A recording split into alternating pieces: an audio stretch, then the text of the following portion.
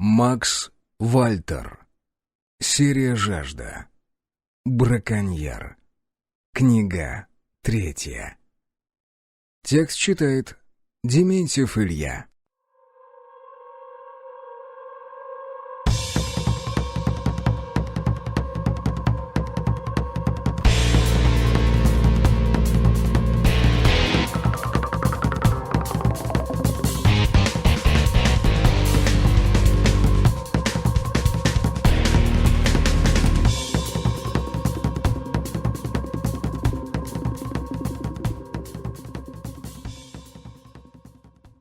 Глава 1.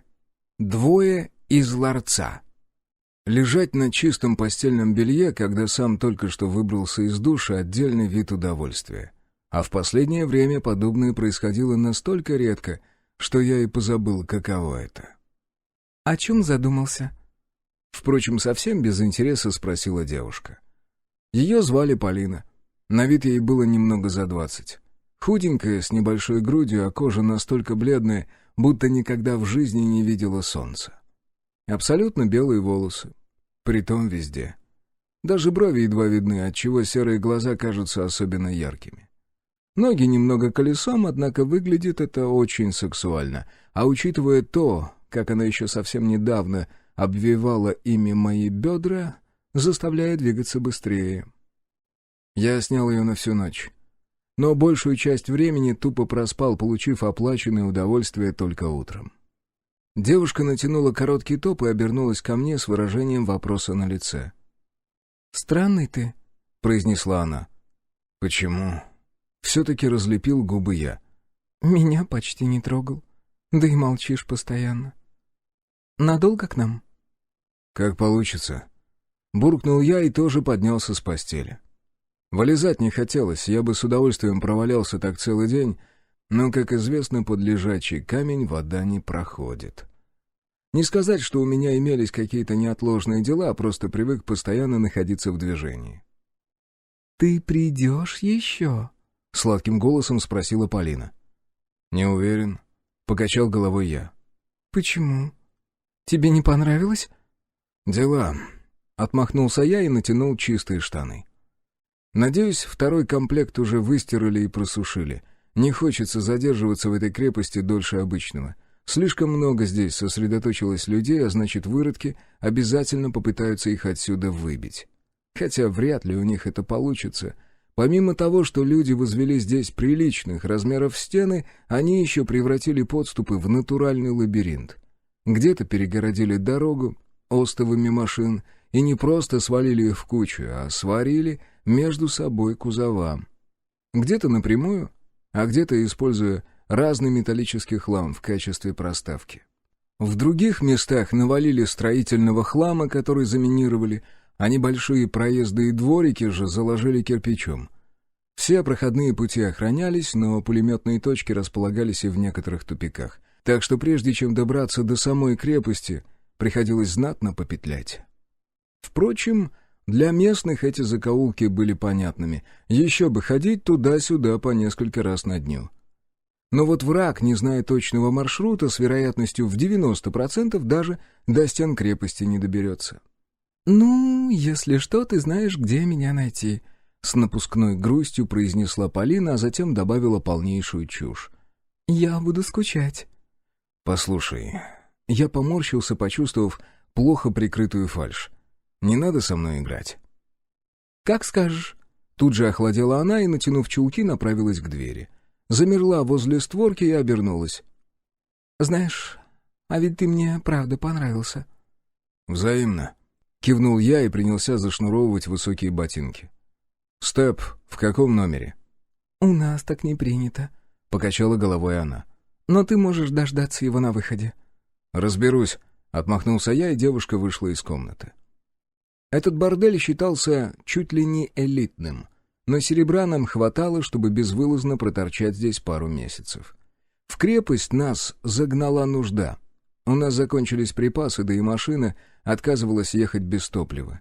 Ну а раз уж мы все равно попали в цивилизацию, то почему бы не воспользоваться ее благами?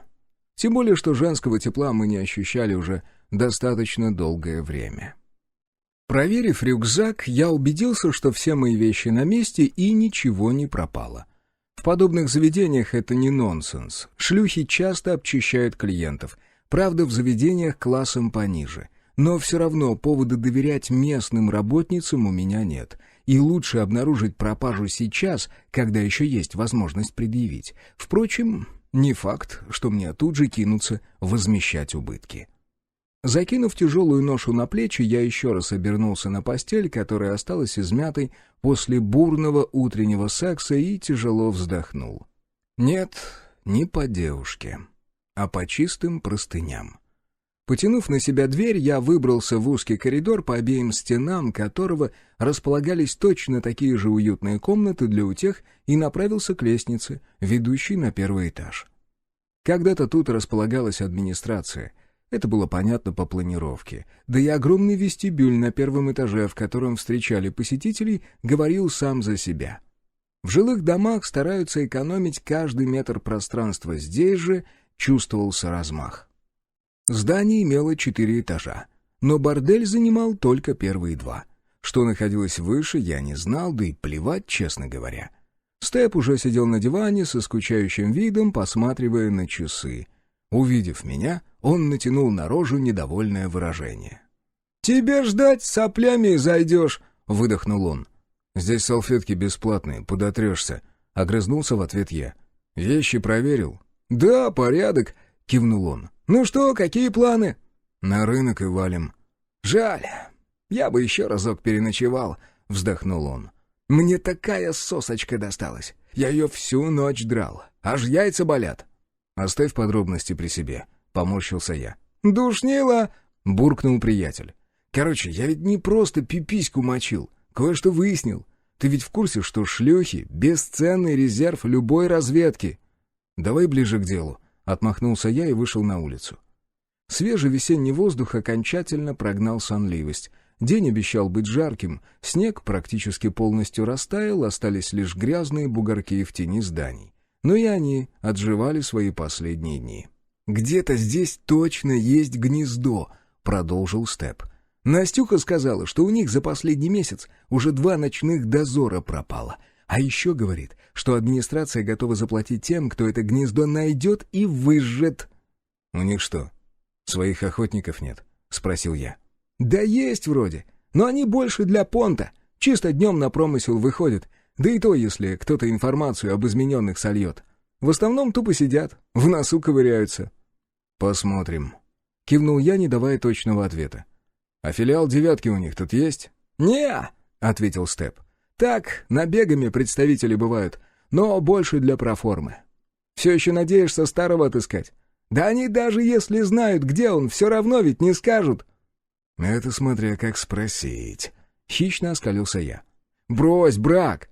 Мы не найдем его, пока он сам этого не захочет. Он же бывший разведчик. Их учили тому, как прятаться у всех на виду». «На каждый член с винтом всегда найдется жопа с закоулками», — ответил я крылатой фразой. «Ладно, допустим, мы его найдем. И что дальше? Думаешь, он будет один?» «С ним же постоянно этот бледный трется. Как его?» «Утиль. Меня от одного его взгляда в дрожь бросает». «Я не собираюсь его убивать», — пожал плечами я. «Просто хочу узнать, что с моим братом. И вообще, хватит уже мусолить эту тему. Сколько можно?»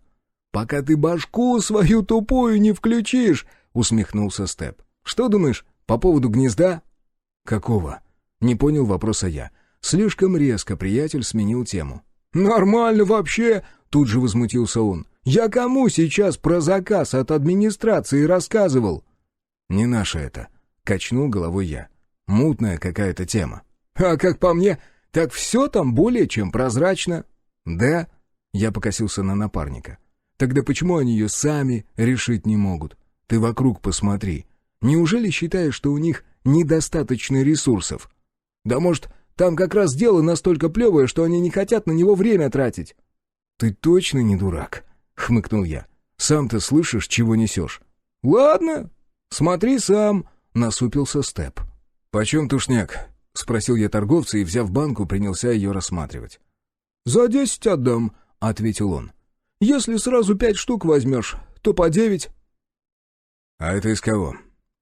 уточнил я, потому как ценник был чуть не вдвое ниже обычного. «Это курятина, вон тот ряд из кабанчика. Лосятина есть, если интересует, но они подороже будут». «Ладно, походим еще. Если что, вернемся», — буркнул я и поставил банку на место. Цена очень заманчива, но меня смущало то, что тушенка в стекле. С нашим образом жизни подобная тара не самая подходящая. Ну да, где же сейчас в жестянке ее найти? За прошедшие годы мы вычистили все склады и заначки. Если в мире осталось хоть что-нибудь из старых запасов, то нам о них неизвестно. Иначе их бы вынесли в течение дня. Голод, который накрыл страну в первую весну, сложно передать словами. Ведь никто не возделывал землю, никто не разводил скот. Да, человечество резко сократилось в численности, но жрать-то мы не перестали. Сейчас, спустя 3 года от начала конца, мы более-менее приспособились. Помог мелкий домашний скот, в первую очередь курицы и кролики, целые фермы которых содержались при каждой крепости. С овощами было сложнее, но и здесь выход нашелся. Некоторые крепости целенаправленно занимались их выращиванием, пустив на теплицы опустевшие многоэтажки. Одну из таких мы проезжали. «Крупа почем?» — спросил я следующего торговца, который стоял с ведрами у кузова «Газели». «Смотря какая!» — вопросом на вопрос ответил он. «Комбикорм, полтинник за мешок». «Мы что, похожи на тех, кому комбикорм нужен?» — встрял в разговор Степ. «Перловка сколько стоит?» «100 за мешок». «Нам мешок не нужен», — внес коррективы я. «Килограмм 5 возьмем». «15!» — тут же прибавил ценник торгаш.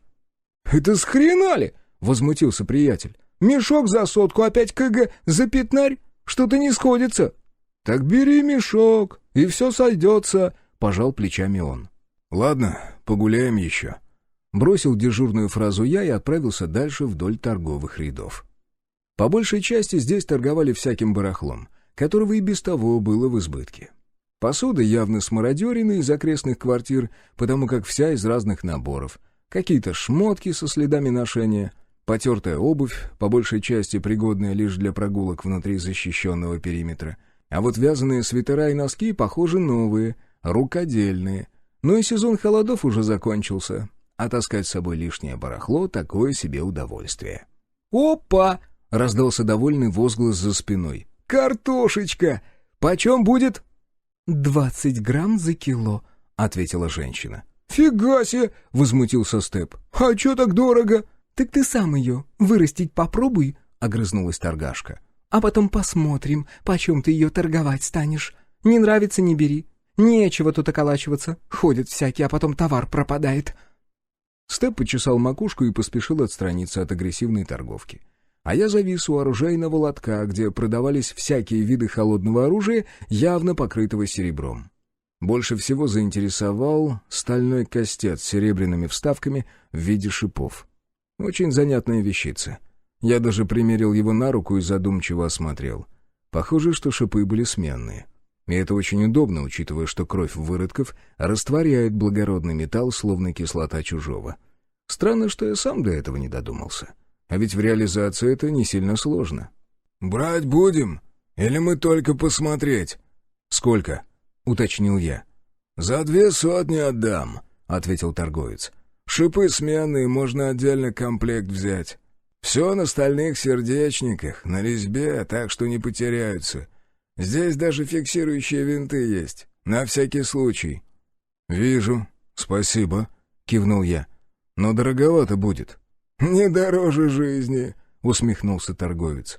«А несмотря на простоту, выродков мочит. Будь здоров». «Плавали. Знаем». Хмыкнул я и продемонстрировал свой кастет, выполненный полностью из серебра. Правда, уже значительно оплавленный от частого использования. «Неплохо, но слишком затратно», — пожал плечами торговец. «Сколько в нем веса?» «Почти полкило», — ответил я. «Могу дать тебе за него этот плюс 2 комплекта шипов на смену. Ну и на сдачу патронов с картечью отсыпать». «А давай». Не особо задумываясь, согласился я. «Нет, я бы и сам мог такой сделать, только на это нужно время и инструменты. А этот уже готовый, да еще со сменными шипами. Да мне его на пару лет хватит, а то и больше, если не потеряю, конечно. От него и ранения сразу проникающие. Нет, определенно не худшая сделка. «А у тебя только картечь?» — уточнил я по патронам. «А что еще нужно?» «5 экспансивная есть? Серебряная?» «Смотря сколько нужно». «Пачек 5 взял бы». «Ого, серьезно?» — выпучил глаза торговец. «Похоже, я ему сегодня день сделал». «Это на 1,5 килограмма выходит».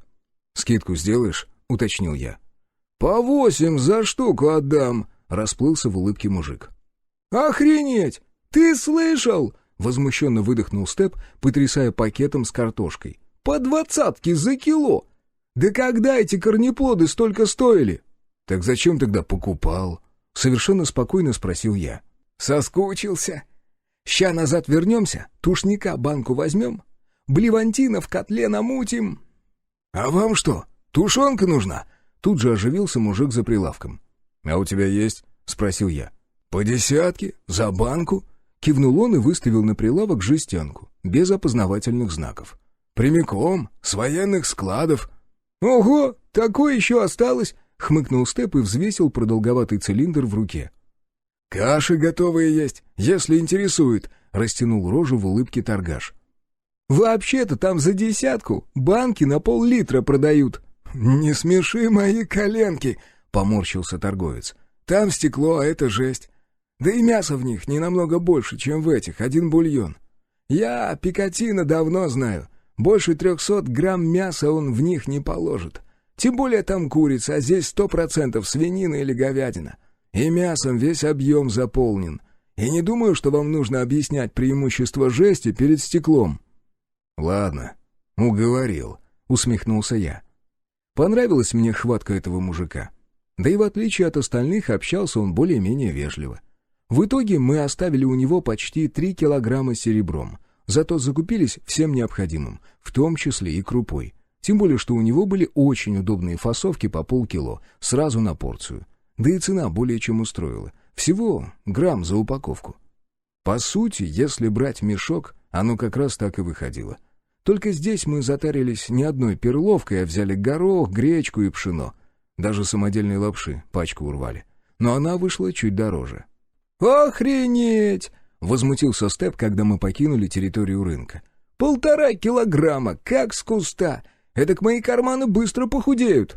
«Не ной!» «Да кто ноет?»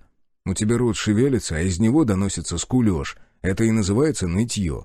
«Это называется жаба, а она у меня знаешь какая злючая!» «У нас серебра жопой жрать можно, а вот продуктов с патронами кот наплакал. Нам так-то еще скоблить и скоблить». «А что мы там вообще забыли?» «Ничего», — пожал плечами я. «Просто хочу море увидеть». «Чего на него смотреть?» — фыркнул приятель. «Просто большая лужа». «В башке у тебя большая лужа», — огрызнулся я. «Тебя силком никто не тащит. Можешь забрать свою долю и подождать меня здесь». «Ага, сейчас», — саркастическим тоном произнес Степ. «И пропустить самое веселье? Нет уж, хрен ты так просто от меня избавишься». «А это еще что за зверь?» У нашей машины кто-то ошивался. Притом не просто так, а с явным намерением. Ну не станет проходивший мимо человек заглядывать в салон, сложив руки лодочкой. Пацан, ну-ка отвалил от тачки!» Рявкнул я и на всякий случай положил руку на кобуру с пистолетом. Однако, когда шкет к нам обернулся, я как-то сразу растерялся. Во-первых, я узнал того, кто трется у нашей тачки. А во-вторых, это был не пацан. Из-под кепки, скрывающей белокурые волосы, на меня уставились испуганные серые глаза. Вот уж не ожидал, что наша встреча состоится так скоро. «Тебе чего здесь надо?» — резко спросил я. «Возьмите меня с собой», — на одном дыхании выпалила шлюха. «Бабы на корабле к беде!» — вместо меня ответил Степ. «А ну, сдриснула отсюда!» Внезапно девчонка рухнула на колени и, схватив меня за ногу, начала причитать. «Пожалуйста, помогите мне, он меня убьет. Просто вытащите меня отсюда. Я вам заплачу. У меня есть серебро». «Эй!» Я попытался отстраниться, но Полина держалась крепко. «Да пусти ты, твою мать!» — рявкнул я, но даже это никак не подействовало. А на нас уже оборачивались люди. Дружинник, что стоял на воротах стоянки, уже нехорошо косился в нашу сторону. Нет, скорее всего, ничего нам за это не будет, но привлекать к себе лишнее внимание очень не хотелось. Я нагнулся и рывком поставил девушку на ноги. Ей пришлось отцепиться, но тактику она не изменила. Ухватила меня за руку и принялась ее целовать, продолжая умолять нас забрать ее с собой. «Да чтоб тебя черти драли! А ну успокойся!» Для острастки я залепил ей несильную пощечину. Девушка вздрогнула и замолчала. Она уставилась на меня, а из ее глаз катились слезы. Похоже, она была очень сильно напугана, и мне очень хотелось понять, чем. Ну или кем. Еще пару часов назад она была вполне довольна жизнью и не собиралась покидать уютный бордель. И вдруг на тебе, разве что трусы от страха не намочила. «Что произошло?» «Он меня убьет», — одними губами произнесла она. «Кто он? Почему он должен тебя убить? Что случилось? Ты можешь нормально объяснить?» «Вы мне поможете?» Она уставилась на меня умоляющим взглядом. «Попробуем», — уклонился я от прямого ответа. Честно говоря, очень не хотелось ввязываться в дела, которые меня не касаются. Даже ради этой симпатичной мордашки, которая очень умело обращается с мужским естеством. «Он пришел сразу, как вы покинули заведение», — начала издалека она. «И велел мне идти с вами. Сказал, что убьет меня, если я не сделаю, как он велит». «Кто он?» «Я не знаю. Какой-то старик. Мне страшно. Помогите, пожалуйста». «Как он выглядел?» «Обычно. Среднего роста, седой, весь в морщинах. Как вообще выглядят старики?» «Что конкретно он тебе сказал?» С нажимом спросил я, уже понимая, что именно за старик мог так напугать шлюху. «Что я должна поехать с вами». «Бред какой-то!» — пробормотал Степ. «Нахрена старому это надо?» «Я не знаю!» — вскрикнула Полина. «Мне страшно. Он Адельке горло перерезал». «Стоп, какой Адельке?» «Подружке моей. Мы вместе работали». Пух. Шумом выдохнул я и почесал затылок. Понятно, что ничего не понятно. «Да что тут понимать?» — вставил свои 5 копеек Степ. «Старый здесь, и это уже очевидно. Слушай, а где у вас отдел управы?» «Там». Девушка указала пальцем в сторону центра. «Но менты нам не помогут. Вы не понимаете, он пришел в сопровождении дружины, а они ему даже слова не сказали, когда он Адельке горло перерезал. Он и меня убьет». «Да успокойся ты!» — рявкнул я. «Разберемся мы с твоим стариком. Лезь в машину». «Правда?» — в глазах шлюхи промелькнула эдакая надежда. «Кривда!» — огрызнулся я. «Брысь отсюда, я сказал!» Девчонка тут же юркнула в салон машины, которая просигналила дважды, оповещая об открытии центрального замка. «Что думаешь?» Я уставился на напарника.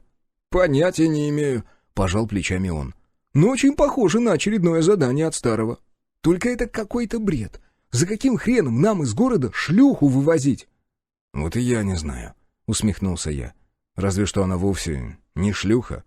«В смысле?» — не понял ход моих мыслей Степ. «В прямом», — поморщился я.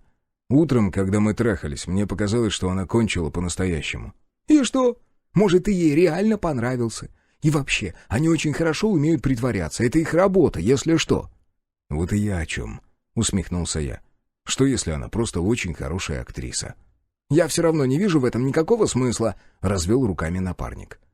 «Ладно, вывезем ее из крепости и предметом пообщаемся в тихом месте. Назад садись». «Че это?»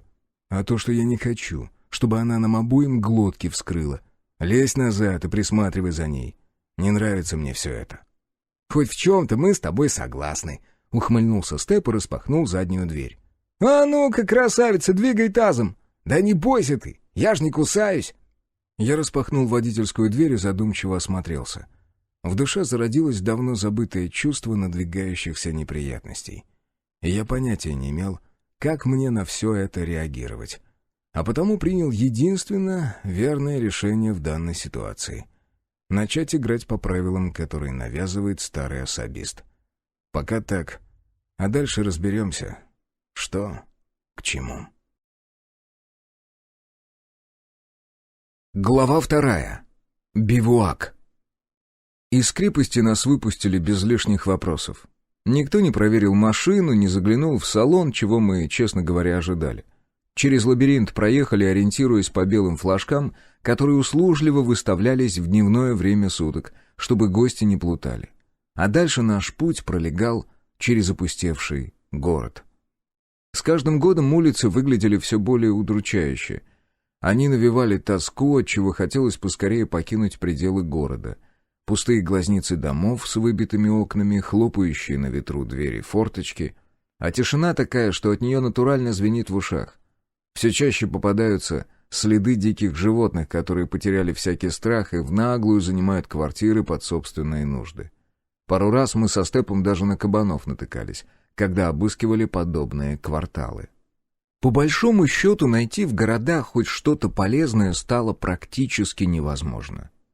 Так, старая заросшая грязью посуда да одежда, что превратилась в непригодное тряпье. Но иногда все же удавалось наткнуться на что-то стоящее. Какой-нибудь радиоприемник или тот же ноутбук. К слову, последний можно было продать за вполне приличную сумму. Да, интернета как такового больше не существовало, однако компьютеры все еще использовались и продолжали облегчать жизнь людям. Вскоре городская высотная застройка сменилась частным сектором, а еще через несколько минут мы выбрались на трассу, и скорость тут же упала. Больше никто не ремонтировал дороги, и несмотря на то, что транспортный поток практически сошел на нет, морозы делали свое грязное дело, нещадно разрушая асфальт. Впрочем, хороших участков пока еще хватало, и когда мы встали на один из таких, я смело вдавил педаль газа, разгоняя машину до 110 км в час. Отъехав на приличное расстояние, я сбавил скорость и принялся всматриваться в обочины в поисках съезда.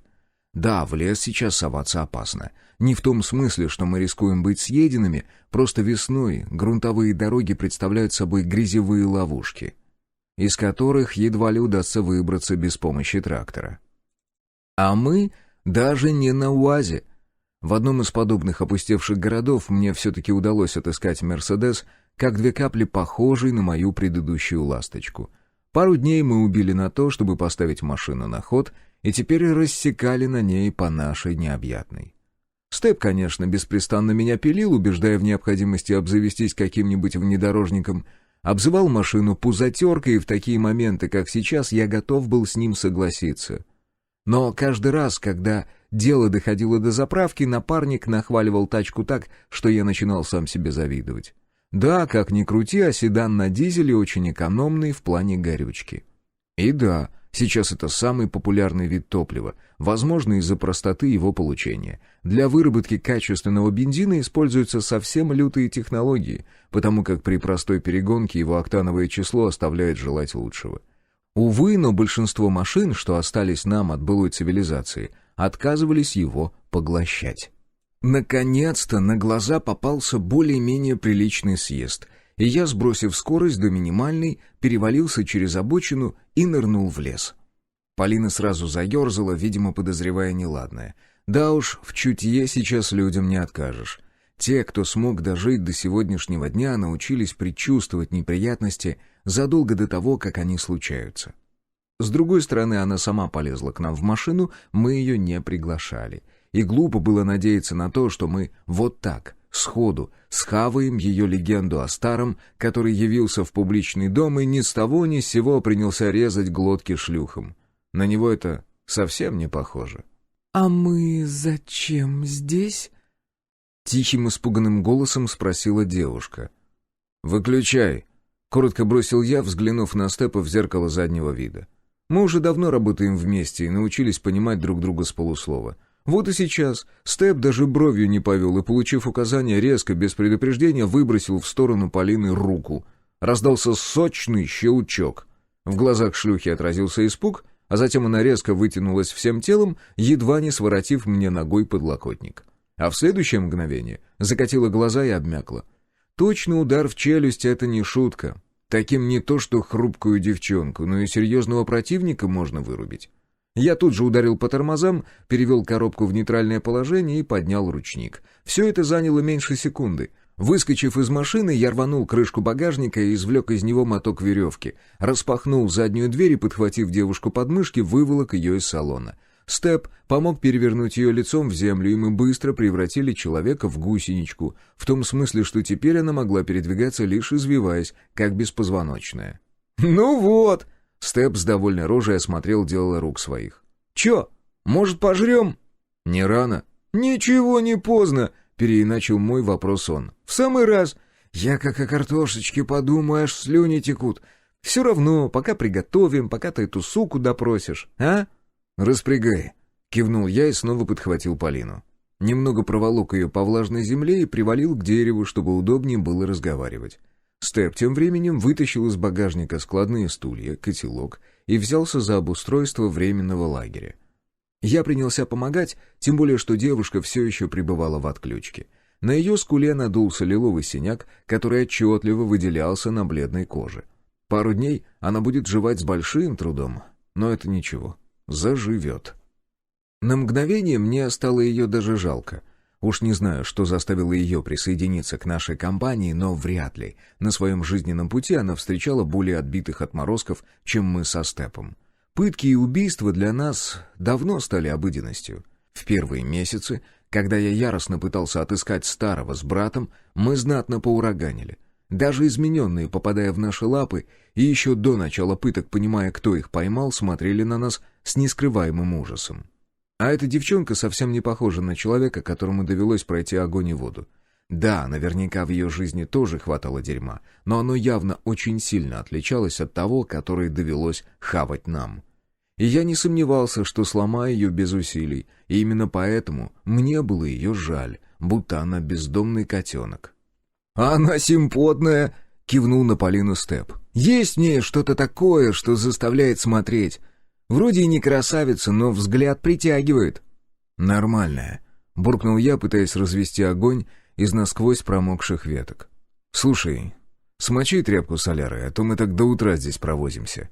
«Ща!» — подскочил он и снова полез в багажник. Степ с хрустом оторвал кусок ветоши, которую мы как раз возили на такой случай, разворошил дрова и бросил в образовавшуюся лунку ткань. Затем полил ее топливом и снова собрал эдакий вигвам из палок. Вскоре у нас уже весело потрескивал уютный костерок. Напарник уселся на стул и взялся чистить картошку, а я направился к пленнице. Что-то мне подсказывало, она уже давно пришла в себя и лишь притворяется бессознательной. Чтобы в этом убедиться, я схватил ее за ухо и резко выкрутил. «А-а-а!» Тут же закричала от боли она. «Очнулась, значит». Улыбнулся я и уселся на стул таким образом, чтобы буквально нависнуть над девушкой. «Ну что, время сказок закончилось. Теперь я хочу послушать настоящую историю». «Я не понимаю». «Все ты понимаешь», — поморщился я. «Давай так, ты рассказываешь все как есть, и я не стану нарезать тебя косым ломтиком. Лады?» «Я вам уже все рассказала». «Ясно. Значит, будем по-плохому». Вздохнул я и вытянул нож из нагрудного чехла на разгрузке. Я не особо разбираюсь в женщинах. Больше того, я их побаиваюсь, потому что не понимаю. Но одно я знаю точно, они все повернуты на собственной внешности. Не просто так они придумали макияж и миллион вариаций причесок. А про женские гардеробы я вообще молчу. К чему это я? Да все просто. Пытка — это не только боль. В этом деле главное сломать человека психологически. Найти самое слабое место и давить на него до тех пор, пока он не расколется. Боль можно терпеть, хотя, надо признать, на это способны очень немногие. Но, к примеру, если пианисту тыкать ножом в ногу, то сломается он гораздо медленнее, чем если начинать резать ему пальцы. Так и здесь. Зачем усложнять себе задачу, если есть вариант сразу перейти к тяжелой артиллерии? Я прижал клинок к щеке Полины и надавил, пуская первую кровь. Девушка замерла, боясь резким движением усугубить положение. В ее глазах появился ужас. Не страх, а именно животный, первобытный ужас, а значит, я был на верном пути. «Я в последний раз спрашиваю». Нарочито медленно, чеканя каждое слово, повторил я. «Рассказывай, за каким хреном ты поперлась с нами? Только учти, если твой ответ мне не понравится, улыбаться ты сможешь только одной стороной лица. Я тебе рожу до костей располосую». «Пожалуйста», — заикаясь, проблеяла она. «Простите меня, пожалуйста, я не хотела». По щекам покатились слезы, а ее тело затрясло так, что я был вынужден ослабить нажим лезвия. «Говори, мразь!» — рявкнул я, и девушка вздрогнула. Нет, на шпионку она была не похожа. Да и отыграть подобное попросту невозможно. Она пребывала в состоянии, близком к панике, и Старый вряд ли стал бы делать ставку на столько слабого человека. «Я сама, все сама», — запричитала она. «Я все выдумала». «Зачем? Кто тебя послал?» «Никто, я все сама придумала». «Зачем?» «Чтобы сбежать. Я больше так не могла». «Ничего не понял, но очень интересно», — прокомментировал Степ. «При чем здесь Старый? Говори, твою мать!» Я проигнорировал замечание приятеля. «Это все он», — совершенно непонятно ответила Полина. «Он рассказывал Насте о ваших приключениях. И про старика этого тоже». «Ты сейчас о ком? Кто это он?» «Друг твой, Степ. Он хвалился этим, хотел показаться крутым». Я убрал нож от лица шлюхи и обернулся на приятеля. «Чё?» Он невинным взглядом уставился на меня. «Это вообще-то не секрет ни хрена, у любого спроси, все знают, кто такой Брак и что он сделал». «Ну ты придурок», — пробормотал я. «Когда уже научишься рот на замке держать?» «Ой, отвали!» — отмахнулся он, продолжая заниматься готовкой. «Дальше что?» Я обернулся к девушке и уставился на нее злобным взглядом. «Настя все рассказала, тоже похвалилась, какой у нее крутой клиент был». «Ну вот, я же говорил!» — снова вставил свое слово Степ. «Завали хлебальник уже!» — резко осадил приятеля я. «А ты рассказывай!» «Ну, я сразу поняла, кто ты». «И? К нам какого хрена полезла?» «Чтобы сбежать!» Полина разревелась в голосину, даже подвывать не забывала. Нет, если она актриса, то ей просто обязаны выдать Оскара. Так натурально играть. «Что думаешь?» Я обернулся к приятелю. «Да хрен ее знает!» — пожал плечами он, нарезая картошку крупными кубиками. «Я тут перед всем этим абзацем как раз фильм один посмотрел. Старенький, конечно, но классный. «Большой приз» называется. Самое интересное, хотел ведь большой куш врубить, а попалось вот это. «Степ!» — прикрикнул на напарника я. «Можно без лирики?» «А, да!» — смутился он. «Так вот, к чему это я?» Там очень любопытная фраза прозвучала. «Никогда не верь наркоманам и шлюхам». «Я не шлюха», — подвывая, вставила свои 5 копеек Полина. «Меня заставили. Это мерзко». «Как-то так», — развел руками Степ и подхватил очередную картофелину. «Но вообще очень похоже, что она не врет. Ее вполне могли принудить к работе». «Так и было», — хлюпая носом, ухватилась за соломинку она. «Они меня били и держали на цепи, пока я не согласилась. Я хотела сбежать». «Бред какой-то». Я почесал макушку. «И ничего не бред». Девушка дернулась, но потому как была крепко связана, ничего хорошего из этого не вышло. Она вдруг выпучила глаза и, ойкнув, плавно завалилась на бок, отчего снова разревелась. Мне пришлось вставать, чтобы вернуть ее в прежнее положение. Вообще, эта история больше походила на правду, но легче от этого не становилось. Я попросту не понимал, что теперь с ней делать. Ну, допустим, мы ее вывезли. И что? Взять с собой? Так она же балласт, самое что ни на есть. Боец из нее никакой, характер размазня. Бросить ее здесь, так ведь сожрут. Нет, мне-то по большому счету насрать, что с ней будет. Но как-то это бесчеловечно, что ли. Жалко ее. Может, довести до ближайшей крепости и бросить там? Как вариант. Но, скорее всего, ее снова отправят в бордель, просто потому, что она больше ни на что не годится. Физически слабовато, чтобы на грязную работу поставить, а все более-менее приличные места уже давно заняты, и по своей воле ей их никто не уступит. Чего доброго еще башку в темном переулке проломит, чтоб под ногами не путалась. Или вышвырнут за периметр, на съедение выродкам. «На левой ноге», — немного успокоившись, произнесла Полина. «Что?» За раздумьями я как-то утратил нить разговора. «След от обруча на левой ноге», — повторила она. «Можешь сам посмотреть». И я посмотрел. Там действительно был шрам. Похоже, она пыталась вырваться и поранилась. А так как стальные кандалы никто с нее снимать не спешил, рана еще и воспалилась. А теперь на лодыжке красовался серьезный рубец. «Я не вру», — добавила она. «Допустим», — не стал оспаривать я. «Но почему мы? Что мешало тебе сбежать с кем-то еще?»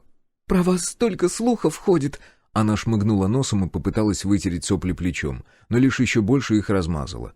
Вы сильные и опасные. С вами меня никто не посмеет тронуть. А легенду со стариком я специально придумала, чтобы вас зацепить. Твой друг сказал, что вы его ищете, вот я и... Я боялась, что вы его в городе искать начнете сразу, но все получилось». «Ясно», — буркнул я и переставил стул к костру. Девушка замолчала, продолжая наблюдать за нами. Страх из ее взгляда пропал, и на его место пришло любопытство. Видимо, она уже поняла, что мы не станем ее убивать, но теперь ей очень хотелось понять, что мы собираемся делать с ней дальше, как, впрочем, и мне. «Ну, что скажешь?» Я обратился за помощью к напарнику. «Вроде не врет», — пожал плечами он. «Ревела, по крайней мере, натурально. Ну уж я-то в этом дерьме разбираюсь. Столько баб пришлось бросить, ведь каждый раз слезы, будто там и вправду уже любовь воспылала». «С этим уже разобрались», — поморщился я от избытка информации. «Делать с ней что будем?» «А какие есть варианты?» — хитро прищурился он. «С вариантами я бы и без тебя разобрался. Ты сам-то что думаешь?» «Балласт», — не моргнув глазом, ответил Степ. «Или орать начнет в самый неподходящий момент. Или мы ее спасать полезем и в какой-нибудь замес угодим. Проще завалить и дело к стороне». «Не вариант», — покачал головой я. «Я же не убийца какой-то, не маньяк». «Угу. Ты это выродкам расскажи, которых мы на прошлой неделе как свиней разделали». «А ты не путай жопу с пальцем. Это другое. Хочешь, сам ей глотку режь. Я не буду». «Не, я тоже пас». «То-то хрен», — вздохнул я. «Ладно, довезем до ближайшей крепы и там сбросим. Ты пока на заднем диване покатаешься». «Лады», — согласился Степ и, порубив последнюю картофелину, водрузил котелок на костер. Я заглянул внутрь и хмыкнул. «Не ублюемся?» «В смысле?» — не понял вопроса приятель. «Да здесь целую роту накормить можно. Куда столько наковырял?» «Так нас же трое теперь», — флегматично ответил он и накрыл котелок крышкой. «С этой-то что делать? Может, уже развяжем?» «Пофиг», — отмахнулся я и развалился на стуле, подставляя лицо под весенние лучи, которые пробивались сквозь лысые ветви деревьев. «Скоро клещи пойдут», — заметил приятель, подкинув пару коряк в огонь. «В лесу так не побалдеешь». «Значит, будем в городах останавливаться», — нехотя отозвался я. «Да, сейчас уже не то, что раньше. Выродков почти нет. Только у мелких крепостей периодически буянят, да в Москве. Говорят, от них не продохнуть. И чё они туда все прутся?» «Там метро», — буркнул я, считая еще один подземный город. «Так его уже поди затопило давно», — резонно заметил Степ. «Если насосы работают, все там в порядке. А они, скорее всего, работают, измененные за этим строго следят. Я на это насмотрелся, когда у них на ферме торчал». Степ собрал пену, сбросил ее прямо в огонь и, поднявшись, направился к машине. Вернулся с рюкзаком, из которого выудил банку тушенки и карту. Последнюю развернул и принялся водить ножом по отметкам. «Получается, самый ближний свет у нас Ростов-на-Дону», — произнес он. «Это больше 600 км. Нам топлива точно хватит?» «За глаза», — ответил я. «В крайнем случае на месте что-нибудь решим. Думаю, пару рек нам пересечь придется». «Не факт, что там соляра пригодная будет. Сам знаешь, какое сейчас дерьмо в баках судов осталось. Давай ближе к Беларуси, а?» «Я хочу море увидеть», — отрезал я. «Один раз живем». «А у меня бабушка в Новороссийске», — вдруг произнесла Полина, о существовании которой я уже успел позабыть, настолько тихо она сидела. «Была. Я как-то ездила к ней в гости, маленькая еще. Море — это красиво. Я бы хотела там еще раз побывать». «Два свиденца!» — буркнул Степ и снова поднялся на ноги, но на этот раз двинул к пленнице. Спустя пару минут он прошел мимо, сматывая веревку в бухту через локоть, а секунду спустя хлопнул багажник. Я вздрогнул от внезапного прикосновения и покосился на колени, куда положила голову Полина, будто преданная псина. «Спасибо», — прошептала она и поцеловала меня в бедро. Не знаю почему, но от этого мне стало как-то не по себе, и я отстранил от себя девушку. Одно дело снять ее как шлюху, и совсем другое вот так. Тем более, что никаких чувств я к ней не испытывал, отчего эти прикосновения оказались неприятными и раздражающими. «Не надо меня трогать», — сухо произнес я и даже стул отодвинул. «Хорошо», — не стала спорить Полина, но в ее взгляде проскочила обида. «Ты хоть что-нибудь полезное делать умеешь?» Взял инициативу в свои руки Степ. «Или только письки сосать?» «Не только», — нисколько не оскорбилась она. «Готовить могу, убираться, одежду вашу стирать. Все, что скажете, буду делать. Могу даже спать с вами обоими». «Фу, мерзость какая!» — поморщился приятель. Я даже комментировать эту чушь не стал. «Вот это дерьмо из головы выброси, хорошо?» «Как скажешь», — кивнула она. «Только не прогоняйте меня, пожалуйста. Я все буду делать, честное слово». «Ладно, посмотрим», — важно заявил Степ. Похоже, ему нравилось чувствовать себя главным хоть над кем-то. «А вы научите меня людей убивать?» — спросила Полина. Я аж слюной подавился от неожиданности и зашелся в кашле. Степ поднялся и услужливо постучал меня по спине. «Ты дура, что ли?» — возмутился я. «Мы, по-твоему, кто?» «Простите», — она потупила взор. «я не хотела. Просто мне как-то нужно научиться себя защищать. Вы ведь все равно меня бросите, я все слышала. А если я научусь убивать, то больше не буду балластом. Я способная, честно». «Капец!» — только и выдохнул я. Степ молча ухмылялся и вскрывал жестянку тушенки. «Надо же! Не обманул барыга!» — хмыкнул он. «Ты посмотри, брак, тут прямо на весь объем кусок мяса лежит. А пахнет-то как! На, занюхни!» «Вываливай уже!» — оттолкнул его руку я. «Жрать охота, а не нюхать!» «Ща, погодь! Картоха еще не сварилась!» Позади раздался хруст ветки, и я без лишних слов подскочил со стула. Привычным движением скинул предохранитель и загнал патрон в ствол. Может, я и зря включил паранойю, но просто так ветки в лесу не щелкают. Нет, бывает, конечно, деревья периодически сбрасывают отмершие конечности, но и звук при этом другой, еще и шелестом от падения сопровождается. А сейчас не так, а словно кто-то наступил по неосторожности. Не исключено, что промысловики за зверьем вышли. Для грибников пока рановато, даже сморчки еще не пошли. Но что-то мне подсказывает, это по нашей душе. Степ уже привычен к подобным нежданчикам. Ему даже говорить ничего не пришлось. Он подхватил нашу гостью за руку и поволок ее к машине, а затем заставил забраться под нее. Все делал тихо, без единого слова, объясняя знаками. Не знаю зачем, но он вручил девчонке пистолет, даже дослал патрон и снял с предохранителя. Не самое умное решение, но сейчас неподходящее время для споров. Сам он взял в руки дробовик и присел у капота, скрываясь за открытой дверцей. Пуля ее прошьет без проблем, даже не заметит. Но он это сделал не в качестве защиты, а просто чтобы скрыться от прямого взора. Я же выбрал более надежную позицию за крупным сосновым стволом и взял под прицел направление, откуда прилетел звук. Не исключено, что люди, пришедшие сюда, попытаются нас обойти и взять в клещи, но для этого потребуется время, плюс необходимо изначально знать, где мы находимся. В любом случае, лучше вначале дождаться хоть каких-то событий, прежде чем палить во все, что движется. Может, это действительно промысловики, и зла они нам не желают. Некоторое время ничего не происходило, а затем к машине вышли двое. Одеты, как обычно, межсезонная горка, разгрузки, высокие ботинки, а на груди автоматы. А значит, точно, не промысловики. В своем уме никто с автоматом на зверя не ходит. Для этого есть свой инструмент, более подходящий. «За стволы не хватайтесь», — предупредил я, удерживая гостей на прицеле. «А лучше вообще их скиньте и положите в сторонку». «А рожа не треснет», — нагло заявил один из них и поднял два пальца.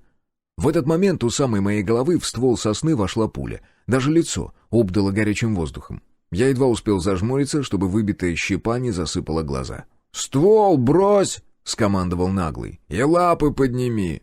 А еще дружку своему скажи, чтоб не шкерился за капотом, а то мозги по лобовому расплескает». «Девчонка где?» «Какая девчонка?» — включил дурака я, но руки все-таки поднял. Автомат так и остался висеть на шее на трехточечном ремне. Чтобы схватить его, уйдет максимум секунда, правда, у меня ее пока нет.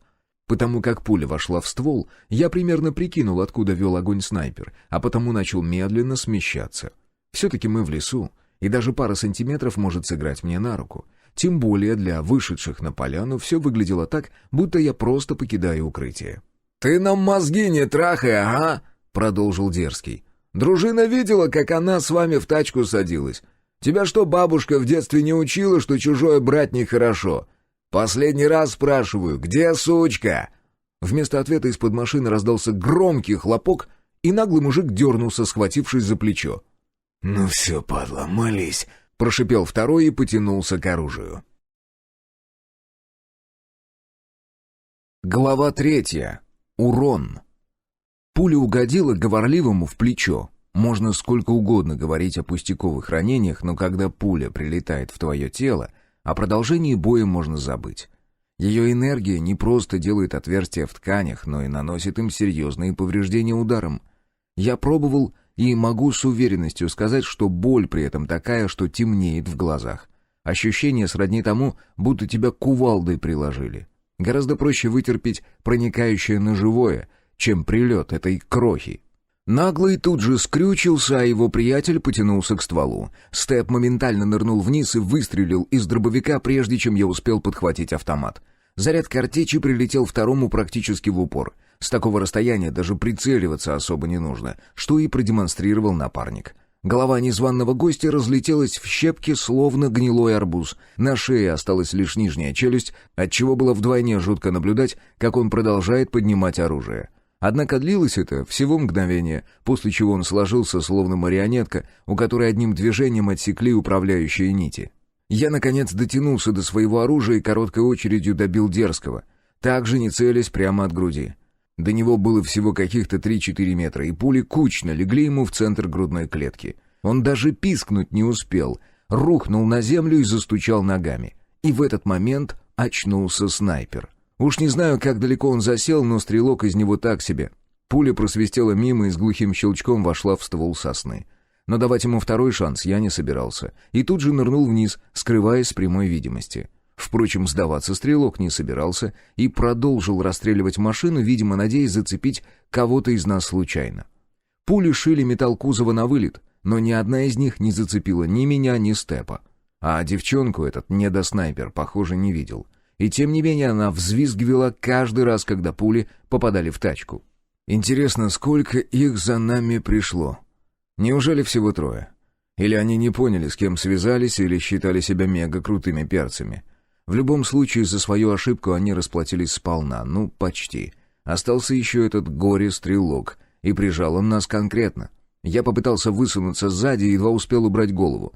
Пуля просвистела ровно там, где я был секунду назад. Но на этом он не остановился и несколько раз выстрелил по багажнику из задней части машины.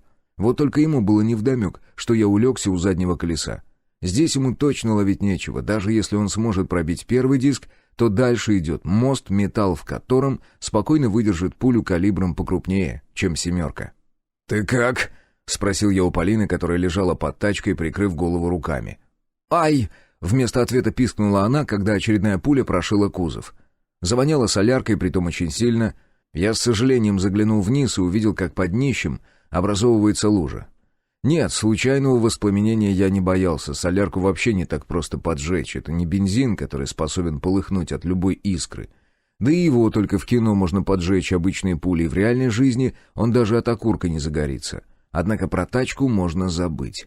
Я сместил взгляд правее и едва сдержал стон. Под двигателем тоже образовалась лужа, но совсем не топливная. А значит, этот ублюдок положил нам движок, и вот это очень обидно. Если с пробитым баком еще как-то можно уехать, не в самом же дне отверстия от прилета, сколько-то топлива все равно в нем останется, то вот с пулей в движке мы ее даже завести не сможем.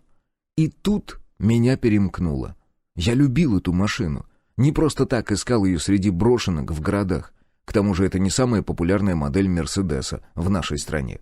А этот урод... «Прикрой!» — рявкнул я и закинул в рот небольшой кусочек черного сердца.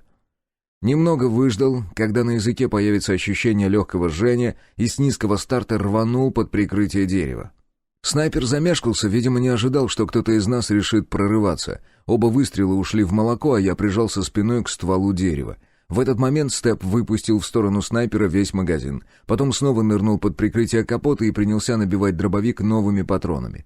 Я внимательно следил за ним, не забывая считать. И как только в приемник нырнул 5-й цилиндрик, завопил.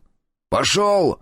Степ точно так же, как и я, несколько секунд назад рванул от машины к дереву, а я высунулся из своего укрытия и выпустил несколько коротких очередей по предполагаемой позиции снайпера. И мне удалось его спугнуть, а может, он решил не испытывать судьбу и свалить. Ведь рано или поздно мы его прижмем. Стрелок он явно не из лучших и одновременно двоих контролировать не сможет. Вот только рванул он не в самый подходящий момент, ведь я как раз поливал свинцом то место, где он предположительно находился, а потому отчетливо заметил, как дрогнули кусты. Расстояние плевое, особенно для АК, всего каких-то 30 метров. Даже удивительно, как этот чудик никого не зацепил. Я вдавил спуск, добивая в сторону противника остаток магазина и хищно ощерился, когда ушей коснулся слабый стон. Да и хруст ветвей оповестил о том, что там кто-то свалился. Понятия не имею, куда я ему попал, но даже если в ногу или руку, несколько секунд у меня есть, пока стрелка накрыло шоковым состоянием. А его точно накрыло, даже если он так же, как и я, держит во рту кусочек сердца. Сменив магазин, я, не раздумывая, сорвался с места, влетел в кусты и практически сразу обнаружил стрелка.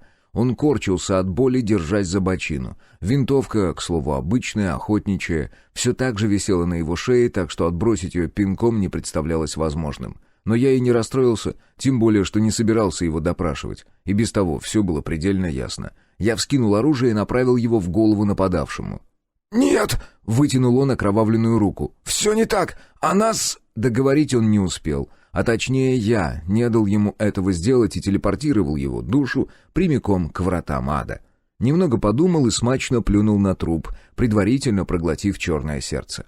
Секунду спустя по телу разлилось тепло, огонь сосредоточился в пояснице, и я впервые за долгое время с удовольствием потянулся. Еще год назад я и понятия не имел, что такое боли в спине. А потом, когда в очередной раз ковырялся с машиной, меня заклинило так, что я едва мог шевелиться. 43 года. Это не шутка. Да, на какое-то время черное сердце спасало, но вскоре спина снова начинала ныть. Так что я ценил каждый день, проведенный без боли. Впрочем, за год она уже стала настолько привычна, что я вспоминал о ней только когда она исчезла. Вот как сейчас. «Капец, ласточки!» — донесся голос напарника. «Знаю». Буркнул я себе под нос, и вряд ли приятель меня услышал. Присев перед трупом стрелка, я обыскал его, срезал разгрузку и забрал винтовку. Нам все это не пригодится, но на продажу пойдет. Правда, я теперь понятия не имею, как мы все это унесем. К тому же в тачке добра гораздо больше, и бросать его я не собирался. «Вот же мразота!» Снова раздался возмущенный голос. «Всю воду побил!» «Тела обыщи!» — крикнул я. «И стволы с них сними!» «Как-нибудь без сопливых разберусь!» — огрызнулся Степ. Я вернулся к машине, сбросил оружие и вещи покойника и присел на корточки, внимательно глядя на Полину. Она тоже уставилась на меня невинным взглядом, будто щенок в надежде на то, что он наконец-то встретил хозяина. «Ничего не хочешь мне сказать?» — спросил я. «В смысле?» — девушка сделала вид, что не поняла вопроса. «В коромысле, ёпт!» — раздраженно произнес я. «Это ведь твои кореша, так?» «Я не понимаю». «Все ты понимаешь. Сколько ложков вы с ними уже обчистили?» До меня наконец-то дошло, что случилось на самом деле. Похоже, эти четверо промышляли самым обычным грабежом, замешанным на шантаже. Полина заманивала ничего не подозревающих жертв под предлогом «спасить» и «люди добрые», а затем появлялись якобы ее хозяева и предъявляли спасителям за кражу собственности борделя. Ну и во избежание дальнейших неприятностей предлагали оплатить эдакий моральный ущерб. Естественно, когда ты стоишь под стволами, спорить не очень-то и хочется. Не исключаю, что особо ретивые защитнички навсегда исчезали с лица земли. Схема старая, как сама мир, но все еще рабочая. Однако в нашем случае произошла осечка, и главный персонаж всей затеи вдруг решил переметнуться. Может, ее действительно заставляли это делать, иначе смысл ей стрелять в своих же и помогать нам. «Все не так», — проблеяла она. «А как?» — усмехнулся я. «Ну да, ты прав».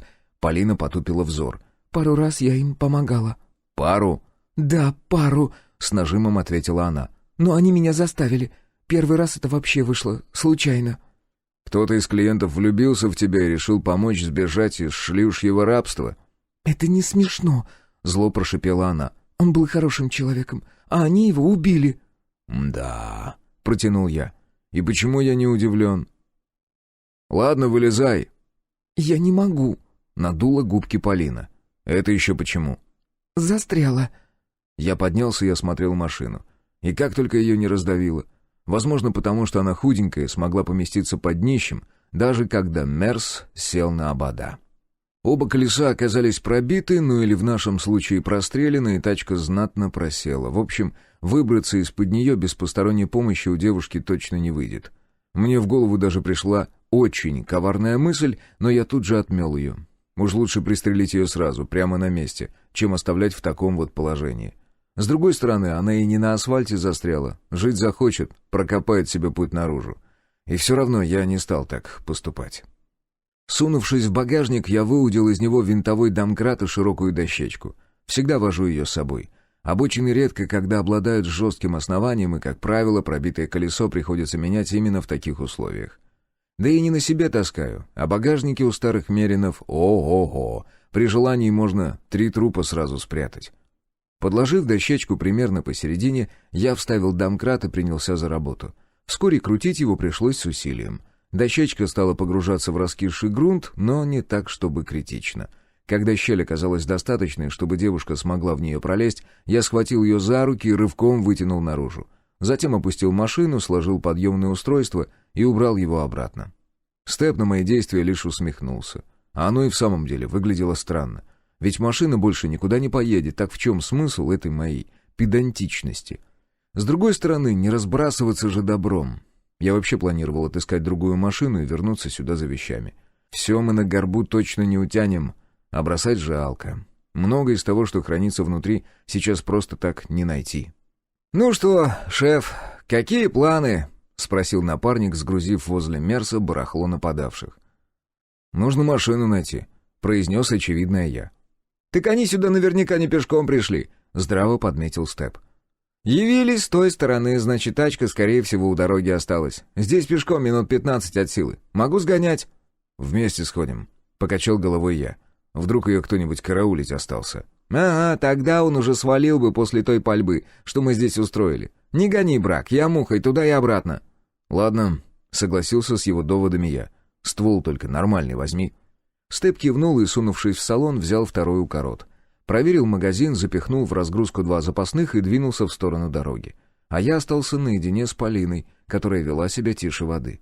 Она забралась в салон на пассажирское сиденье и приняла позу школьницы, положив ладони себе на колени. Я невольно хмыкнул, обнаружив ее в этом положении. Образ, никак не вязался с профессией. «Что?» — спросила она, заметив мою ухмылку. «Нет, ничего». Буркнул я и начал потихоньку вытаскивать вещи из салона. Кое-что оказалось испорчено выстрелами. Например, мой рюкзак, в котором обнаружились аж 3 отверстия. Наверняка сменным вещам досталось не слабо, впрочем, их можно заштопать. Если уж попадутся новые, тогда смело выброшу. А так, в общем, еще побегаю. Выложив куртку и брюки, я недовольно поморщился. Одна из пуль угодила в пачку патронов, да там и осталась. Разворотило, конечно, не все, но примерно треть можно смело выбросить. Разве что серебряные пули вытащить. Пригодятся в качестве платежного средства. Все остальное вроде осталось нетронутым. Ну и на том спасибо. «Ты шить умеешь?» — спросил я, рассматривая пробитые в нескольких местах штаны. «Умею», — ответила Полина. «Держи тогда, отрабатывай спасение».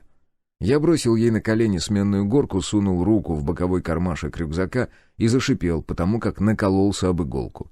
Палец тут же отправился в рот. Знаю, дурная привычка, но ничего не могу с этим поделать и поступаю подобным образом с любым порезом или ожогом. Слизнув солоноватую каплю крови, я вытер палец о штаны и уже аккуратно извлек катушку ниток, в которой торчала игла. Протянув швейный набор Полине, я продолжил копаться в машине, а она зашуршала одеждой, отыскивая пулевые отверстия. «Ну вот, мы уже почти как семья», — подумал я и снова усмехнулся собственным мыслям. Какая только чушь в голову не влезет. Затем пришла очередь багажника. Вот где оказался самый большой урон.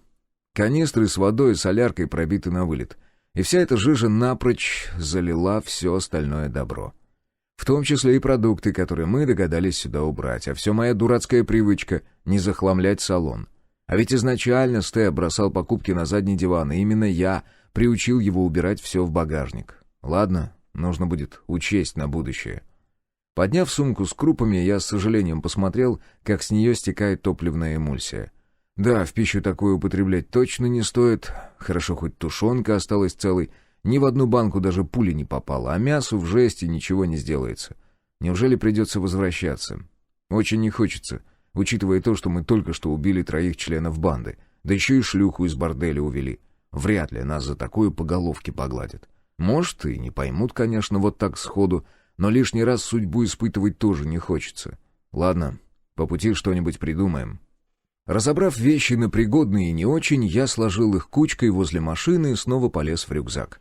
Вытянул из него карту и принялся изучать маршрут. Нет, куда ехать я в общем понимал, меня интересовали попутные населенные пункты. Судя по отметкам, ближайшая крепость на пути — это все-таки Ростов-на-Дону, а до него скоблить почти 600 километров. С голоду не умрем, можно и одним тушником нормально питаться. В крайнем случае пару ловушек на зайцев поставим или тетерева какого стрельнем. Но хотелось нормально пожрать. Тем более за сыпучку мы уже заплатили. Эх, представляю, как Степ будет возмущаться всю дорогу. Кстати, я хлопнул себя ладонью по лбу и откинул подушку заднего дивана. Чуть не забыл забрать самое главное — нашу заначку, а точнее тайник. Пришлось даже напрячься, чтобы вытянуть наружу мешочек с серебром. Здесь у нас почти 10 килограмм скопилось. Ну и почти 4 полных черных сердца, высушенных до состояния кости. Только так можно было их сохранить без потери свойства. Любые приправы и консерванты моментально убивали все волшебство.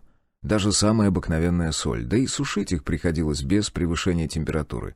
Вот прямо как грибы, исключительно горячим воздухом, периодически давая остыть. Этим обычно занимались некие скорняки. Они же делали вид, что для сушки сердец необходимо соблюдать целый ряд технических процессов, чтобы ничего не испортить. Делалось это специально, чтобы не потерять нехилый доход. Но на деле всего-то и нужно было следить за температурой продукта. Мы со Степом додумались до этого сами, методом проб и ошибок. Да, изначально получалось криво, и кое-что нам пришлось даже выбросить, но в отличие от обычных обывателей, сердец у нас было в достатке, и мы могли себе позволить поэкспериментировать. «А что это там?» — проявила любопытство Полина, глядя на мешочек, который сыто звякнул. «Не твое дело», — буркнул я, — «штопай, сиди». «Там серебро, что ли?» — удивленно вскинула брови она. «Нифига себе вы, богатенькие буратинки!» «Губу закатай», — огрызнулся я, — «и займись делом». «Да это я так, без задней мысли», — оправдалась она, хотя огонек алчности в ее взгляде все же промелькнул. «Так», — встал в позу я, — «если ты хоть кому-то об этом вякнешь...» «Что я, дура совсем?» — усмехнулась она. «Да за такое нам всем троим глотки перережут. И скажут, что так и было». Она специально поставила ударение на последнюю букву. «Хорошо, что ты это понимаешь». «А откуда у вас столько?» «Слушай, какая тебе разница? Чего ты лезешь, куда не просят?» «Вчера ты не был таким злым», — обиженно произнесла она и вернулась к шитью. «Вчера меня не пытались убить из-за шлюхи», — отпустил я очередную обидную фразу, и Полина засопела. «Ну и хрен с ней, пусть обижается. Мне ее хорошее настроение не уперлось, тем более, что все наши беды как раз из-за нее». Со стороны дороги послышался звук двигателя. Наконец-то! А ведь работает машина довольно бесшумно, если учесть, что до трассы здесь 15 минут пешком. Я бросил взгляд на часы и хмыкнул. Нет, совсем не 15, а все 40. Наверное, преследователи оставили тачку в паре километров от съезда. Интересно даже, как это они все просчитали? Ведь в лес мы съехали по собственной воле, а не по просьбе девушки. Может, вначале проскочили мимо, а уже затем вернулись, заметив свежие следы? Да, наверняка так и было. Вскоре из-за деревьев выехала машина, ни много ни мало, целый поджерик. Воистину, неисповедимы пути Господни. Нет, такая тачка вовсе не редкость, особенно в постапокалиптическом мире, где за нее не нужно платить. Но размен у нас вышел почти равноценный, если учесть потерянное в перестрелке добро. Правда, и жрет этот крокодил, не чита моему Мерину. Но на первое время сгодится, да и места в нем не в пример больше. А нас теперь все-таки трое, и вещей нам придется возить на троих. Правда, надеюсь, это продлится недолго, и в Ростове мы сможем избавиться от балласта в виде Полины. «Все, заканчивай, потом доштопаешь». Я без церемонно толкнул девушку в плечо. «Ай, я из-за тебя палец наколола», — возмутилась она. «Не смертельно», — отмахнулся я и, подхватив вещи, направился к новой машине. «Хоба!» — залихватски выпрыгнул из салона Степ и расставил руки в стороны. «Ну, как тебе наш новый аппарат?» «Пойдет», — буркнул я и, сбросив поклажу, потянулся к багажнику. «Фига себе, пойдет!» — не унимался напарник. «Это же настоящий внедорожник!» «Чем круче джип, тем дальше идти за трактором», — ответил крылатой фразой я. «Ну чё ты щеришься, как параша майская? Ты хоть знаешь, сколько этот танк жрет? А что у него система впрыска очень чувствительная к топливу? Накроется этот шарабан медным тазом после первой же заправки где-нибудь в Мухосранске, и что тогда делать будем?» «Ой, какой же ты душнила, это капец!» — отмахнулся Степ. «Вот вечно ты всем недовольный. Поль, отсоси ему, что ли, где-нибудь по дороге. Может, он хоть тогда подобреет». «Не поможет, я пробовала», — отшутилась Полина. «Просто он уже старый брюзга». «Да выделывайте сейчас, обоим по харе настучу», — ответил я и отправился за очередной порцией барахла. «Да мы же шутим, командир!» — примирительно поднял руки приятель. «За такие шутки в зубах бывают промежутки», — добавила Полина и игриво толкнула плечом Степа. «Ай, костлявая какая!» — он почесал ушибленное место. «Ну что, шеф, куда путь держим? Топлива здесь чуть больше половины бака, так что до Ростовской крепости мы не доскоблим». «По бывшей платке пойдем», — ответил я, уже прикинув примерный маршрут. «Там Павловск по пути будет. Не знаю, жилой он, нет, но посмотреть, думаю, стоит. Даже если там пусто, осмотримся, запасы попробуем поискать. Может, повезет, на гнездо наткнемся. Заодно тачку попроще найдем». «Да хорош, брак! Дай хоть немного покайфовать, нормальная же машина, свежая». «Хорошо, заправлять ее на свои будешь», — пожал плечами я. «Договор», — ощерился Степ. «Чур, я за рулем». «А я на переднем», — добавила Полина и полезла в салон. «Детский сад, епт», — буркнул я и захлопнул багажник. Глава 4. Добытчики. «Да куда ты пружину пихаешь?» — раздраженно крикнул я. «В дырочку», — невинным голосом произнесла Полина. «В жопе у тебя дырочка!» — рявкнул я. «А это ствол! А поршень где должен стоять?» «Да откуда я знаю, где это говно стоит?» — психанула она и швырнула разобранный автомат на пол багажника. «Задрал ты меня уже со своими железками». «Дура!» — выдохнул я. «Сам козел!» — вернула Полина и нервной походкой направилась куда-то. Через пару секунд до нее дошло, что идти здесь особо некуда, но включать заднюю она не собиралась. А потому уселась на капот стоящей неподалеку машины и уставилась в противоположную от меня сторону. Я никак на это не отреагировал. Поднял оружие, установил все детали на место и примкнул магазин. Дослал патрон, поставил на предохранитель и повесил на шею. Затем уселся и принялся спокойно накручивать сигареты, аккуратно складывая их в портсигар. Его, к слову, надо бы тоже сменить. В момент перестрелки в лесу он покоился в подлокотнике, и пуля пробила его насквозь. Пользоваться им, конечно, все еще можно, но при первом же дожде все сигареты намокнут. Впрочем, это не проблема, уж чего-чего, а такого дерьма все еще навалом. Нужно только знать, где искать. Степ ушел на разведку, а мы с Полиной остались у машины. По ее же инициативе я стал учить ее пользоваться оружием. Ну и, естественно, начал с азов. Как держать, как перезаряжать. Ну и самое главное — ухаживать. Вот на последнем этапе и произошел конфликт интересов. Девушка оказалась совсем тупой и даже после 3-го раза не смогла правильно установить все детали на место. А в итоге еще и психанула. Я вставил в рот одну из самокруток и, чиркнув зажигалкой, прикурил. Пару раз пыхнул, чтобы табак занялся как следует, а затем наполнил легкие дымом. Справа послышались шаркающие звуки шагов. С этим тоже придется что-то делать. Передвигаться бесшумно Полина не умела. То запнется обо что-то, то, вот как сейчас, шмыгает, будто старушка. «Ноги поднимай!» — не удержался и упрекнул девушку я. «Иди в жопу!» — огрызнулась она и продемонстрировала средний палец. «Вот же навязалась на мою голову!» — пробормотал я. Шаги приблизились, и прежде чем я успел отреагировать, девушка выхватила сигарету у меня изо рта и быстро отскочила. Впрочем, я не очень-то и хотел ее останавливать. Движение в свою сторону я заметил задолго до того, как оно достигло цели. Полина вновь отошла к машине, плюхнулась на капот. А мне ничего не оставалось, как прикурить новую сигарету. Ну и скрутить еще одну, чтобы добить портсигар до полного. «Тьфу ты, придурок!» — выругалась Полина. Я обернулся на голос и увидел Степа, который лыбился во все 32. «Ну, что там?» — спросил я. «Чисто!» — небрежно отмахнулся он. «Следов не видно. Похоже, этот район никто даже не обыскивал. Разве что кто-то залетный, типа нас». «Повезло», — хмыкнул я. «Считай, на Клондайк нарвались». И это было очень странно. В мире, где ничего больше не осталось, подобные места вызывали обоснованную паранойю. Почему люди сюда не сунулись, если очистили практически весь город? Первое, что приходит в голову — здесь опасно. Поэтому я и отправил Степа осмотреться. Обычно мы делали это вместе, но сейчас я очень не хотел оставлять Полину одну. А тащить ее с собой — затея еще более глупая. Со своей неуклюжестью она обязательно в какое-нибудь дерьмо угодит. И ладно бы сама сдохнет, так ведь может и нас с собой утянуть. «Ловушки?» — уточнил я. «Немного. И все примитивные», — кивнул Степ. «Такое чувство, что раньше здесь гнездо было. Но сейчас пусто». «Уверен?» «Брак. Ну не первый день замужем», — усмехнулся приятель. «Идем? Нет?» Шумом выдохнул я и покосился на Полину. «Может, свяжем ее?» «Эй, да вы чё, совсем охренели?» — подскочила она. «Какой свяжем?» «Ладно, от нас не отходить», — принялся командовать я. «Идешь вслед и делаешь ровно то, что мы говорим. Уяснила?»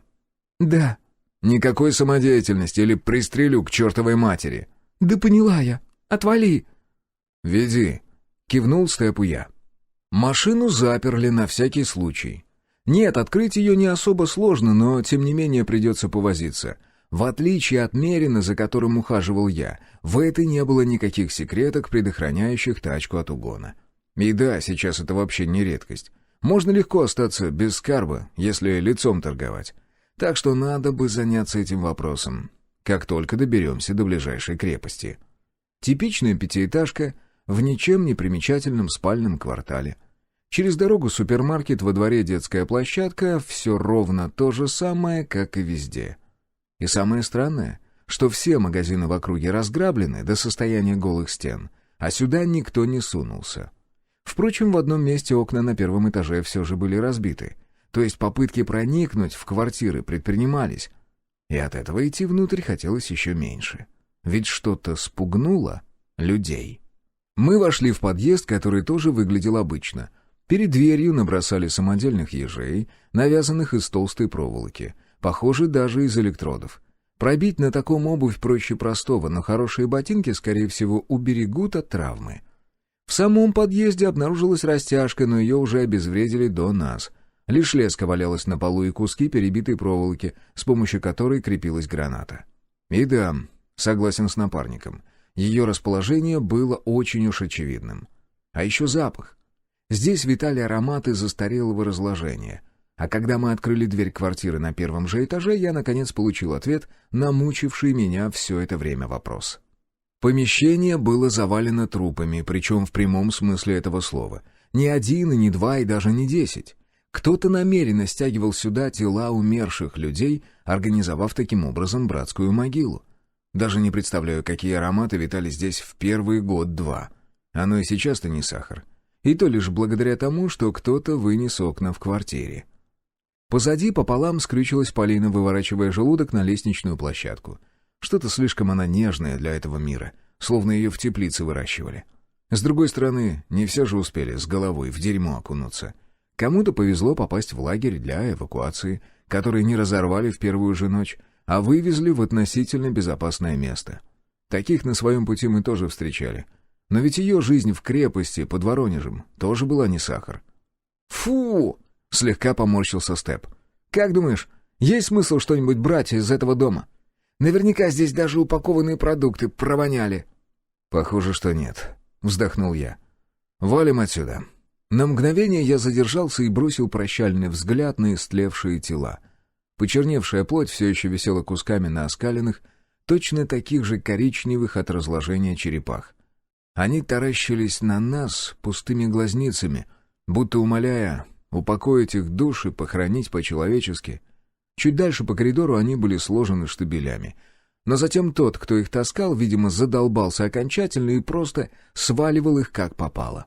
Из-за чего у двери образовалась настоящая мешанина, и было непонятно, где заканчивается одно тело и начинается другое.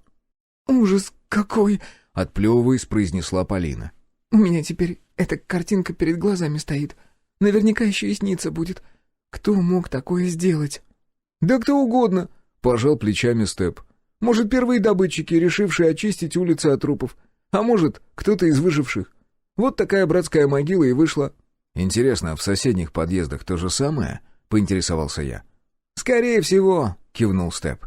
«Но если хочешь, можем проверить». «А можно я вас в машине подожду? Умоляющим взглядом уставилась на меня Полина. «Нет», — сухо отрезал я. «Передвигаемся только вместе». «Да что со мной станется-то?» — возмутилась она. «Сейчас же день». «Базар убей и шевели копытами», — буркнул я и направился к соседнему подъезду. Но заходить в него я не видел смысла. Окна квартир на этом стояке тоже были разбиты, а изнутри тянуло тленом. А значит, и здесь все ровно так же. Да, можно было подняться на 5-й этаж и покопаться там. Вряд ли тот, кто таскал эти трупы, решился ворочать их по лестнице на самый верх. Я даже сомневаюсь, что на 2-м этаже мы обнаружим что-то подобное. Но даже при таком раскладе запах гниения пропитал весь дом, включая вещи, особенно если учесть то, что творилось здесь в первый год. Нет, лично я не рискну даже пробовать еду, которая пролежала здесь все это время. Может, оно и не смертельно, но запах... А ведь стоит его только разогреть, и вонь поднимется такая, что ну его нахрен. «Нет, валим отсюда», — уверенно произнес я, добравшись до крайнего подъезда. «Поищем что-нибудь в частном секторе. Его, как правило, вычищают в последнюю очередь». «А почему?» — полюбопытствовала Полина. «Я бы вот наоборот с частных домов начала. Там подвалы, наверняка какие-то припасы есть, консервы и все такое». «Слишком большая площадь и маленький профит», — объяснил я. «Трудозатраты не окупаются в общем. Для одиночек типа нас еще куда ни шло, но если речь о целой крепости, то лучше многоквартирный дом, чем частный поселок». «Понятно», — кивнула она. «Я думаю, что можно где-то здесь на ночлег встать», — добавил Степ. «Судя по всему, город чист. Здесь даже выродком ловить особо нечего». «Можно», — согласился я. «Заодно осмотримся получше. Нужно топливо и хоть какие-то припасы». «На последнее можно даже не надеяться», — хмыкнул напарник. «Все украдено до нас. А вот каких-нибудь одиночек подловить вполне себе возможно». «Заводи уже, стратег хренов», — произнес я и бросил приятелю ключ от машины. «До заката почти 3 часа, успеем еще аграрий осмотреть. Может, повезет и найдем немного соляры в технике». «Ну, разве что повезет», — согласился Степ и вставил ключ в скважину на двери, разблокировав центральный замок. Вскоре мы уже мчались в направлении платной дороги. Как раз когда мы с нее свернули, то проскочили мимо агрокомплекса, и я поставил себе галочку в уме, что его стоит проверить. Здесь же неподалеку раскинулся частный сектор, но осматривать его точно не было смысла. Слишком близко к основному въезду. А вот тот, что ближе к противоположной окраине, осмотреть можно. Вряд ли получится отыскать там хоть что-нибудь достойное. Но одежда и какие-то бытовые вещи вполне могут остаться. А мне бы сменка не помешала. К слову, Полина успела заштопать одно пулевое отверстие на штанах, и сделала она это очень неплохо. Не просто стянула ткань, как бы это сделал я, а создала очень прочную заплатку из нитей, хитрым образом пропустив их друг через друга. Я такое повторить не смогу. Может, кто-то из подружек научил, а может, и сама умела. Как знать, кем она была в прошлой жизни? «Как ты попала в бордель?» — спросил я девушку. «Тебе правда интересно?» Она даже обернулась, встав на колени на переднем сиденье. Полина сунула лицо в подлокотник, который имел форму рамки, и прижалась к нему, отчего выглядела словно мартышка в зоопарке. Я уже даже пожалел, что спросил об этом. А еще у меня все больше складывалось ощущение, что ей гораздо меньше лет, чем она назвала. Но не ведут себя так девушки в 25. Хотя бывает, наверное, и хуже. «Нет, не особо», — отмахнулся я и сделал вид, что мне нет до нее никакого дела. «Придурок!» — прошипела она и села нормально, как положено. Степ снова усмехнулся, глядя на меня в зеркало заднего вида. «А я бы послушал», — добавил он. «Расскажи, как ты вообще спаслась?» «Да никак», — охотно заговорила Полина. «В смысле ничего особенного.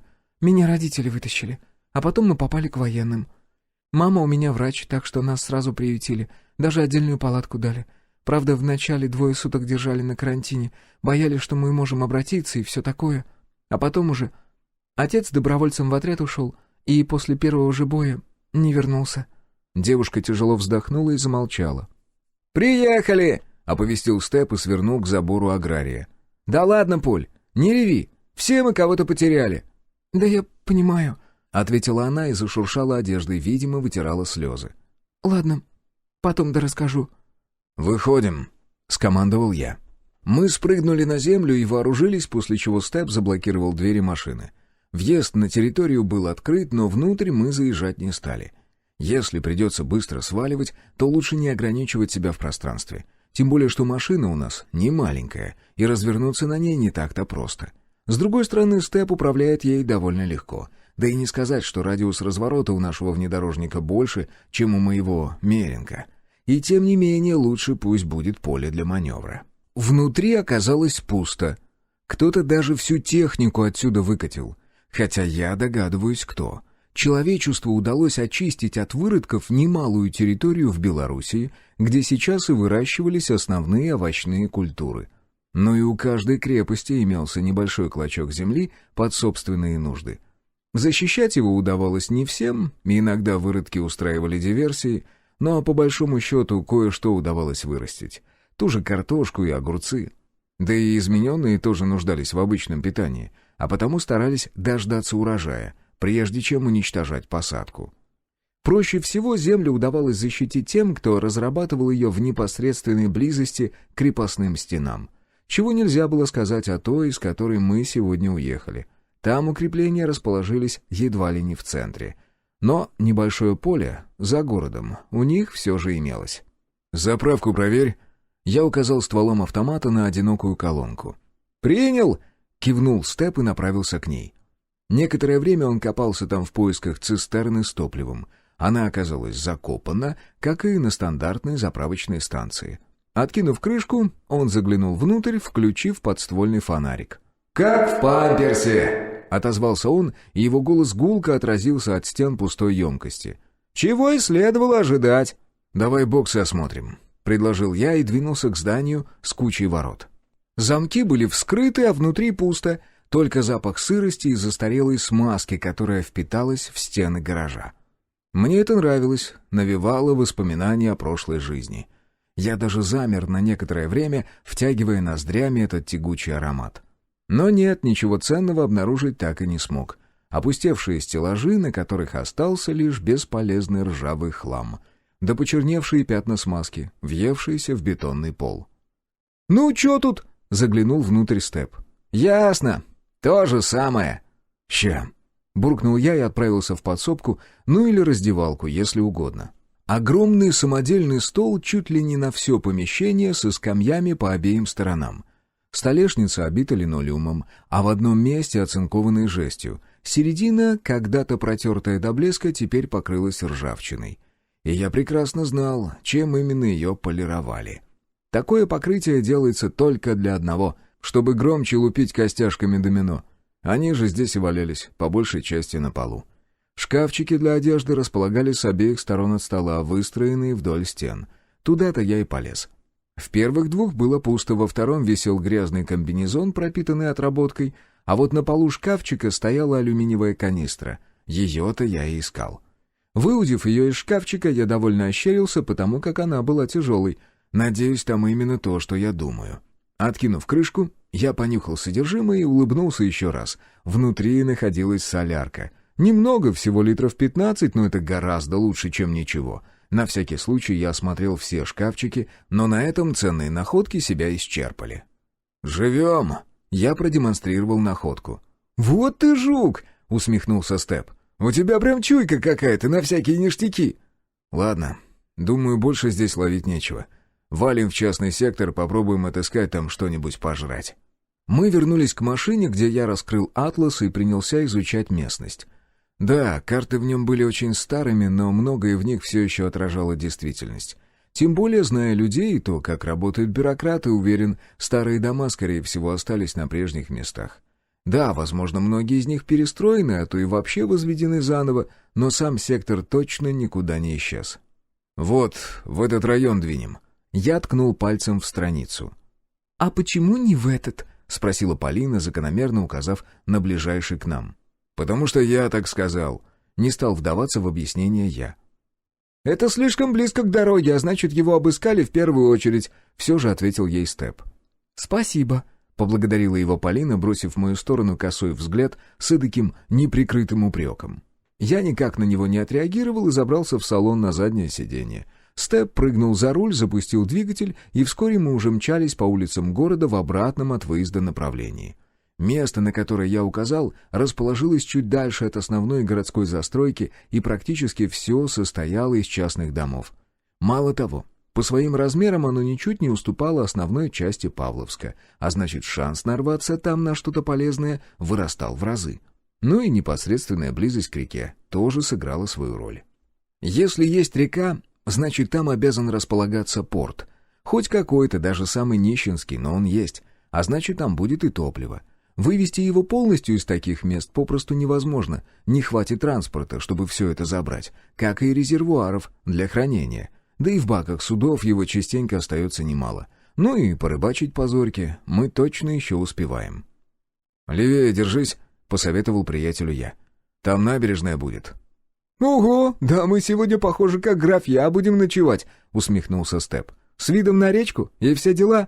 «А почему нет?» Я пожал плечами. «Можем себе позволить».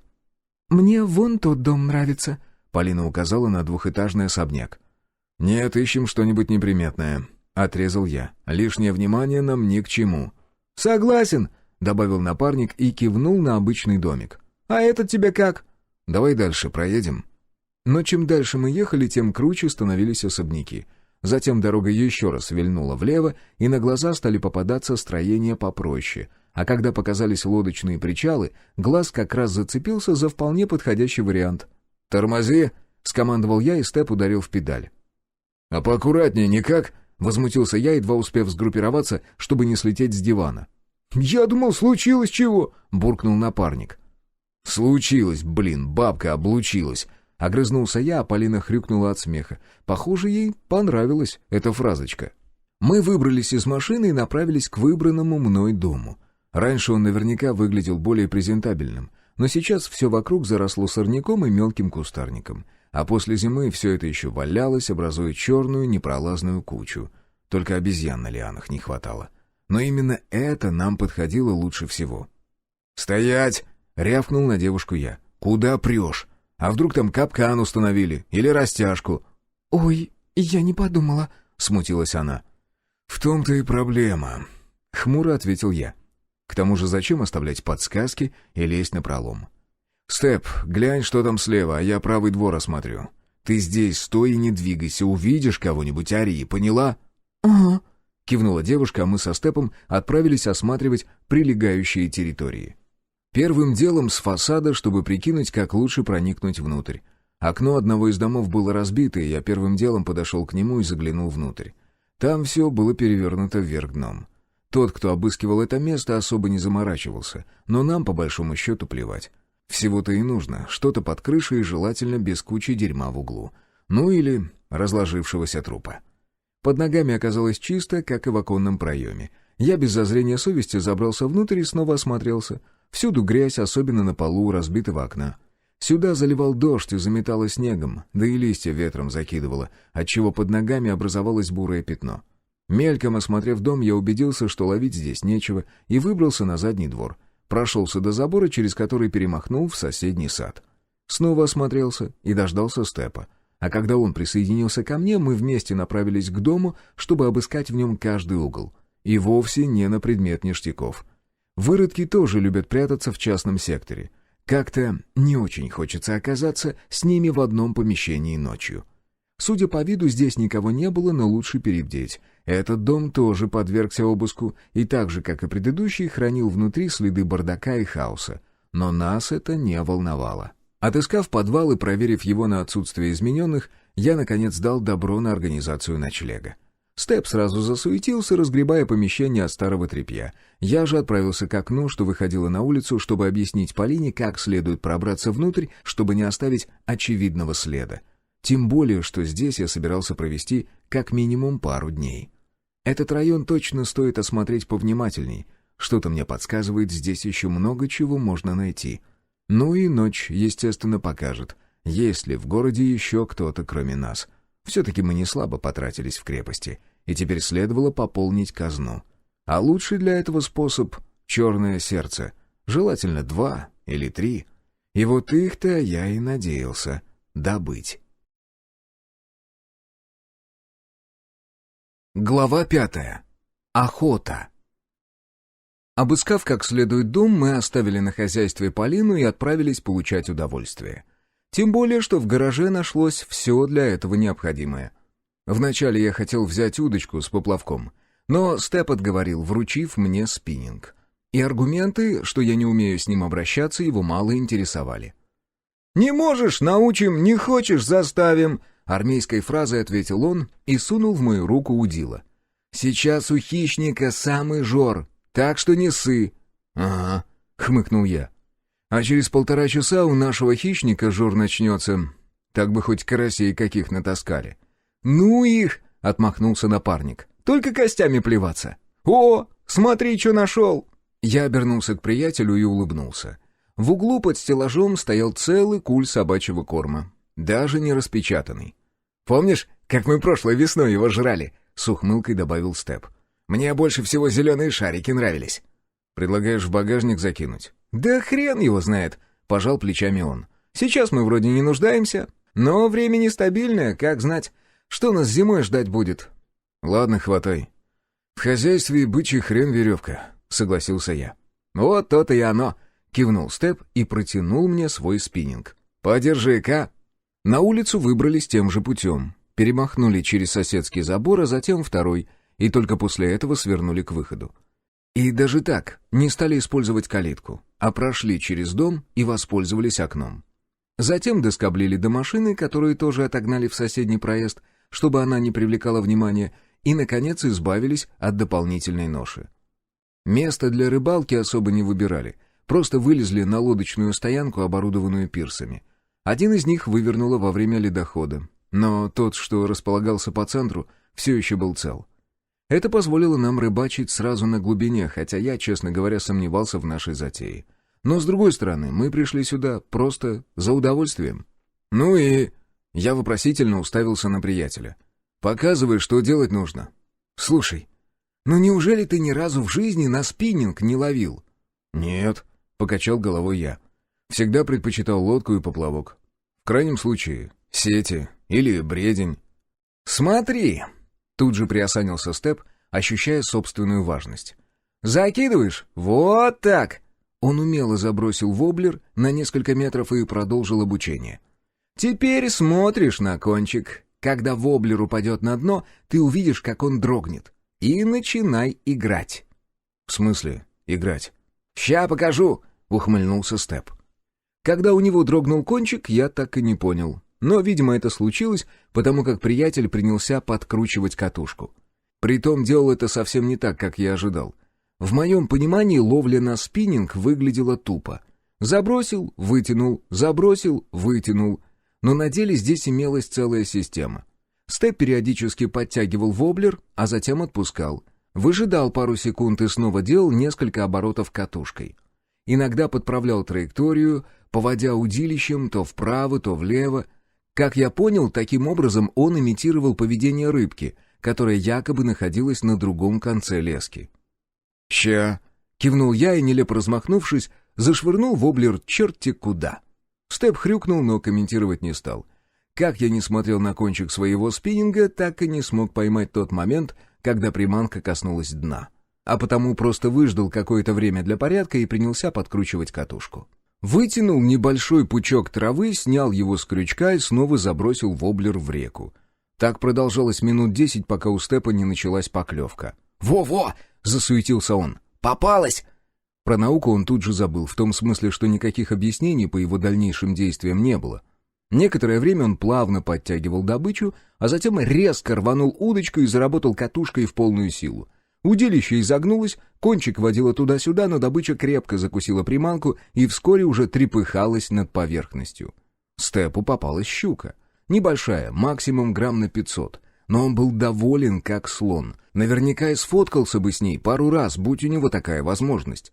Рыба отправилась в ведро, а приятель, получив дозу адреналина, вошел в азарт. С горящими глазами он продолжил закидывать спиннинг, напрочь забыв обо мне. Впрочем, я пока не нуждался в дополнительных советах и тоже методично метал воблер в воду. Однако кроме травы или пустоты ничего не вытягивал. Солнце уже близилось к горизонту и собиралось завалиться за него, когда у Степа вновь ударила поклевка. Очередная щука отправилась в ведро, а рожа приятеля выглядела как у кота, который нализался сметаны. «Вот, учись, пока я жив», — добавил он и снова забросил воблер. «Ща еще пару таких, и считай, ужин готов. Ухи замутим!» «Какой ухи?» — хмыкнул я. «У нас кроме рыбы больше ничего нет». «Значит, в углях запечем?» — пожал плечами он. «Или закоптим?» Я в очередной раз забросил спиннинг и, наконец-то, впервые смог улучшить момент, когда воблер коснулся дна. Движение кончика было настолько слабым, что я больше почувствовал, как ослабло удилище, чем заметил необходимое движение. И принялся подтягивать приманку. Подкрутил катушку, замер, еще раз подкрутил, двинул спиннингом влево и убрал слабину лески. Снова немного выждал, но как только начал подкручивать, дело пошло очень туго. Видимо, я за что-то зацепился. Я даже спиннинг слегка потянул, чтобы освободиться от зацепа. Удилище изогнулось, но вроде поддалось, и я снова принялся наматывать леску на катушку. Так продолжалось до тех пор, пока леска не подобралась к пирсу, а затем случился такой удар, что я едва спиннинг не бросил. Степ мгновенно переключил внимание на меня. «Подсекай!» — заорал он. «Давай, тащи его, падлу!» «Тащить или подсекать?» Также, пребывая в азарте, уточнил я. «Да тяни ты уже! Да я тяну!» А в этот момент спиннинг изогнуло так, что он, того и гляди, сломается. Я испугался и слегка сбавил напор, позволяя добыче расслабиться. Все это я проделывал интуитивно, не задумываясь, будто руки и без меня понимали, как нужно на самом деле. Почуяв поблажку, рыба перестала биться, и я снова взялся за катушку. На этот раз я опустил спиннинг практически к самой воде и продолжил тащить добычу, которая упорно не желала покидать свою среду обитания. Степ даже свое удилище бросил. Все его внимание было приковано ко мне, будто это он поймал крупного хищника. А в том, что на том конце сидит что-то серьезное, я не сомневался. Слишком уж тяжело его было тащить. И снова, как только мне удалось подвести рыбу к пирсу, она забилась, пытаясь сорваться. Но да где там? Я был к этому уже готов. А так как спиннинг находился у самой воды, оставалось лишь поднять его, чтобы вытянуть добычу. И когда я это сделал, Степ изобразил эдакий танец в присядку, прихлопнув в ладоши и по бедрам. Объяснять, кто угодил ко мне на крючок, не требовалось. Хоть судаков в своей жизни я никогда и не ловил, но уж точно пробовал и не раз. А мне попался настоящий крокодил. Судя по виду, килограмма на 3, не меньше. «Ну чё?» — поморщился Степ с кислой рожей, заглянув в ведро. «Новичкам везет». «Просто ловить надо уметь». Отпустил я шпильку в адрес приятеля. «Ой, повыделывайся тут еще!» — фыркнул он. «Да если бы не я, ты бы и сидел сейчас со своим поплавком, мальков тягая. Ну чё, хорош на сегодня?» «Да сейчас, ага», — ухмыльнулся я, пытаясь высвободить воблер. «Только самый клёв пошел». «Ну, как скажешь», — хмыкнул приятель и поднял свой спиннинг. Однако все последующие забросы улова не принесли. Спустя 15 минут азарт уже сошел на нет, а солнце практически наполовину скрылось за горизонтом. Еще минут 5, и на город опустится ночь, а значит, нам действительно пора сматывать удочки, притом в обоих смыслах. Судак даже в ведро умещаться не желал, а потому мы приняли вполне уместное решение выпотрошить рыбу прямо на месте, а заодно и почистить, чем и занялись. Времени это заняло немного, зато теперь вся добыча разместилась в ведре, и в доме грязь разводить не придется. Зачерпнув воды из реки, я даже смыл с пирса чешую и потроха, чтобы оно не воняло и не привлекало лишнего внимания. Обратно в дом возвращались, подсвечивая себе под ноги фонариком. Полину мы застали спящей, но когда Степ грохнул ведром, она распахнула глаза и уставилась на нас мутным взглядом. «А, это вы...» — протянула она и снова опустила голову на подушку. «Ну как, порыбачили?» «Смотри, какого крокодила поймали!» Тут же подхватил ведро Степ и едва не сунул его под нос девушке. «Ага», — хмыкнул я, — «поймали. Я поймал, а кто-то мелочь всякую таскал». «Ой, можно подумать», — приятель скорчил рожу. «Но вообще да, брак поймал». «И что мне с ней делать?» Полина тупо уставилась на улов. «Приготовить», — ответил я. «Насчет щук не знаю, я бы их вообще выбросил. А судака на стейки порезать и на сковородку». «Я не умею». Тут же включила заднюю Полина. «Никогда рыбу сама не жарила». «Разберемся!» — буркнул Степ, скидывая с себя куртку. «Распрягай баллон, ща все будет». С домом нам повезло. Кухонная утварь оказалась нетронутой.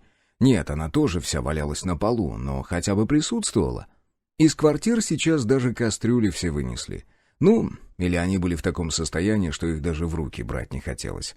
Ведь большая часть посуды на момент апокалипсиса была с едой. А щи, простоявшие в тепле более 2 лет под закрытой крышкой, представляют из себя то еще бактериологическое оружие. Холодильники так и вообще лучше не трогать. Герметично закрытые дверцы делают свое и сохраняют внутри такие ароматы, что даже квартира с трупами, обнаруженная нами сегодня, нервно курит в уголке. Степ подыскал сковородку нужных размеров и установил ее на походную плиту. С газом пока особых сложностей не возникало. На заправках его полно, да и периодически на рынке привозят, прямо в баллонах. Поговаривают, что откуда-то из Рязанской области. Вроде как там имеется некое подземное хранилище, где этого газа еще лет на 100, вперед, сныкано. Понятия не имею, как это работает, но факт налицо. Походная плита всегда при нас, и трудностей с заправкой небольшого баллона не возникает. Разогрев сковороду, приятель принялся возить по горячей поверхности куском сала. Порезав судака на крупные стейки, он прямо рукой натирал их солью и перцем, а затем бросал на сковороду. Дом наполнился такими ароматами, что у меня непроизвольно потекли слюни. Даже Полина, которая до недавнего момента лениво валялась на продавленном диване, теперь подскочила и принялась заглядывать в сковородку из-за плеча Степа. А тот, знай себе, отгонял ее, как назойливую муху, продолжая заниматься готовкой. За окном опустилась ночь, но никаких сторонних звуков пока не было слышно. Природа еще окончательно не проснулась. Несмотря на то, что днем уже вовсю летали разные насекомые, по ночам температура могла легко опуститься ниже 0.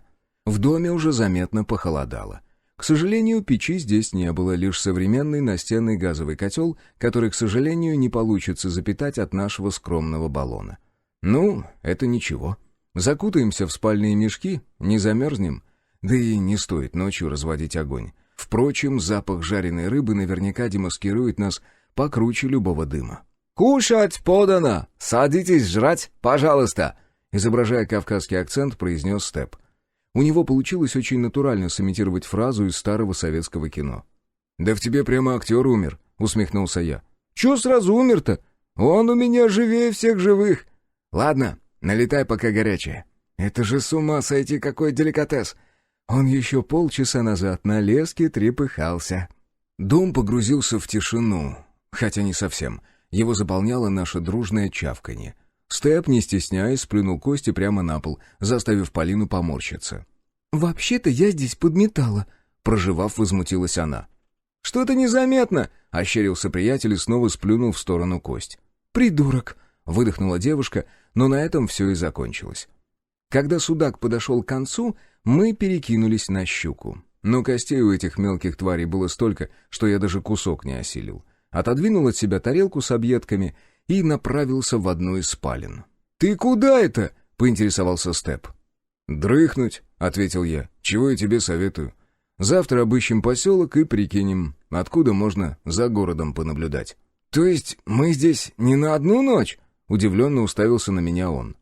«Нет, еще на одну точно здесь зависнем, а дальше по обстоятельствам». «Дежурство будем распределять?» «Ну, ты сам-то как думаешь? Толкнешь тогда, после полуночи?» «Угу», — кивнул приятель и, вытянув изо рта очередную кость, положил ее на тарелку. Я прошел в спальню и в чем был, в том и завалился на кровать. Потянул на себя влажное одеяло и, уже проваливаясь в сон, услышал шаркающие звуки. Похоже, Степ решил замести свои плевки. Это меня улыбнуло. А дальше навалилась темнота. Проснулся я от того, что кто-то сопел мне в лицо. И я этому немало удивился.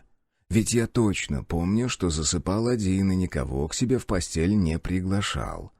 Приоткрыв глаз, я ничего не увидел. Вокруг была непроглядная темнота. Лишь из-под двери пробивался слабый трепещущий свет, видимо, от пламени свечи. Степ, как всегда, в своем репертуаре. Наверняка сидит, скрючившись, пытаясь читать в полумраке. Когда-нибудь он себе точно глаза сломает. Я поднес к лицу часы и убедился, что до моей смены еще 1,5 часа. Светящиеся фосфорицирующие стрелки было прекрасно видно в темноте. Я повернулся на другой бок, и на меня тут же легла рука. Я уже понял, кто пристроился ко мне под бочок, и завтра обязательно выскажу ей на эту тему. Мы не семья и даже не пара, так что нечего ко мне под одеяло лезть, когда не просят. Может, и зря я решил здесь остаться. Надо было вначале балласт сбросить, а потом уже свои дела решать. Но хотелось убить сразу 2 зайцев и заявиться в крепость с товаром. «Псс!» — послышалось от двери, и я моментально подорвался. Просто так Степ меня будить не станет, тем более таким образом. Да, наш сон тоже претерпел изменения. Вначале нам приходилось пинать друг друга в случае возникновения непредвиденных ситуаций. Но в последний год никто из нас ни разу не смог подобраться к спящему товарищу, чтобы хотя бы просто потрепать его за плечо. И вот такого тихого «пс» уже более чем достаточно, чтобы я или Степ подорвались с кровати. Даже странно, почему я не отреагировал на появление Полины. Возможно, потому что в этот момент моей жизни ничто не угрожало. А сейчас, судя по всему, проснулся я вовсе не от того, что она дышала мне в лицо.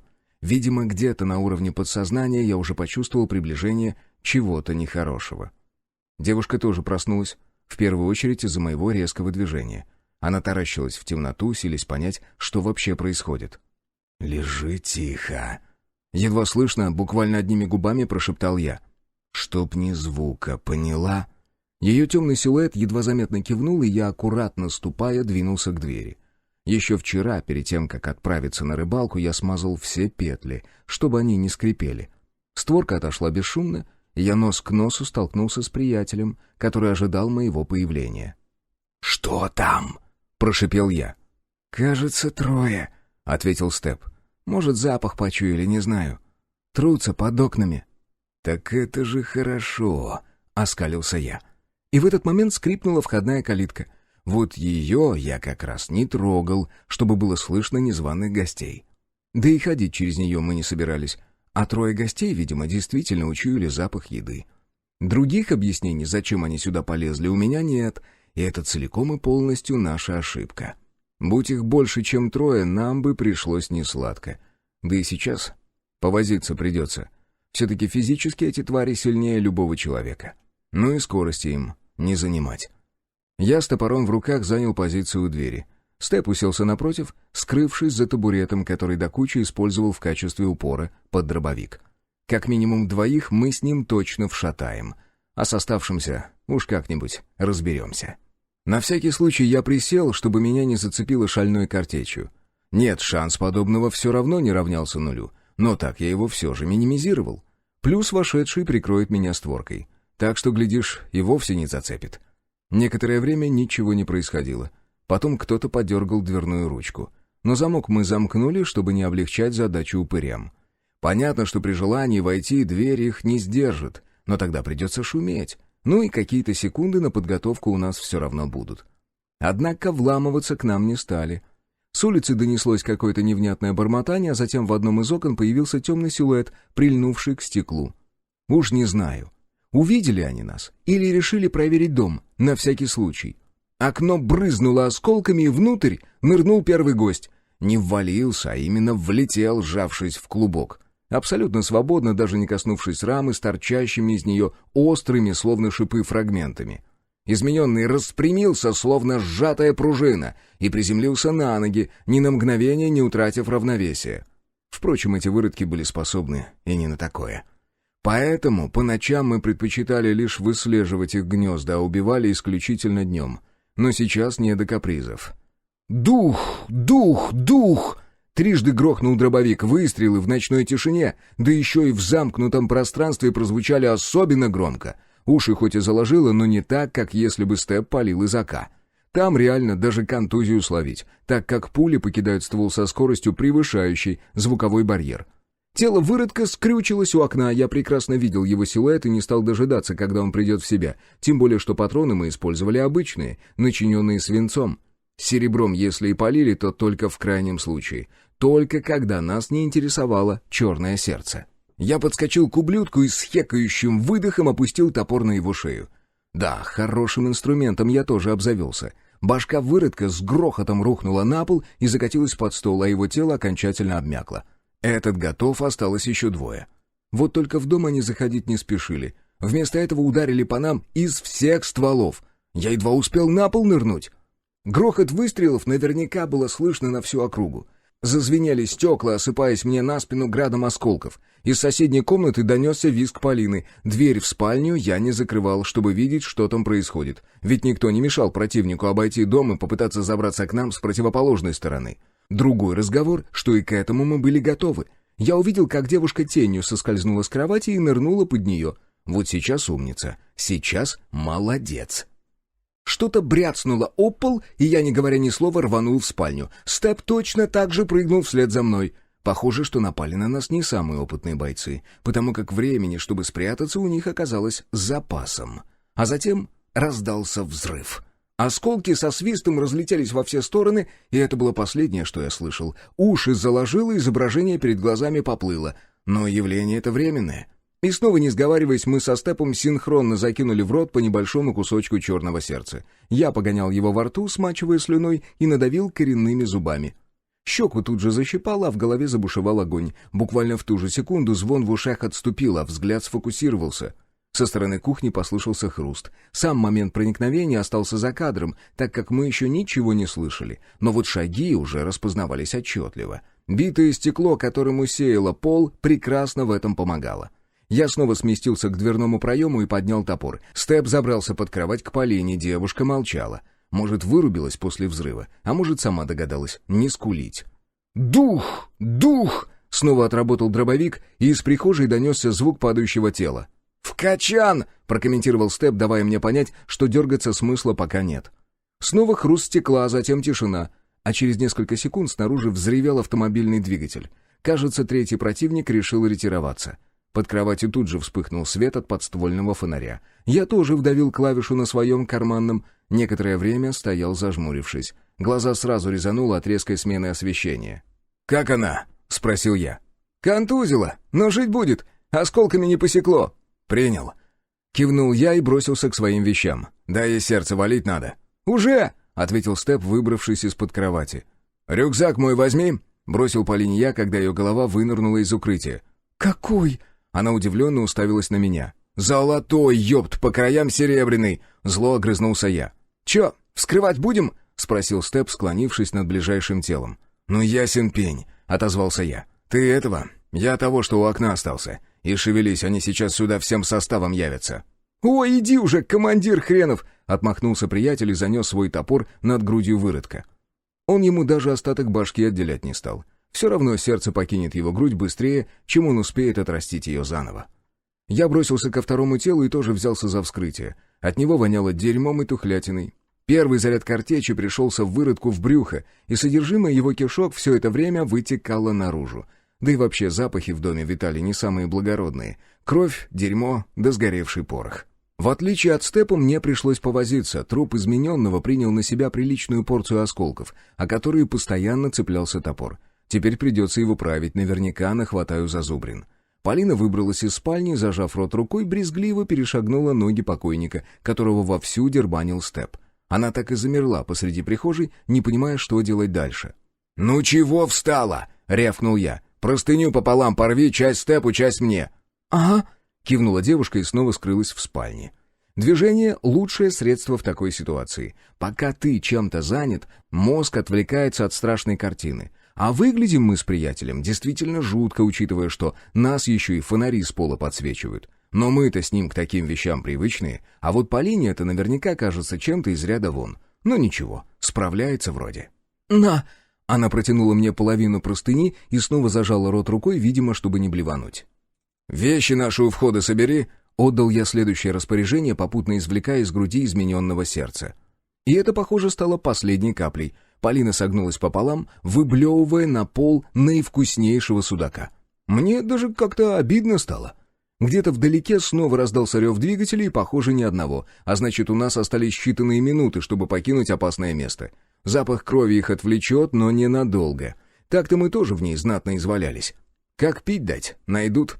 Впрочем, и хрен с ними, нам бы успеть к тому моменту устроиться поудобней, чтобы встретить их во всеоружии. Сомневаюсь, что их здесь много. Скорее всего, какая-то залетная бригада, максимум на 2-3 машинах. 2 уже убрали, если их там даже по 4 на каждую тачку, то при хорошем раскладе мы их ухлопаем за пару минут. «Готов!» — оповестил меня Степ. Я затянул последний узел на простыне и поднялся с пола. «Хорош рыгать!» толкнул я девушку. «Валим отсюда, пока подкрепление не подошло. Вещи наши где?» «Да сейчас!» — заметалась она, но наши рюкзаки подхватила. А раз взялась, значит, пусть тащит. Я лишь запихал в свой оба сердца. Подхватил автомат, натянул на себя разгрузку и шагнул к двери. Степ уже ожидал меня там. Вот что значит слаженная команда. А за время нашего странствия мы с ним именно такими и стали. Глава 6. Загон дичи. Мы выскочили из дома и на этот раз, не стесняясь, прямо через основную калитку. Сейчас бегать по дворам, только терять в скорости. Домчались до перекрестка и сразу свернули вправо, чтобы углубиться в частный сектор. Так проще затеряться среди кучи дворов и небольших домиков. Справа, почти сразу за поворотом, расположилась школа-интернат, во двор которой мы загнали машину. Но туда нам не надо. Звук мотора разносится далеко, особенно дизельного, да и свет фар быстро выдаст наше местоположение, а рулить ночью на ощупь — такое себе удовольствие. Уж лучше пешком. Мы миновали еще один перекресток, а вскоре увидели слева еще одно административное здание. Мазнув взглядом по вывеске, я успел ухватить очередное слово «интернат», да и то лишь благодаря тому, что на буквах осталась золотистая краска, которая тускло блестела в бледном свете луны. В конце улицы нам пришлось остановиться. Мы выбрались к храму, миновать который можно было с обеих сторон. Но замерли мы здесь вовсе не из-за сложности выбора. Полина обо что-то споткнулась и растянулась на асфальте с характерным шлепком. Степ не удержался и хрюкнул от смеха, отчего девушка еще больше расстроилась. Того и гляди, расплачется от обиды. «Я больше не могу», — простонала она. «Давай», — коротко бросил я напарнику, предварительно осмотревшись.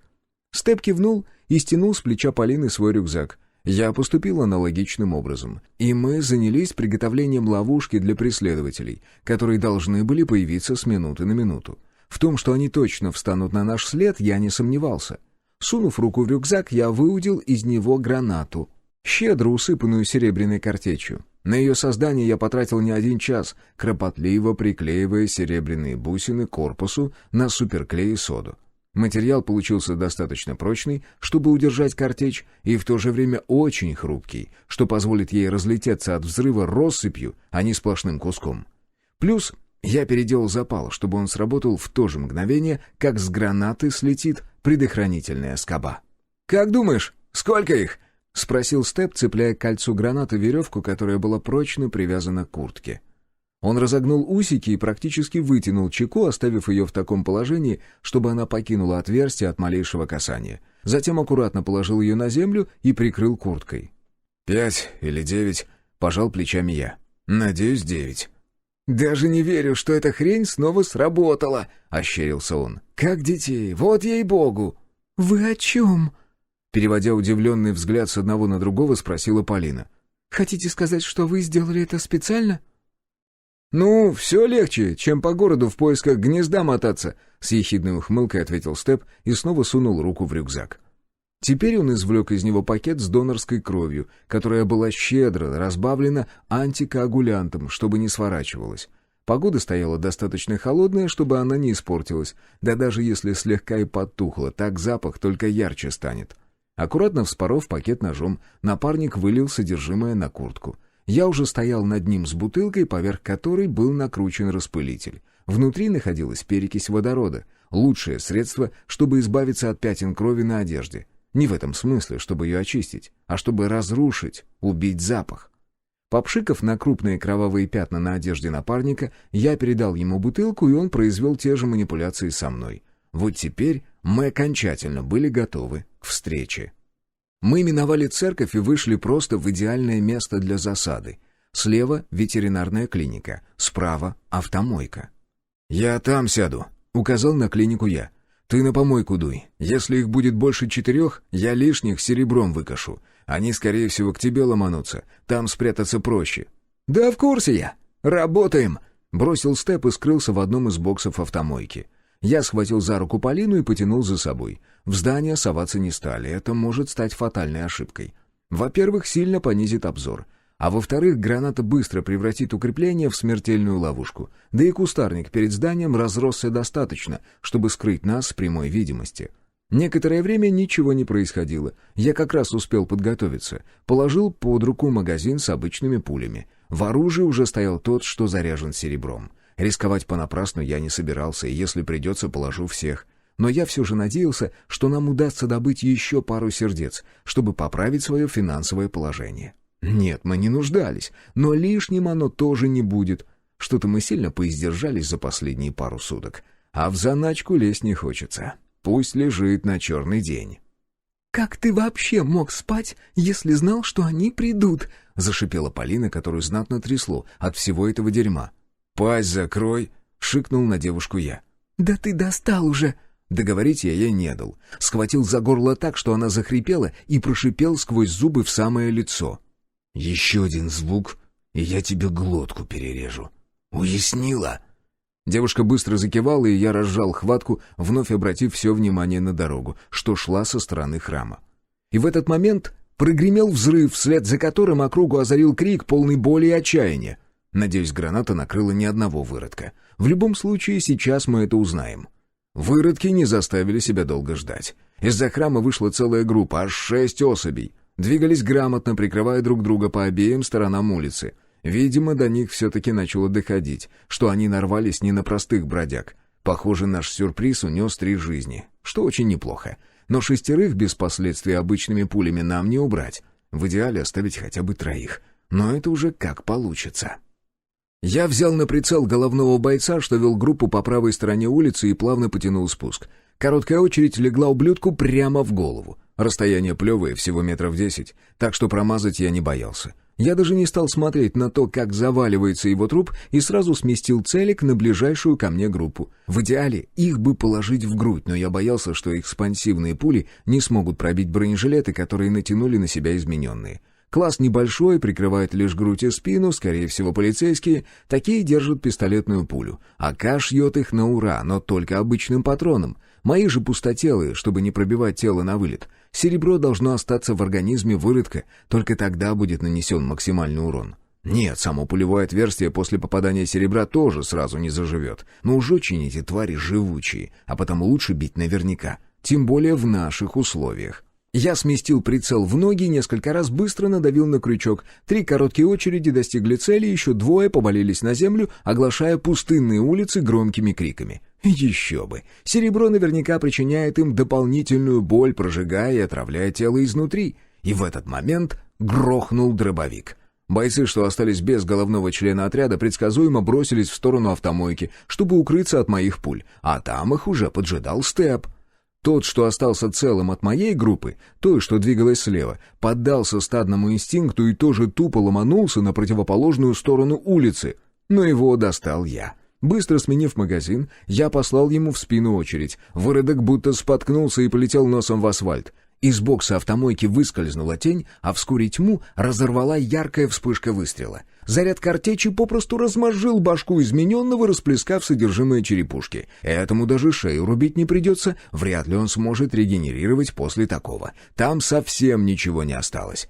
Степ, закинув ствол на плечо, обошел остальных и вальяжно проконтролировал каждого, избавляя меня от лишней возни. А затем перевернул ближайшее к себе тело и взялся за топор. Я покинул укрытие и стянул с пояса свой инструмент. Пора браться за работу, ту, ради которой все это и затевалось. Полина наблюдала за нами с бледным лицом, но на этот раз дело обошлось без блевотины. А может, это свет луны и делал ее такой. Впрочем, девушку все еще не слабо трясло. «Вот это я понимаю! Улов!» — расплылся в довольной улыбке Степ. «Как думаешь, тут еще кто-нибудь есть?» «Сомневаюсь», — покачал головой я, извлекая из груди измененного сердца. Они бы тогда всей толпой явились. «Вы психи! Конченые психи!» Наконец Полину прорвало.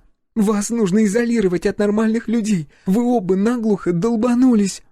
«Можно я и в репу дам?» — спокойно спросил Степ. «Оно тебе надо?» — ухмыльнулся я. «Не тронь говно, оно и не воняет». «Да пошли вы оба!» — взвизгнула шлюха. Однако продолжала оставаться на месте. Ну а куда ей идти? Одной среди ночи в незнакомом городе. Да, может, мы и уничтожили группу выродков, но как знать, вдруг кто-то из них затаился или на шум явится кто-то еще. И она это прекрасно понимала. Сейчас для нее самое безопасное место только рядом с нами. Ну да, мы психи, зато у нас теперь 5 сердец. А это при самом хреновом раскладе, по 4 сотни за каждое, итого 2 килограмма серебром. Мало кто способен столько заработать за одну ночь. Даже крупные бригады охотников не всегда могут похвалиться подобным уловом. А нас всего 2, так что да, риск того стоил. Но летом придется тактику менять, просто потому, что мы не сможем долго хранить кровь. Или ее придется покупать у кого-нибудь в окрестности, как, впрочем, и поступили в этот раз. Удивительно, на что готовы пойти люди ради 30 грамм благородного металла. «А рыбка-то покруче зайчатины сработала!» Снова ощерился Степ, убирая извлеченное мной сердце к себе в рюкзак. «Да и вкуснее!» «Да ладно тебе, не трясись ты так! Все уже закончилось!» Последняя фраза предназначалась Полине. «Отвали от меня!» — шарахнулась девушка. «Да не больно-то и хотелось!» — отмахнулся он. «Ну чё, шеф, куда теперь?»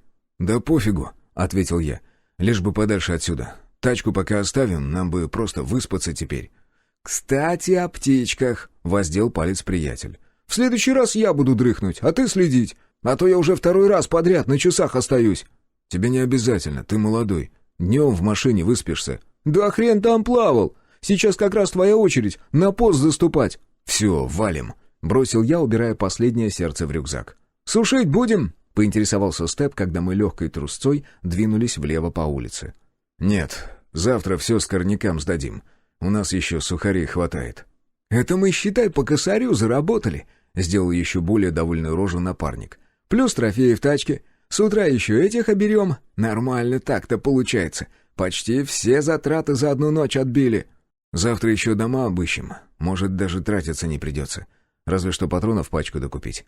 У тебя картечи сколько осталось?» «Да я всего 10 израсходовал. Ну, плюс-минус, конечно». «Ну, лишними тоже не будут». «Факт», — согласился Степ. «Во, может, здесь зависнем?» Я остановился и осмотрел двухэтажный особняк, который расположился в конце улицы. Дорога отсюда вела либо на север, либо обратно к реке. Мы были практически напрямой от места схватки, так как бежали, никуда не сворачивая. Но и уходить далеко тоже не хотелось, так как с утра все равно придется возвращаться. Нужно перегнать машину, собрать трофеи, ведь все это деньги, а они, как известно, карман не тянут. «Пойдет», — согласился я и свернул во двор. Прошел через калитку, не опасаясь оставить следов. Вход был выстелен брусчаткой. Да, сорняк уже пробивался через щели в уложенных кирпичах, но после зимы он все равно весь лежал, да и был довольно редким. Так что от стандартных мер безопасности можно было смело отмахнуться. Ну и вторая причина, по которой я согласился остаться в этом доме. Решетки на всех окнах. Видимо, бывший хозяин очень переживал за сохранность своего добра и создал для себя натуральную крепость. Высокий забор тоже лишним не будет, хотя кованые ворота и калитка свободно простреливаются. Однако и незамеченными к нам подобраться не дадут. Плюс высокая мансарда даст приличный обзор. Входная дверь оказалась выломана, но это и не удивительно, богатые дома привлекают внимание гораздо сильнее, а значит увеличивается и соблазн в них проникнуть. Внутри нас ожидаемо встретил бардак. Все шкафы нараспашку, вещи валяются прямо на полу, на стене кто-то написал матерное слово из 3 букв, используя баллончик с краской. Сам орган тоже изобразили, притом какой-то скрюченный, завядший. Уж не знаю, это комплекс художника или он хотел этим что-то сказать. Я двигался первым, Полина держалась в середине, а замыкал шествие Степ. Как только мы вошли в дом, тут же отправились осматриваться. Заглянули в каждую комнату и не постеснялись проверить подвал, который оказался полноценным этажом. Я уже бывал в подобных домах и уже ничему не удивлялся. «Все, я спать!» — бросил Степ, как только мы убедились, что внутри безопасно. «Двигай!» — разрешил я и направился к двери, на ходу цепляя с собой Полину. «Пойдем, поможешь». Девушка молча кивнула и проследовала за мной. Вместе мы передвинули шкаф и завалили им выход. Не самая лучшая идея, но все же так гораздо безопаснее, чем с вывороченной створкой. А в случае опасности уйдем через заднюю дверь, так сказать, огородами. Однако и там я тоже преградил путь какой-то тумбочкой, чтобы к нам не смогли вломиться с разбега. Жаль, плита осталась на предыдущем адресе. Я бы сейчас не отказался от чая. Впрочем, вариант, как вскипятить воду, имеется. Спиртовых таблеток в моем рюкзаке с большим запасом. Весит немного, да и место занимает всего ничего. Я принялся открывать шкафчики на кухне и едва не закричал от счастья, когда обнаружил в одном из них початую пачку растворимого кофе. Вот поистине невероятно ценная находка. За такое сейчас легко могут и убить. а запечатанная пачка Нескафе по стоимости даже обходит черное сердце. Вот только продавать я это добро не буду. Самому надо. Скинув рюкзак, я запустил руку во внутреннее отделение и извлек упаковку сухого спирта. Осмотрелся, хмыкнул, бросил таблетку прямо на газовую конфорку на плите. Тем более, что она призвана выдерживать температуру горения. Да и кружку над пламенем получится удобно разместить. Чиркнув зажигалкой, я запалил таблетку и выдрузил на огонь алюминиевую кружку. Налил в нее воды и принялся ждать, пока она закипит. «Кофе будешь?» — спросил я у Полины. Девушка молча сидела на табурете и смотрела в одну точку. Кажется, ее накрыл адреналиновый отходняк. Она медленно подняла на меня взгляд и некоторое время смотрела, силясь хоть что-нибудь сообразить. «Что?» — все же переспросила она. «Кофе будешь?» — терпеливо повторил я. Вместо ответа она поднялась и подошла ко мне, продолжая смотреть прямо в глаза. А затем резко придвинулась и страстно впилась в мои губы. Первую пару секунд я даже не отвечал на поцелуй, но ей, похоже, было на это плевать. А потому я тоже забил на все предрассудки и, разомкнув губы, пустил в свой рот ее мягкий и очень умелый язык. Девушка тут же просунула руку мне в штаны, в которых моментально потяжелело. Я легонько толкнул ее от себя, а когда она приблизилась к столу, бесцеремонно смахнул с него на пол посуду и уложил на освободившуюся столешницу Полину. Удивительно, но брюки слетели с нее за одно движение. Она снова приподнялась и впилась в мои губы, судорожно пытаясь расстегнуть мой ремень. Я, продолжая отвечать на поцелуй, немного отстранился и помог справиться с пряжкой. Теперь и мои штаны оказались на полу. Девушка подалась чуть вперед, помогая мне войти внутрь. Там было настолько мокро, что я даже не почувствовал, как провалился в горячее лоно. Полина тут же запрокинула голову и издала протяжный стон, обхватила мои бедра ногами, пытаясь насадиться еще глубже, и вдруг забилась в судорогах. Внутри стало еще более влажно. Хватка ослабла, и я, наконец, перешел к ритмичным движениям. Однако и она не осталась в стороне, помогая мне наращивать амплитуду. И вскоре я снова почувствовал, как ее ноги все сильнее стискивают мой зад и заставляют меня проникать в нее все глубже. Под конец Полина поднялась и прижалась ко мне всем телом, содрогаясь от сладкой истомы. Она меня так и не выпустила, заставляя кончить прямо в себя. Только отвалившись от нее, я наконец услышал, что в кружке бурлит кипящая вода. Казалось, что все произошло очень быстро, но когда я, натянув штаны, отправился заваривать кофе, то обнаружил, что половина успела выкипеть. Пришлось добавить холодный и кинуть на конфорку еще одну таблетку. Девушка продолжала сидеть на столе, широко расставив ноги. В руках она держала полотенце, которое прижимала к промежности. «Залететь не боишься?» — спросил я. «У меня спираль», — ответила она. «Вроде как это не гарантирует». «А ты что, боишься стать папочкой?» «Нет», — пожал плечами я. «Скорее боюсь, что я не самый лучший для этого кандидат. Так что, кофе будешь?» «Естественно», — кивнула она и еще раз протерла себя полотенцем. «Заразу какую-нибудь занесешь», — поморщился я. «Хрен знает, что на него здесь прилипло за 3 года». «Если дашь воды, я помоюсь». «Ща», — кивнул я. Плеснув немного воды в керамическую кружку бывших хозяев дома, я ополоснул ее и вылил содержимое прямо на пол, хотя у меня перед носом находилась раковина. И ведь канализация, скорее всего, работает, но долбанная привычка. Я насыпал в более-менее чистую кружку кофе, прямо так через край пачки, и залил его кипятком. Снова наполнил свою кружку холодной водой и уже остатки протянул Полине. Она спрыгнула со стола, подошла к раковине и взяла кусок мыла. А затем, не стесняясь, присела и принялась подмываться. Я дождался, когда закипит вторая порция, но на этот раз переливать содержимое не стал. Заварил порцию прямо в ней. А еще одной пустой кружкой накрыл спиртовую таблетку, чтобы погасить огонь. Утром она нам еще пригодится.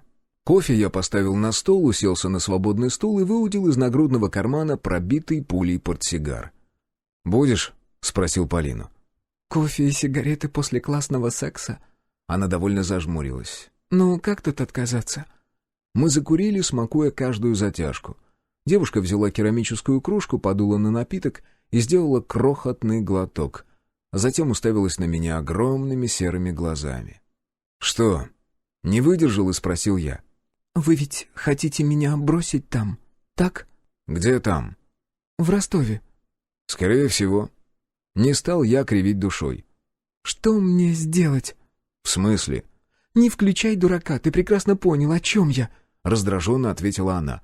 От той перепуганной насмерть девчонки не осталось и следа.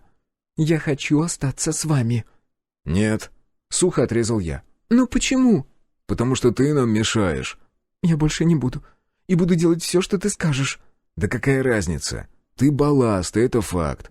Ты не умеешь стрелять, не умеешь драться. Ты даже бегать нормально не можешь. Растянулась на ровном месте, как это». «Тогда убей меня». «Ты дура совсем!» Я едва кофе не поперхнулся. «Я больше не хочу быть шлюхой. А только это меня и ждет. Без разницы, в Ростове вы меня сбросите или где-то еще». «Но почему?» «Да потому!» — резко ответила она.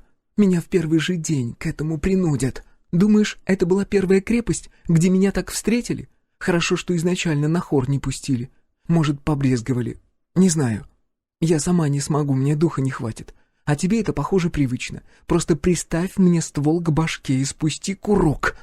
Я молчал и смотрел на нее, пытаясь понять, шутит она, или это просто способ на меня надавить. «Ну, что ты молчишь? Почему вечно такой, как Бирюк?» «Может, потому что жить приходится в дерьме?»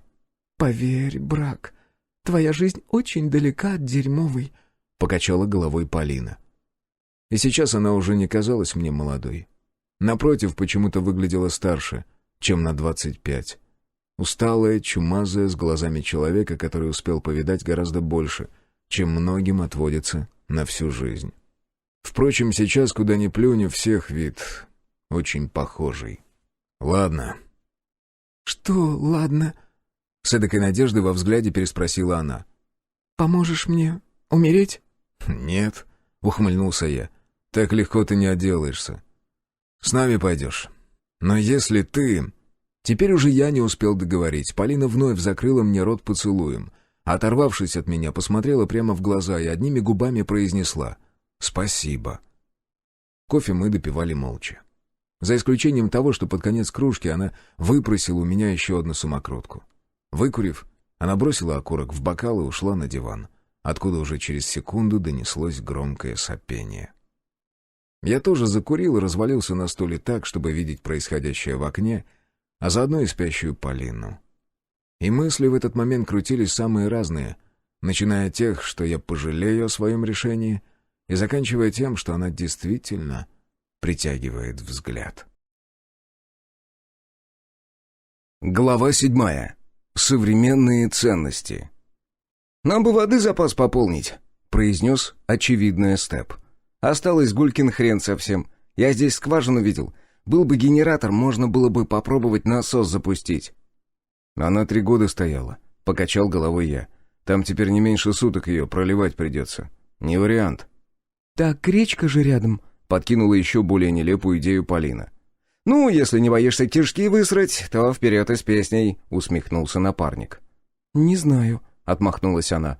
«Мы на речной воде не раз еду варили, и ничего, даже не пукали. Если ее прокипятить, ничего страшного не случится». «Как вариант», — согласился я. «Но я предпочитаю родниковую». «Думаешь, здесь есть?» — хмыкнул Степ. «В городе нет, а вот за его пределами 100% что-нибудь найдется». «Нет, это знать надо, а так можно неделю по лесу блуждать», — ушел в отрицание приятель. В такие моменты я всегда отмалчивался, и не потому, что не мог его переспорить. Просто он поднимал эти темы не ради разговора, а по причине того, что не понимал или хотел что-то опровергнуть. Но Полина этого не знала, а может, ей тоже наскучила моя молчаливость, и она ввязалась в бесполезную дискуссию о воде, методах ее поиска и обеззараживания. Мы уже 2 часа обыскивали частный сектор города Павловск, собрали трофеи с убитых ночью выродков и погрузили их в машину. Солярку я пока в бак доливать не решился. Для начала следовало проверить ее на пригодность. По большому счету, ловить здесь было особо нечего, но кое-что нам все-таки попадалось. И в силу бывшей профессии Степ довольно точно определял более-менее целые дома. Да я и сам уже неплохо в этом разбирался. Скитались мы не первый год, и за это время приобрели немало полезных навыков, основным из которых все еще оставалось убийство измененных. «Алло, гараж!» — толкнула меня в бок Полина. «Ты вообще меня слышишь?» «Нет», — честно ответил я. «Я спрашиваю, как ты вчера узнал, что их будет 9?» «Просто предположил», — пожал плечами я. «По звуку моторов догадался». «И при чем здесь моторы?» 3 машины», — терпеливо принялся объяснять я. В каждую для комфортной езды влезает по 4 пассажира. Те, что приехали к нам, были втроем. А значит, это группа разведки. 2 мы положили, 3 сбежал. Дальше объяснять нужно?» «Но ты ведь не мог знать, сколько их всего в городе, так?» «Ну?» «То есть вы рисковали?» «Не совсем», — покачал головой я. «Это тоже логично. Здесь им ловить нечего. В городе нет ничего такого, чтобы они терлись здесь большой толпой. Нам скорее повезло, что они здесь вообще были. Так что на крупное гнездо я не рассчитывал». «Ясно», — задумчиво кивнула Полина. «И часто вы так?» «По-разному», — вместо меня ответил Степ. «Иногда можем просто наблюдать за городом всю ночь, а с утра уже охотиться на спящих. Он, когда первый раз такое выдал, я думал, от страха кирпичей за шиворот наложу. А сейчас ничего, даже скучно местами. Во, давайте больничку осмотрим». «Зачем?» — не поняла Полина. «Кому сейчас эти лекарства нужны?» «Ну, знаешь», — хмыкнул Степ, — «а бейсбол никогда лишним не бывает. К тому же у нас пакеты для забора крови заканчиваются». «Кстати, а где вы кровь взяли?» «У донора», — буркнул я. «За 30 серебряников купили». «Как символично».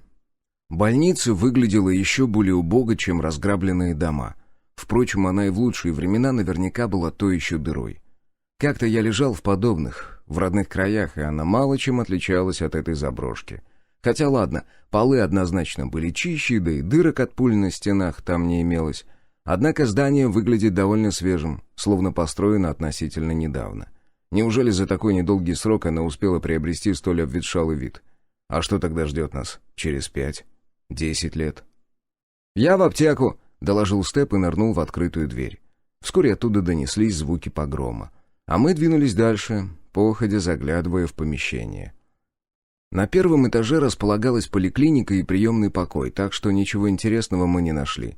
Регистратура при входе тоже мало чем могла привлечь наше внимание, разве что кучей карт больных, которыми только огонь разводить.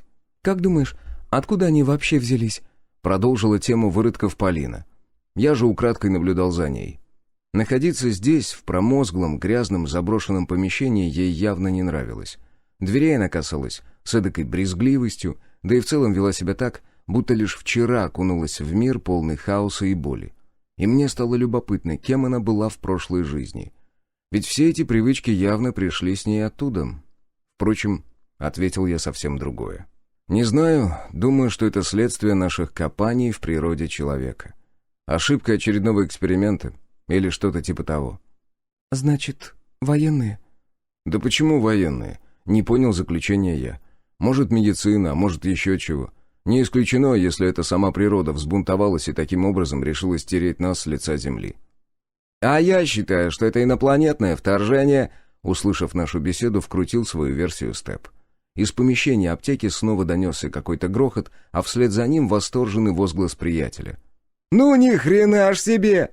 «Что там?» — тут же полюбопытствовал я. «Клондайк!» — вернулся неопределенный ответ. «Морфин и другие рецептурные препараты, которые полагается держать в сейфе». «Зачем это вам?» — округлила глаза Полина. «Вы что, наркоманы?» «Вот ты иногда как ляпнешь», — поморщился я. «Аж ввалить хочется. Ну вот с чего ты взяла?» «Это самая стабильная валюта», — объяснил Степ, который в этот момент вышел из аптеки, закидывая рюкзак на плечи. «Меня уже начинает пугать этот город». «Почему?» — снова не поняла Полина. «Слишком много ништяков в одном месте», — ответил приятель. «Разве это плохо?» «Он имеет в виду вселенский баланс», — пояснил я. «Если где-то круто прибыло, значит, в другом месте сильно убудет». «Вы серьезно верите во всю эту чушь?» — поморщилась девушка. «Ага. То есть тот факт, что это тело верит в инопланетян, тебя не смутило», — усмехнулся я. «А вот ты зря ерничаешь», — пустился в очередную дискуссию Степ. «Тебя тогда не было в Нижнем, и ты не видел». «Не видел что?» «Летающую тарелку», — продолжил я глумиться над приятелем. «Нет, то, как МКС падало», — совершенно серьезно заявил он. «А у нас в крепости мужик один был с телескопом. Так вот, он все видел». Сказал, в тот момент, когда станция начала с орбиты сходить, он увидел, как рядом с ней что-то необъяснимое проявилось. Как будто защитное поле вокруг чего-то огромного полыхнуло. Муха у него перед телескопом пролетела, вот ему и почудилось, не унимался я. «Ну а вдруг?» — Степа вновь понесло. Вот почему ты даже допустить этого не хочешь? Ведь гипотетически такое возможно. Инопланетные захватчики забросили к нам вирус, и теперь им остается просто ждать, пока Земля освободится. Ведь вполне укладывается в логику. В фантастику это укладывается и в голливудские фильмы. «Ну, считать, что мы единственные разумные существа во Вселенной, тоже довольно эгоистично», — вступилась за напарника Полина. «Во, понял!» — ухватился за поддержку приятель. «Но я тоже кое-что слышала». Тут же свернула со скользкой тропы она. «Вроде как все это является побочным эффектом от лекарства против рака». «И эта теория мне больше по душе», — кивнул я. «Черт, да где эта долбаная операционная?» — выругался Степ, заглянув в очередную обшарпанную палату. «Валить отсюда пора», — буркнул я. «Забрели куда-то, на отшиб». «Да, пойдемте уже», — согласилась Полина. «Ненавижу больницы, особенно этот запах. Офигеть, 3 года прошло, а здесь до сих пор лекарствами воняет». «А как же пакеты для крови?» — покосился на меня Степ. «Придумаем что-нибудь. Не последняя больница так-то». «Ну, как хотите. А я бы на местный склад еще заглянул. Если мы в аптеке такие ништяки нашли, боюсь представить, что на больничных полках можно обнаружить». «Нам жратва нужна, а не лекарства», — сухо отрезал я. «Как скажешь», — пожал плечами приятель. «Ты же босс». И мы развернулись на выход. Может, Степ и был прав, и на складских стеллажах больницы оставалось еще много чего полезного, но мы и без того были забиты уже под завязку. А ведь куда-то нужно еще продукты сложить, если, конечно, таковые удастся обнаружить. Плюс вода. Как ни крути, а это самый ценный ресурс, и место он занимает тоже, больше всего остального. Мы выбрались из здания, вернулись обратно на дорогу и углубились в частный сектор. На этот раз двинулись вниз на юг, если смотреть на карту. Здесь тоже раскинулись одно- и двухэтажные дома. Павловск вообще поразил огромной площадью с подобной застройкой. Да и в целом город мне очень понравился. Раньше здесь наверняка было очень уютно. Куча зелени, речка рядом, даже какое-то озеро довольно немаленьких размеров. Летом натуральный рай, рыбалка, грибы и все такое. Незаметно для себя я тяжело вздохнул. Я скучал по прежней жизни, по брату.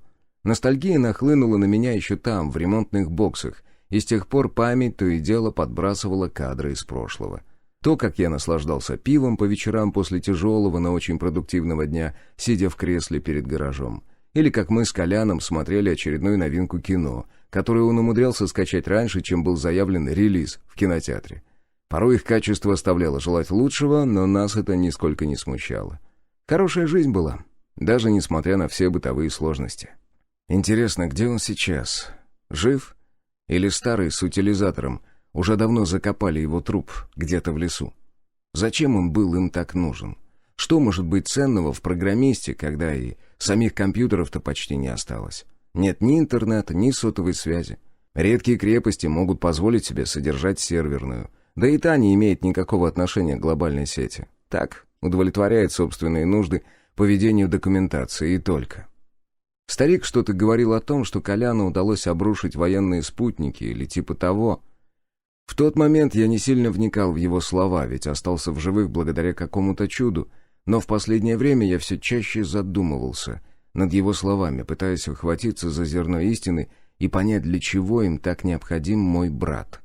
Я хотел верить в его ценность для нового мира, только в этом случае он мог быть все еще жив. Во всех остальных нет. Даже как источник ценной информации. Его бы попросту сломали.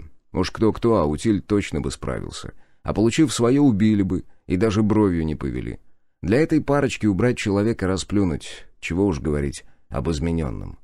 Я сжал кулаки, и это не ускользнуло от внимания Полины. Внимательной ее можно назвать с большой натяжкой, однако от меня она взгляда не отводит. Можно сказать, в рот заглядывает, хотя и пытается сделать вид, что это не так.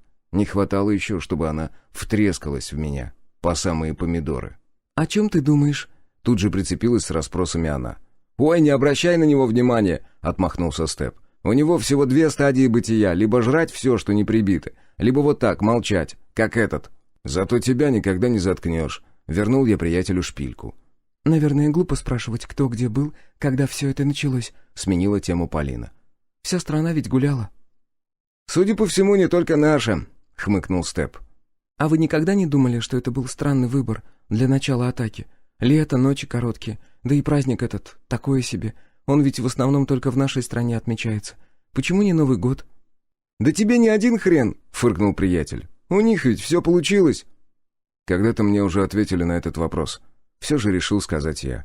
Война — это сложный процесс, и к нему нужно приспособиться.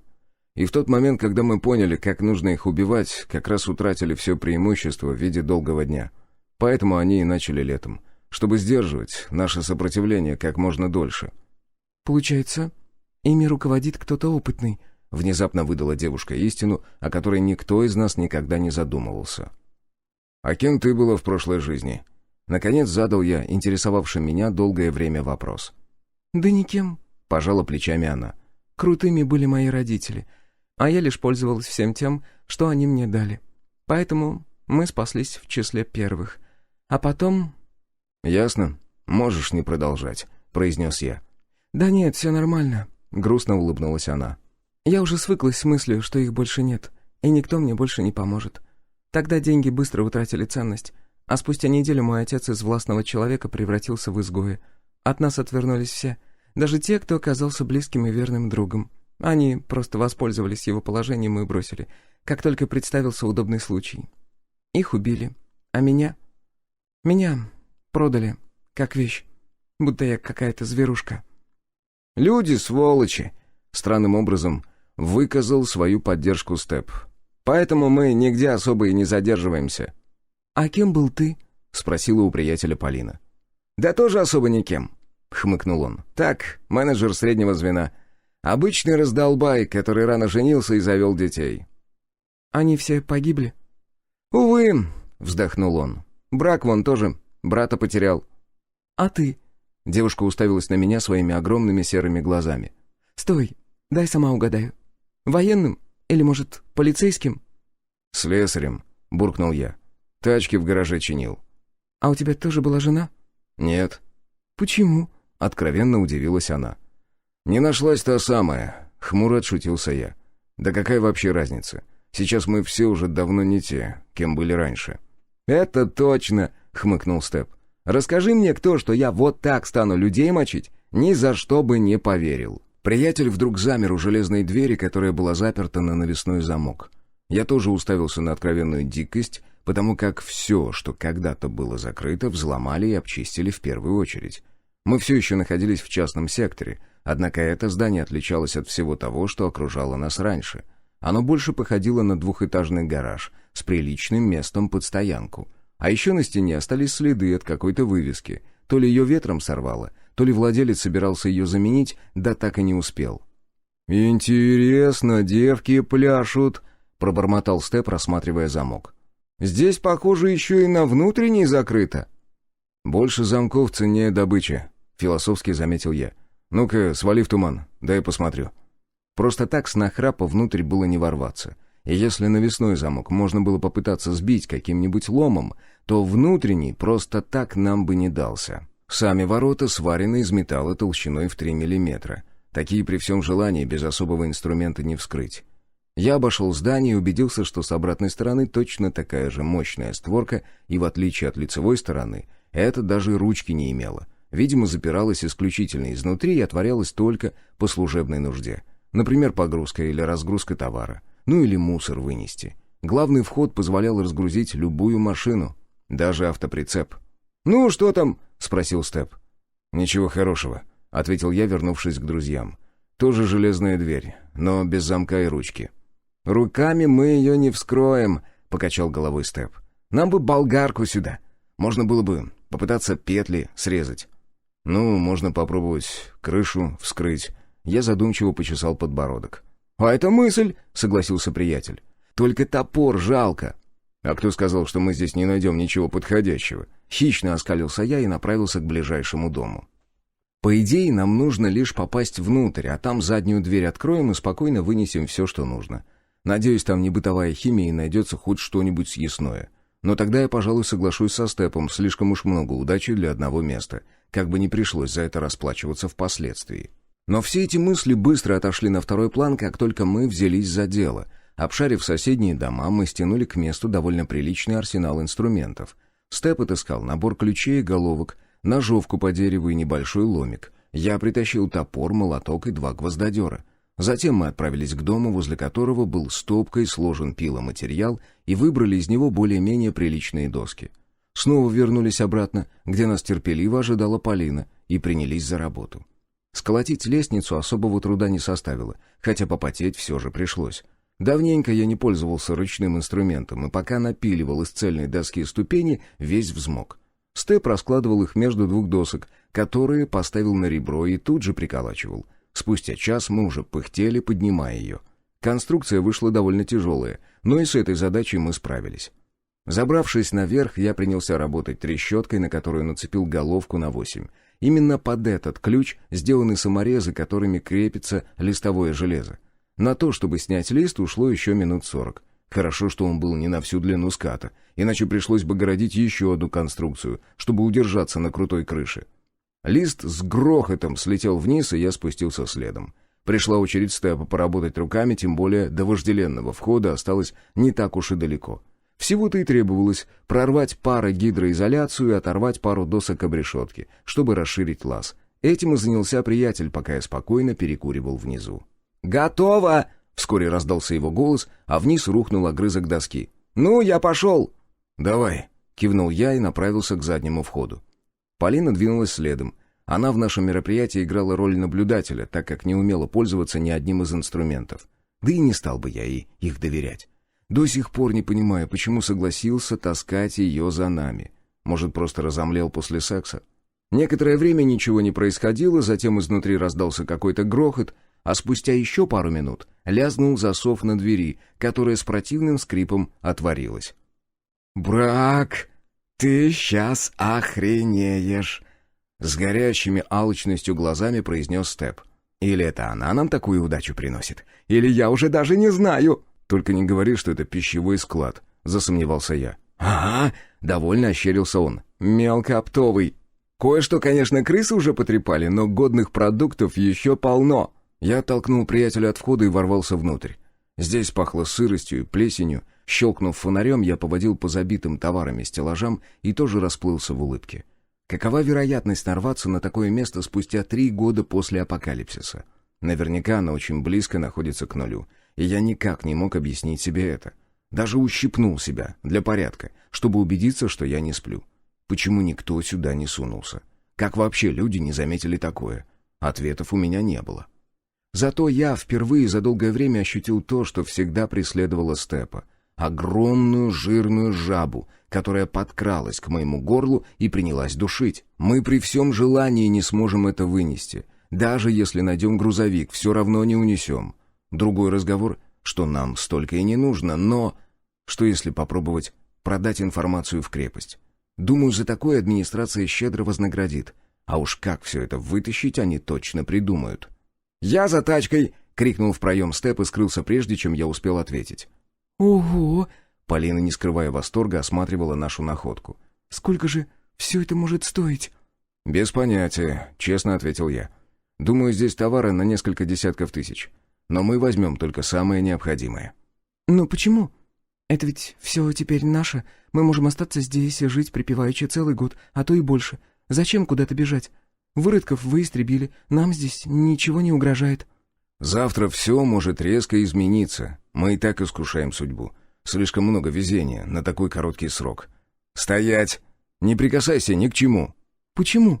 «Потому что, когда я в последний раз на такое нарвался, там была ловушка. Сейчас вернется Степ, и мы сами все осмотрим. Пока просто стой спокойно». «Хорошо», — не стала спорить она. «А лучше пойдем пока на улицу. Нечего плесенью дышать». Мы выбрались наружу, и вместо того, чтобы вдохнуть свежего воздуха, я вставил в рот самокрутку. Полина тоже взяла, и мы дружно задымили в ожидании, когда подъедет Степ. А я уже прикидывал необходимость посещения ближайшей крепости. Кроме того, что нам нужно сдать сердца и трофеи, я больше не видел в этом необходимости.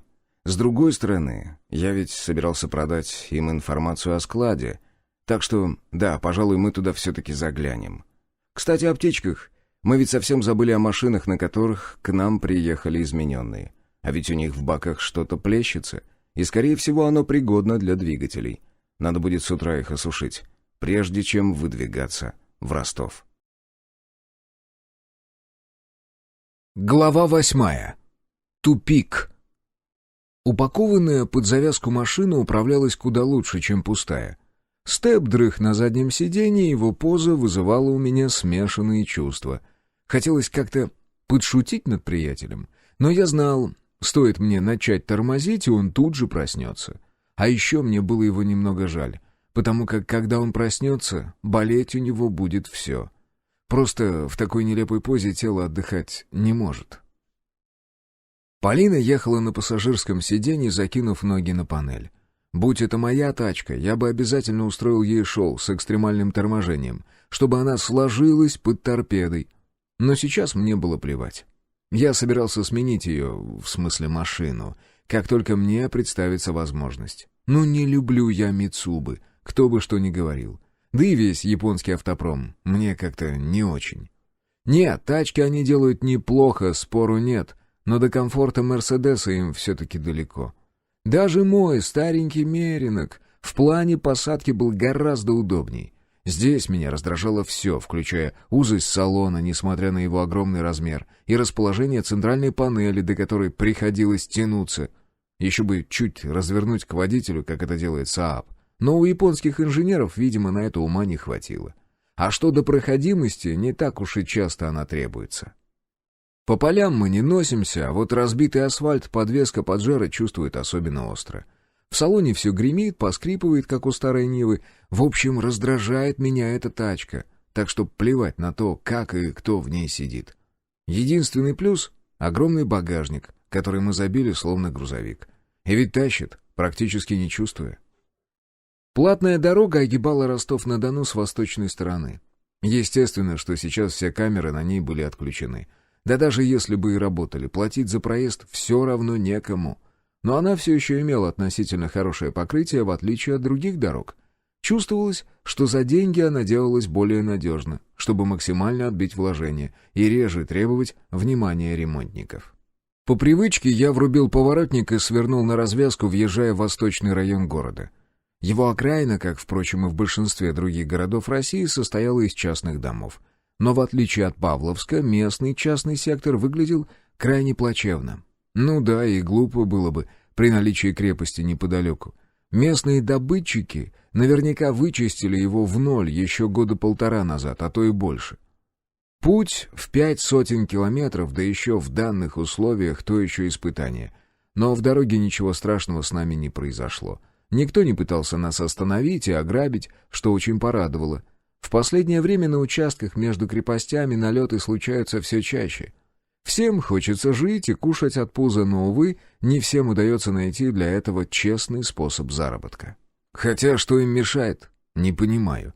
Выродков полно везде, достаточно завалить одного и вырезать ему сердце. И все, серебра хватит на месяц безбедной жизни. Но нет, мы упорно продолжаем уничтожать сами себя, вместо того, чтобы обратить весь свой гнев на истинного врага человечества. «Далеко до крепости?» — спросила Полина, с опаской посматривая в сторону заката.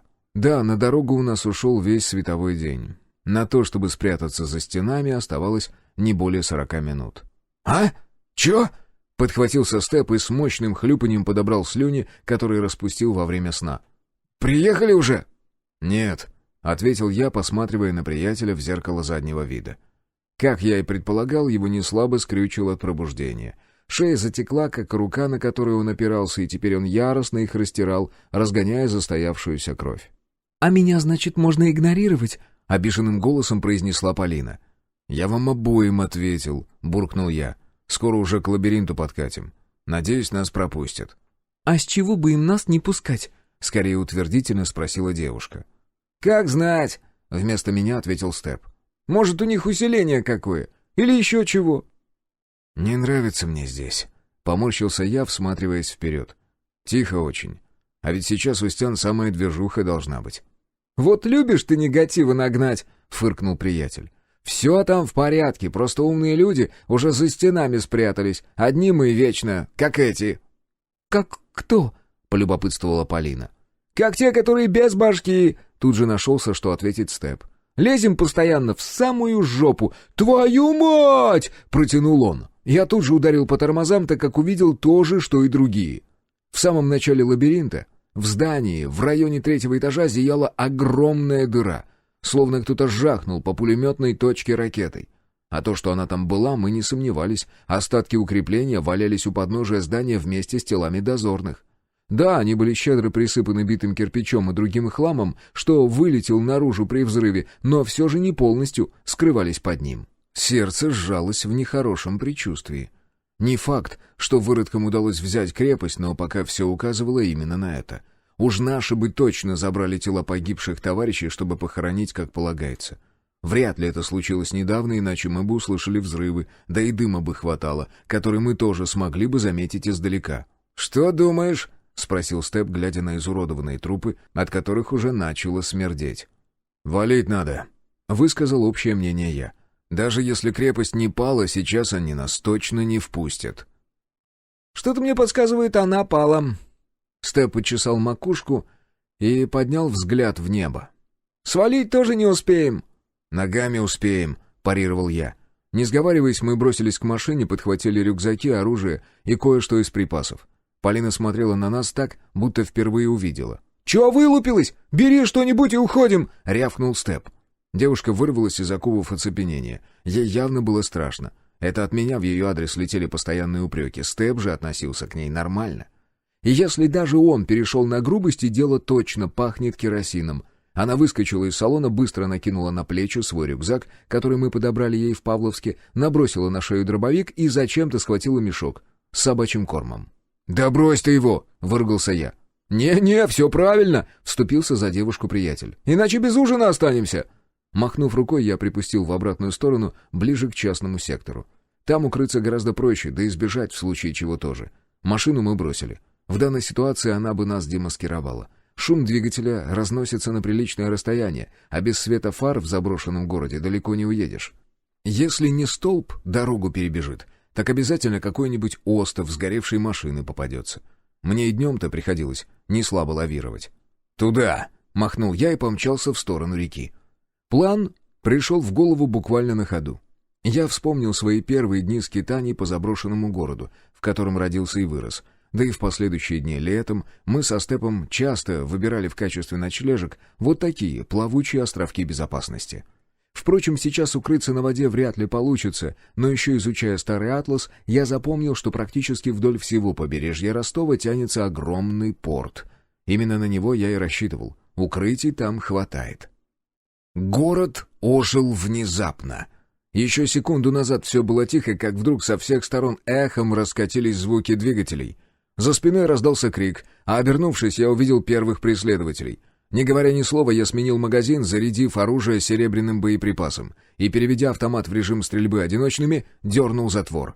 «Догоню!» — выдохнул я и, присев на одно колено, вскинул оружие. Первым же выстрелом поразил самого шустрого и едва успел перекатиться в сторону, в ответ загрохотали очереди. Друзья тоже не стали дожидаться, когда их настигнут пули, и рванули в первый же переулок, что попался им на пути. Вот только он уводил их в противоположном направлении. Ладно, Степ не дурак и выживать умеет не хуже меня. Нам бы ночь продержаться. А уж с рассветом мы найдем, как встретиться. Сплюнув в сторону, я рванул дальше во двор между двумя высотками, отбросил мысли о том, чтобы укрыться в подъезде, и проскочил мимо какого-то кафе с очень аппетитным названием «Борщ-ок». Вот уж от чего я бы точно не отказался. Так это от тарелочки нажористого борща. Кажется, я даже успел позабыть, какой он на вкус. Да, мысли, конечно, в голову лезут. Но так, видимо, разум отвлекается, чтобы не впасть в панику.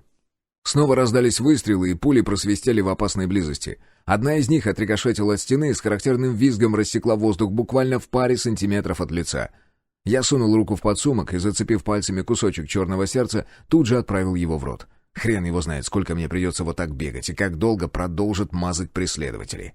Я снова свернул к реке и почти сразу рванул в следующий проулок, ведущий на восток.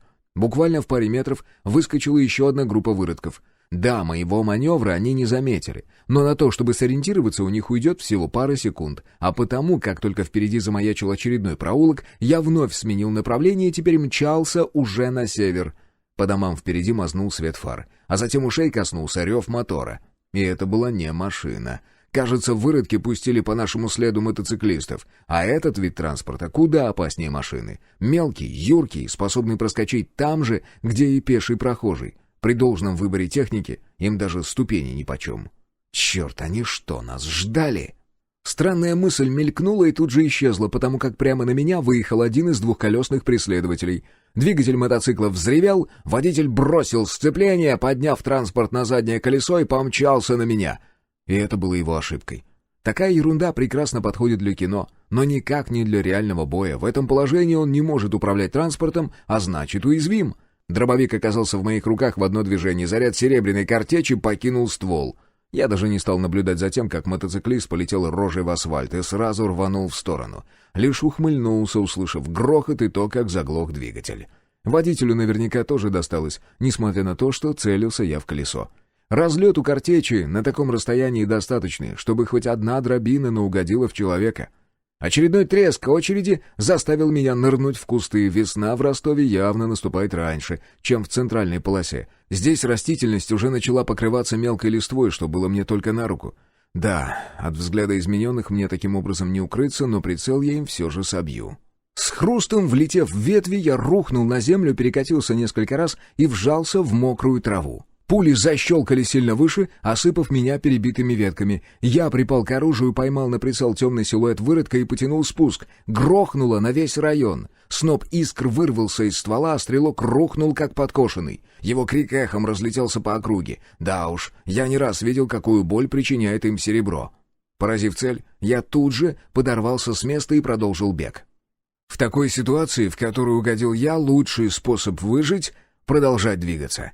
Стоит где-нибудь затаиться, чтобы перевести дыхание, меня сразу прижмут. Впрочем, рано или поздно это и так случится.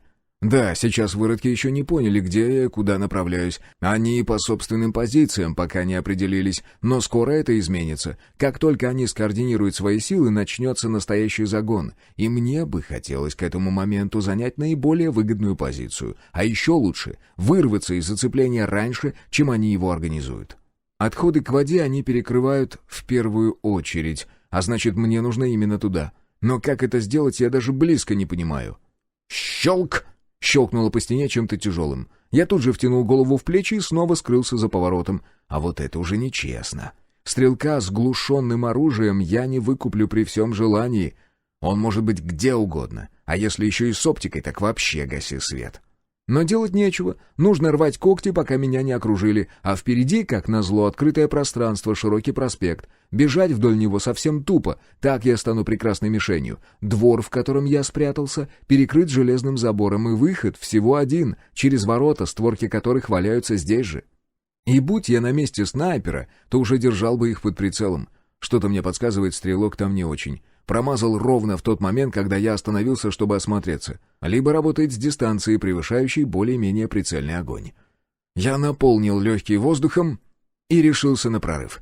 Выскочил на дорогу, услышал, как дважды щелкнули пули буквально у самых ног, и помчался в сторону проспекта, виляя словно заяц. И снова голову посетила странная мысль. Мне показалось, что стрелок метил мне по ногам, оттого и промахнулся. Неужели он хотел меня остановить, чтобы взять живым? И это плохо. Нет, попотеть им в этом случае придется гораздо больше, но это также означает, что за мной будут охотиться все имеющиеся у выродков силы. Даже не хочу спрашивать, где я им так насолил. Вариантов ответа слишком много, чтобы они сделали меня целью номер один. Но есть и плюс. Возможно, моим друзьям как раз удастся проскочить, пока измененные устраивают облаву на меня. Пуля ударила мне в ногу ровно в тот момент, когда я уже был готов скрыться за остановкой. И попала она сзади, прямо в ляжку. Лишь по инерции я успел сделать пару шагов и завалиться за спасительное укрытие. Хотя оно, конечно, так себе. Максимум, на что способно, так это спрятать от прямого взора. Пуля же прошьет эту жестянку и даже не заметит. Но и я не собирался валяться здесь до бесконечности. Кусочек черного сердца уже значительно размочило слюной, и я сместил его к коренным зубам, которыми тут же сдавил волшебное средство. Через секунду по телу разлилось тепло, а место ранения вспыхнуло жаром. Боль стихла, и я был готов продолжить бег на выживание. Но в этот момент совсем рядом раздались голоса. «Он точно здесь, Лупан сказал, что он его зацепил».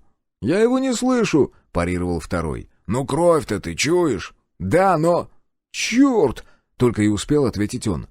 Автоматная пятерка вошла ему прямо в лоб. Сопротивления кости более чем достаточно, чтобы экспансивная пуля раскрылась и осталась в черепушке. Будь у меня обычная, автоматная, она бы прошла насквозь. А так этот выродок уже точно не оживет. Второй только и смог, что схватиться за оружие, когда я дважды вдавил спуск. Ствол пришлось доводить в спешке, а потому я метился уже в грудь, чтобы наверняка поразить цель. Понятия не имею, попал ли я в сердце. Но даже если нет, серебро сделает свое и отправит урода прямиком в ад. Остановка тут же загудела от частых попаданий, но все пули ушли в молоко, так как я вжался в землю. А когда наступила пауза, снова сорвался с места, перемахнул через забор и рванул дворами.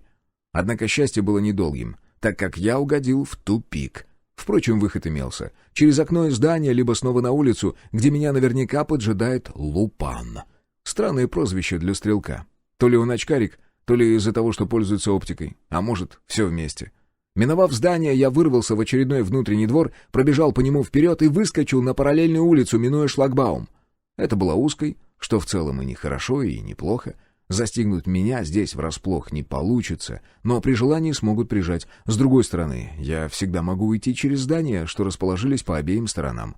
Осталось понять, в какую сторону я сейчас двигаюсь. Пока крутился дворами, окончательно потерялся в пространстве. На бегу я сверился с компасом, едва различив стрелки в наступившей темноте. Солнце окончательно скрылось, сменив серые сумерки непроглядной ночной темнотой.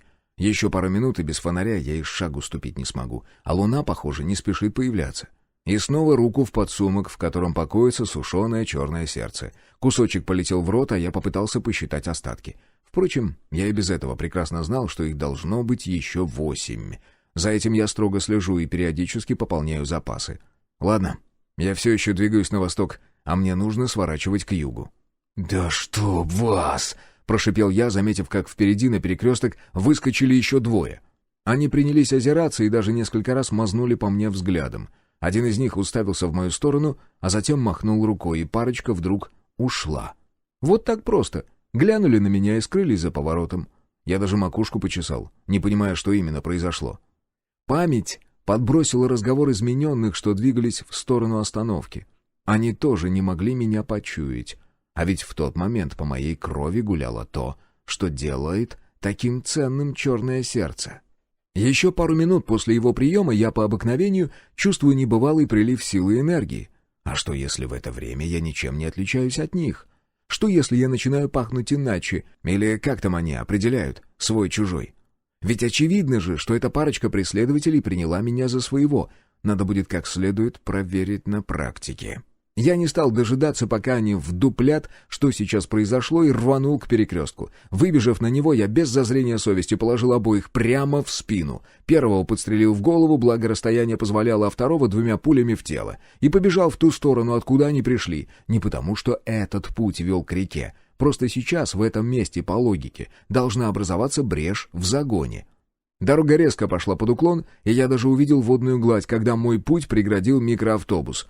Боковая дверь распахнулась, и наружу выскочил целый отряд, аж из 6 боевых единиц. И тратить время даром они не собирались. Мгновенно, организованно рассредоточились и тут же начали палить. Первые очереди раздались практически сразу, пока группа бойцов только начала высадку. Мне снова ничего не оставалось, кроме как залететь в очередной двор. Он тоже был тупиковым, но здесь имелось окно большого размера, даже больше, чем требовалось. Его уже кто-то разбил, так что в здание я нырнул прямо как через дверь. Это оказалось какое-то учебное заведение. Уж школьную планировку спутать с чем-либо еще крайне сложно, если вообще возможно. Со стороны улицы тут же раздался звон разбитого стекла и приглушенные голоса, которые явно раздавали команды. Если я все правильно понял, то сейчас эта группа разделится на 2 команды и начнет планомерно прочесывать здание. А если судить по тому, как они двигались, за мной явились сами охотники. В том смысле, что в загоне, как правило, участвуют все подряд, а убивают зверя совсем другие люди. Так вот, до этого момента меня гоняли обычные измененные, а сейчас по мою душу явились профессионалы. Не исключено, что в прошлой жизни они были какими-нибудь спецназовцами или военными. Очень уж грамотно двигались, когда высаживались из микрика. Для них это было так же привычно, как поссать. Никто не замешкался, не споткнулся, все движения точные, выверенные, отработанные годами практики. И что-то мне подсказывает, здания эти парни тоже зачищать умеют. Хрен они мне позволят перещелкать себя, как куропаток. Скорее наоборот. Вскоре с противоположной стороны здания раздался очередной звон, а значит, по мою душу явился очередной отряд. И если их столько же, а я почему-то в этом не сомневаюсь, мне конец. Я судорожно осмотрелся, но в навалившейся темноте не смог рассмотреть даже собственной обуви. Выродкам наплевать, они прекрасно видят в темноте, а вот я... Сейчас достаточно щелкнуть фонарем, и я моментально себя обозначу. Выбираться тем же путем? Да даже не смешно. При той выучке, которую я только что наблюдал, эти парни на 100% перекрыли путь к отступлению. Мысли метались в голове, как бешеные лошади, которых напугала стая волков. И да, мне тоже было страшно, в первую очередь потому, что я не хотел возвращаться на ферму. А именно это меня ждет, если им удастся взять меня живым. Или... Стоп. Они и так не собираются меня убивать. Может, я нужен им для чего-то другого? Нет, понятно, если я буду огрызаться и не оставлю им выбора, они меня пристрелят. Но ведь есть и другой вариант. Так? Я выпустил оружие из рук, даже снял его с себя, чтобы не вводить охотников в искушение, и положил на стол. Туда же отправился дробовик и пистолет, а я встал на колени, закинул руки за голову, всем своим видом показывая, что не собираюсь сопротивляться. В любом случае, это шанс. Так у меня, возможно, появится хоть какая-то лазейка, но, продолжая бой, я точно подохну. Заодно узнаю, чего им от меня нужно. Не просто же так они устроили целую операцию по моей поимке. Даже крепость блокировали, если не выжгли совсем. Хотя в последнем я сильно сомневаюсь, уж чего-чего, а сдерживать выродков мы научились неплохо. «Он здесь!» — раздался крик за дверью. «Эй, Брак, сдавайся, если не хочешь сдохнуть!» «Да заходите!» — с ухмылкой выдохнул я. «Я уже вас заждался!» Дверь едва с петель не слетела от мощного пинка, и внутрь один за другим ворвались несколько измененных. Все вооружены до зубов, на меня смотрят через прицелы. Я даже какую-то гордость за себя ощутил. Это ж надо, целый отряд спецов по мою душу пригнали. Да, похоже, не поскупились на самую элиту. «Рожей в пол!» — заорал один из них, похоже, командир. «Лег, я сказал!» «Да слышу я. Не глухой». Я попытался аккуратно улечься, но мне не дали. Двое подскочили сразу с обеих сторон и силой повалили меня на пол. Что-то врезалось мне в ребро, и я дернулся, за что получил прикладом по башке. Последнее, что я почувствовал, это как выскользнул изо рта слюнявый кусочек черного сердца. А затем мир поглотила тьма. Хотя в нем и до этого было не очень-то много света. Глава 9. Связи. Волны мерно наползали на берег, перекатывая мелкую гальку. Ее шелест успокаивал, а иногда казалось, будто это дышит сама земля. Я сидел на берегу, щурясь от миллиарда крохотных бликов, что были разбросаны по бесконечной водной глади. Словно огромный исполин провел ладонью по ночному небу, а затем, не скупясь от души, засеял море звездами. Было жарко. Солнце так сильно пекло макушку, что мне захотелось окунуться, разбежаться и прыгнуть в соленую воду. Как в детстве, когда энергия бьет через край. Впереди целая жизнь, и ничто в этом чертовом мире не способно тебя удержать. Становилось все жарче. Припекало так, что голова натурально грозилась расплавиться. Море манило меня, обещало прохладу и облегчение, а шум прибоя напоминал ласковый шепот. Я подскочил и рванул в воду. Брызги разлетелись во все стороны, искрясь под ярким светом, будто жемчужины, и я нырнул. Вот только вместо моря я ощутил под собой что-то твердое. А распахнув глаза, увидел тяжелую военную обувь. Память скачком вернулась, и я осознал себя лежащим на полу в луже слюней, что натекли из моего рта. Довольно мерзкое ощущение, учитывая промозглую атмосферу внутри заброшенной школы. «Выносим!» — прозвучала команда, и сильные руки оторвали меня от холодного кафеля. «Как же так? Неужели мне снова светит ферма?» Неугасающее чувство голода и вечная борьба за жижу, которую мы называли едой? Уж лучше пулю в лоб, чем опять оказаться там. Но что я могу? Как выкрутиться из положения, когда я связан по рукам и ногам? Начну брыкаться, так меня снова вырубят. Стоп. А почему я очнулся? Почему нет тошноты, которая обязана присутствовать после такого удара? Ведь сотряс мне был обеспечен. Жар. Так вот, что это было. Не солнце пекло мне макушку, это черное сердце работало, убирая все последствия от нанесенного удара. Видимо, отключаясь, я все же слезнул тот кусок с пола и проглотил. Вот она, жажда жизни, когда тело преобладает над разумом. Дух, дух, дух! Трижды отработал дробовик, и я со всего размаха прилетел рожей в пол. Губы брызнули кровью, будто раздавленные помидоры. Увы, но у меня не было и малейшего шанса прикрыть лицо от удара, так как руки все еще оставались закованы в наручники за спиной. А со связанными ногами даже извернуться не вышло. Да и неожиданно все вышло, ведь стреляли на улице. Однако спецназовцы, или кто они такие на самом деле, отреагировали на угрозу привычным образом. Бойцы моментально рассредоточились. Двое присели у дверного проема, а оставшиеся две пары разошлись по углам, контролируя окна и прикрывая товарищей.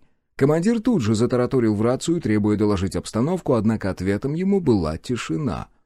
Я догадывался, что в дело вступил кто-то еще, не менее опытный, чем выродки, что захватили меня. Те 3 выстрела были скорее необходимостью, чем частью плана, и это явно был не Степ и уж точно не Полина. Тот, кто пришел мне на выручку, действовал тихо и незаметно, не исключено, что там их целый отряд. Может, это люди из крепости наконец-то решили дать отпор, или вызвали подкрепление, что, в принципе, одно и то же. Мысли пронеслись за мгновение, в голове задержалась лишь одна, пожалуй, самая важная, а заключалась она в том, что я лежу связанным, прямо напротив двери. И как только начнется замес, меня нашпигуют свинцом в первую очередь. И я начал отползать, насколько это вообще было возможно. Перевернулся на бок, поджал ноги и попытался оттолкнуться, чтобы скользнуть по полу. Вышло нелепо. Я скорее просто извивался на одном месте, чем двигался хоть куда-то. Точки опоры поблизости не было, и единственное, что позволяло мне оттолкнуться, это неглубокие швы между плитками. Но они были настолько крохотными, что подошва ботинок постоянно выскакивала из них, и я продолжал тупо барахтаться.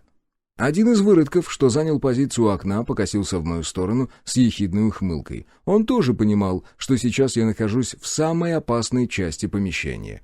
Любая граната, выстрел в дверь или окно неминуемо прилетят в меня. А как еще можно штурмовать помещение, в котором засел противник? Да само слово «штурм» уже подразумевает жертвы, и я очень не хотел становиться одной из них. Время шло, но ничего не происходило, будто невидимый враг удовлетворился малой кровью и покинул поле боя. Но даже я понимал, что это не так. Тот, кто пришел сюда, просто выжидает удобного момента. И, скорее всего, он человек, а значит и времени у него полно, в отличие от измененных. Потому что, когда взойдет солнце, они все сдохнут в страшных мучениях. Так что, как бы им того не хотелось, но на прорыв идти придется. Паника вдруг улеглась, а ухмылка выродка придала мне злости. До меня наконец-то дошло, что я занимаюсь ерундой. Ведь можно просто перекатиться к стене, вместо того, чтобы извиваться на скользкой поверхности. Чем я и занялся. Дело сразу пошло на лад. Буквально за несколько перекатов я ушел с прямой линии атаки, а еще спустя некоторое время уткнулся рожей в стену. Немного повозился для смены положения, чтобы видеть происходящее в комнате, и, наконец, затих.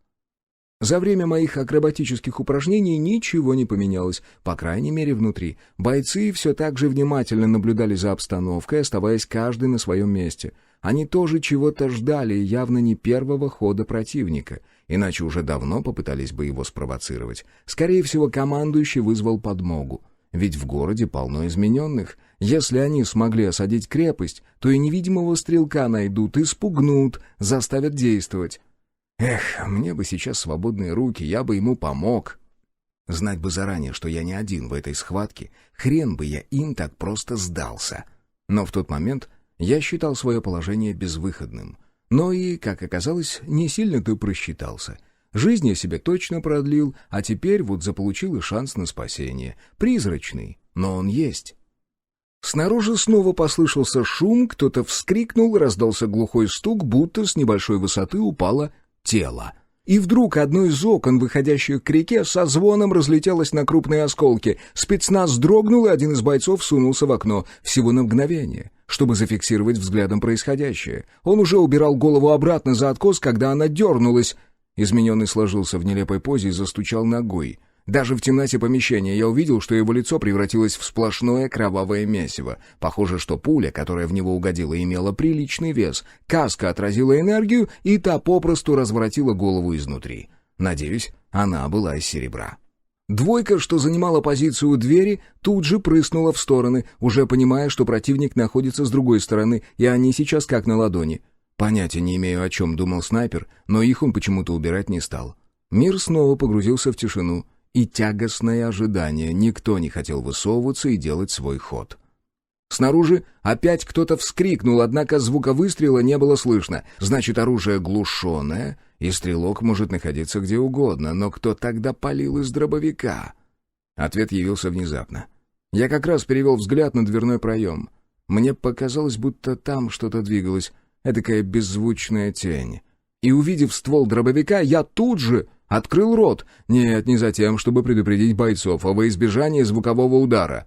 «Дух! Дух!» Дважды отработал дробовик, и еще один боец стек по стене, получив оба заряда картечью в бок, который не был прикрыт бронежилетом. В дверь тут же ударил шквал огня. Впрочем, оружие у выродков тоже имело глушители, а потому никакого дискомфорта я не ощутил. Лязг затворов разносился в пустом помещении громче, чем выстрелы. Естественно, что в проеме уже никого не было.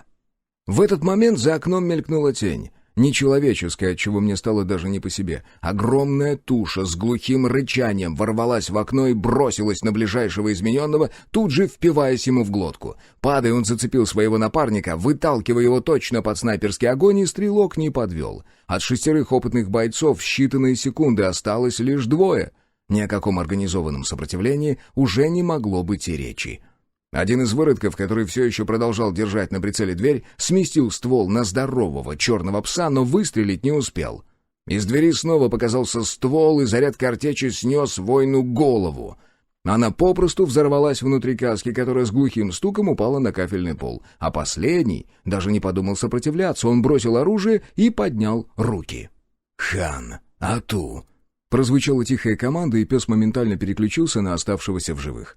А я, наконец, смог лицезреть своего спасителя. Невысокий коренастый мужик, черноволосый, то ли татарин, то ли мулат. В темноте особо не разобрать. Одежду он тоже предпочитал черную, но не гражданскую. Под нее скорее подходило слово «тактическое» или что-то типа того.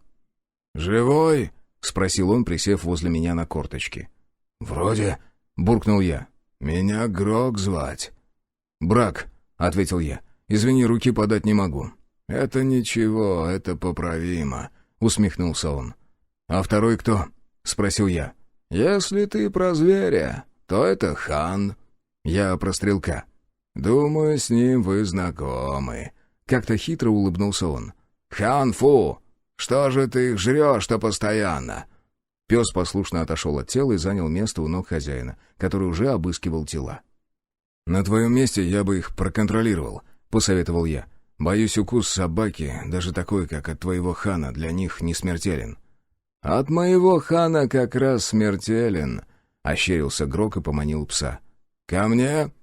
Когда он приблизился, я захотел стать незаметным. Я не трус, но этой породы всегда опасался и не понимал людей, которые их заводят. Настоящий боевой пес, кажется, породы став. Черный как ночь, с белой грудью, которая в темноте выделялась, будто строгая сорочка. Грок потрепал его по загривку и, схватив за морду, оголил клыки, демонстрируя их мне. Даже в темноте я заметил, как они тускло блеснули серебром. Он что, сменил собаке зубы на серебряные? Твою же мать, что за отморозка я встретил? «Они что, из серебра?» — не сдержался и спросил я. «Практически из чистейшего», — ответил Грок. «Сплав какой-то, который не делает их более прочными. Но этим ублюдкам хватает». «Ты что, больной?» «А ты что, доктор?» «Как? Нахрена ты это сделал?» «Ты тупой, что ли?» «Что вы там возитесь?» — раздался голос снаружи. «Он жив?» «Все с ним нормально. Тупит только, как 3 члена вместе. Он тебе точно нужен? Может, мне его завалить?» «Заканчивай. К нам орда идет». «Ну-ка...» Грок резко перевернул меня на живот и принялся возиться с наручниками.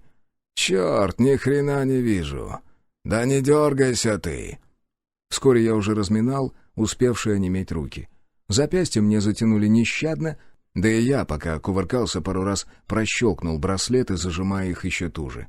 Веревку на ногах Грок попросту срезал. Нож у него был заточен до состояния бритвы. Таким колбасу резать не станешь. Он предназначен совсем для другого мяса. «Уходим!» — скомандовала тень за окном. Мы выскочили наружу и помчались к реке. Напарника Грога я узнал сразу, как только увидел его со спины. Старый знакомый, с которым мы однажды бежали с фермы выродков. Впрочем, я и по голосу догадался, кто он, но не хотел доверять ушам. Все-таки с нашей последней встречи много времени прошло, и память могла подвести. «Там мои друзья!» — выдохнул на бегу я. «Не ссы, они уже не там!» — ответил Грок. Хан послушно тенью бежал рядом с хозяином. По асфальту раздавался только цокот его когтей. На мгновение я даже позавидовал Грогу. Иметь при себе такую машину для убийства, да это даже покруче пулемета, серебряным боеприпасом будет. Мы выскочили на берег, где нас дожидался небольшой катер. Внутри уже сидели Степ и Полина. Точнее, девушка сидела, а Степ лежал у нее на коленях, связанный по рукам и ногам. Я вопросительно посмотрел на Грога, но тот в ответ лишь пожал плечами, мол, не мое дело. Замычал приятель из-под кляпа, увидев меня. «А это обязательно?» — спросил я, кивнув на напарника. «Уже нет», — сухо ответил утиль и повернул ключ стартера. Позади тихо заурчал мотор, хотя, судя по его размерам, он должен был взреветь. «Лучше сядь», — продолжая ухмыляться, посоветовал Грок. Я едва успел опуститься на сиденье, когда катер сорвался с места, едва не уйдя у меня из-под ног. На середину реки мы вырвались за какие-то секунды, а затем помчались прочь из города. В последний момент я увидел, как на пристань ворвалась целая толпа выродков. Они даже пытались по нам стрелять, но ничего из этого не вышло, так как мы были уже на приличном расстоянии. Да и двигались перпендикулярно, что совсем не облегчало задачу, тем более в темноте. Я принялся развязывать Степа. Вопросов в голове было столько, что я растерялся, не зная, с чего начать. Поэтому и взялся вначале за приятеля в надежде, что рутинная работа хоть как-то отвлечет и поможет сосредоточиться на важном. Степ что-то мычал, но я упорно его игнорировал, продолжая возиться с узлами на руках. «На, не мучайся, нож возьми», — протянул свое оружие Грок. Я благодарно кивнул и за 2 движения рассек веревку, что стягивало приятелю руки. Он тут же сорвал с лица скотч и принялся вытаскивать изо рта тряпку. Я даже успел удивиться ее размеру и тому, как она там вообще уместилась. «Вот вы уроды! Мать вашу, так!» — первым делом выругался Степ. «Ну какого хрена, а?» «Чтоб под ногами не мешался», — ответил Грок. «Да я помочь хотел!» «Тебя не просили», — сухо произнес утиль. «Сиди ровно, если не хочешь вплавь добираться». «А куда мы?» Я все же нашелся, о чем спросить. «Скоро узнаешь», — в своей манере ответил утиль. «Где мой брат?» — резко сменил тему я. «И об этом тоже», — нехотя отозвался старый знакомый. «Как вы меня нашли?» «Не мы», — покачал головой он. «За твою голову награду назначили». «Кто?» — опешил я от такой информации. «Жак Ив Кусто в прорезиненном пальто», — вместо утиля ответил Грок и заржал, потрепав Хана по загривку. Будто пес оценил шутку хозяина и закатился от смеха вместе с ним. «Я серьезно», — дождавшись, когда Грок успокоится, повторил я. «Кто объявил на меня охоту?» «Кореша твои!» — снова хохотнул собачник. «Упыри и вурдалаки!» «Ты можешь без своих тупых шуток отвечать?» — огрызнулся я. «А у тебя чё? С чувством юмора проблемы?» Угрожающе прищурился Грок, и пес у его ног тут же отреагировал на смену настроения хозяина утробным рыком. «Отставить!» — осадил своего напарника утиль. Тот положил ладонь на голову Хана, и пес сразу успокоился, будто потерял ко мне всякий интерес. Он вывалил язык и уставился в сторону движения. Мне даже показалось, что он в этот момент улыбался. «Вы мне ответите или нет?» Уже более спокойно попросил я. «А ты сам еще не понял?» — обернулся ко мне утиль. «Выродки! Они обещают за твою голову аж целый центнер серебром. И я не удивлюсь, что действительно заплатят. А передвигаешься ты не особо тайно. В каждой крепости только о тебе и речь. Кстати, за информацию тебе тоже платят, хоть и не так щедро». «Да уж, покуролесил ты знатно», — поддержал напарника Грок. «Я тебя как-то иначе себе представлял. Думал, ты крутой, аж подойти страшно. А на деле...» «Хлебало закрой!» Я уставился прямо в глаза собачнику. «Тихо, тихо, воин!» — ощерился Грок. «Успеем еще пободаться. Ты пока очень серьезным людям нужен, так что не наводи на грех».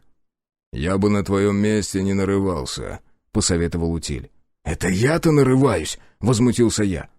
«Да в натуре хорош брак!» — осадил меня Степ. «Они нас все-таки спасли!» Полина вообще молчала. В ее глазах читался испуг и полное непонимание происходящего. Нет, впоследствии она вывалит все вопросы на мою голову, но пока, в отличие от меня, ей хватало ума помалкивать.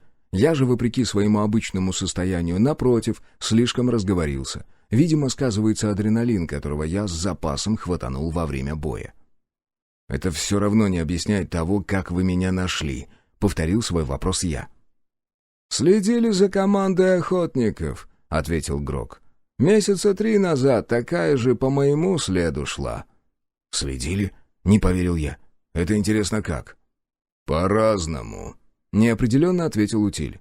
«Средств для этого хватает. Да и ты не особо таился, честно говоря.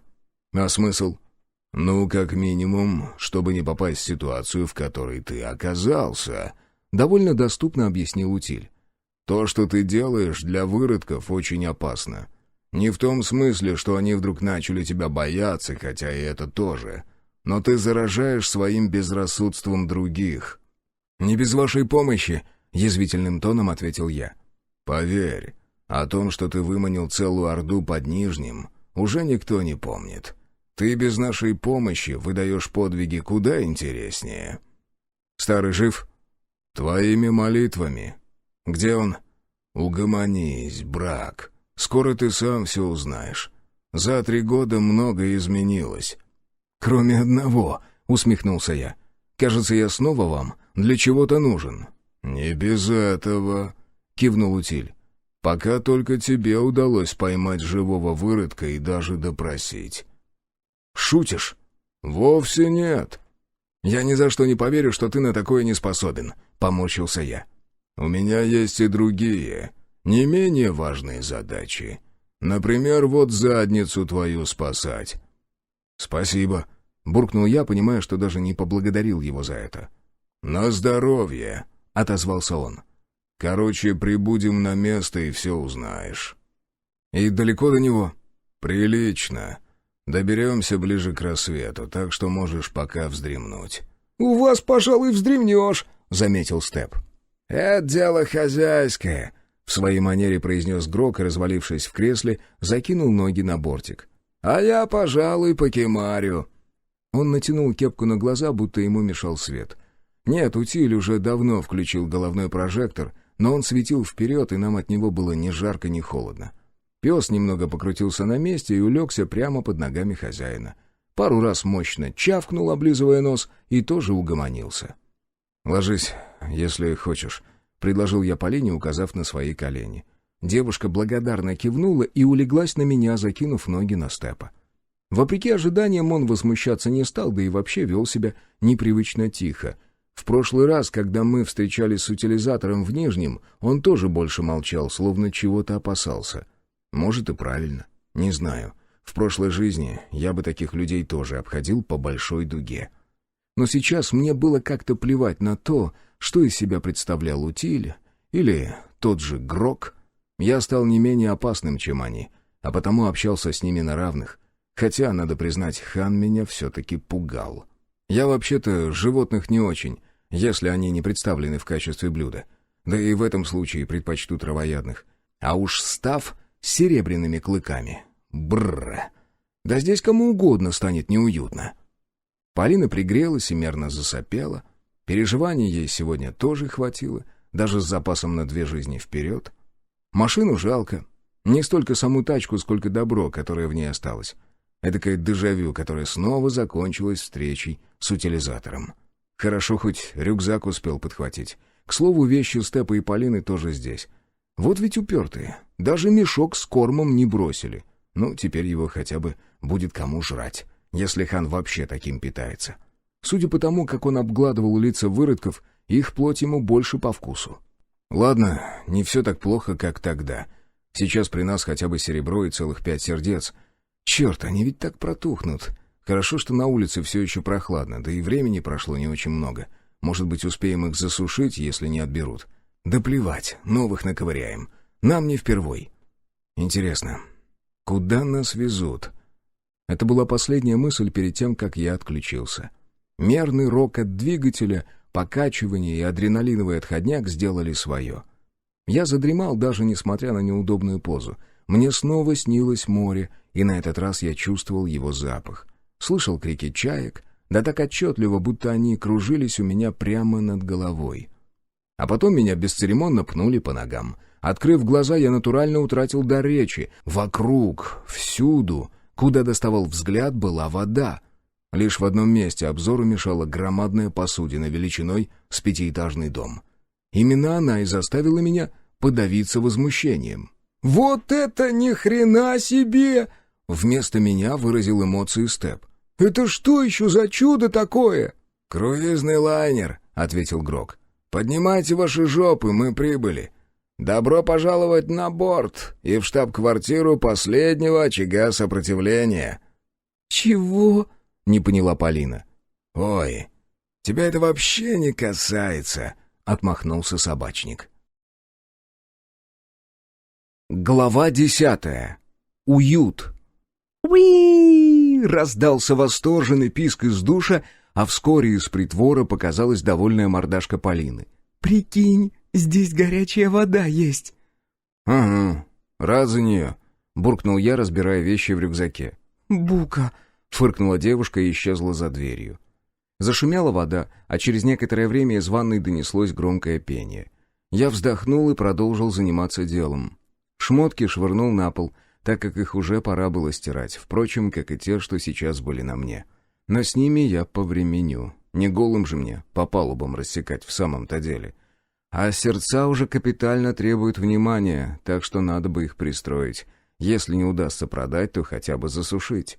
Серебро в сейф. Да, номер нам достался, сам себе завидую.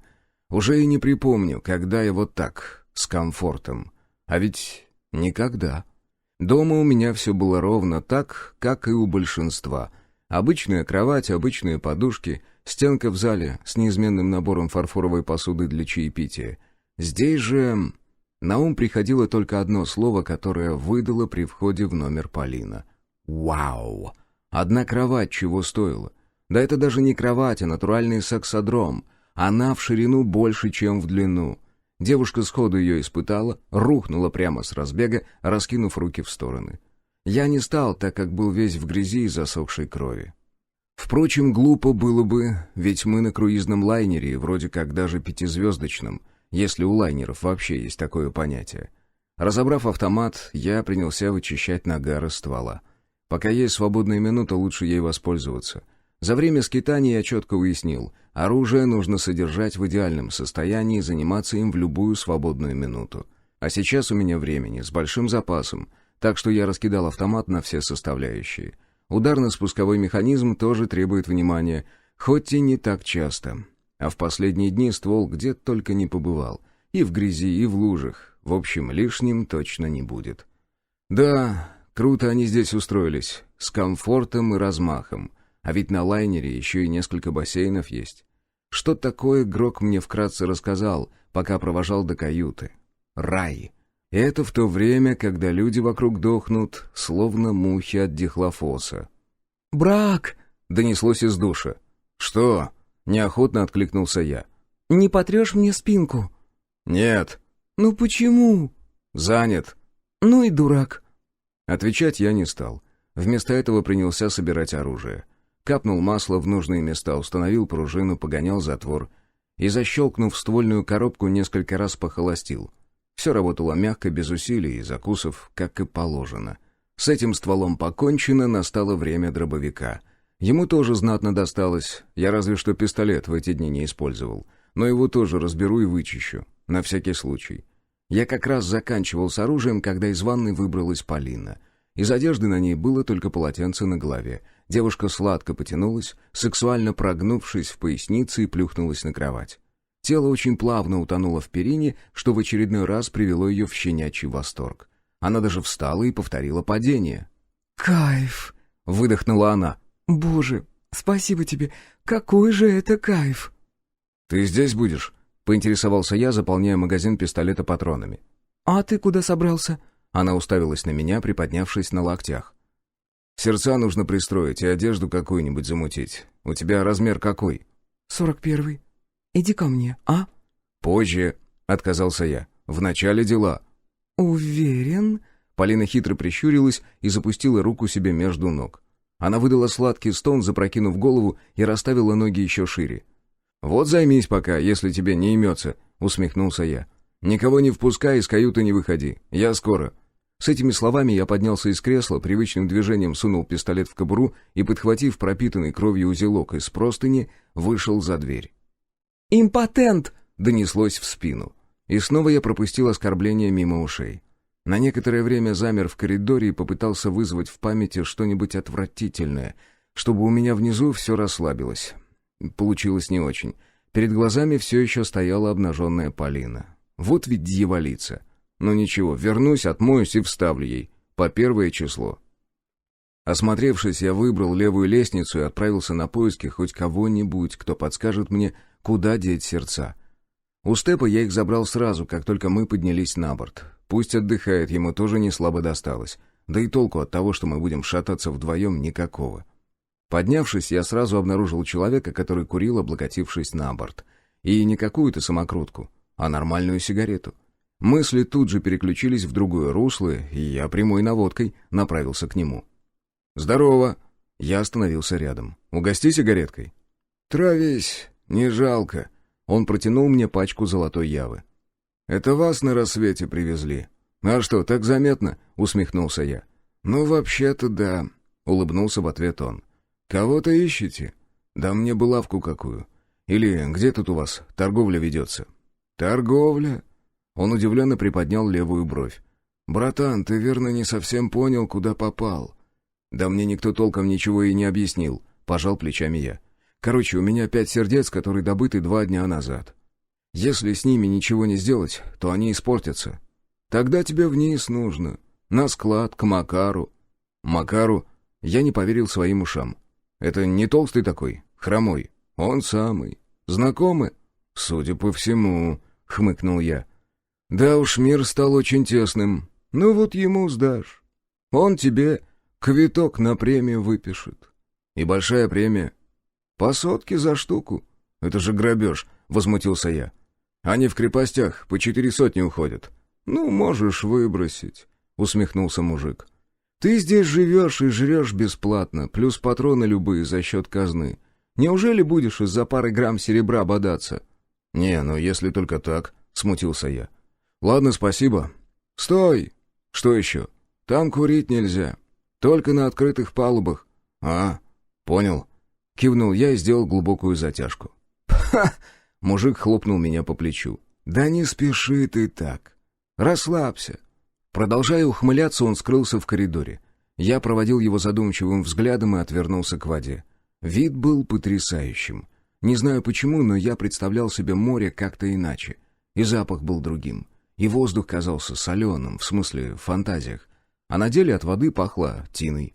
А воздух был самым обыкновенным, как и везде.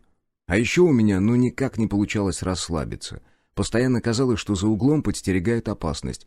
Может, сказывалось отсутствие автомата? Его тяжесть как-то успокаивала. Привык я к оружию.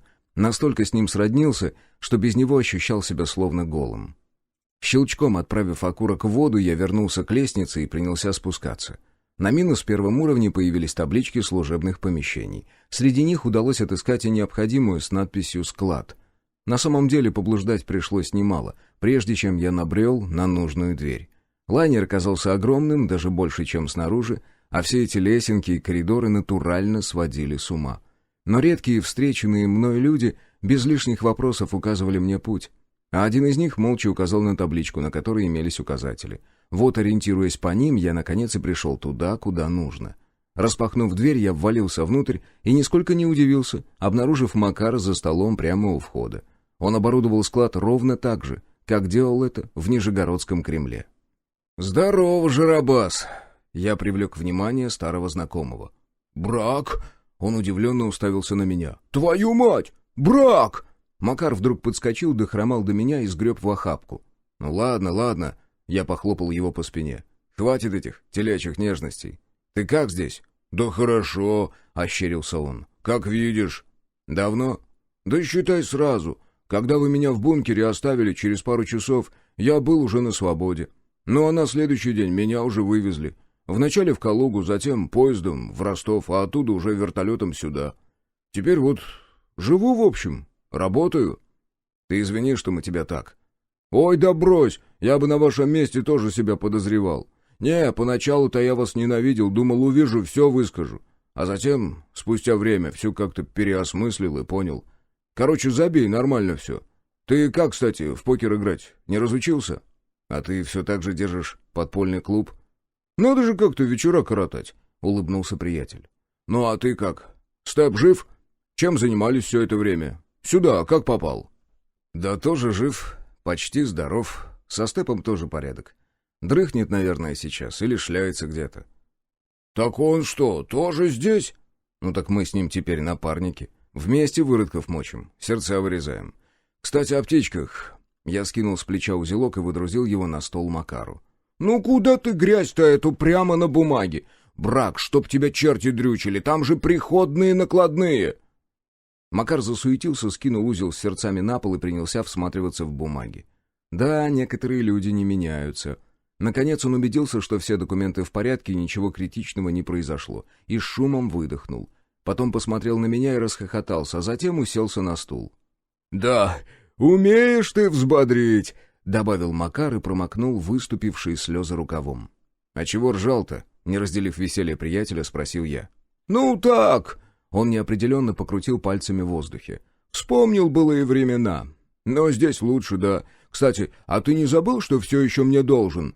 «Тебе кто-нибудь говорил, что ты жук?» — усмехнулся я и уселся напротив. «Только не говори, что ты и здесь умудрился развернуть какую-то деятельность». «Да какой там?» — устало отмахнулся Макар. «И без того работы хватает. То поставка какая, то кухня запрос скинет, то вот...» Он обвел стол руками, будто это могло что-то значить. «К рейду готовимся». «Что за рейд?» «А черт его знает!» Вот так в одно слово выдал он. «Какая-то мега-важная операция. Мне не докладывают. Мое дело заявку сформировать и списание провести. Да и плевать, честно говоря. Меньше знаешь, крепче спишь». «А откуда здесь все это?» «Из разных мест. В основном склады РВСН или еще какие-то секретные хранилища. У нас ведь руководство страны неизлечимой паранойей сколько лет страдало. По всей земле заначек наделали. У старого, похоже, доступ к секретной информации был. Вот и вычищаем потихой. Что-то к нам отправляется, что-то на переработку или в крепости. Но все бумаги через меня идут. Порой такое богатство попадается. Не в том смысле, что золото там, оно ведь сейчас нахрен никому не нужно. А вот провизии и боеприпасы буквально вагонами проходят. Оружие там и все такое. Ну, ты понял, о чем я.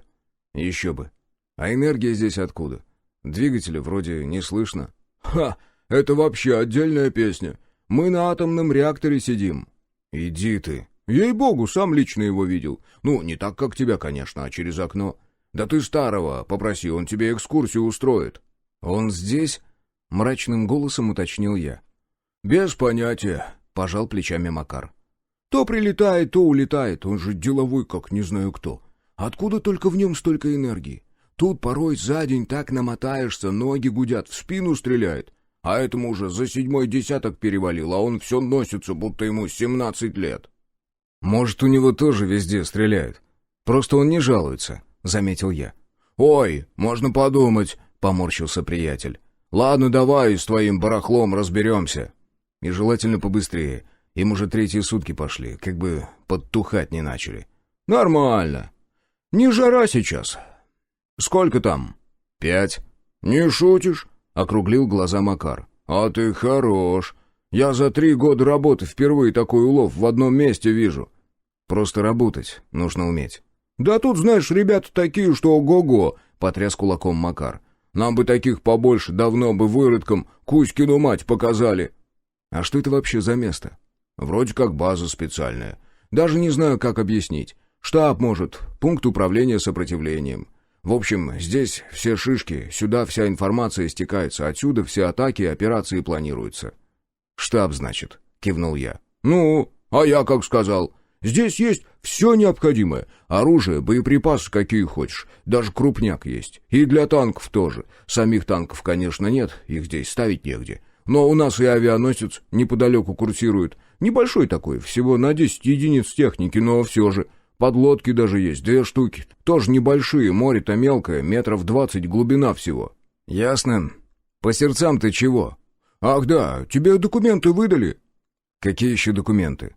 «Так...» — задумчиво протянул Макар.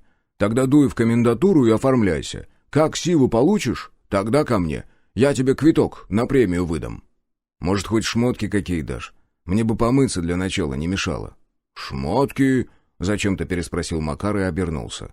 «Напомни-ка размер...» «Женский комплект 42-го, а мой 52-го. Рост 190».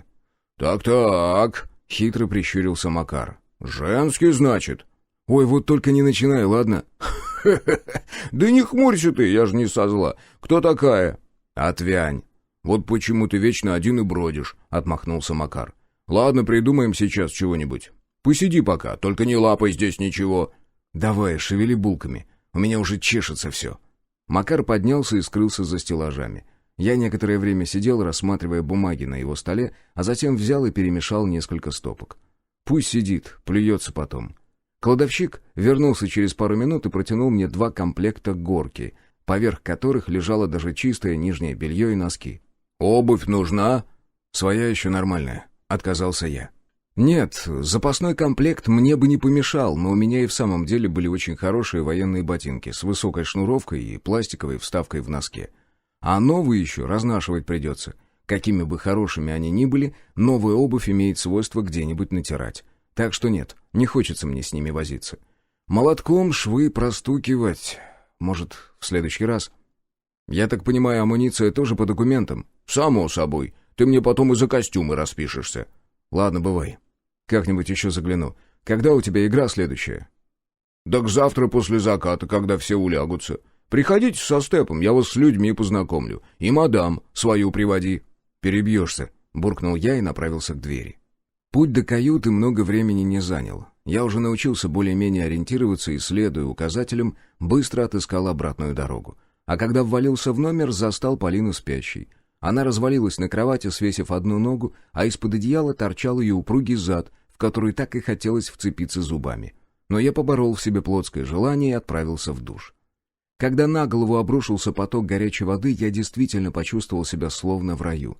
Нет, мы со Степом периодически топили бани, которые попадались нам на пути.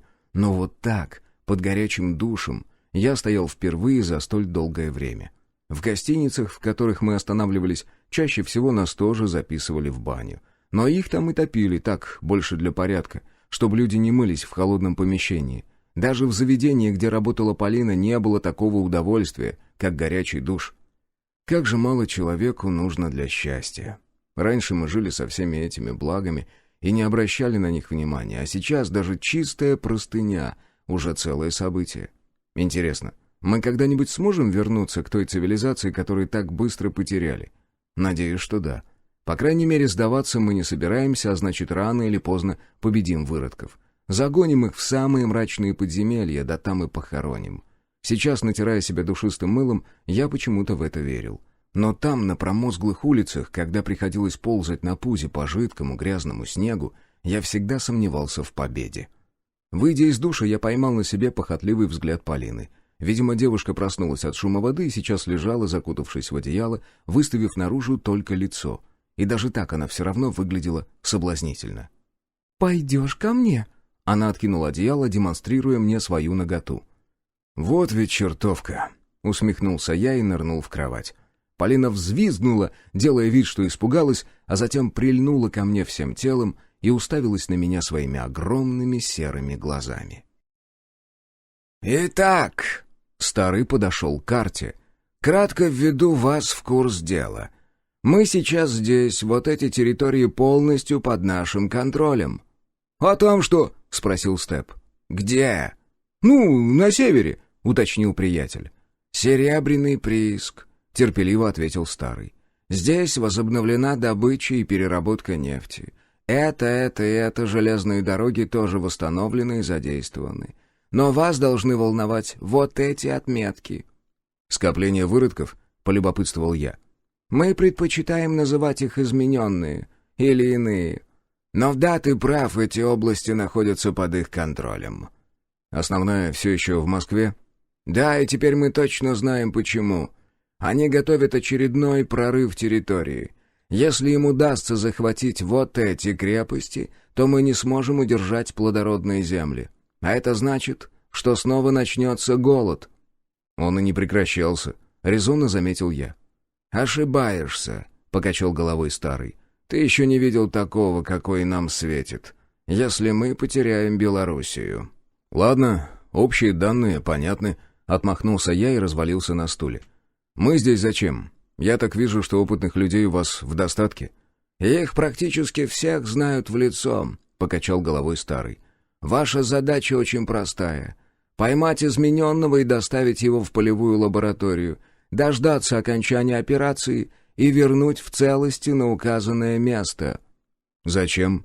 «Скажем так», — усмехнулся особист. «Мне нужно замотивировать одного человека». «Я все еще не понимаю». Я развел руками. И, кажется, я дал ясно понять, что больше не стану играть вслепую. Мне прошлого раза хватило, так что или выкладывай все, или иди козе в трещину. «Брак!» — толкнул меня локтем в бок Степ. «Да хорош ты!» «Послушай своего напарника!» «Я сказал, ты услышал», — упрямо добавил я. Шумом выдохнул старый. «Это, пожалуй, самая важная миссия из всех, что у нас были. Вот этот мальчик!» На экране появилась фотография какого-то пацана. «Дитя измененного и человека.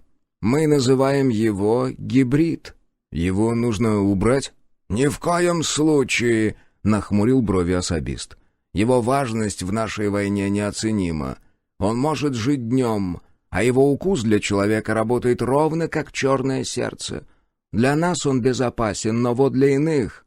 На них он действует особым образом». «Значит, его нужно доставить сюда?»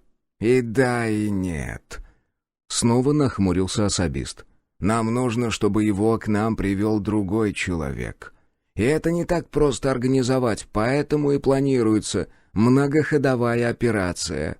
«А не проще ли взять пацана, привезти сюда на вертолете, если он для нас так важен?» «Все не так просто. Он еще слишком юн и неопытен. Ему нужно стать воином и научиться выживать». «Так научите. У вас для этого есть все необходимое». «Нет. Мы не хотим воспитывать из него очередного солдата. Нам нужен лидер». «Лидер? Мне не послышалось. Вы что, хотите, чтобы выродок встал у руля? Да люди никогда его не примут». «Твоего мнения никто не спрашивал», — строго осадил меня старый. «Сделай то, что от тебя просят, и ты свободен. Можешь валить куда хочешь». «Где мой брат?» «Неподалеку», — ответил особист. «На точно таком же лайнере, как и этот. И в отличие от тебя, он уже давно трудится на благо человечества». «Я тебе не верю». «Твои трудности». «Я могу его увидеть?» «Нет. Пока мы не завершим разработку синтетической крови, с измененными лучше не пересекаться». «И много их у вас?» «Немало», — кивнул старый. «Но каждый из них очень ценен, и мне бы не хотелось, чтобы ты или кто-то другой вмешивался в их работу». «Мне нужны доказательства». «Хорошо, ты их получишь. Видеозапись тебя устроит?» «Вполне». «Ну вот и договорились. А теперь к делу». «Я все равно не понимаю, зачем все эти сложности?» «Тебе и не нужно это понимать. Есть человек, который научился выживать, как никто другой. И эти навыки необходимо передать нашему будущему лидеру. И для этого они должны вместе пройти через сложности. Так тебе понятно?» «Ну, более-менее. Выродок, которого нужно поймать, это кто-то конкретный или вам плевать?» «Плевать. Главное, доставь его на операционный стол, а затем в назначенное место. И проследи, чтобы нужный нам человек отыскал его гнездо. Справишься?» «Не вижу ничего сложного», — кивнул я. «Что с оплатой?» «Серьезно? Хочешь остаться в ранге наемника?» «Меня устраивает», — пожал плечами я. «Хорошо, обсудим вопросы, я дам тебе знать. На сегодня все, можете отдыхать. Приступаем через 48 часов. На выполнение задачи у тебя будет максимум неделя. Свободны!» Мы вышли из кабинета, и я тут же вставил в рот сигарету. Вторую протянул Степу, и мы вместе выбрались на палубу. «Что думаешь?» — спросил у приятеля я. «Не знаю», — пожал плечами он. «Похоже на какой-то бред. Как по мне, так пацана тоже проще эвакуировать вертолетом». «А об этом месте в целом?» «Кайфово здесь», — вздохнул приятель. «Я бы остался». «Так оставайся». «Шутишь?» — усмехнулся он. «Да тебя без меня в первый же день грохнут». «Я серьезно». Я уставился на друга немигающим взглядом. «За Полинкой присмотришь». «Да иди ты в жопу, понял?» — состроил обиженную рожу Степ. «Я, по-твоему, кто? А если еще раз такое предложишь, я тебя лично пристрелю, и пули будут серебряные, чтоб тебя, мудака, не откачали». «Ладно, не ори ты», — усмехнулся я. «Разберемся. Пошли к Макару, у него сегодня игра». «Давай только через каюту пройдем, я там пару пузырей коньяка марочного намутил». «Вот это дело!» — ощерился я. «Вот это я понимаю. Деловой подход». Глава 11. Беседы. «Ко мне давай тоже заскочим. Я Полину предупрежу», — попросил я Степа, когда тот вывалился из каюты с 2-литровыми бутылками коньяка.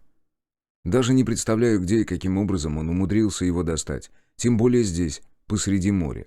Но на хороший алкоголь у него нюх.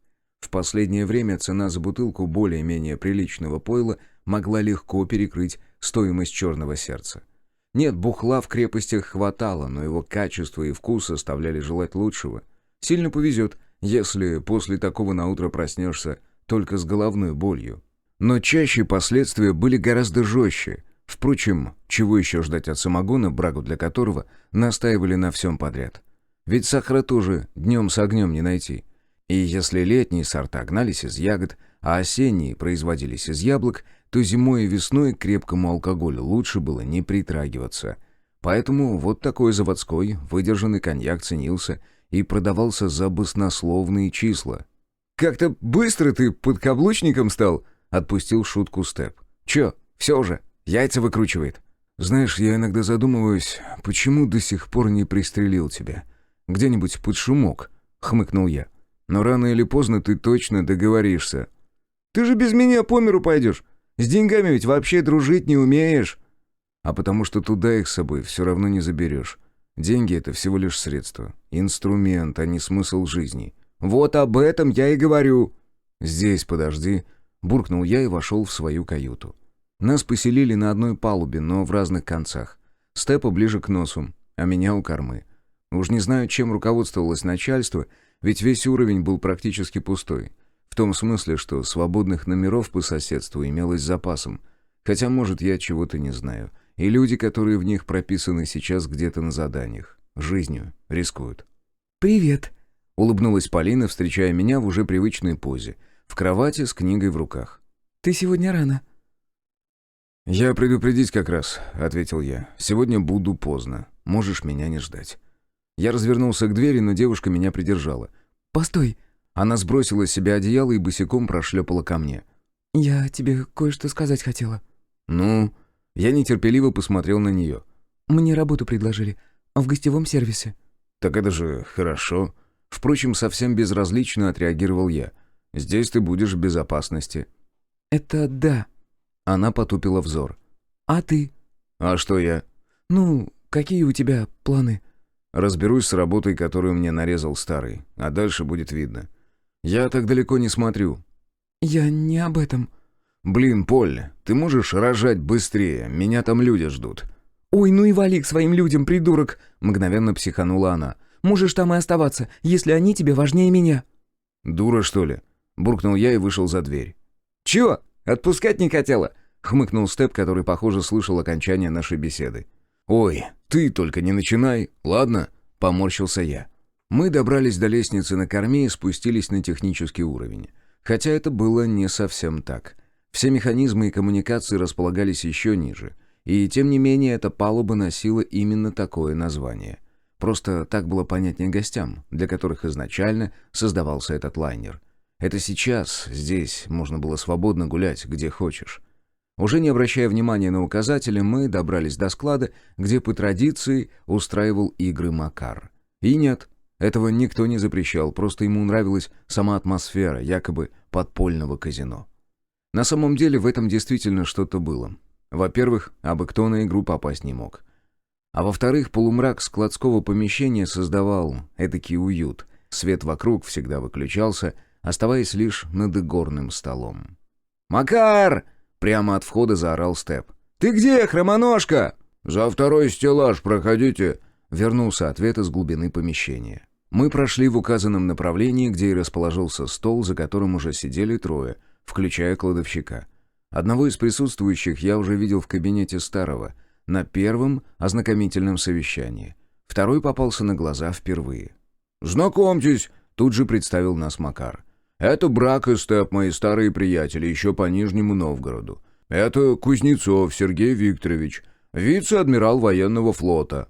«Можно просто Сергей», — кивнул тот, кого я уже видел у старого. «Ни к чему здесь такой официоз».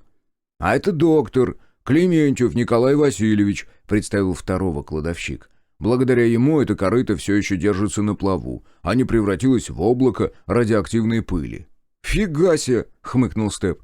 «Даже неудобно будет вас раздевать». «Ха-ха-ха!» — хохотнул вице-адмирал, а затем и вовсе залился смехом. «Ха-ха-ха! Они мне нравятся. Присаживайтесь. Что там у вас с собой?» «Вот», — Степ припечатал к столу обе бутылки. «Ого, арманьяк», — покивал вице-адмирал. «Солидно». «Ну так говна не держим», — хмыкнул приятель и плюхнулся на стул. «Еще кто-то будет?» «Нет, на сегодня все», — покачал головой Макар и взялся тасовать карты. Доктор был молчалив. Уж не знаю, может, потому что компания его не устраивала, а может, он всегда такой. В любом случае, игра покажет, кто есть кто. «Ну, как вам у нас?» Пустился в неспешную беседу Кузнецов. «Шикарно», — ответил Степ, пытаясь срезать сургуч, под которым скрывалась пробка. «Док, не в службу, а в дружбу. Принеси бокалы», — попросил вице-адмирал. «Они на...» — начал было Макар, но док его перебил. «Я знаю», — сухо ответил он и поднялся из-за стола. Вскоре Степ уже наполнял их дорогим даже по меркам той, старой жизни напитком. Вице-адмирал тут же поднял свой, разогнал его по стенкам и принялся наблюдать за тем, как он стекает. «Ну, за знакомство!» Пародируя голос генерала из известного отечественного фильма про охоту, произнес он. Мы чокнулись и сделали по небольшому глотку. Я даже зажмурился от удовольствия. Коньяк, ну или все же арманьяк, приятно обжег язык и огненным потоком провалился в желудок по пищеводу, не вызывая ни малейшего желания закусить и уж тем более запить. А спустя пару секунд во рту остался приятный ореховый привкус. «Эх, чувствую, сегодня нас ожидает чудесный вечер», — причмокивая, произнес Кузнецов. «Ну, ты долго еще колоду греть собираешься. Сдавай уже». «Так не терпится облегчить карманы?» — хмыкнул Степ. «Смотри, как бы самому в одних трусах из-за стола не выйти», — вернул шпильку вице-адмирал. На стол упали первые карты. Макаров всегда сдавал по кругу всем игрокам, а в конце выкладывал прикуп. Сейчас в открытую легли 3 карты. 2, 4 и 7. Все разных мастей. 2 оставались закрытыми.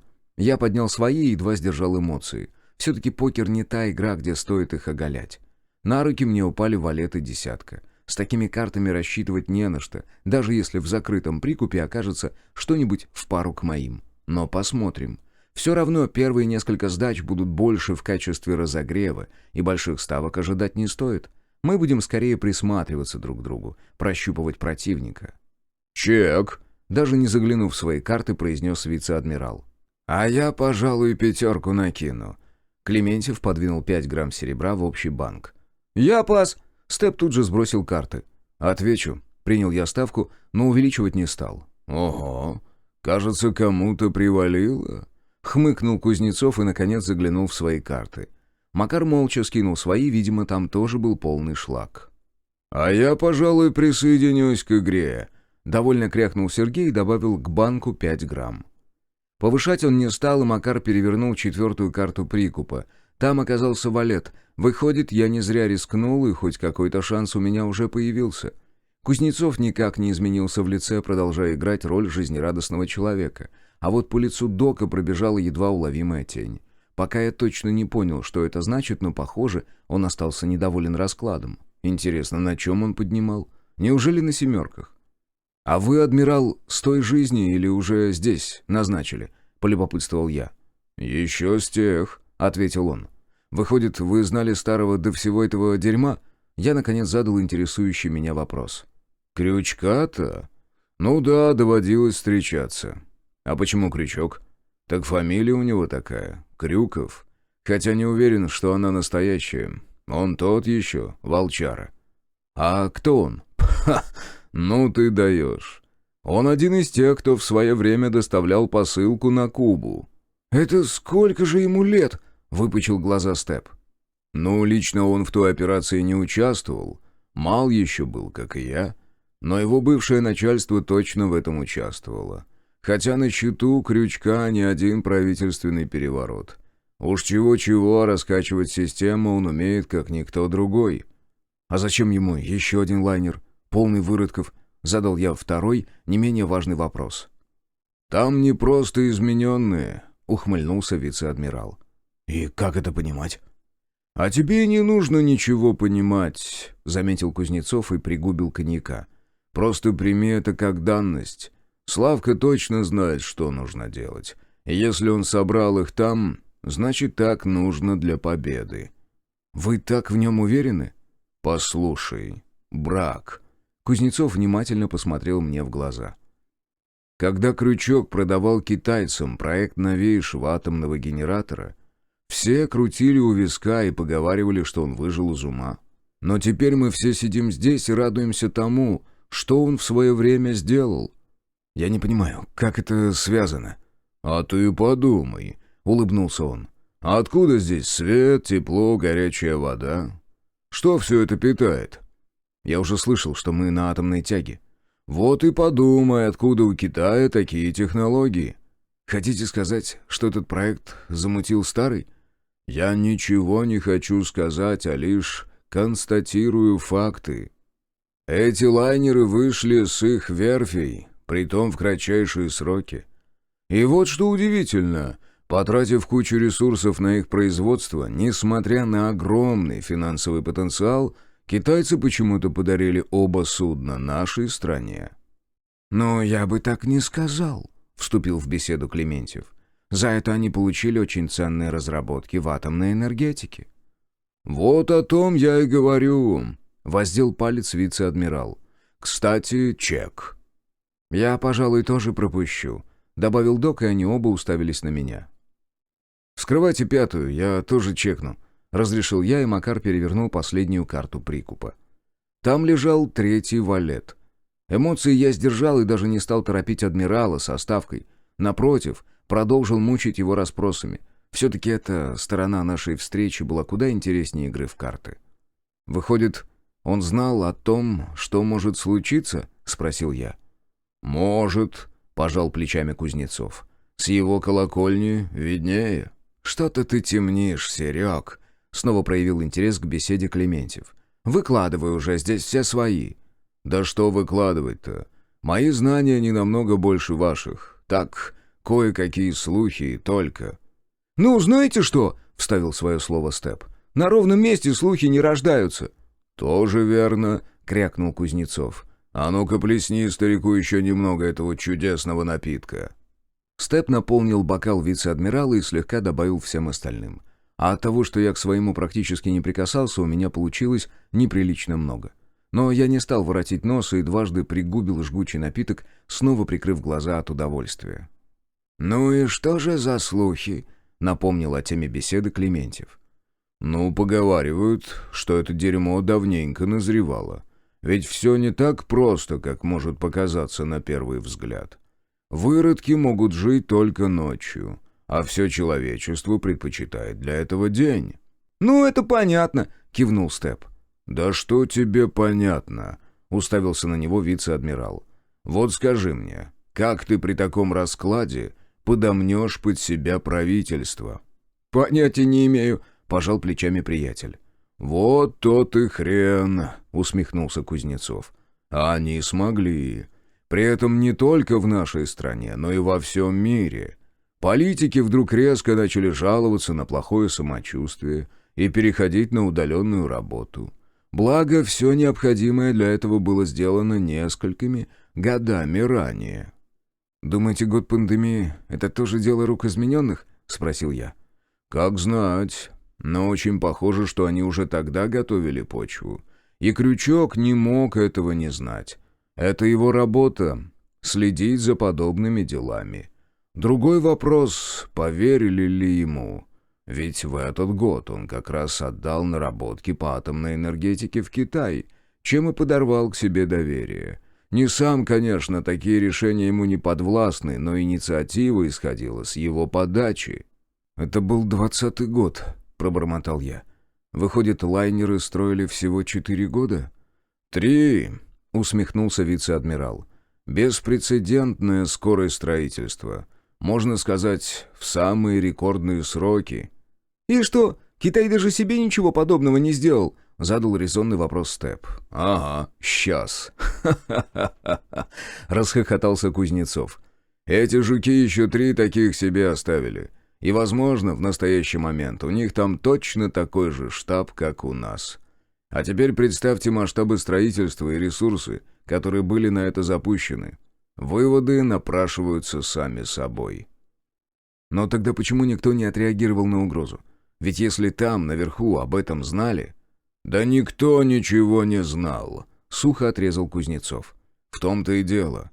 Как ты себе это представляешь? Пришел какой-то дед на прием к первому лицу государства и начал втирать про каких-то существ из области фантастики и сказок. Да его бы на дурдом сразу увезли. Доказательств-то нет. Такое ощущение, что этими выродками руководит кто-то очень опытный. Да такое, что самому Крючку фору даст, ходов на 20 вперед». «А я все равно не понимаю, как ему разрешили продать такие наработки на сторону?» Почесав макушку, спросил Степ. «Нет, там, конечно, дружественное государство и все такое, но ведь это же стратегически невыгодно». «А ты вокруг посмотри», — вместо адмирала ответил Клементьев. «Это же лайнер класса лакшери. Ты хоть представляешь, какого уровня гости здесь должны были отдыхать?» «И что?» «А то, что все они люди, к тому же политики. Они ой как любят выпендриваться друг перед другом. Идеальное место для сбора информации. Эдакий отель-интурист на плаву. А если речь о заговоре такого уровня, то еще и отличный соблазн». «Кстати, да», — подхватил Кузнецов. «Здесь весь корпус построен по принципу сетки Фарадея. Он экранизирует любые сигналы». «А как же связь?» — заметил я. «Туристы разве не будут возмущаться, если у них вдруг перестанут работать телефоны?» «Какие телефоны в открытом море?» — хохотнул вице-адмирал. «Максимум, на что они могли здесь рассчитывать, так это спутниковый интернет. И тот настолько медленный, что и сплюешься, а его обеспечивает антенна над мостиком, ну и куча ретрансляторов на каждой палубе. Так что делать здесь особо нечего, кроме как напиваться да бахвалиться. Ну что, может, вскроемся уже?» «С чего вдруг?» — приподнял брови Клементьев. «Я, пожалуй, еще 10 грамм добавлю». «Да у тебя же ничего нет», — возмутился Кузнецов. «Может и нет», — пожал плечами док. «Ты поддержи и увидишь». «Вы про меня не забыли?» — спросил я. «А тебе есть что сказать?» — хитро прищурился вице-адмирал. «Поддерживаю», — уверенно кивнул я и бросил целый пруточек на 10 грамм в середину стола. «Не, ребята, я точно пас». Кузнецов скинул карты. «А вы рубитесь, если есть желание». 3 семерки, — вскрыл карты док. «Прости, друг, на сегодня не твой день», — хмыкнул я и бросил валеток паре на столе.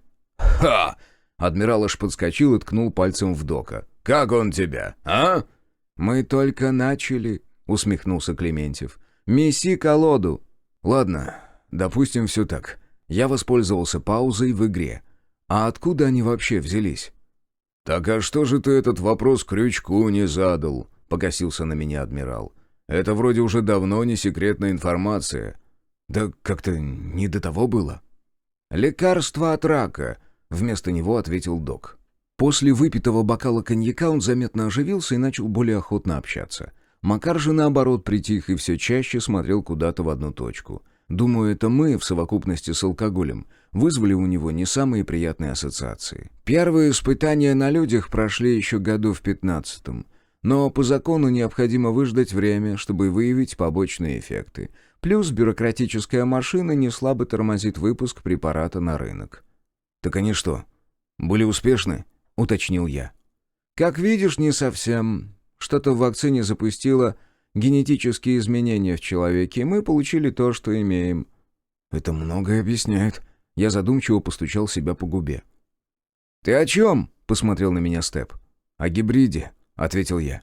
«Мне все никак не давал покоя его возраст. А теперь все сходится. Ну, почти». «О чем он?» Клементьев уставился на адмирала, а я получил от адмирала такой взгляд, что сразу понял, я сболтнул лишнего. «Давай сделаем вид, что ты ничего не слышал», — улыбнулся Кузнецов и принялся сдавать карты. «Опять в секретность играете», — буркнул док, но продолжать тему не стал. На этот раз расклад сразу был в мою пользу. 2 короля на руках и 1 в прикупе. Как правило, такие игры заканчиваются, не успев даже начаться. Так и произошло. Когда я поднял банк на 5 грамм, все тут же побросали карты. С другой стороны, 5-граммовый банк я все-таки забрал, не считая своей ставки, конечно. Мы снова подвинули по 1 грамму на кон, и док взялся мешать карты, а я вернулся к разговору. В голове приятно шумело, но дури не было. Настроение остальных соответствовало обстановке, и беседа лилась сама собой. Больше всех говорил адмирал, подкидывая нам крупицы информации о том, что произошло в мире. И, честно говоря, мне все больше казалось, что без влияния высших сил здесь не обошлось. Очень уж гладко все сложилось. А может, мы просто слишком много о себе возомнили? Мир, который выглядел стабильным и монументальным, оказался хрупким, как хрустальный бокал. И речь не только о нашей стране. Ведь хаос охватил весь земной шар, независимо от строя и системы. Не смогла устоять ни Европа, ни Америка. Никто. Как оказалось, в африканских странах с их постоянными непонятками в управлении и вечными военными переворотами люди продержались даже дольше, чем остальной цивилизованный мир. Ну и последними пали те, где пылал локальный вооруженный конфликт. Наверное, как раз из-за сложности распространения вируса. Но и они вскоре сдались, когда государства, поддерживающие воюющие стороны, перестали существовать. В данный момент, спустя 3 года, ситуация всюду выглядела примерно одинаково. Небольшие крепости, как островки безопасности, серебряная ценовая политика, которая зародилась сама по себе ввиду ценности данного металла, и отдельные скопления выродков, которые готовились к чему-то, стягивая силы в определенных стратегически выгодных местах. За один вечер мы узнали больше, чем за прошедшие 3 года, а заодно я проникся уважением к генералу Крюкову.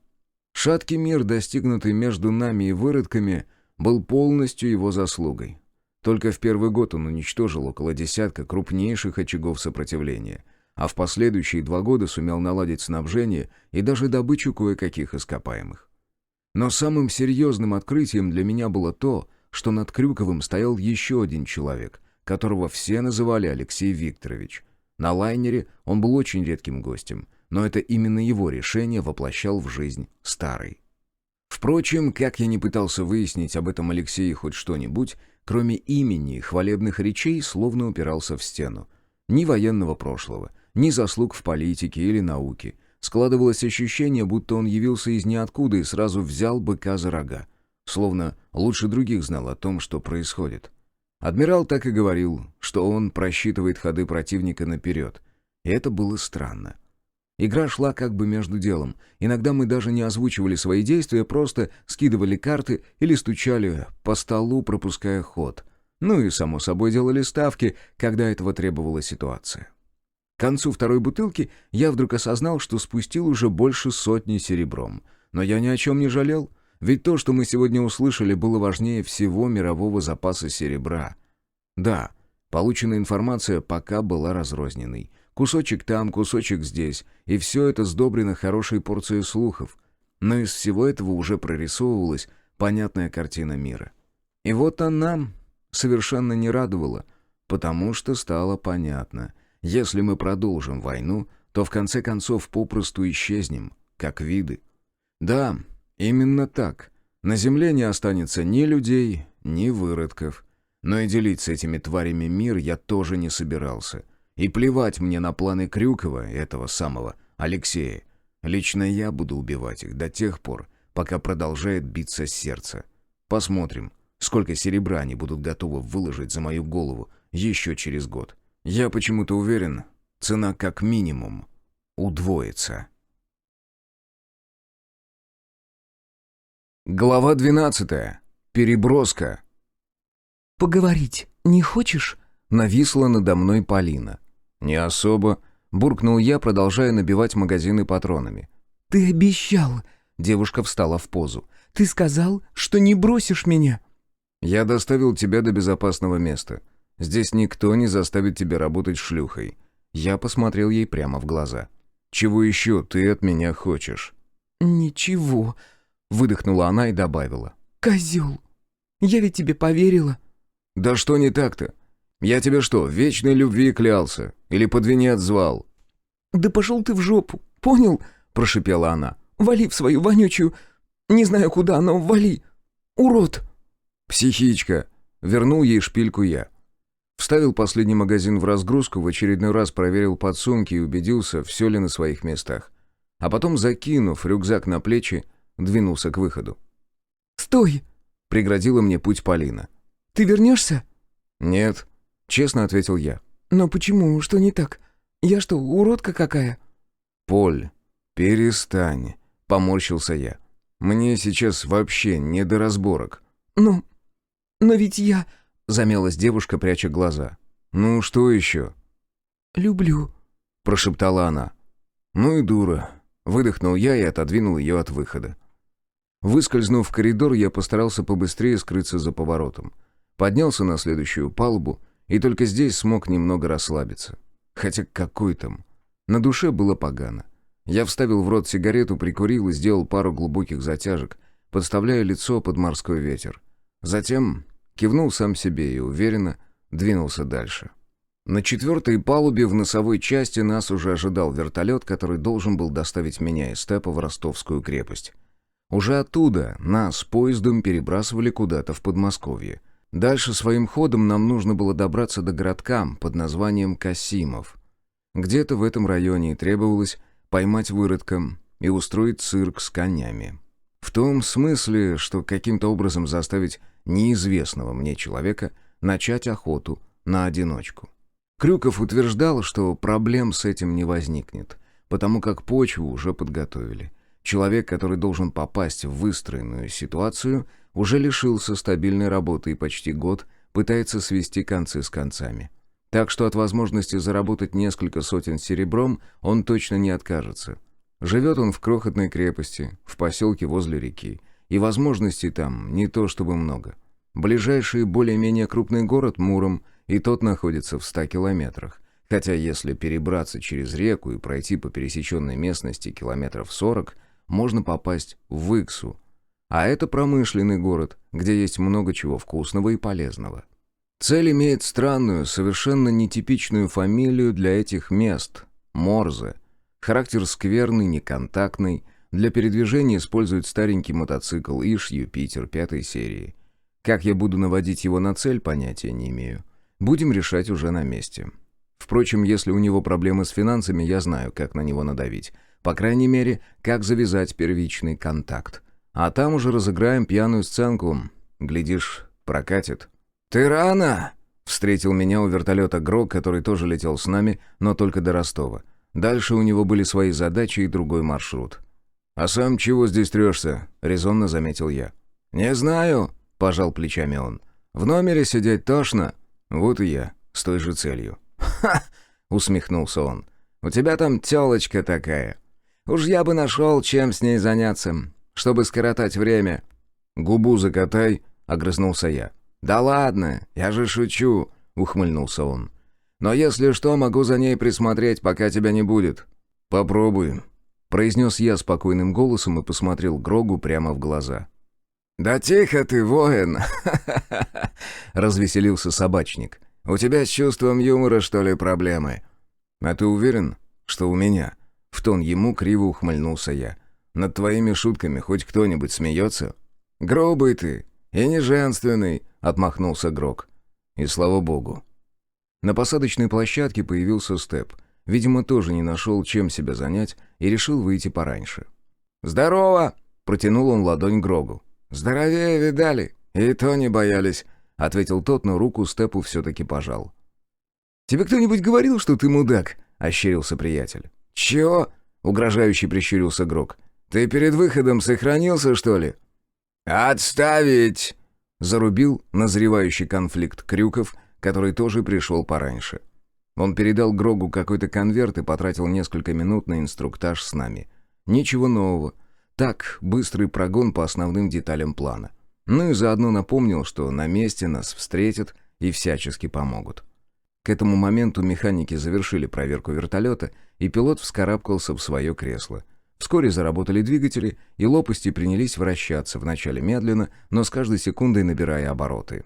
Грог залихватски присвистнул, и Хан в то же мгновение оказался у его ног. «А вы чего расселись? Летим, нет? Кажется, это он нам», — толкнул меня в бок Степ. Я молча поднялся и направился к вертолету. Лететь я собирался впервые в жизни, отчего ощущал этакое беспокойство и одновременно подъем. Не сказать, что мне было страшно, скорее интересно, но адреналин все равно влетал в кровь, хоть и небольшими порциями. Внутри было шумно, пожалуй, здесь грохот ощущался даже сильнее, чем снаружи. Скинув рюкзак, я уселся на диван и приготовился к получению новых эмоций, но не успел даже как следует угнездиться, когда в салон прошмыгнул еще кто-то. Движение я заметил краем глаза, но когда обернулся посмотреть на еще одного пассажира, не смог сдержать стон. «Ты какого хрена здесь делаешь?» — закричал я, пытаясь переорать шум двигателя. «Я тебя не слышу!» — с ехидной ухмылкой ответила Полина и продемонстрировала мне средний палец. «Дура!» — снова заорал я. «Выходи!» «Иди в жопу!» — резко ответила она. «Ты мне не хозяин!» «Давай! Поехали!» — выдал Грог и пару раз приложил ладонью по креслу пилота. Тот словно ожидал приказа и тут же поднял вертушку в небо. Ощущение было такое, будто меня на мгновение вдавили в кресло, но вскоре оно сменилось пустотой под ногами. Показалось, что мы сейчас рухнем, но этого не произошло, однако страх я контролировать не мог и вцепился в поручень рядом с дверью.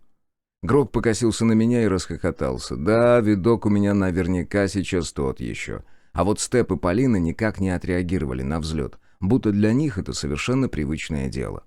Через пару минут я успокоился и даже без опаски рассматривал пробегающую под нами морскую гладь. Эмоции улеглись, а пейзаж был довольно скучным, в отличие от моего внутреннего состояния. Хотелось устроить разнос взбалмошной девчонке, но я терпел, не желая предоставлять развлечения Грогу. Да, боец он был отменный, наверняка приносил очень много пользы, но как человек — полное говно.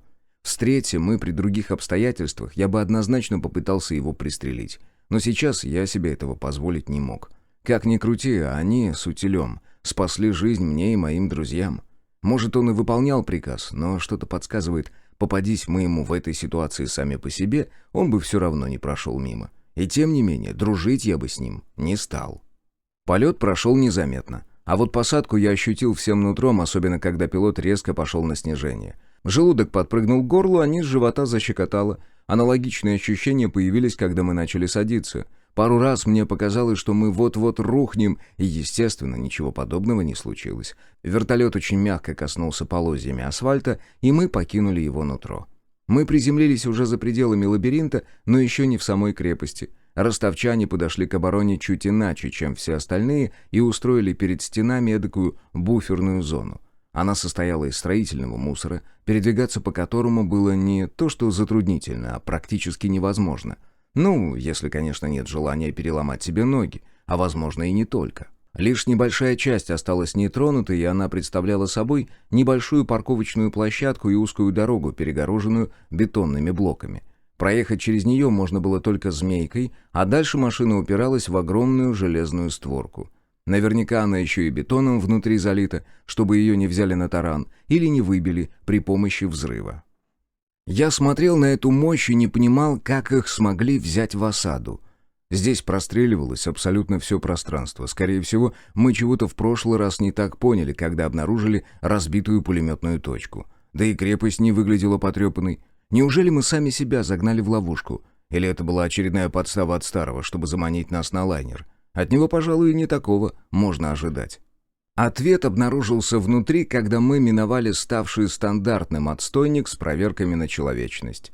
Честно говоря, в дневное время суток я не видел в этом никакого смысла. Но, видимо, для системы так проще. А может, были прецеденты. Ведь однажды в особо пасмурную погоду мы уже столкнулись с выродками днем.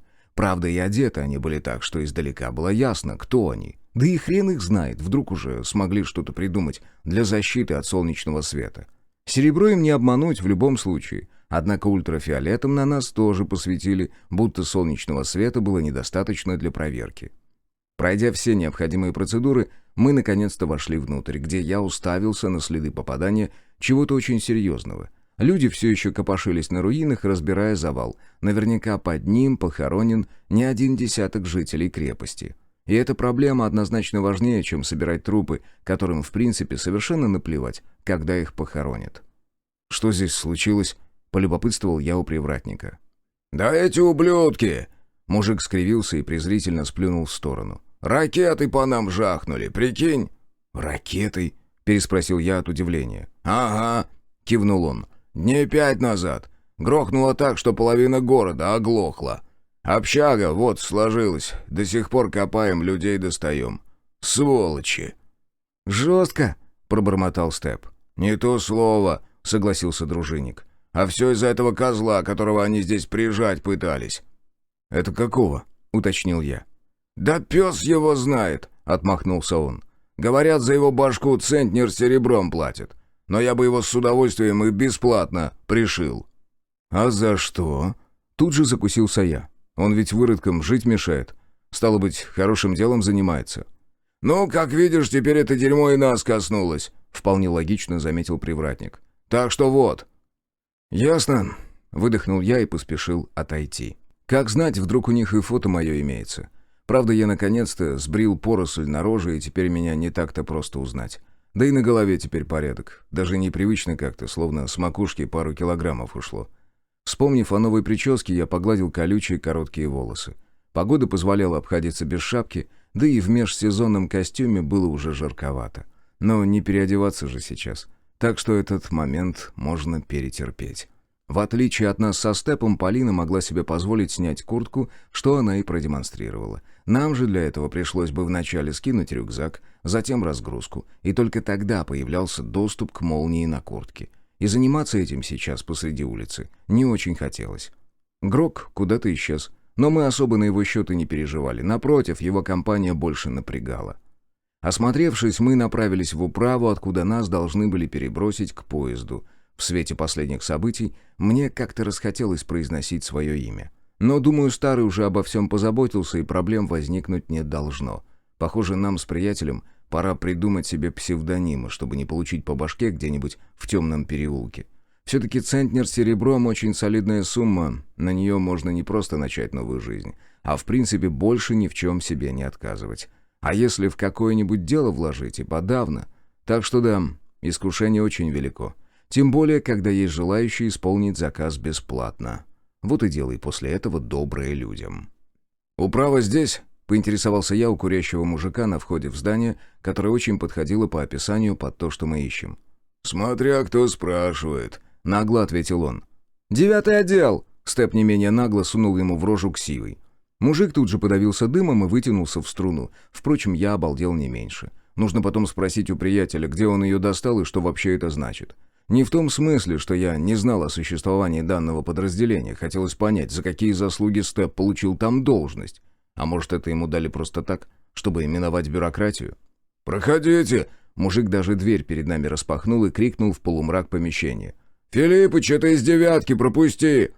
Филиппычем оказался старикан, сидевший на вертушке. Получив предупреждение от товарища, он не стал мучить нас вопросами, как бы это было, зайди мы сюда по собственной инициативе, и пропустил нас внутрь. Мы сразу поднялись на второй этаж, где и обнаружили кабинет местного управляющего. Степ, видимо, возомнил себя всемогущим и вошел внутрь без стука. Однако сразу проскочить нам не удалось, так как мы угодили в приемную. Здесь даже секретарша имелась, строгая на вид женщина, лет 50. «Постойте, молодые люди, вы к кому?» — задала она не совсем уместный вопрос, так как кроме коменданта здесь больше никого не было. «У себя?» — сухо спросил Степ, сунув корочки в лицо секретарши. «Не, постойте, я уточню». Тут же сбилась она. «Ясно», — хмыкнул приятель и потянул на себя дверь, ведущую уже в сам кабинет начальника. Полина зачем-то показала женщине средний палец и нырнула следом за напарником. Я вошел последним. На пороге обернулся и бросил секретарше. «К нам пока никого не пускать». «Поняла», — кивнула она. «Вы кто?» — строго спросил комендант, отрываясь от телефонного разговора. Похоже, он кого-то отчитывал по внутренней связи. Мы еще не настолько взяли под контроль страну, чтобы восстановить телефонные линии. Тем более, во времена смартфонов и так неслабо их запустили. За ненадобностью. «9-й отдел!» — в очередной раз мазнул корочками Степ. «Вы должны были нас встретить!» «Молодой человек, вы что, не видите, что у нас творится?» «Да мне насра...» «Успокойся», — осадил приятеля я и посмотрел на управляющего крепостью. «Извините, он у нас сегодня очень нервный. Как нам попасть на поезд до Москвы?» «А, так это вы», — пробормотал комендант. «Секунду». Он снова поднес трубку к уху и бросил в нее. «Перезвоню». Затем опустил пальцем рычаги, выждал немного и набрал другой, короткий номер. Из чего я сделал выводы, что оказался прав. Связь здесь настроена только внутренняя. Но даже это уже значительно облегчало жизнь. Еще на столе управляющего стоял ноутбук, экран которого светился, а значит, в электроэнергии они тоже особо не нуждаются. Вряд ли их питает генератор, скорее всего, они умудрились наладить турбины на реке. Да, близость к морю и железной дороге делает свое. Похоже, со снабжением у них проблем нет, как и со специалистами в нужных областях. Сам город я толком еще не видел, но даже той малости мне хватило, чтобы понять. Здесь люди живут более сытно, чем глубже в страну. Странно, но чем ближе к Москве располагались крепости, тем беднее в них было население. Стычки с выродками случались там гораздо чаще, а о постоянном снабжении электроэнергией можно было только мечтать. «Алло, грек?» — спросил комендант в трубку.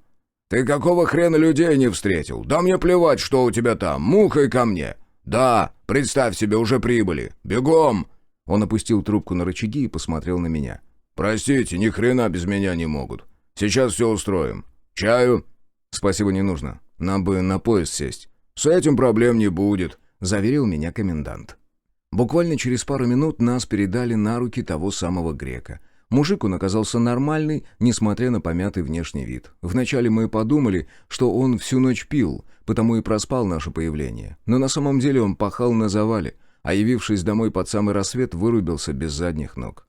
Мы загрузились в машину и помчались к ЖД вокзалу, где нас и должен был ожидать поезд. По пути пообщались о том о сём, но ничего значительного. Так, слухи и сплетни местного пошиба. На уровне «знакомый моего знакомого видел кое-что» или «на прошлой неделе у нас тут один встрял так, что мама не горюй». Все это я пропускал мимо ушей, поддакивая на автомате в ответственных местах. Мысли были заняты Полиной. Не в том смысле, что я грезил поскорее остаться с ней наедине, а скорее наоборот. Перебирал варианты, как бы попроще от нее избавиться. В целом она не напрягала, но это пока дело не запахнет жареным. В прошлый раз она сильно раздражала своим присутствием, несмотря на то, что никуда особо не лезла. Просто в нашей команде она самое слабое звено, и в случае опасности забирает на себя внимание, которое необходимо для другого. Вариант с круизным лайнером был идеальным, но эта дура решила в очередной раз проявить характер, там, где не просит. И как теперь поступить, я не знал. Оставить ее где-то в крепости? Да она же действительно тут же загремит в публичный дом, так как больше ни на что не способна. Таскать ее за собой – тоже такое себе удовольствие. Рано или поздно ее просто убьют или обратят. Даже не знаю, что на самом деле хуже. Можно было бы отправить ее назад, но как уговорить эту тулпешку? Ведь обязательно включит рога, начнет орать и спорить. В итоге я махнул на все рукой. Будь как будет. В конце концов, я и не муж, и не отец. Не хочет нормально жить. Ее выбор. Поезд оказался ровно там, где и должен быть. Стоял на станции, заправляя резервуары водой и прочим необходимым для дальнего пути. Сейчас у него нет возможности останавливаться на каждой техничке, а путь нам предстоит не близкий. Даже раньше такой занимал больше суток, а теперь и того больше. И чтобы не рисковать грузом и людьми, передвигаться мы будем только в дневное время суток. Ведь всегда есть риск, что выродки попытаются нас остановить. Это только на первый взгляд. Такую мощь сдержать невозможно. По факту же, любая диверсия на путях, и мы будем вынуждены затормозить, чтобы не слететь с рельсов. Днем такое можно смело исключить, а если ночью что-то подобное и случится, всегда есть обходной путь. Или можно задержаться на пару дней в безопасном месте, пока дорогу не восстановят. Теперь только так. Но я слышал, что есть небольшие торговые составы, которые не боятся кататься даже по ночам. К слову, этот был именно таким, в смысле торговым. Да, теперь локомотивы разошлись по частным рукам. Слишком мало осталось людей, способных ими управлять, да и самой системы больше нет. Вот некоторые авантюристы и замутили такой способ торговли. Влезает сразу много, а железка связывает практически все населенные пункты страны. Некоторыми составами владели крепости, но в целом все это можно смело называть частной собственностью. Естественно, данный способ логистики не прошел и мимо старого. Время от времени при помощи поездов в крепости доставлялась провизия и патроны. Но все же основной веткой сообщения он выбрал водные пути. К слову, скоро по рекам снова пойдут торговые теплоходы. Жить сразу станет легче, особенно таким бродягам, как мы со Степом. В поезде нам выделили купе. Мы даже не успели толком разместиться, как поезд тронулся с места и начал набирать скорость. За окном замелькал унылый пейзаж заброшенного города. Полина, продолжая упорно молчать и всем своим видом показывать, как сильно она на меня обижена, завалилась на верхнюю полку. Степ достал из рюкзака колоду засаленных карт и принялся раскладывать пасьянс. А я тупо пялился в окно, пока город не сменили леса и поля, и не стало совсем уже скучно. «Что у вас опять случилось?» — спросил приятель, кивнув на Полину. «Весь день ведь молчит. Меня это уже пугать начинает». «Не твоего ума дело», — огрызнулась девушка сверху. «Ой, я думал, ты спишь», — усмехнулся Степ и резко сменил тему. «Эх, сейчас бы курочку-гриль расчехлить. Я раньше, когда в командировке гонял, всегда себе тушку в дорогу покупал. И пивка соску. Прям ностальгия заела». «Я спать». Не стал поддерживать пустой треп я. «Пока есть возможность, надо пользоваться». «Да я на лайнере уже лет на 10 вперед выспался. Думал, свихнусь там, от нечего делать». «А мне вот не давали», — буркнул я и повесил разгрузку на крючок у двери. «Что-то я не припомню, чтобы ты на это жаловался», — вернула мне шпильку Полина. «А я и не жалуюсь», — спокойно ответил я и развалился на лежаке. «Толкнете тогда, если что». «Угу», — кивнул Степ, сгреб карты и принялся их тасовать. «А если чё, это чё?» «Отвали», — вяло отмахнулся я и намеренно отвернулся к стенке. Сон не шел. Так, какая-то полудрема. Я даже слышал, как Полина тихо шуршит страницами книги, а Степ что-то бормочет себе под нос, разговаривая с картами. Стук колес успокаивал, и иногда, когда я все-таки проваливался в сон, мне казалось, что там, за окном поезда, все в порядке. Что скоро в купе постучится проводник и заявит, что следующая станция наша. А там на перроне к нам ломанутся бабульки с корзинками, в которых под одеялом покоятся сочные, свежеиспеченные беляши. Ох, как же я их любил. Нигде больше таких не пробовал, сколько ни искал. Мне снилось, что наш вагон заполнен людьми, и все они снуют туда-сюда. Кто с кружкой за кипятком, а кто заварить БПшку. Где-то далеко, возможно, на другом конце вагона орет ребенок, который ни в какую не желает сидеть на месте и уж тем более спать. Отчетливо, словно на самом деле, зазвучала гитара, и сильный голос затянул армейскую песню. Я вынырнул из сна и вдруг понял, что гитара мне вовсе не снится. Кто-то действительно бряцал по струнам в соседнем купе. Перевернувшись на спину, я начал прислушиваться к тексту, и в этот момент раздался противный визг тормозов. Меня потянуло вперед, и я едва удержался, чтобы не сверзиться на пол. Степ подскочил и помог удержаться на верхней полке Полине, которая тоже едва не слетела, а затем сам с размаха плюхнулся на сидушку. Что-то загрохотало в соседнем купе, послышался мат и топот тяжелой обуви. Дверь к нам распахнулась, и внутрь заглянул заросший щетиной мужик. «Подъем, там кто-то пути вскрыл!» — выкрикнул он и исчез в проходе. Наконец поезд окончательно замер, и я смог спокойно подняться.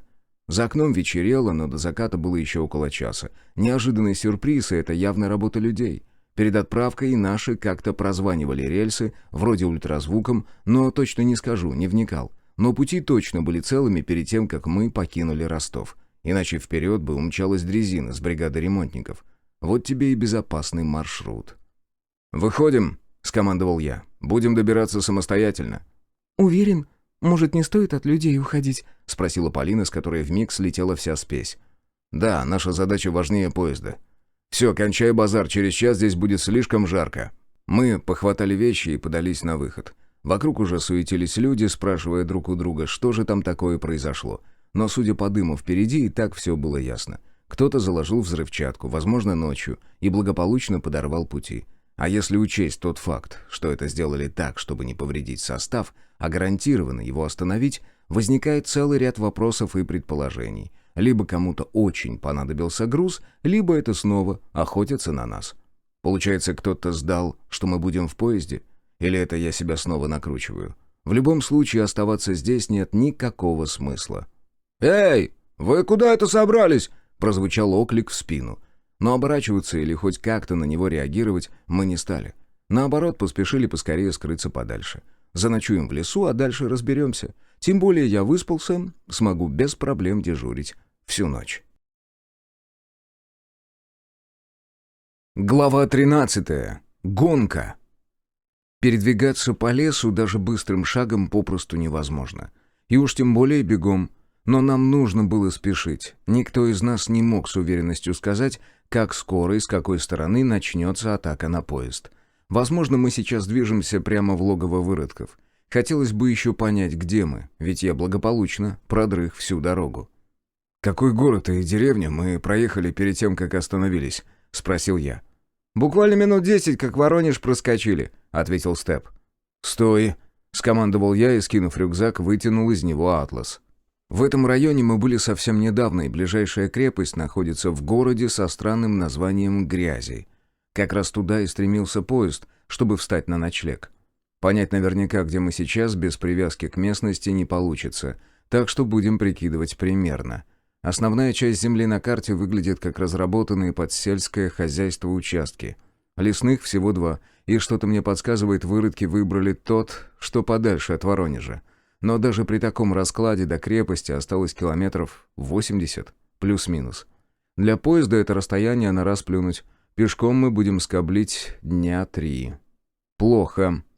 «Что-то не так?» — спросил Степ, заметив, как я скривил рожу. «Лес небольшой», — ответил я. «Всего километров 10 в диаметре». «А дальше что?» «Если по направлению движения поезда, Усмань, за ней поля до самой крепости». «А до нее далеко?» «Примерно 80 км». «Хреново». «Мы умрем?» — севшим голосом спросила Полина. «То, куда мы попадем, гораздо хуже смерти, поверь», — ухмыльнулся я. «Чё ты вообще попёрлась за нами? Сидела бы сейчас в тепле и сытости». «Тебя забыла спросить», — тут же обозлилась она. «Вот как-то так и держись», — кивнул я. «Злость придает сил. Все, двинули». «Куда?» — уставился на меня Степ. «В Усмань? Да там 100 пудов их отряд сидит». «Может, и сидит», — я пожал плечами. «А может, и нет. Лично я бы на их месте к поезду на дрезине двинул. Так что мы их обойдем и подготовим встречу». «А успеем?» «Понятия не имею. Но если продолжим хлебалом щелкать, точно нет». Я сориентировался по компасу и возглавил шествие. Полина шла в центре, Степ замыкающим. Этот порядок выстроился автоматом, без лишних слов. Девушка не ныла, не лезла с глупыми вопросами и вообще вела себя как положено в таких ситуациях. Любой приказ выполнялся беспрекословно, и это радовало. Вот ведь может быть умный, когда требуется. Но стоит нам угодить в относительную безопасность, как ее будто подменяют. Ей бы еще координацию слегка подправить, а то спотыкается на каждом метре. Не дай бог ногу повредит, пиши пропало. «Степ, дай ей фонарь», — попросил приятеля я. «Ага, ща», — ответил он. «Тормозни на секунду». Мы остановились, и приятель полез в рюкзак, где у него хранился запасной фонарик. Небольшой, но его света хватало, чтобы осветить себе путь. «Батарейки, кстати, последние», — предупредил он. «Нужно будет еще поискать. Или докупить». «Принял». Кивнул я и посмотрел на Полину. «Ты как?» «Нормально», — ответила она. «Пить хочу». «На».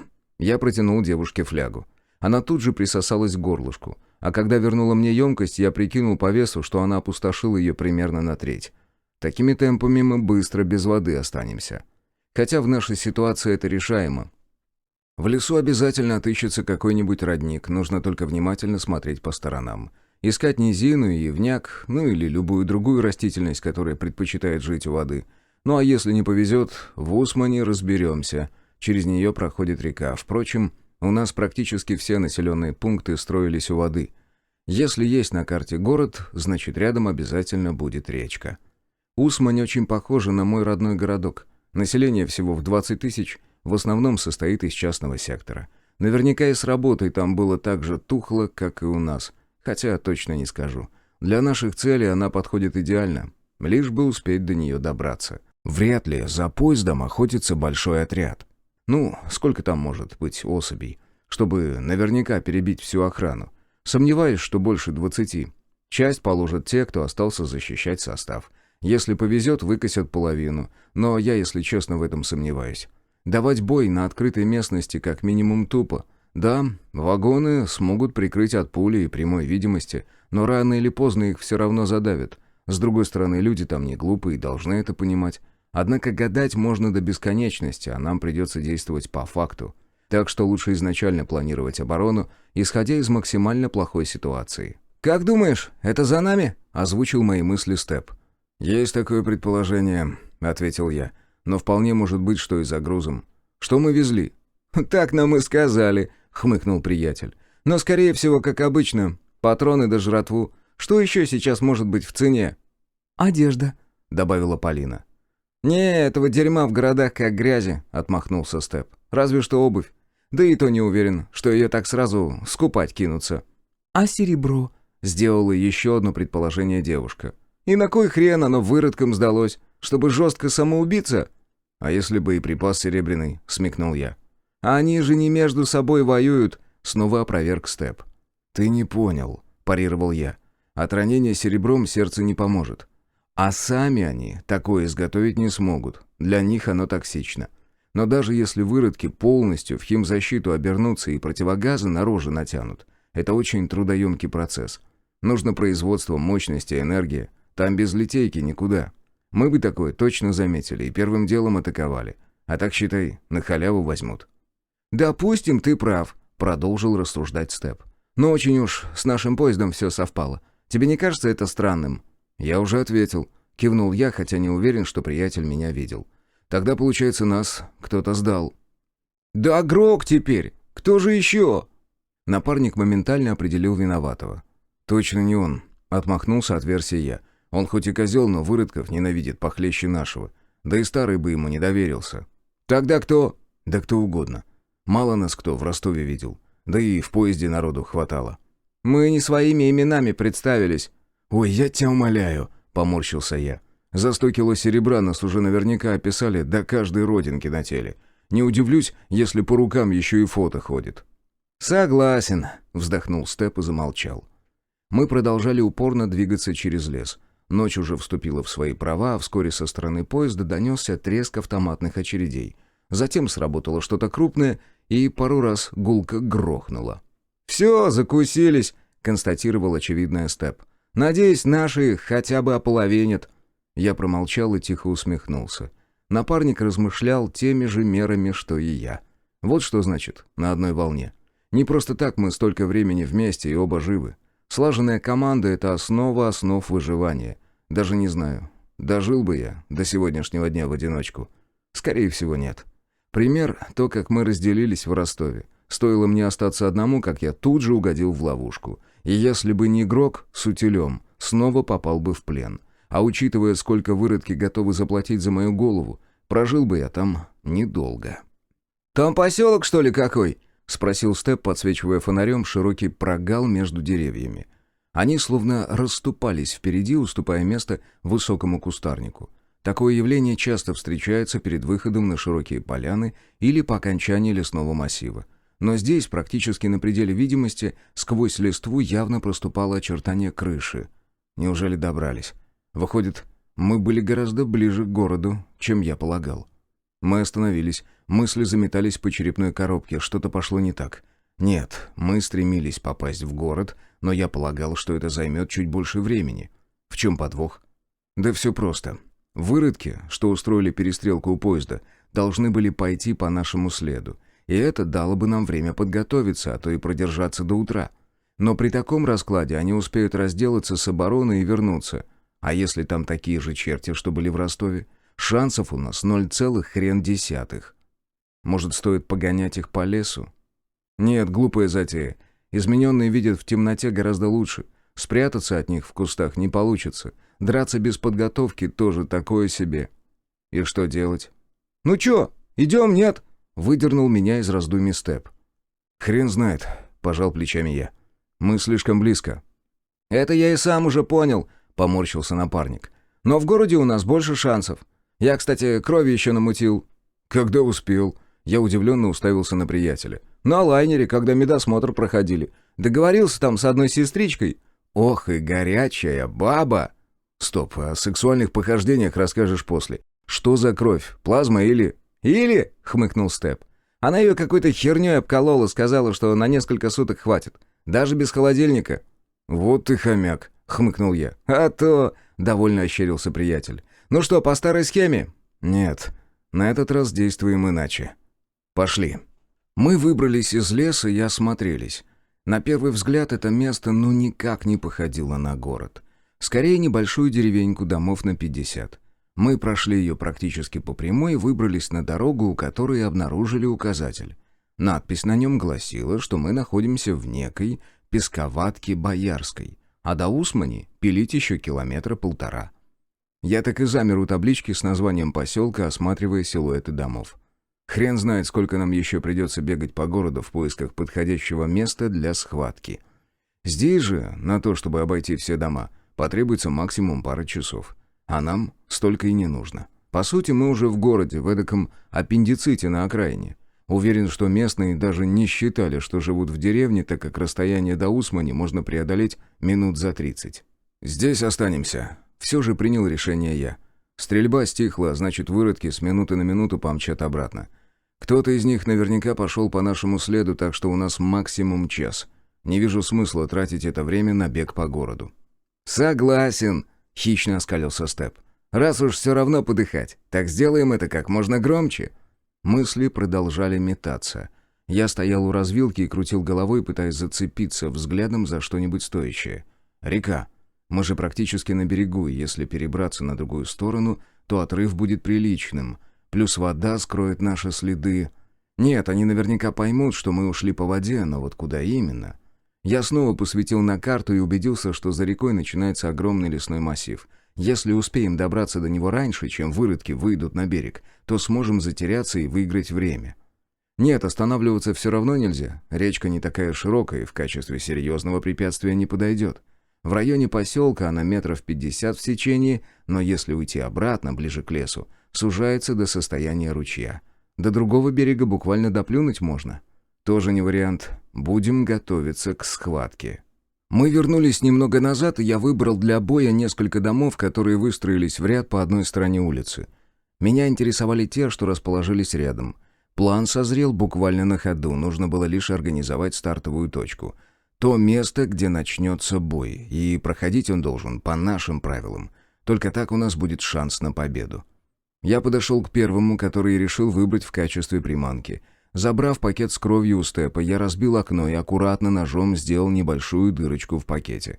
Пришлось повозиться. Материал оказался довольно прочным, и мне не хотелось случайно его вспороть. Я собирался оставить след, похожий на обычный порез. Немного. На острый осколок, оставшийся торчать в раме, и чуть-чуть на оцинкованный отлив. Затем я забрался внутрь и провел небольшую линию капель по полу в соседнюю комнату. Здесь положил пакет с кровью на кровать, чтобы с него немного натекло, распорол простыню и испачкал небольшой отрез. Все, пакет можно заклеить. Возможно, он еще пригодится. Осмотрев место, я подошел к столу, который стоял посередине. Широкая столешница скрывала глубоко посаженное подстолье. Идеальный вариант для закладки, но нужно как-то активировать гранату. Ставить растяжку бессмысленно, на нее попадется разве что один, тот, кто влезет в дом первым. А нужно накрыть сразу несколько, чем больше, тем лучше. Я выбрался обратно на улицу и еще раз осмотрел местность. Прикинул маршрут, по которому я бы вошел в дом, и где бы оставил группу прикрытия. Скорее всего, я бы рассредоточил людей вдоль улицы и заставил бы залечь, ну или спрятал за домами на противоположной стороне. Для этого прекрасно подходили только два объекта, и их я и выбрал в качестве мышеловки. В рюкзаке оставалось всего 2 гранаты, оклеенные серебряной дробью. А больше нам и не потребуется. Все равно шанс только один. «Степ, ну-ка попробуй взять это окно на прицел. Вон от тех домов», — попросил я приятеля. «Но так, чтобы я тебя отсюда не видел». «Ща!» — мгновенно отреагировал напарник и скрылся за одним из них. «Вижу!» — бросил я, и приятель сместился. «Все еще вижу!» «Херня место!» — резонно подметил он и перебрался в другое, где растворился за разросшимися кустами. «Пропал!» — крикнул я. «Я как? На прицеле!» «Запомни позицию, давай к следующему углу». Степ снова спрятался, и мне очень понравилось как. А значит, это идеальное место для прикрытия. Следующий двор был полностью обнесен высоким забором из профнастила. В такой бесшумно не пролезть. А оба дома, за которыми прятался Степ, выглядели заброшенными. Притом не с момента начала апокалипсиса, а гораздо раньше. Напарник указал мне обе позиции, в которых дом напротив выглядел как на ладони, и я установил там гранаты. Закрепил прямо к стволам кустарника и просунул в каждую чеку тонкую капроновую нить. Ее я прихватил давно в строительном магазине, и она уже не раз выручала нас в пути. Нет, не в качестве растяжки, а для того, чтобы что-нибудь примотать в качестве временного решения. Много места она не занимает, зато очень прочная, а сейчас она сыграет свою роль, как дистанционный детонатор. Лишь бы длины хватило. Мы засядем у хозяйственных построек чуть ниже по улице, чтобы остаться в тылу у врага. Как только они займут позиции, взрываем и ждем реакции тех, что вошли в дом. Вряд ли их будет больше, чем 3. Возможно, где-то останется еще одна группа прикрытия, и после взрыва она обязательно даст о себе знать. Либо мой план не сработает, и одна из команд уйдет дальше по улице, а значит, нам нужен путь к отступлению, новая позиция. И из этих хозяйственных построек мы сможем выйти через небольшой пустырь к еще 3 домам. Здесь можно будет закончить схватку или отступить к реке. В этом месте она как раз сужается, что позволит нам скрыться в лесу, где мы и разберемся с остатками отряда. Главное, чтобы их было не больше 4. В смысле, остатков. С подготовкой было покончено, оставалось только ждать. Я уселся у окна, придерживая оба конца капроновой нити. Руки потели, а потому, чтобы она не выскользнула, я намотал ее на палец. Степ привалился спиной к стене. Полина встала рядом. «А если наши победили?» — прошептал напарник. «Ты сам-то в это веришь?» — спросил я. «Да хрен их знает!» — пожал плечами он. «Поезд так-то хорошо заряжен. У них и крупняк был. Вполне могли отогнать». «Нам же лучше», — буркнул я. «Так-то да», — вздохнул Степ. «А что, если они не за нами пришли? Вдруг правда за патронами?» «Значит, пронесет». Я практически повторил предыдущий ответ. «Хорошо бы». Я снова улыбнулся. Напарник явно не верил в хороший исход и тоже готовился к худшему. Вопрос лишь в том, сколько их придет по нашей душе. Я рассчитывал особей на 10-12. Как раз 4 тройки — оптимальный вариант, чтобы прочесать местность, прикрывая друг другу спины. Вот и посмотрим, оправдают ли выродки мои ожидания. Вскоре со стороны дороги раздался хруст гравия. Кто-то все-таки появился. Я толкнул Степа в лицо, указал пальцами на глаза и ткнул в сторону окна, выходящего на улицу. Напарник кивнул и перебрался к нему. Выглянул, несколько секунд всматривался в темноту, которую разгонял бледный свет звездного неба. А затем вернулся обратно и показал мне дважды раскрытую ладонь и 1 палец. Не сильно-то я и ошибся в своих выводах. 11 измененных.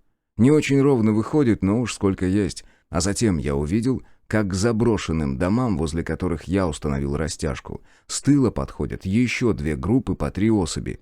Итого получилось 17. Что-то многовато. Я посмотрел на Степа и показал ему, что к нам явилась добавка в количестве 6 штук. Приятель лишь округлил глаза. Я скосил взгляд на Полину, которая сидела на корточках и выглядела как-то не очень. Всю трясет, того и гляди, сознание потеряет. Надеюсь, не будет тормозить в самый ответственный момент. От нее всего-то и требуется бегать за нами, как привязанная. «Здесь кровь!» — донесся до нас голос от команды охотников. «Проверь!» — ответил, видимо, командир. «1 и 3 прикройте!» Шорох, топот тяжелой обуви и тишина. Я приложил к глазам бинокль с режимом ночного видения и не без труда различил 2 силуэта у одной из заминированных позиций. Но, увы, Это были выродки из той группы, что явилась к заброшкам с тыла. Надеюсь, вторая засела там, где выявил еще одну позицию степ. Я потянул за нити, выждал, когда они как следует натянутся, и, обмотав их вокруг кисти, резко дернул на себя.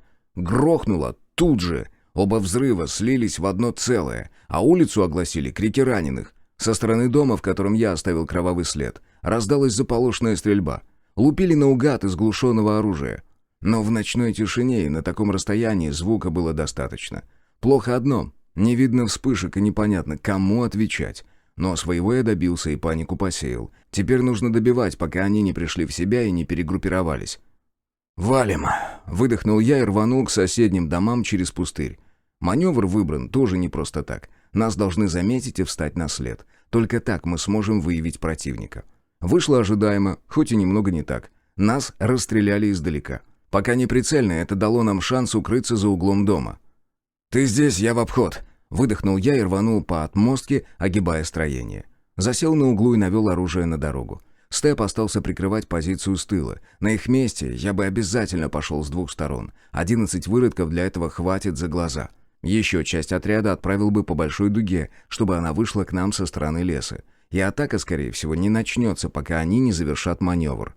«Дух! Дух!» — дважды гавкнул дробовик Степа. Пауза между выстрелами была небольшой, но все же имелась. А значит, он попросту шуганул тыловую группу. Они тоже не дураки и сразу в лобовую атаку не полезли. Скорее всего, сделали рывок специально, чтобы прощупать наши позиции. И это плохо, что напарник не смог сдержать палец на крючке. Но теперь уже ничего не поделать.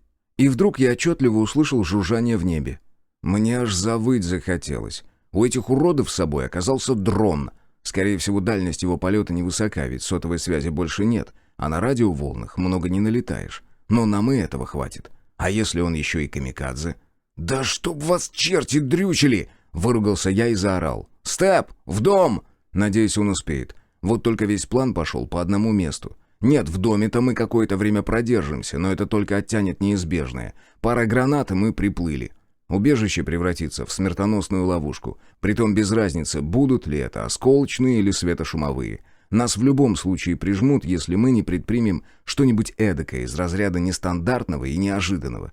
И я в душе не чаю, что именно мы можем устроить, кроме ответного огня из окон. Да, обороняться всегда проще, чем штурмовать, но в нашем случае очень уж большой перевес. Дрон еще этот. Черт, вот ведь твари. И где они его только взяли? Глава 14. Потери. Мы ворвались в дом. Но решение это было временным и спасло разве что от дрона. Его настойчивое жужжание все еще отчетливо доносилось снаружи, но внутрь он так и не влетел. А вскоре все окончательно стихло. Лишь легкий весенний ветерок трепал голые ветви деревьев. Да здесь листья еще даже не показались, хотя почки были уже знатно набухшими, готовыми прорваться в самый ближайший день. И в этой ночной тишине я услышал сочный лязг затвора. Выродки явно зарядили что-то тяжелое, от чего нам должно стать по-настоящему плохо. «На пол!» — взревел я и первым рухнул вниз. Ни Полина, ни тем более Степ не стали задавать лишних вопросов и в точности повторили мой маневр. Мы разошлись с очередью буквально на мгновение. Грохот крупного калибра разорвал ночную тишину, а дом наполнился треском, хрустом и визгом пролетающих мимо пуль. Шили чем-то очень серьезным не меньше 12,7. Для такого калибра старый бревенчатый дом защита никакая. Да, пули теряли львиную часть энергии, проходя через бревна, но нам за глаза хватило бы ее остатка. Несколько пуль выбили щепу из пола буквально у самого моего носа. Полине со Степом повезло, так как они успели нырнуть за печь. Впрочем, даже она не могла похвалиться тем, что способна сдержать пули. Те, что врывались внутрь через вынесенное окно, оставляли в кирпичной кладке огромные дыры, а с ее противоположной стороны вылетало крошево приличных размеров. Я не сразу понял, что за вой сопровождает огонь. Вокруг было слишком шумно. Лишь когда заполз в укрытие к товарищам, до меня дошло, что это орет Полина. Глаза девушки были заполнены ужасом, и я даже не стал пытаться ее успокаивать. Все равно бесполезно. Похоже, она впервые находится так близко к смерти. Нет, все мы в этом мире ходим по грани, однако мало кто из людей попадал под шквальный пулеметный огонь. В такие моменты кажется, будто ты действительно смотришь в глаза самой смерти. Ее дыхание так близко, что можно ощутить запах тлена. Я не трус, но даже меня сковало страхом. Да и что еще я мог сделать, кроме как вздрагивать от каждой кирпичной крошки, что сыпались на мое тело? Степ резко вздрогнул и со стоном завалился на пол. На его боку тут же начало расплываться кровавое пятно. Лицо побледнело, однако продлилось это недолго. Вскоре он раскраснелся, будто только что выбежал из парной, и выгнулся дугой. А уже через секунду забросил в рот очередной кусочек сушеного черного сердца. И в этот момент все стихло. В ушах все еще стоял грохот и треск, но даже это не помешало услышать 2 глухих тяжелых удара по деревянному полу. Ужас и не думал прекращаться. «Валим!» — снова взревел я и с низкого старта рванул в соседнюю комнату. И снова мы успели буквально за мгновение до взрыва. Обе гранаты грохнули друг за другом с разницей в доли секунды. Осколки с визгом разлетелись во все стороны, уничтожая остатки мебели, которые и без того превратились в труху. Теперь уже вскрикнул я, словив спиной 2 чугунных фрагмента. Ощущение было таким, словно меня со всего размаха приложили кувалдой. Дыхание сперло, на глазах навернулись слезы, но я тоже был к этому готов. Размоченное слюной черное сердце давно ожидало своего часа, но от боли и шока мне никак не удавалось загнать его на коренные зубы. Язык попросту не желал ворочаться. Наконец мне это удалось, и рот наполнился жгучим соком, а затем огненная лава сосредоточилась в месте ранений, и боль начала отступать. Только придя в себя, я заметил, что Полина лежит без сознания. Ей тоже досталось, но Степ уже взял инициативу на себя и трясущимися руками пытался всунуть кусочек сердца в одну из ее ран. Тот, что она все это время держала во рту, сейчас валялся на полу. Я отчетливо его видел, даже несмотря на то, что мы находились практически в полной темноте. Этакий остаточный эффект от употребления лекарства. Тьма будто расступалась, окрашиваясь в бордовые оттенки. Словно попал в комнату, где проявляется фотопленка. Жаль, что он длится недолго, всего несколько ударов сердца. Дом снова наполнился шумом, с грохотом ударила в стену входная дверь, а в соседней комнате, окна которой выходили во двор, хрустнули осколки стекла. Веселье и не думало заканчиваться, выродки пошли на штурм, и это был наш шанс вырваться. Не говоря ни слова, я подорвался с пола и, выставив ствол автомата в дверной проем, дал короткую очередь в сторону выхода. И тут же метнулся в сторону и рухнул на пол. В ответ прилетел град пуль, но ни одна из них меня не задела, а я уже брал на прицел темный силуэт, который спешил спрятаться за откосом.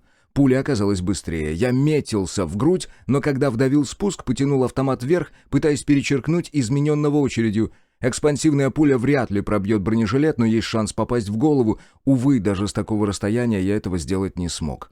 Противник успел выйти из-под огня, но позицию занять не сумел, так как в спешке тоже завалился на пол. Плюс я по нему все-таки попал. И пусть их силы и регенерация превышают человеческую, удар пули в броню он все равно ощутил в полной мере, и дыхание она ему сбила. А у меня снова появился крохотный шанс завершить начатое. Вот только вместо этого я снова оттолкнулся от пола и нырнул дальше, в проход, скрываясь от ответного огня. Измененный был в комнате не один, и я это понимал, просто хотел воспользоваться ситуацией, но не повезло. Из спальни, в которой мы скрылись от гранат, гавкнул дробовик, а значит, Степ уже в деле. Он не дает высунуться тем, кто явился к нам через главный вход. Я прижался спиной к дощатой двери, которая расположилась в конце коридора. Похоже, за ней скрывалась какая-то кладовка. Спрятаться там не получится. Остается только терпеливо ждать, пока из комнаты, в которую вошла штурмовая двойка, кто-нибудь не покажет нос. Эти парни свой хлеб едят недаром и работают очень четко, хотя до тех, что прижали меня в Ростове, им, конечно, далеко. Однако опыт ведения боя у них точно имеется. Такие выводы я сделал, исходя из того, как высунулся в проем один из выродков. Он практически лег на пол, минимизируя свой силуэт. Да и не каждый человек станет держать на прицеле нижнюю точку, ведь по обыкновению люди предпочитают оставаться на ногах в момент боя, чтобы не потерять маневренность. Ход был не просто хитрый, а хладнокровно рассчитанный, и я на него почти попался. Но меня тоже выручил опыт, и прицел я держал примерно посередине, подсознательно ожидая чего-то подобного. И только поэтому успел сместить целик прежде, чем противник надавил спуск. Короткая очередь прилетела прямо в голову выродка. Автомат сухо щелкнул, и я за секунду сменил магазин, скинув пустой прямо на пол. В моем положении пытаться сунуть его в специальный подсумок, только терять время. Второй, что остался в комнате, решил действовать иначе, и, надо признать, в разы грамотнее. Вместо того, чтобы ловить меня на прицел и соревноваться в скорострельности, он просто катнул в мою сторону гранату. Круглый шар катился в мою сторону, будто в замедленной съемке. Я даже видел, как он подпрыгивал на неровностях. Внутри меня все сжалось, сердце будто остановилось в ожидании приближающейся смерти. От такого меня ни одно черное сердце не спасет. Не факт, что от меня останется хоть что-то. Куда это сердце можно будет запихать? Близкий взрыв — это гарантированный конец.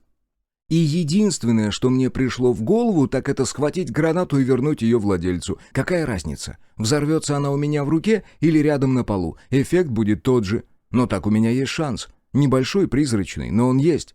Видимо, где-то наверху все-таки есть высшие силы. И я им для чего-то нужен. Иначе я никак не могу объяснить то, что мне удалось совершить. Граната в очередной раз перекатилась по полу и подскочила, ударившись о него запалом. Я резко выбросил руку вперед, и она точно легла мне прямо в ладонь, а затем я прямо наотмашь швырнул ее в открытый дверной проем. Все это происходило настолько медленно и отчетливо, что я запомнил каждое мгновение. Взрыв раздался ровно в тот момент, когда металлический шар пересек линию комнаты. Меня окатило жаром и больно ударило по ушам. В голове будто разорвалась еще одна граната, и сознание начало угасать. И снова меня спасло черное сердце. Перед тем, как совершить отчаянный поступок, я стиснул кусочек зубами в надежде на то, что это придаст мне сил и скорости. Возможно, так оно и было, но сейчас, после взрыва, жгучий сок помог мне прийти в себя. Звон в ушах стих, сознание прояснилось, и темнота перед глазами отступила. Мышцы налились энергией, а тьма вновь окрасилась багряными тонами, делая темное помещение очень контрастным. Я подорвался с пола и ворвался в комнату, где скрывался последний стрелок. Направил автомат ему в голову и короткой очередью расплескал мозги раненого выродка по полу. Затем прижался к откосу и выставил ствол в сторону проходной комнаты, что выполняла в этом доме роль столовой, только через нее можно было попасть в другую половину дома от главного входа. «На выход!» — заорал я, адресуя команду Степу. Надеюсь, он понял, что я имел в виду. Напарник тут же выставил ствол в проем и дважды жахнул в сторону столовой, а следом вытолкнул в коридор Полину. Девушка пригнулась и прямой наводкой помчалась ко мне. Этого я и требовал, за исключением одного момента. Сделала она это так, что наглухо перекрыла мне линию огня. Степ пальнул еще раз, не позволяя высунуться противнику, и, не дожидаясь, когда девушка проскочит в соседнюю комнату, покинул укрытие. «Вниз!» — крикнул я и хищно оскалился, ловя в прицел голову ублюдка. Полина все поняла сразу. Еще бы! Вряд ли можно трактовать мои слова как-то иначе, когда тебе в лицо смотрит автоматное дуло. Девушка нырнула на пол, а я вдавил спуск. Очередь угодила прямо в башку выродка. Я стрелял практически в упор, и шлем не смог сдержать пули. Однако, с другой стороны, они не вышли, так как раскрылись при ударе, превращая мозги ублюдка в кашу. Но он тоже успел вдавить спуск, и автоматная очередь угодила Степу прямо в бок. Приятель сбился с темпа, врезался в стену, по которой медленно сполз на пол. Я видел, как он пытается разжевать черное сердце, но его челюсть едва ворочалась. «Твари!» — взревел я и рванул вперед.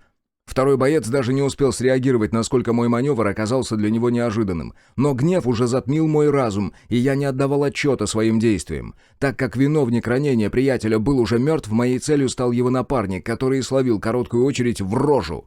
Я метнулся к другу, который уже начал отключаться. На ходу вытянул из-под сумка еще один кусочек сердца и, присев перед другом на корточке, сунул его товарищу в рану. Но, вопреки моим ожиданиям, волшебное средство зашипело, будто я сунул его в кислоту, и буквально на глазах превратилось в некое подобие желе. Я взвыл от бессилия, уже понимая, что ничем не смогу помочь человеку, который прикрывал мою спину на протяжении долгих 2,5 лет.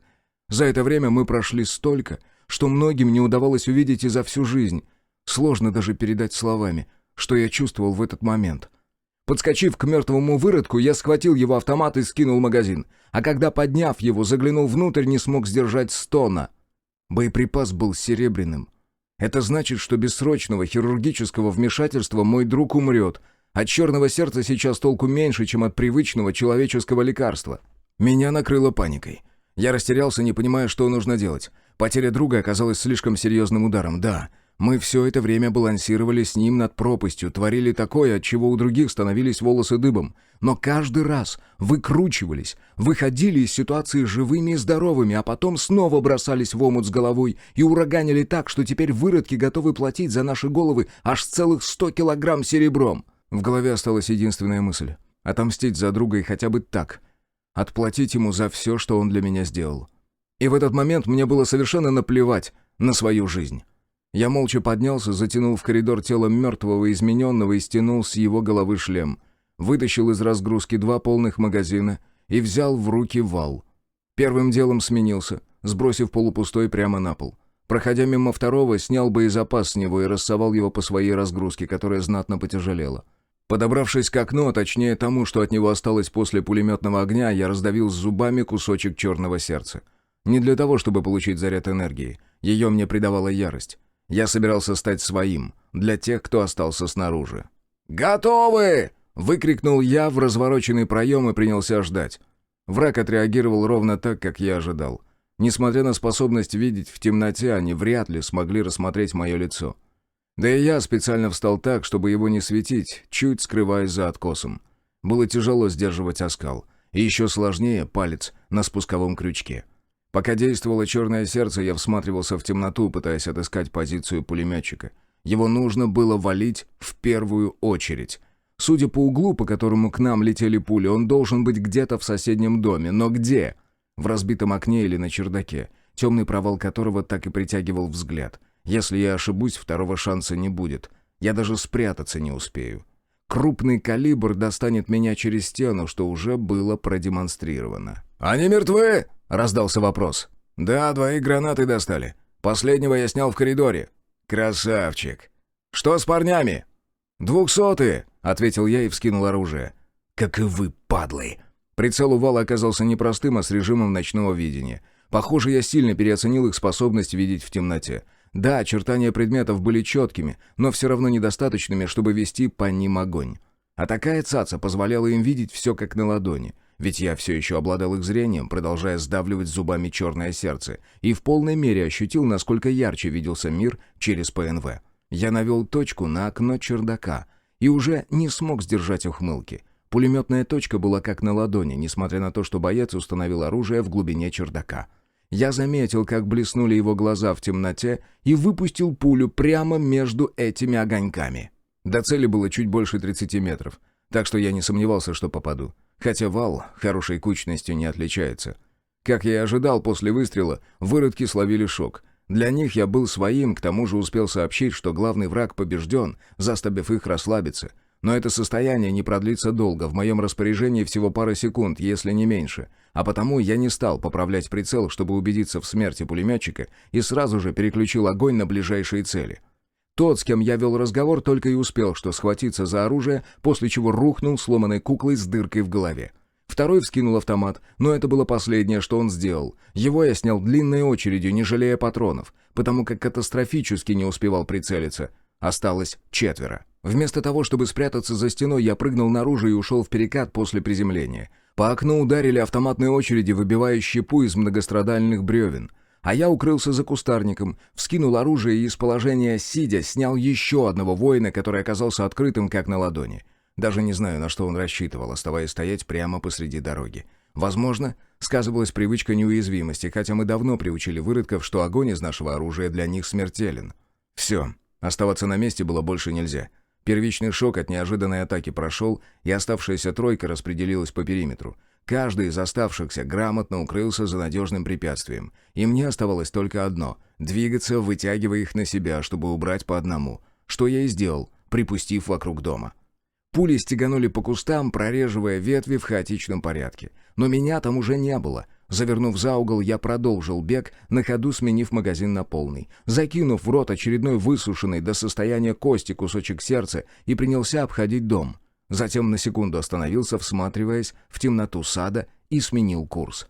Из старого дощатого сарая прикрытие так себе. Даже дозвуковая девятка прошьет его и не заметит, но в качестве стартового прикрытия пойдет. Шмыгнув на угол, где, скорее всего, будет столб, я присел и принялся водить прицелом от одного угла дома к другому. Я понятия не имел, откуда появится первый противник, а потому старался держать на прицеле оба направления. Нападения с тыла я не боялся, так как выродков осталось немного, и вряд ли они решатся на подобный маневр. Скорее всего, пойдут двойкой, и одного оставят прикрывать прорыв. Надеюсь, черное сердце позволит мне остаться невидимым для их взора. В В том смысле, что не сработает система свой-чужой, которая у них точно имеется, иначе никак не объяснить их слепоту, когда я под действием лекарства. Одного я не учел, что кто-то из них решит пройти через дом. А именно это и случилось, судя по вспышке и громкому хлопку. Сработал дробовик. Его выстрел ни с чем не спутать. Но размышлять было некогда, потому как из-за угла высунулся один из ублюдков. Я поймал его голову в прицел и несколько раз утопил спуск. Попал с первой очереди. Боец клюнул рожей в отмостку, да так и остался неподвижно лежать. А вот оставшийся воин поступил непредсказуемым образом. Он завопил, как ошпаренный, и бросился бежать. Ох, как же я ненавижу кого-то догонять! Но выбора у меня не было. Я рванул за трусом, что было сил, выскочил из-за дома и как раз увидел его спину. Не сказать, что цель была легкой, но не гоняться же за ним по всей деревне, а отпускать его я хотел еще меньше. Вскинув оружие, я поймал беглеца в прицел и вдавил спуск. Очередь ушла в молоко, а оружие встало на задержку. Черт! Не догадался перезарядить, привык к емкости АКСУ. А ведь у Вала магазин всего на 20 патронов, и это в очередной раз подтверждает тот факт, что нехрен хватать чужое оружие. Но, увы, мой серебряный боезапас был практически исчерпан, а на бой с 7 противниками с одним магазином не ходят. Я перезарядился на раз-два, скинул пустой магазин на землю и снова поймал спину беглеца в прицел. Расстояние увеличилось метров до 100, что для Вала уже критично.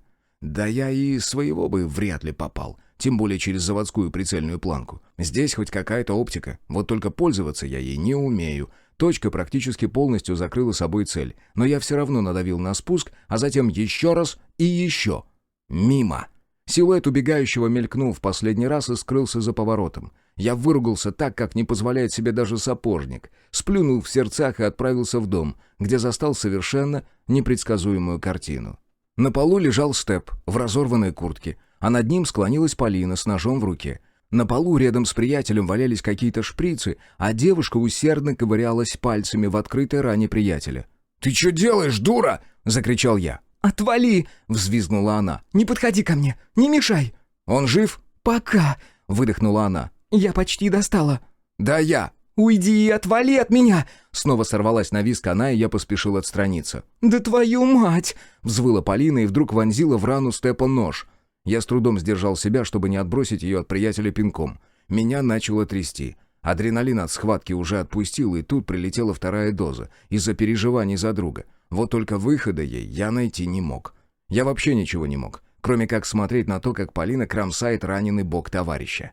При помощи ножа она расширила рану и запустила в нее 2 пальца. Скорчив рожу от работы в нелепом положении, она пыталась нащупать засевшую внутри пулю. И ей удалось ее подцепить. Я понял это по звуку, когда девушка отбросила ее в сторону. Достав серебро из тела Степа, она запустила руку в его подсумок, где приятель хранил черное сердце, и сунула кусочек прямо в открытую рану. «Черт!» — простонала она. «Не помогает!» «Смотри, осколки! Пуля могла фрагментироваться!» — подсказал я, и Полина вновь запустила в рану пальцы. Некоторое время она копошилась там, а затем отпрянула и разревелась. «Да чтоб тебя!» — не выдержал я и подскочил к приятелю. Первым делом пальцы на шею, пульс есть, и это хорошо. Грудь едва заметно вздымается, значит, жив, чертяка. «Держись, братан!» — прошептал я и сунул свои вымазанные в грязи и чужой крови пальцы в рану на боку. Внутри было скользко и горячо, и как я не возился там, ничего постороннего почувствовать так и не смог. А потом запустил руку в свой подсумок и запихал очередной кусок черного сердца в рану приятеля. Уж не знаю, что именно сработало. Скорее всего, нужно было просто немного подождать после того, как была извлечена пуля. На этот раз кусочек среагировал как надо, начал впитывать в себя кровь Степа, словно губка. Затем рана заполнилась черной массой, на месте которой прямо на глазах начала образовываться чистая кожа. Дыхание Степа выровнялось, стало глубже, а затем он застонал. «Ну ты придурок!» — выдохнул я и отвалился от приятеля, прижавшись спиной к стене. Хохотнула Полина и вдруг взорвалась оглушительным смехом. Глава 15. Осторожность. «Чем колола-то?» Я кивнул на валяющиеся шприцы. «Кровоостанавливающим и опиатом каким-то», — вяло ответила Полина. Девушка уже отсмеялась, и теперь на нее навалилась апатия. «Он много чего в аптеке набрал». «Теперь понятно, как он себе коньяк на лайнере выменил», — хмыкнул я. «Ну, жучара». «Сам такой», — хриплым голосом буркнул Степ. «Молчи уже», — отмахнулся я. «Спасибо вам. Я уж думал, мне конец», — все же добавил он. «Это не мне», — покачал головой я. «Тебя Полина с того света вытянула». «Если бы ты не увел за собой выродков, мы бы здесь все погибли», — парировала она. «Все, хватит сопли развозить», — сухо обрезал я. «Устроили тут». «Вообще-то ты первый начал», — заметил Степ. «И ты тоже заткнись. Валить отсюда надо». «Ночь же на дворе. Куда мы пойдем?» — уставилась на меня Полина. «Может, лучше рассвета дождемся?» «Может, и дождемся, но точно не здесь. Дом того и гляди обвалится». «Раньше строить умели, не то что сейчас», — усмехнулся Степ. «А ты у нас теперь архитектор?» «Устал я от всей этой херни», — вздохнул приятель. «Знаешь, о чем я думал, когда умирал?» «О покое?» — попытался угадать я. «Именно», — совершенно серьезно ответил Степ. «О том, что больше не нужно никуда бежать и ни в кого стрелять». «Если что, я никого за собой силой не тяну». «Дурак ты», — фыркнула Полина и поднялась с пола. «И уши у тебя холодные». «Устами младенца», — ощерился Степ. «Ой, оба в жопу идите», — поморщился я и тоже поднялся. Проходя мимо приятеля, отвесил ему пинка. «Хорош валяться».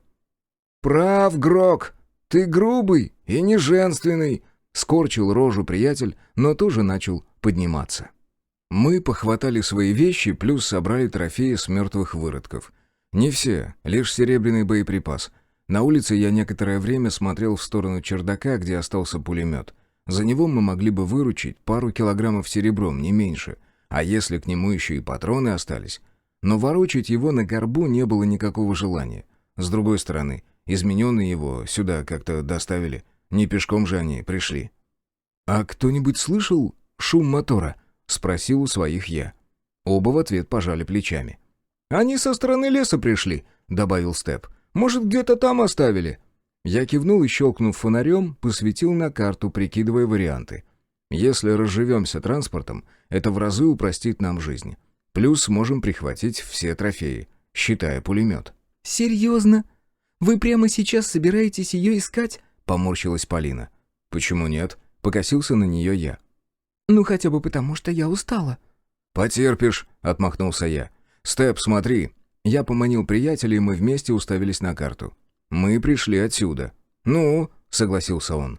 «Вот здесь проходит железка». «А эти 3 дома стоят прямо на отшибе у грунтовки, что ведет к ней», — закончил за меня он. «Вполне логично бросить тачку там. А если у них что-то современное, то мотора мы могли и не услышать». «Проверим». «А то», — ощерился приятель. «Только аккуратно, я одного упустил».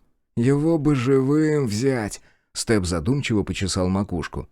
«На кой хрен он вам нужен?» — спросила Полина.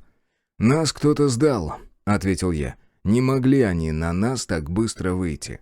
Поезд тормозили, именно этот. И именно в тот день, когда мы были внутри. Да и уровень подготовки тоже об этом говорит. Они даже пулемет с собой притащили. А если бы им нужен был только груз, сюда бы они ни за что не поперлись». «По-моему, у тебя паранойя», — усмехнулась Полина. «Не», — покачал головой Степ. «На случайное совпадение это точно не тянет. Слишком много дерьма на наши головы. Брак прав, на нас объявили охоту». «Думаете, он может это знать?» — не унималась Полина. «Да даже если вы правы, это мог быть кто угодно». «Вот и потолкуем», — пожал плечами приятель. «Хоть примерно будем понимать, откуда ожидать удара». «Заглохните оба!» — шикнул я. Мы выбрались на грунтовку, но домов отсюда не было видно. Насколько я помнил по карте, дорога впереди делала резкий поворот, за которым они и скрывались. С обеих сторон лес, сквозь который невозможно рассмотреть что-либо. И если мы и дальше будем трындеть, то на том конце успеют подготовиться к встрече. Ну, если, конечно, там кто-нибудь есть. Однако на месте сбежавшего выродка я бы первым делом направился к машинам. Прорваться мимо нас на транспорте шансов гораздо больше. Да, сваливал он в противоположном направлении, но вернуться лесом ему ничто не мешало. В общем, осторожность точно не повредит. «Может, через лес пройдем?» — подкинул не самую здравую мысль Степ. «Нет, там без фонарей все ноги переломаем, а с ними выдадим себя с потрохами. Идем по дороге, но молча». «А что ты на меня-то сразу смотришь?» — возмутилась Полина. «Я вообще молчала». «Цыц!» «Я сказал!» — жестко осадил девушку я. «Чтоб ни звука!» Мы двинулись вперед. Шли не спеша, не забывая посматривать под ноги и по сторонам. Когда до поворота остались считанные шаги, я знаками показал, что нужно разделиться. Степ с Полиной пойдут по дороге, а я через лес. Да, с одной стороны могло показаться, что я их подставляю, но на самом деле все было не так. Просто Полину в лес точно запускать не следовало. При всей ее внешней хрупкости шума от нее больше, чем от слона. И одну на дороге ее тоже не бросить, поэтому с ней остался Степ. Лес в этом месте был редким и чалым, словно его периодически вырубали, а потом снова забывали о его существовании, позволяя разрастись. В основном березняк, но и молодые сосенки тоже попадались. Зато идти было легко, под ногами только мягкий ковер из прошлогодней листвы. Когда показались дома, я остановился и осмотрел пространство через прицел вала, в котором имелся ночной режим. Никакого движения не заметил, а потому решился выйти из тени. Тем более, что таиться смысла нет. Если выродок где-то здесь, то он уже давно нас почуял. Я запоздало вспомнил о недавно открытом свойстве черного сердца, но теперь пихать его в рот было поздно. Обойдя первый к дороге дом, я выбрался на открытый участок и сразу же обнаружил искомое — 2 пикапа, что вполне логично, учитывая количество народа, который им нужно перевозить. Не самый удобный способ передвижения, но в боевых условиях бывает и хуже. В любом случае, лучше плохо ехать, чем хорошо идти. Рядом никого. В том смысле, что сбежавший выродок, похоже, не решился возвращаться.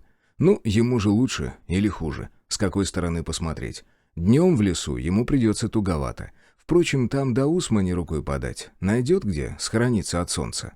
Ключей нет, и это плохо. Придется возвращаться и обыскивать тела еще раз. Может быть, поэтому беглец и решил передвигаться пешком? Нам же снова придется разделиться. Но это не беда, врагов здесь больше нет, и если вдруг не явится подмога, в чем я сильно сомневаюсь, то все пройдет гладко. «Ну, чё там?» — спросил подошедший Степ. «Ключей нет», — ответил я. «Сгонять?» «Нет, сам схожу. Вы меня здесь подождите». «Как хочешь», — отмахнулся приятель и первым делом полез осматривать «Тойоту». «Офигеть! Откуда у них такие тачки? Это же новенькая тундра, прикинь?» «Прикинул», — хмыкнул я. «Но на первой же крепости мы ее сбросим». «Чё это?» — возмутился он. «А то, что она бензиновая. Ты хоть представляешь, сколько это чудовище жрет?» «Зато на ней где хочешь проехать можно». «И что у тебя за необходимость такая, постоянно в дерьмо лезть? Дорог, что ли, мало?» «Ты куда шел?» — встал в позу приятель. «Вот и давай. Умничает он здесь». «Брак», — придержала меня за руку Полина. «Осторожней там, хорошо?» «Ой, ты-то давай не начинай», — буркнул я и отправился к месту схватки. Девушка что-то бросила мне в спину, скорее всего, обидное, но я не виноват, что мне сейчас не до телячьих нежностей.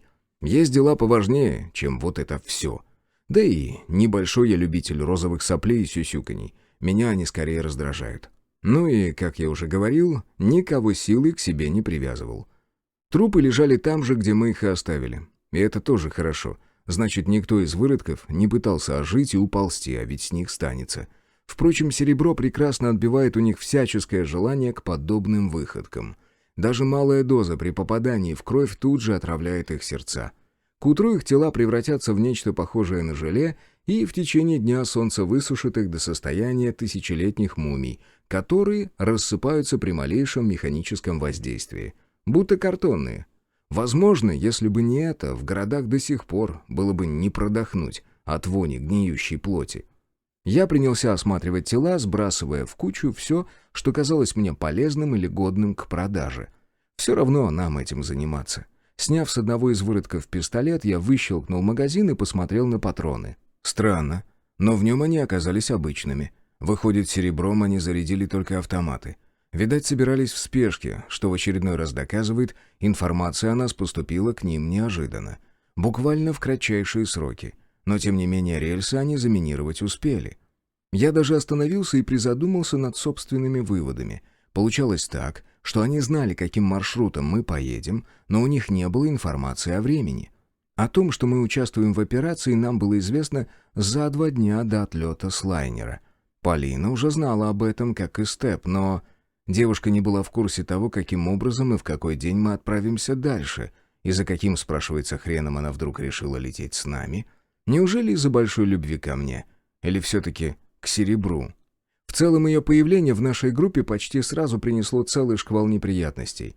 Вначале ее дружки, которые якобы предъявили нам за похищение шлюхи. Затем нас накрыли в Ростове, тоже точно зная, в какой день мы там появимся и куда двинем. Теперь вот с поездом. Я, может, и параноик, но какие-то нездоровые совпадения. И как поступить? Прямых доказательств нет, только подозрения, да и те откровенно притянуты за уши. Любой из них можно разбить вдребезги, даже особо не напрягаясь. Да и сам факт того, что она бросилась спасать Степа, именно этот момент у меня никак не вяжется со всей логикой. Но не было в этом никакого смысла, разве что еще крепче втереться в доверие. Черт, что же делать? Пытать ее снова? И что это даст? Убивать просто так, без веских оснований, тоже такое себе. А вдруг я сам себя накрутил? Да меня после этого совесть сожрет, как бы странно это ни звучало. Единственный вариант, как мы можем проверить ее на паршивость, самостоятельно выстроить нужную ситуацию. Например, долгое время не появляться на людях и посмотреть, к чему это приведет. Если она крыса, то рано или поздно на нас снова выйдут выродки. Итак, последний рубеж — грязи. Туда нам по-любому заезжать. Нужно пополнить припасы, продать трофеи и обзавестись какой-нибудь тачкой попроще, желательно на дизеле. Если никому не говорить, куда мы собираемся дальше, а еще лучше направить по ложному следу, то все может получиться.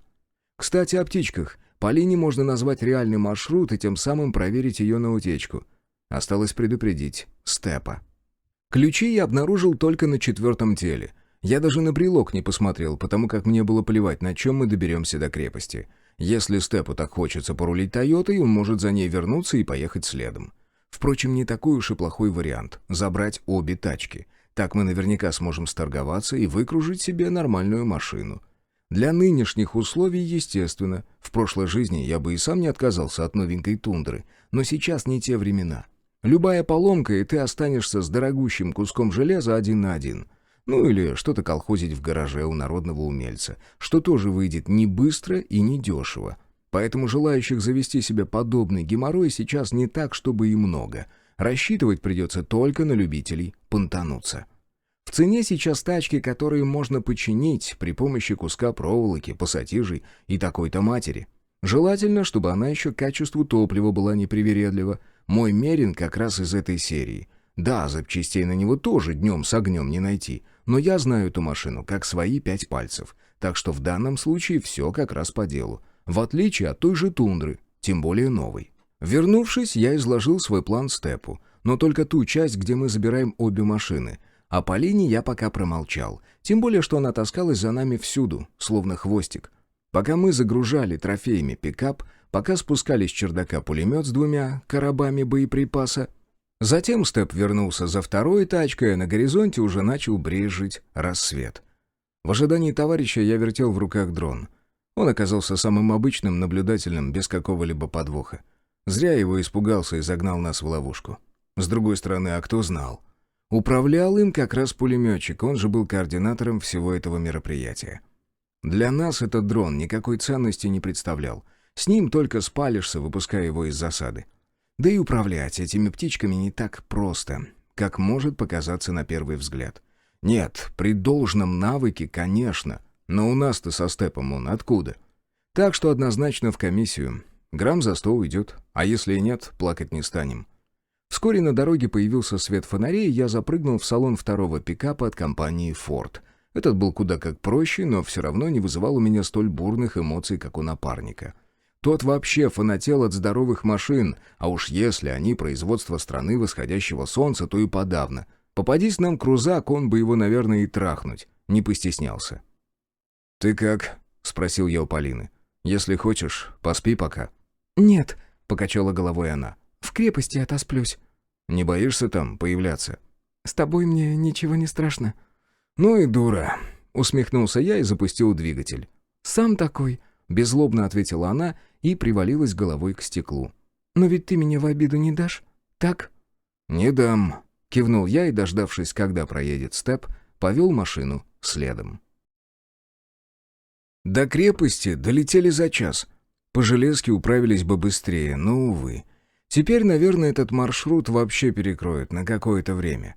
Пока пути отремонтируют, пока состав уберут. Но надо отдать должное караванщикам, расписание у них было составлено четко. Все рассчитали, кроме диверсии на рельсах. «Если не хочешь, можешь внутрь не заходить», — в очередной раз уточнил у девушки я. «Все нормально». Она тряхнула головой. «Я не собираюсь от вас отходить». «Просто хотелось бы избежать неприятностей». «Я же сказала, все будет хорошо». «Ладно». Я не стал продолжать спор. «Лучше скажи, что вам купить нужно, я помогу». «Ну, списки я не составлял». Я почесал макушку. «А так, продуктов дней на 7, плитку бы походную опять найти, да небольшой баллон к ней, а то наша так с поджериком и сгинула. Патроны бы не помешали, ну и трофеи скинуть нужно». «Я поняла», — кивнула Полина. «С чего начнем?» «С трофеев». «Тогда лучше к Климу идти. Ну или прямо на стоянку его вызвать». «Фига себе сервис». «Ну а как? Суетиться надо, чтоб серебро водилось». «А ты давно такая деловая стала?» «Я такой всегда была. Просто ты меня замечать не хочешь». «Ладно, действуй, мы со Степом у тачек потремся. Кстати, а машины он не скупает?» «Можно, конечно, но он больше по оружию. Машины, если и берет, то только на срочный выкуп. И за бесценок. По технике у нас Васька мутит. Но надо узнать, когда у него смена. Если он сегодня на стене, тогда можно и с Климом поговорить». «Откуда ты все это знаешь?» «Так у меня в клиентах. Половина крепости», — фыркнула Полина, заставив меня поморщиться. Я уже как-то успел позабыть, откуда она к нам прилипла. А сейчас вот даже как-то неприятно стало. Эдакий червячок собственника в душе шевельнулся. Надо бы поаккуратней с ней, не хватало еще самому втрескаться. Не надо оно мне, уж точно не сейчас. Справишься? «Да как нефиг делать», — улыбнулась она и двинула к дружиннику на входе. Я наблюдал за ее действиями из машины, и, надо признать, снова ощутил укол ревности, особенно когда бугай-охранник приложил девушку по мягкому месту. Полина в ответ расхохоталась, отчего мне сделалось еще поганее. Я открыл окно, чтобы презрительно сплюнуть, и едва сдержался. У двери стоял Степ, с занесенной для стука рукой. Вот был бы номер, если бы я плюнул, не глядя. «Ты чего подкрадываешься?» — недовольно буркнул я и вставил в рот сигарету. «Чё, бесит, да?» Криво ухмыльнулся Степ, кивнув в сторону ворот.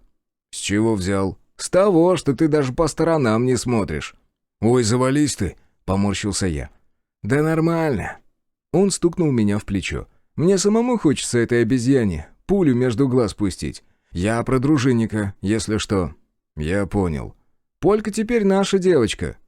«Кстати, о птичках», — прервал приятеля я.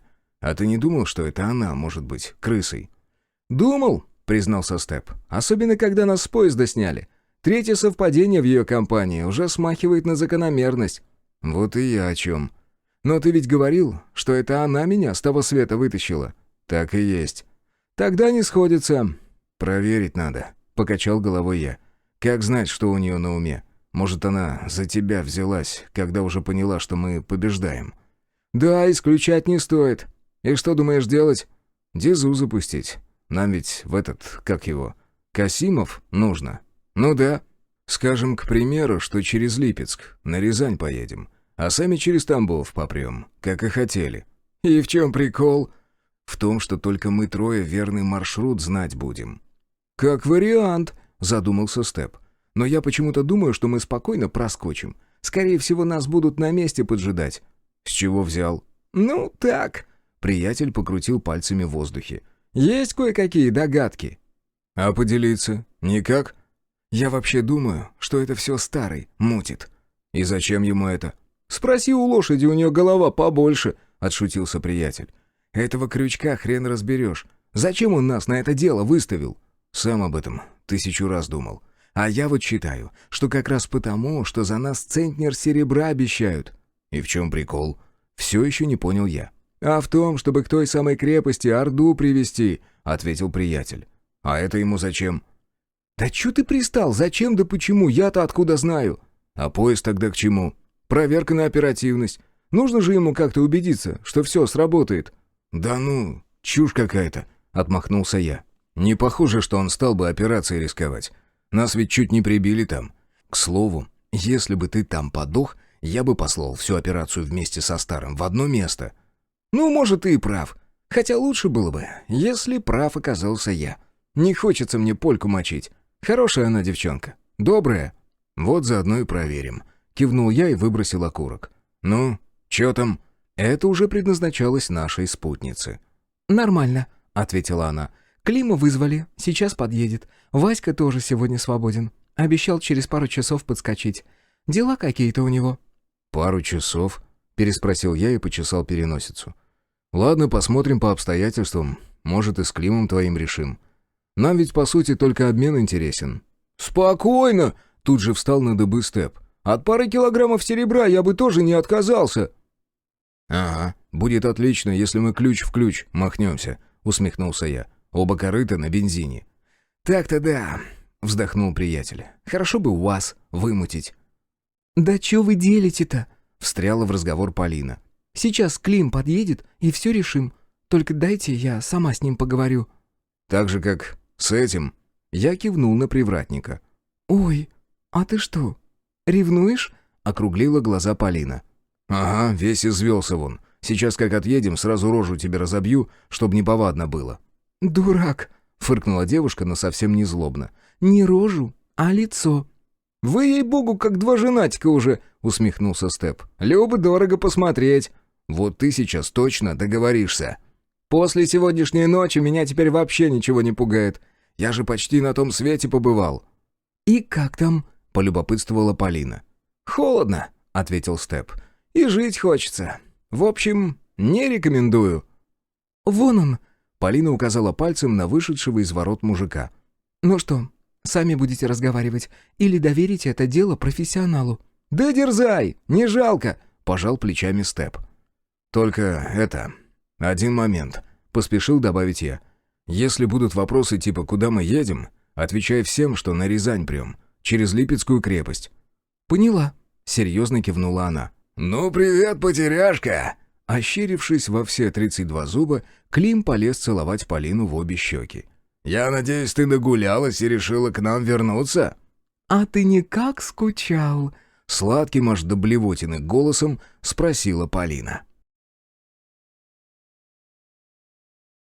Глава 16. Поездочка. Открыв рты, мы смотрели за тем, как торгуется Полина. Казалось, для нее это подобно дыханию. В нужных местах она хмурилась, где-то хохотала и щебетала, словно беззаботная птаха, а затем выкатывала Климу стоимость, от которой у него отвисала челюсть.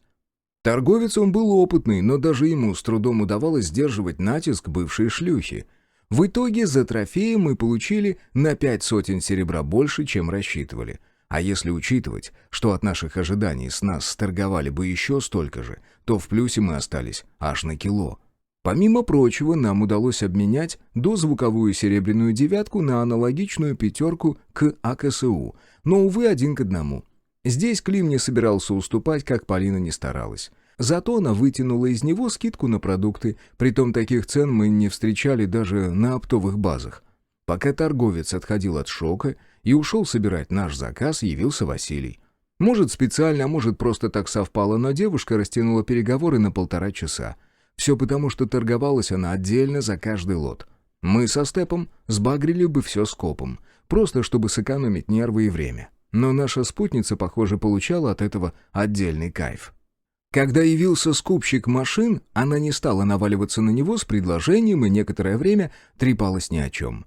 Торги начались в тот момент, когда явился Клим. Оказалось, что наши тачки не так уж и бесполезны даже в условиях апокалипсиса. Может, как раз потому, что это пикапы, и их можно гонять и в хвост, и в гриву, загружая по полной. Именно на это и делала ставку Полина. Презентация лилась из нее с таким воодушевлением, что я уже начал задумываться, а не зря ли мы вообще их продаем. Но Василий тоже оказался не пальцем делан и после очень тщательного осмотра принялся за перечисление минусов. Он почти слово в слово озвучил мои слова и предложил по 2 килограмма серебром за каждую. Увы, но более-менее приличный УАЗ на дизельном двигателе стоил в 2 раза дороже. Тогда в дело вступил Клим, который, по-видимому, уже имел виды на нашу технику, а я начал потихоньку догонять, в чем была стратегия Полины. Несмотря на все недостатки, это были грузовики. Да, небольшие, но Клим, как торговец средней руки, прикинул выгоду данного транспорта и, скорее всего, мысленно уже подсчитал прибыль, которую сможет с них поиметь. Рядом находятся еще 2 крепости, и эти тележки прекрасно подойдут в качестве лавок на колесах. Плюс грязи и в том, что здесь крепость выстроена прямо на железной дороге, и у Клима имеется прямой доступ к товару от первоисточника. Ни Тамбов, ни Елец этим похвалиться не могут. Хотя и там железка тоже проходит, но, увы, за пределами стен, а потому составы в большинстве своем тупо проходят мимо, предпочитая стоянку в безопасном месте. И с нашими машинами торговец без проблем сможет расширить бизнес. Нет, у него наверняка для этого все уже есть, но кто сказал, что 2 тачки на ходу будут лишними? Опять же, мы наверняка этого не знаем, в отличие от Полины. Шлюхи во все времена считались золотым резервом разведки. Как знать, какими мыслями делился с ней Клим после бурного секса? Возможно, среди них мелькали речи о том, что он собирается покорить новые горизонты. Так почему не предоставить ему эту возможность? А Василий здесь присутствовал только для того, чтобы предложение стало наиболее выгодным для нас. «Короче, есть у меня один агрегат. Как раз на дизеле». Наконец-то начал озвучивать то, что нам нужно Клим. «Клио. Универсал 7-го года. Можно посмотреть?» Тут же оживился я, за что получил осуждающий взгляд от Полины. Кажется, я только что сорвал ей переговоры, но мне было плевать. Вряд ли ей удалось бы сделать предложение более выгодным. На УАЗ я и так не рассчитывал. За него бы пришлось как следует доплатить. А подобная реношка как раз стоила в пределах 5000 серебром. А в универсал без труда войдет весь наш скарб. Еще и место останется. Да, в нормальном мире за такую сделку покрутили бы у виска. Но мы здесь, в разрухе и хаосе, где ценность вещей изменилась до неузнаваемости. И порой новенькая «Тойота» стоит в 3 раза дешевле наполовину сгнившего УАЗа. Вот такая у нас теперь реальность. Главное, что машина оказалась на ходу. Завелась с полоборота, и двигатель тарахтел ровно, без нареканий. Подвеска оставляла желать лучшего, но нам, в общем, насрать. Всего-то и требуется, чтобы эта лошадка домчала нас до Касимова. А это 500 километров. За день мы их, конечно, уже не проедем, но, думаю, машинка с этой задачей справится. «Бак под пробку заправляешь?» И договорились. Я протянул Климу ладонь.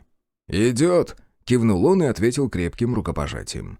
Мы перекидали вещи в новую тачку, и я плюхнулся за баранку. Степ долго ерзал на сиденье, пытаясь подстроить его под себя и скорчив при этом недовольную рожу. И я его понимал. До комфорта «Тойоты» этому ведру было очень далеко, но для наших целей эта тачка подходила гораздо лучше. Теперь хотя бы не придется забивать себе голову вопросом, чем ее заправлять. Топлива нам должно хватить до конечной, а то, что мы на ней в лес не заедем, так на это плевать, не на рыбалку собираемся. «Удачно получилось», — улыбнулся я. «Даже в крепость входить не пришлось». «Ага», — согласился Степ. «И никто не спрашивал, кто мы и куда собрались». Я вывел машину со стоянки и направил ее в сторону Тамбова. Да, там мы делали крюк почти в 100 километров, но у нас совсем другая цель. Нужно проверить Полину на вшивость. И так уж вышло, что Тамбовская крепость последняя, что встретится на нашем пути. Там имелись свои плюсы. Порт. Крепостные стены были образованы за счет удачно выстроенного спального квартала, который расположился прямо на берегу водохранилища. Его наполняла река Цна. Она же предоставляла жителям пищу, торговые сообщения и, естественно, воду. Там я решил задержаться на ночь. Во-первых, нам все-таки нужно каким-то образом проверить Полину, а во-вторых, не мешало бы выспаться. Даже я, продрыхнув в поезде весь день, после бурной ночи натурально валился с ног. А что говорить о товарищах, которые даже глаз не сомкнули. Полина вон уже носом клюет. Того и гляди, на очередной выбоине в переднее сиденье врежется. Степ тоже притих, хоть и делает вид, что бодрится. В таком состоянии нас на первом же гоп-стопе уложат. И тот факт, что все это время нам удавалось избегать грабителей, не более чем везение. Плюс, опять же, никто не гарантирует нам спокойную ночь в очередном заброшенном городе. Так что лучше воспользоваться ситуацией и как следует выспаться. Ну и пожрать горячего тоже не повредит. Как ни странно, но до Касимова мы добрались без проблем. Переночевав в Тамбовской крепости, остаток расстояния прошли за световой день. Лишь в одном месте пришлось поплутать, но в итоге разобрались, сориентировались и вскоре уже въезжали в этот небольшой провинциальный городок. В целом они все похожи, будто застраивались под копирку. Спальные микрорайоны на окраинах и исторический центр, возведенный веке эдак в 19-м. Единственное место, которое меня заинтересовало, это завод цветных металлов на въезде. Я даже некоторое время тупил возле него, размышляя, стоит ли туда соваться. Но в итоге решил, что смысла в этом нет. Уверен, что его обчистили еще в первую неделю всего этого бардака. Сейчас там даже грамма серебра не найти. Хоть все вверх дном переворачивай. А проехав чуть дальше, мы наткнулись на передвижной блокпост. Первым желанием было проскочить мимо, но от БМП не убежишь. Отработает крупником один раз, и никакое черное сердце не поможет. Притом для этого даже 30-миллиметровую использовать не нужно. Нашему ведру и пулемета за глаза хватит. Боец, что сидел на броне, вальяжно спрыгнул и знаками приказал нам остановиться. Также неспешно, можно сказать, в развалочку направился к нам. Однако оружие держал таким образом, что огонь мог открыть в любое мгновение. Я опустил стекло и терпеливо дожидался, пока он подойдет. Покидать машину в такой ситуации себе дороже. Хрен знает, как воин расценит этот жест. Может легко принять за угрозу и пару раз перечеркнуть очередью. «Здорово, командир!» — с улыбкой поприветствовал бойца я. «Здоровее видали!» — вставший уже привычной хамской манере, ответил он. «Кто такие? Куда едете?» «Нам сказали, что здесь неподалеку крепость есть!» — вместо меня ответил Степ. «И чё вам там надо?» «По делу!» — криво ухмыльнулся приятель и продемонстрировал ксиву. Он вообще мазал ей везде, где только предоставлялась хоть малейшая для этого возможность. «Брак?» — тут же спросил боец. «Смотря кто спрашивает», — огрызнулся я. «Так ты брак или нет?» Настойчиво повторил вопрос воин. «Ну, допустим». Все же не дал прямого ответа я. «Ясно», — буркнул боец. «Опаздывайте. Мы вас весь день караулим. Двигай за нами!»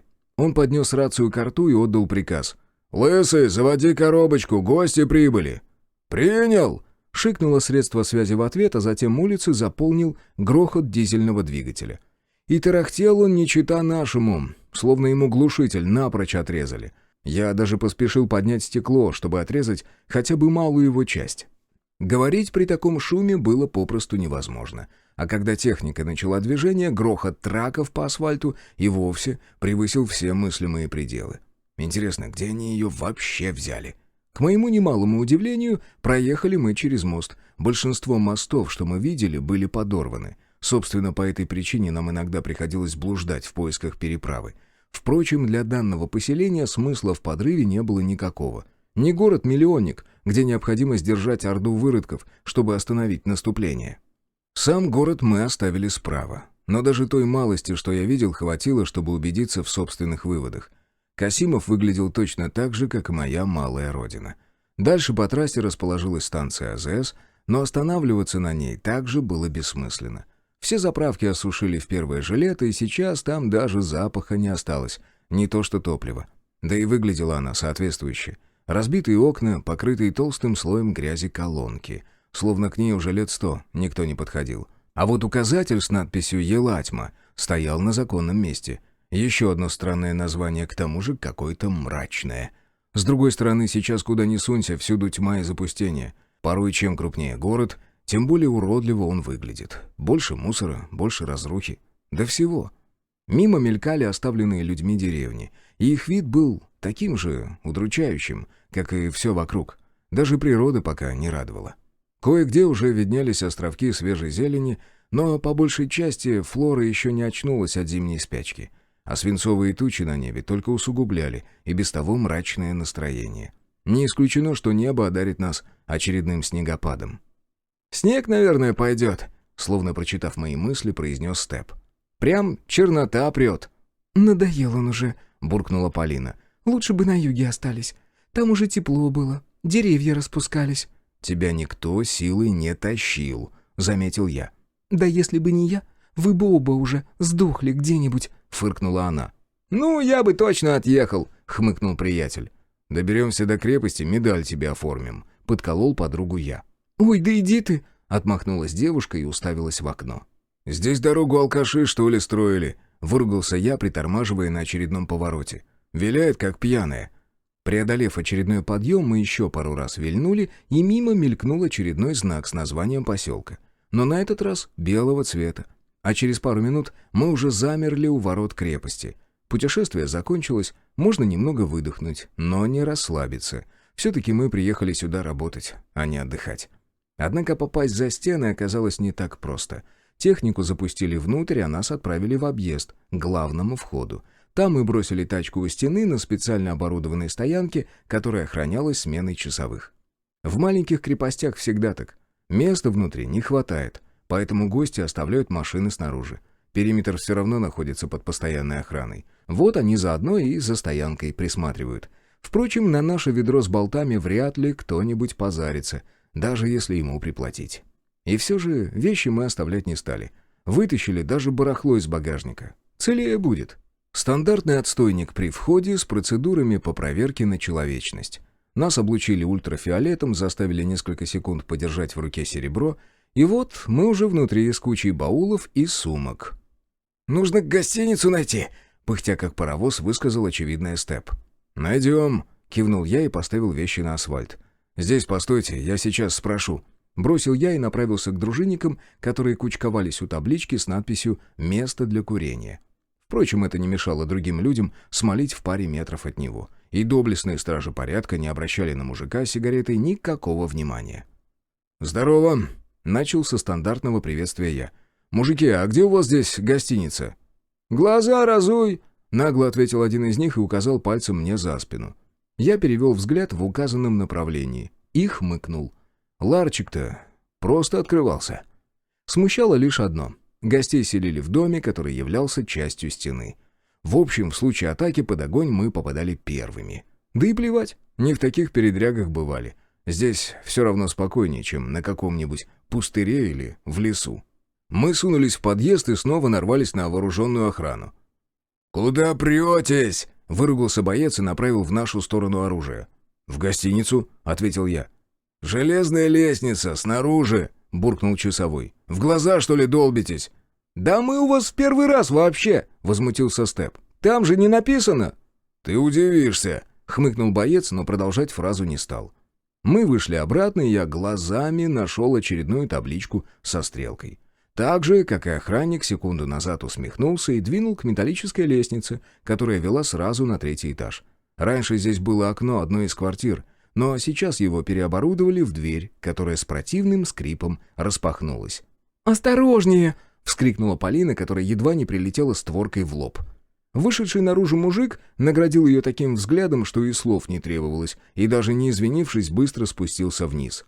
«Придурок!» — добавила девушка и потянула на себя дверь. Внутри нас встретила женщина средних лет, довольно милая на лицо, но с очень объемной талией. Несколько стандартных вопросов, запись в журнал, и мы наконец-то получили ключи от номеров. Мы с Полиной один, и Степу второй. Комнатка оказалась настолько мизерной, что нам едва удалось разместиться. Вещи так и пришлось бросить на пол. Ни туалета, ни душа, лишь кровать и небольшая печь-буржуйка, возле которой буквально горстка дров. Зато серебра с нас содрали аж по 10 грамм за сутки. Но это ладно. На одну ночь нам хватит. Но дальше нужно что-то решать. Хотя, возможно, днем принесут еще. Или доплатим, если потребуется. Хорошо, что мы не нуждаемся. Да и вообще, в средствах не стеснены. К слову, этот момент меня немного смущает. Старый мог бы и оплатить расходы, но для этого мне пришлось бы работать на него официально. А я не хочу.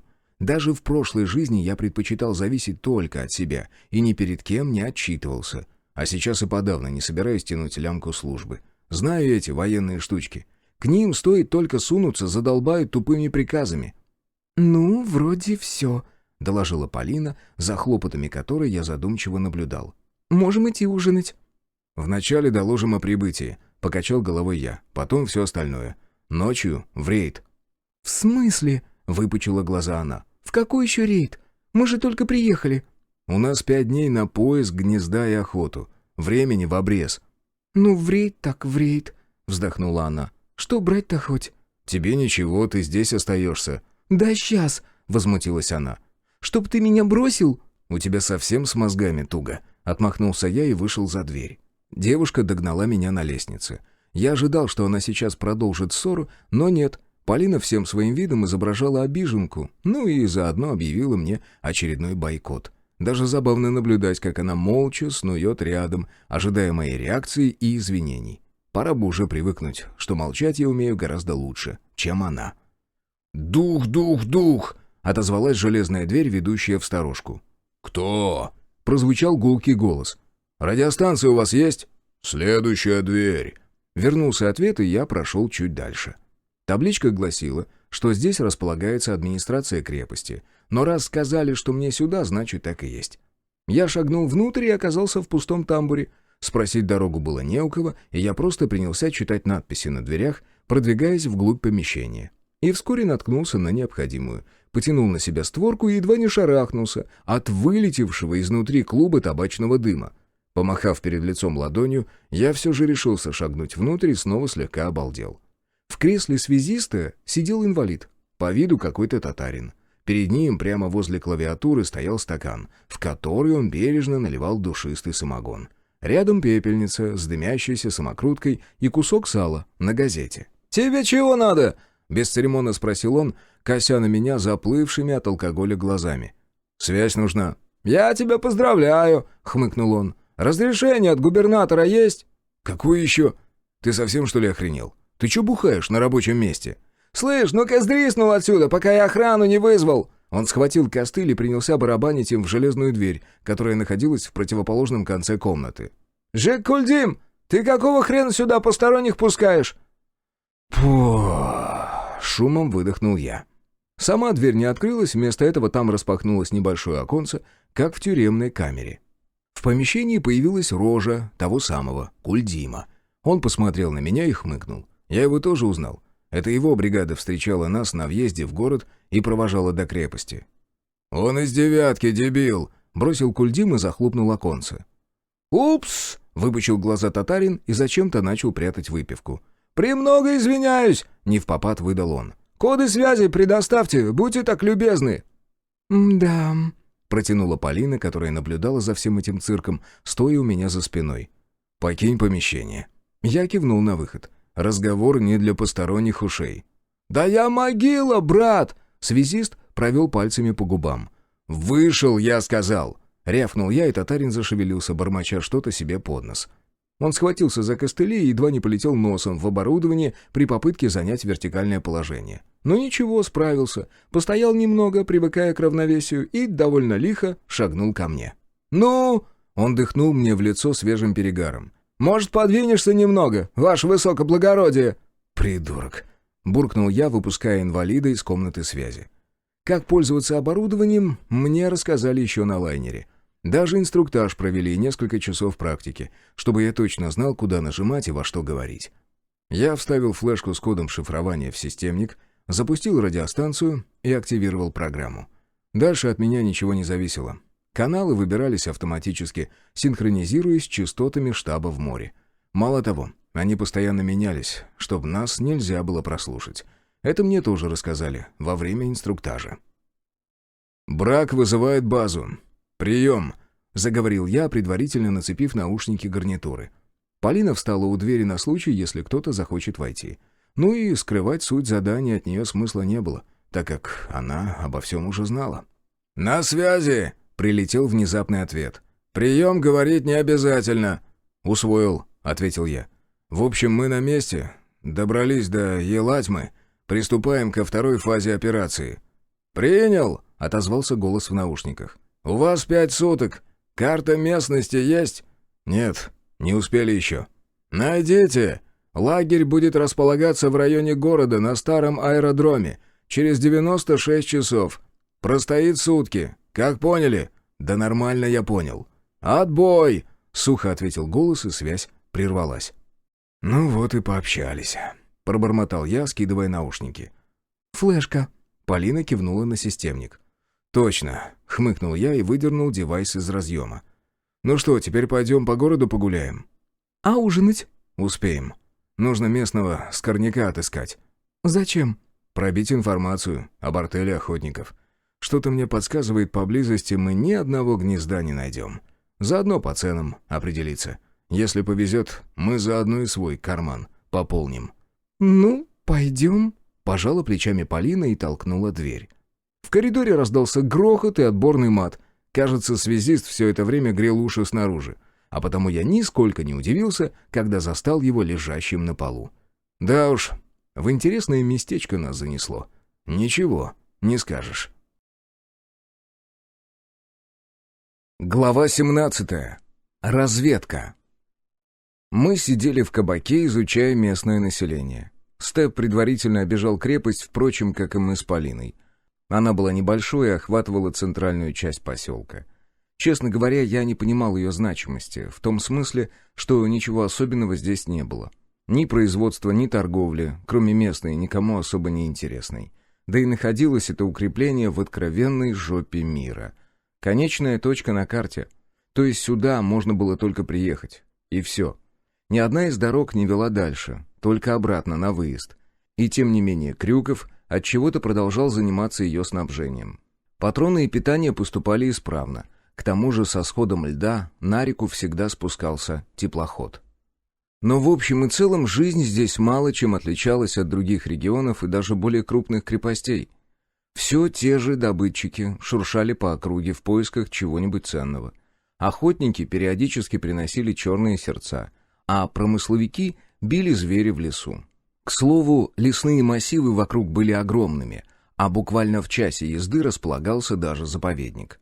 Понятно, что сейчас за ним никто не присматривал, и люди творили там все, что только заблагорассудится. Но само его наличие уже давало много. По крайней мере, зверь там водился. «Ну, что скажешь?» — спросил у приятеля я. «Да вроде все как обычно», — словно прочитав мои мысли, ответил он. «Народ здесь только странный». «Чем?» — ухватился за ниточку я.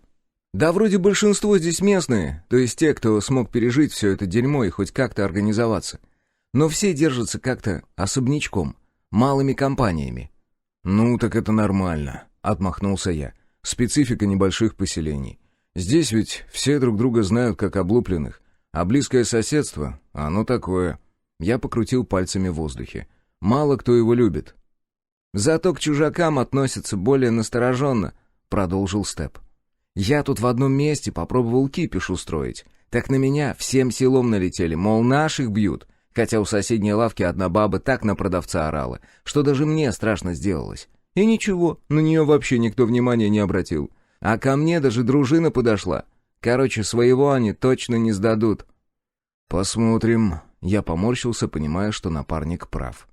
Но с другой стороны, мы его трогать и не собирались. Наша задача — поставить его на след одиночки и сделать так, чтобы он вырезал у него сердце. Дальше уже не наши заботы. Помощи от местной артели ждать не стоит. Как заметил Степ, здесь все держатся особнячком, и чужаков в свою тусовку не пускают. Так что придется самим.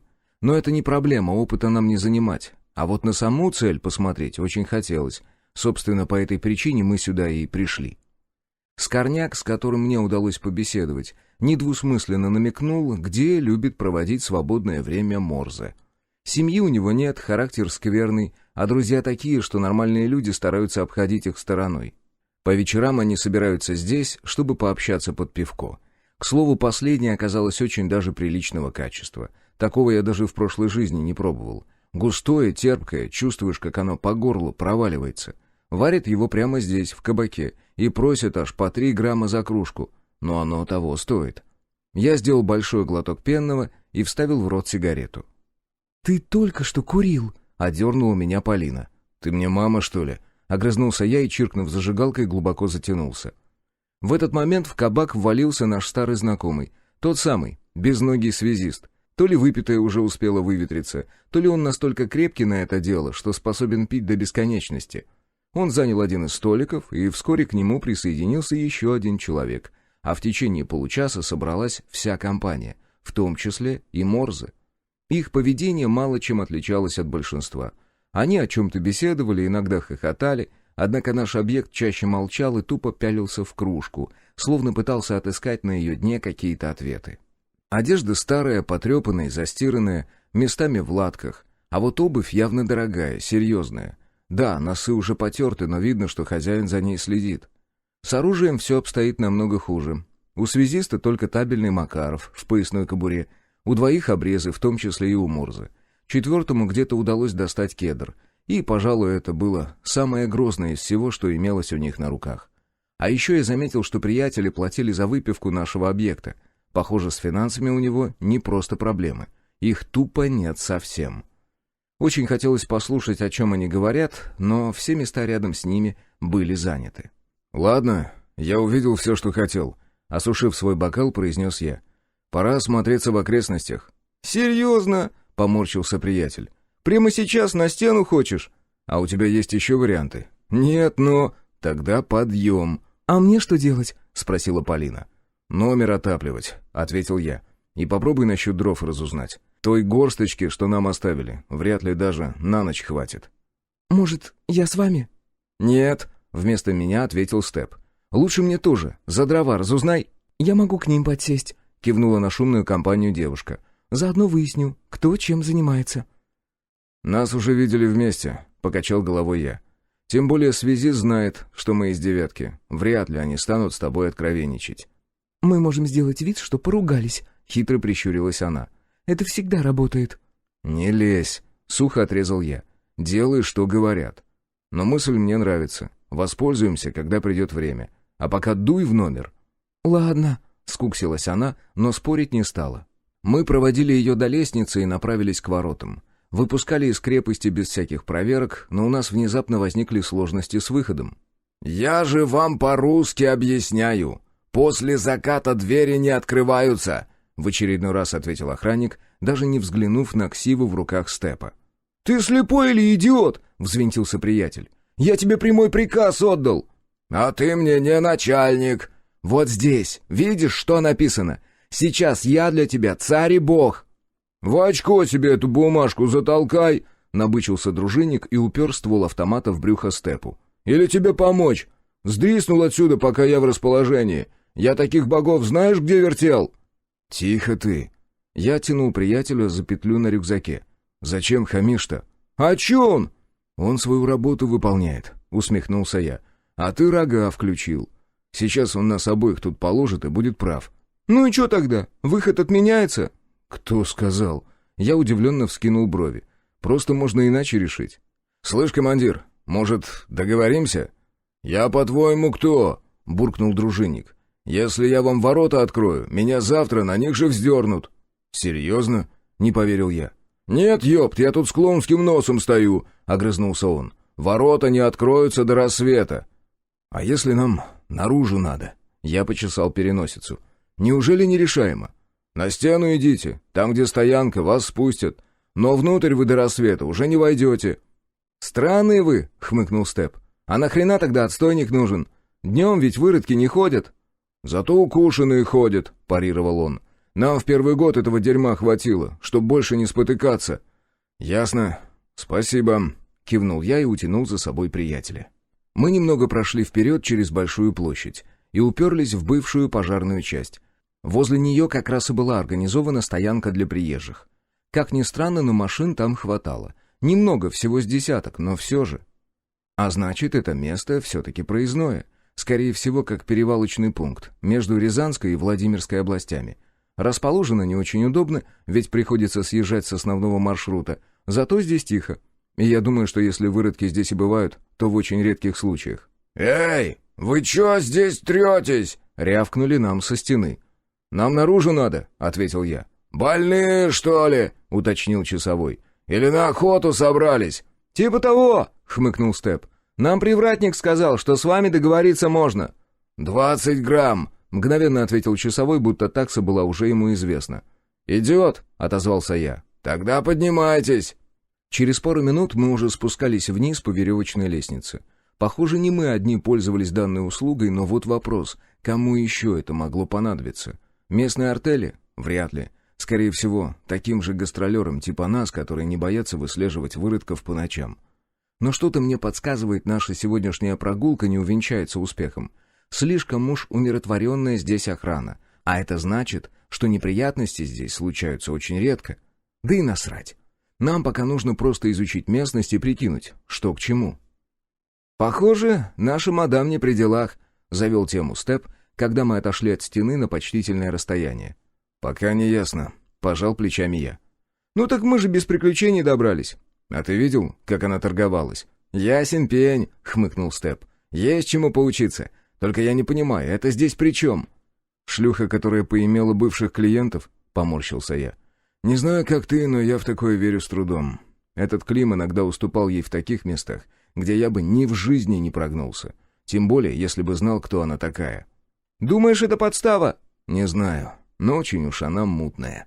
В вертолет запрыгнула, ей слова никто не сказал. А ведь мы на боевое задание летели. А там, в деревне, она тебя вскрыла и даже не поморщилась. Испуганную девочку начала играть только когда я вошел, а до этого резала вполне хладнокровно.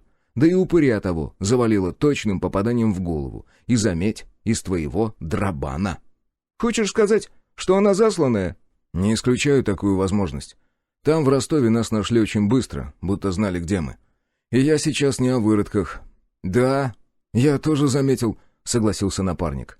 «Грок прямо нам навстречу вышел, а затем к лодке вывел, которая буквально в паре шагов пришвартованной стояла. Да и к тебе мы сразу точно подошли». «Ну, я как бы палил почем зря. Там бы только дурак не понял, где искать. В общем, совпадений полно, но все какие-то косвенные. Однако, если на все разом посмотреть, то спутница у нас выходит непростая». «И что думаешь делать?» «Ничего», — флегматично ответил я. «Пока понаблюдаю еще. Но старый, конечно, тот еще плут. Людьми вертит, как хочет. Не завидую я этому Морзе». «То есть она от него засланка?» «Ну, от кого? Неизмененные же ее к нам пристроили». «А вдруг?» — ощерился Степ. «Помнишь, как они Евой в Нижнем вертели?» «Там другая ситуация была. Сейчас им наши с тобой головы нужны. Если бы все обстояло так, она бы нас давно во сне прирезала. А так нет, приглядывает и докладывает». «Интересно, а как бы все сложилось, если бы мы к морю не пошли?» «Где-нибудь в Подмосковье бы нас приняли», — ответил я. «И Полину бы там же подсадили. Здесь не место важно, а сам факт. Мы зачем-то нужны в этой операции, но я пока не могу понять, зачем. Ну не вяжется у меня такое простое задание, как поймать выродка и навести на него клиента. Чушь!» «А об этом мы уже не раз говорили», — вздохнул приятель. «Но ответ, похоже, узнаем только в конце». «В конце чего?» — спросил я. «Ну, операции этой. Вот ровно как в Нижнем. Поимеют нас, как пить дать». «В этом я как раз не сомневаюсь. Потому и хочется заранее понять, чего ожидать». «Так нам все и раскрыли. Может, все-таки попробуем из нее инфу вытрясти?» «Скорее всего, она тоже до конца ничего не знает. Ты мне вот что скажи. Откуда ксива? На лайнере выдали? Ты в штат, что ли, вписался?» «Обещал подумать». «Я серьезно». «Да никуда я не вписывался. Сказал, что подумаю, бумаги только прочитал. И все. Но условия там, я тебе скажу...» «Может, и зря». Я покосился на приятеля. Жил бы в тепле и сытости. «А сам чего?» «Ты же знаешь, я зверь свободолюбивый». «Вот и меня все устраивает», — вздохнул Степ. «Накоплю деньжат и выкуплю себе теплоход. Тогда и буду как сыр в масле кататься». «Ты хоть знаешь, сколько он стоит?» «Да, пробивал уже», — кивнул он. «Вместе с командой 1100 можно уложиться». «А у нас сейчас сколько? 8 на нос примерно?» «Ну, где-то так». «Да чё ты пристал вообще? У человека ведь должна быть мечта». «Есть у меня одна мыслишка. Как раз на такую сумму», — усмехнулся я. «Но вдвоем мы это дело не потянем». «Выкладывай». «За наши головы ведь центнер дают, так?» «Ну, вот тебе и ну», — буркнул я и хищно оскалился. «А что если нам самим сдаться?» «Хочешь кинуть выродков на такие бабки?» «А кто нам помешает? Не в полицию же они жаловаться побегут».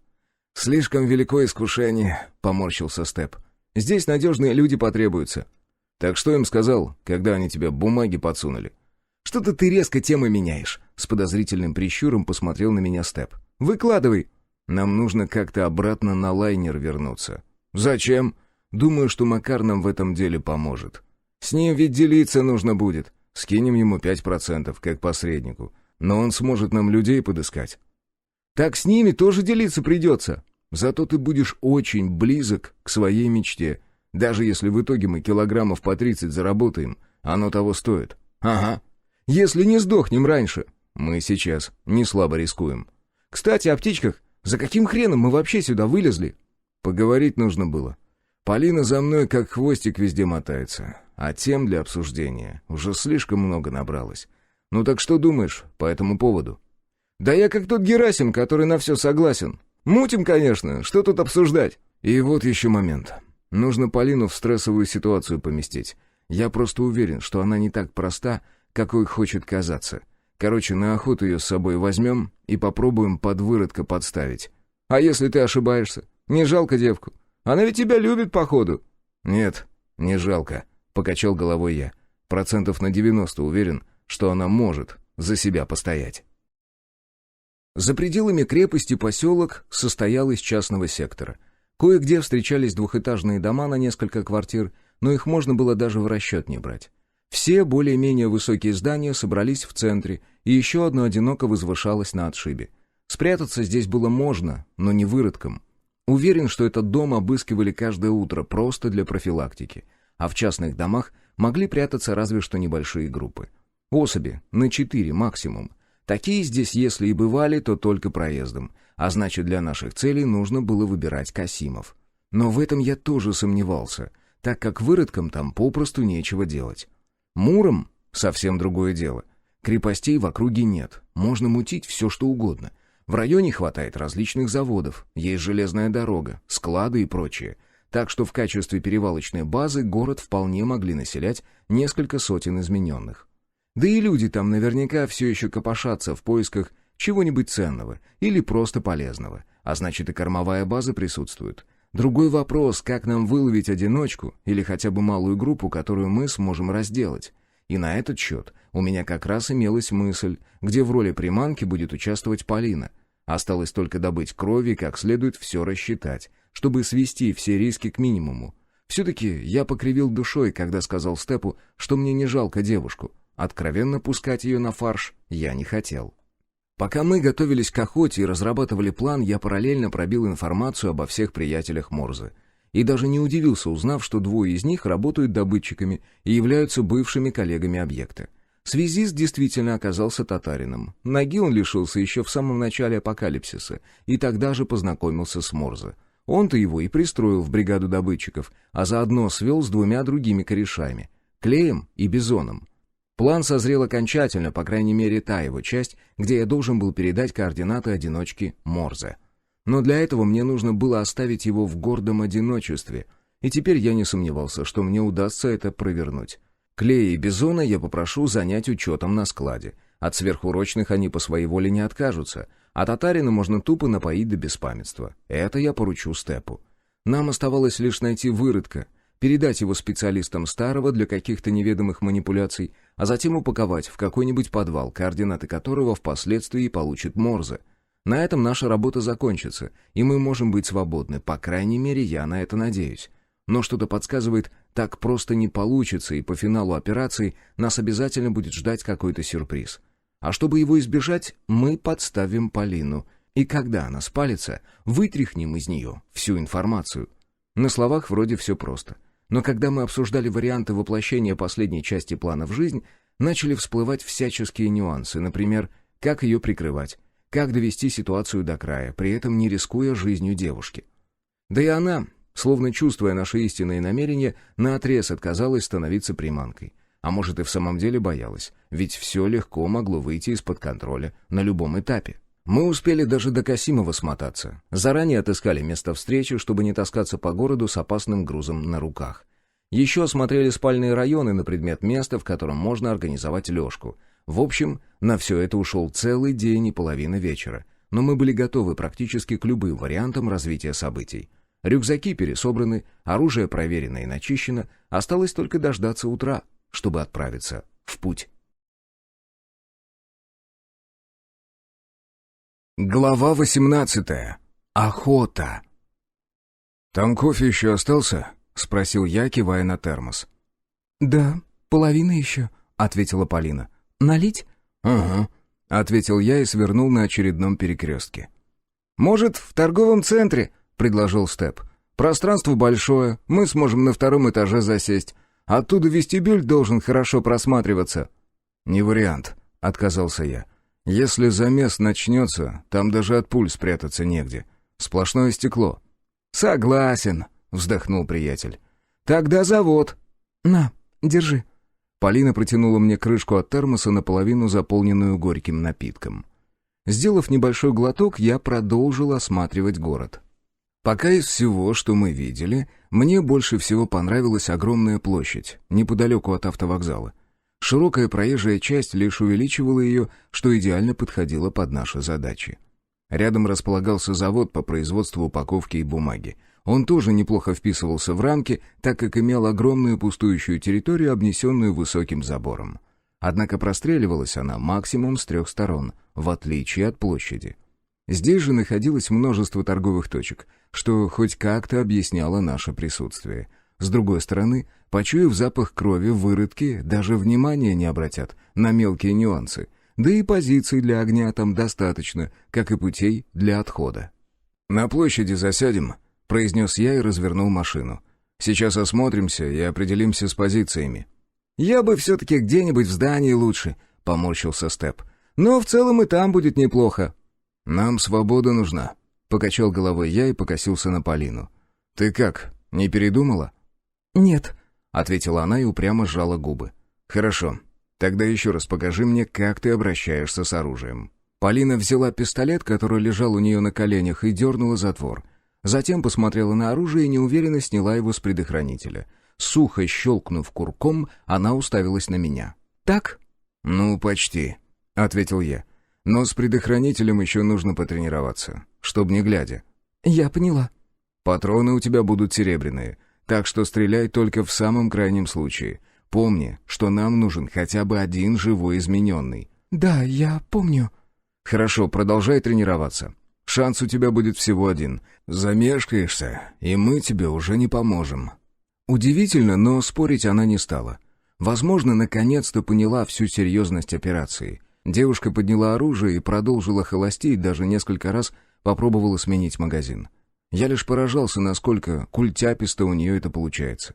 Даже засомневался в своих умозаключениях на ее счет. Вернувшись на площадь, я установил машину, и мы выбрались наружу. Идеальное место, на мой взгляд, было у супермаркета, сразу за широким перекрестком. За ним начинался городской парк, а напротив располагался деловой центр с кучей офисов. Там можно было организовать одну из позиций для стрельбы. Но если выродки решат уйти парком, мы их потеряем. Автовокзал? Сомнительно. Ну что одинокая путница там забыла? Лично я бы напрягся, попадись мне такая цель. Можно разместить ее у входа в одном из кафе, что занимали первый этаж офисного здания, а самому засесть на вокзале. Оттуда ее позиция будет как на ладони. Степа можно как раз посадить в супермаркете, чтобы подвести измененных под перекрестный огонь. Я даже расставил всех нас по точкам и прикинул, что из этого получилось. Просчитал возможные вероятности передвижения противника и остался доволен. Важно, чтобы они явились за жертвой малой группой, максимум особей в 6 или 8. С большей толпой мы вряд ли управимся, даже несмотря на эффект неожиданности. «Ладно», — выдохнул я. «Поехали, что ли?» «Да», — согласился Степ. «Вроде неплохо получается. Главное их внутрь не пустить, а здесь, на местности, они будут как мишени в тире. Плевое дело!» «Сплюнь, осел», — поморщился я. «Кто же перед таким делом каркает-то? Поль?» «Что?» «Ты готова?» «Да задолбал ты уже», — огрызнулась она. «Все нормально». «Хорошо. Тогда жрем и начинаем». Я посмотрел на часы. До заката оставалось еще 1,5 часа, плюс-минус, конечно. Нужно еще ловушку подготовить, в которую якобы угодила Полина. «Фига себе!» — вдруг прозвучал восторженный возглас напарника. «Это что, серебро, что ли?» «Стоять!» — взревел я, заметив, как приятель двинулся в сторону находки. «Чего?» — обернулся ко мне он. «Вон, сам посмотри, там браслет лежит. Грамм на 30 точно потянет». «И ты решил, что его кто-то случайно здесь оставил?» — усмехнулся я. «Как ты вообще выжил-то?» «Думаешь, ловушка?» «Уверен. И знаешь, что это значит?» «Не совсем». «То, что мы идеально выбрали место. Группы загона обычно небольшие, выродков на 6 максимум. Нужно понять, как она работает». Я обошел приманку по большому кругу, внимательно осматривая.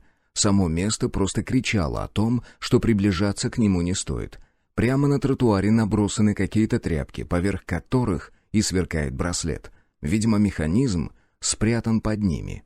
Судя по тому, насколько компактно это выглядит, там, скорее всего, граната. Перебежав перекресток, я вошел в парк и срубил ножом длинный прут орешника. Очистил его от листьев и примерился.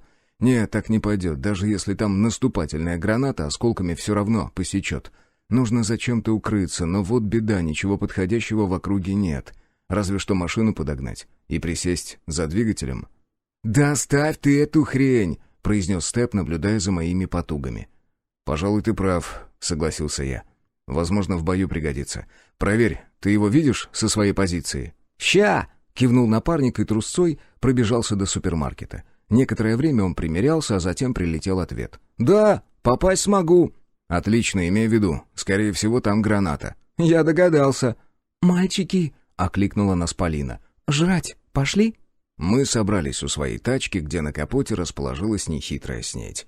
Небольшая стопка блинов, которую мы прикупили на рынке в качестве хлеба, и стеклянная банка тушенки. Ну и остатки кофе из термоса, разлитые по кружкам.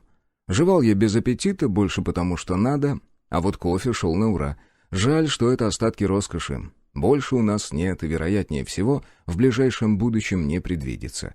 Опять придется переходить на травяной сбор. Это неплохо и даже для здоровья полезно. Но ведь хочется именно вредного. Я тряхнул головой, отгоняя пустые мысли, и уставился на деловой центр, прикидывая, где бы нам подвесить Полину. Да, именно так. Девушке придется висеть вниз головой, делая вид, что она угодила в петлю. Из такого положения даже я вряд ли смогу вести прицельный огонь. Но в ее случае расстояние будет плевым. Другое дело, что времени у нее будет немного, в среднем минут 15-20, если говорить о нормальном состоянии. Дальше уже большой риск для здоровья. Кусочек черного сердца позволит увеличить это время раза в 3-4, но не более того. То есть в среднем у нас не более 40 минут на всю операцию. Надеюсь, я все верно рассчитал, и у нас получится совершить задуманное.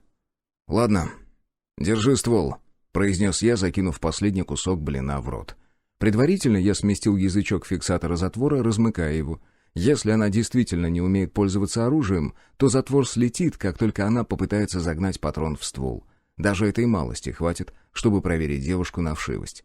Она приняла оружие и, даже не взглянув на него, сунула в наплечную кобуру. Так ей будет проще его извлекать в подвешенном состоянии. «Все помнишь?» — еще раз спросил я. «Да», — кивнула она. «вначале затвор, затем предохранитель. И целиться в грудь». «Отлично», — кивнул я. «В петлю наступаешь, по команде». «Да поняла». «Степ». «Фью!» — отозвался приятель с набитым ртом. «Хорош жрать! Пошли готовиться». Напарник кивнул и, обойдя машину, полез в багажник. Выудил оттуда моток веревки, и мы направились к зданию. Лестницу мы отыскали на территории завода, а остальной инструмент у нас уже был с собой. Ничего особенного. Заряженный шуруповерт с режимом ударной дрели и несколько анкерных болтов. Забравшись на уровень 2-го этажа, Сте принялся размечать отверстия, чтобы закрепить блок. Я забрался внутрь здания, передвинул шкаф к окну и обвязал вокруг него веревку. Действовали мы примитивно, особо не маскируя ловушку. В первую очередь, потому что выродки увидят ее в уже сработавшем состоянии. А значит, нам плевать, насколько изощренной она должна быть. Второй конец я передал Степу, и он пропустил его через блок. На другом конце он связал петлю, которая работала по принципу удавки. Теперь нам оставалось только зафиксировать ее, чтобы она выдержала вывешенный в окно шкаф. Но так, чтобы упор легко выбивался. С этим пришлось повозиться, но мы справились. Получился эдакий селок, который ставят на зайцев, только рассчитанный на зверя покрупнее. Веса шкафа должно хватить, чтобы оторвать Полину от земли, но на всякий случай я накидал в него всякого хлама, чтобы увеличить массу. Главное, чтобы он не развалился при падении. Но выглядит вроде надежно, да и падать ему не так уж высоко. К тому же девушка должна компенсировать падение своим весом. Ее бы проверить, но, боюсь, мы не сможем собрать все это в изначальное состояние. Я толкнул шкаф наружу. Веревка натянулась, словно струна, но конструкция выдержала. Отозвалась еще опасность, что при подрыве кверху девушка прилетит затылком в тротуар, поэтому высвобождать фиксатор она будет лежа. «Вроде готово», — оценил издалека нашу работу Степ. «Да, пожалуй, нормально. Полин, держи сердце. Перед тем, как полезешь в петлю, смочи слюной и сунь под язык». «Я помню». «Молодец», — похвалил девушку я. «Дай руку». Она протянула мне ладони. Я вытянул нож и, засучив ей рукав, резко полоснул клинком по предплечью. Она зашипела от боли и уставилась на рану. Несколько раз сжала кисть в кулак, напрягая мышцы и заставляя кровь идти сильнее. Не спеша, она двинулась к петле, оставляя за собой дорожку из багровых капель. По идее, этого должно хватить, чтобы выродки клюнули на приманку. «Давай тоже по местам», — скомандовал я и направился к зданию автовокзала. Солнце уже начало скрываться за горизонтом. Сразу похолодало, воздух сделался стылым, предвещая легкий мороз. Но мы к этому были готовы и оделись тепло. Полина встала у стены, опираясь на нее спиной. Я отлично видел ее в прицел с режимом ночного видения. Специально снял его с вала и даже пристрелял на своей Ксюхе. Степ тоже скрутил себе один из таких. Теперь у нас было не то чтобы преимущество, но мы хотя бы могли четко видеть, куда посылаем пули. Однако погода сегодня была ясная, весь день на небе не облачко, а сейчас над домами всплывала практически полная луна. И ее света было достаточно, чтобы рассмотреть даже детали пейзажа.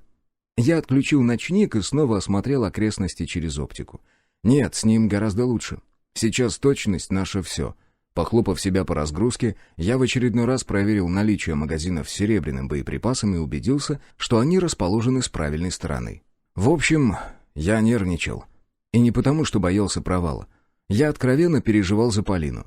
Даже не знаю, что буду делать, когда выясню, что она не та, за кого себя выдает.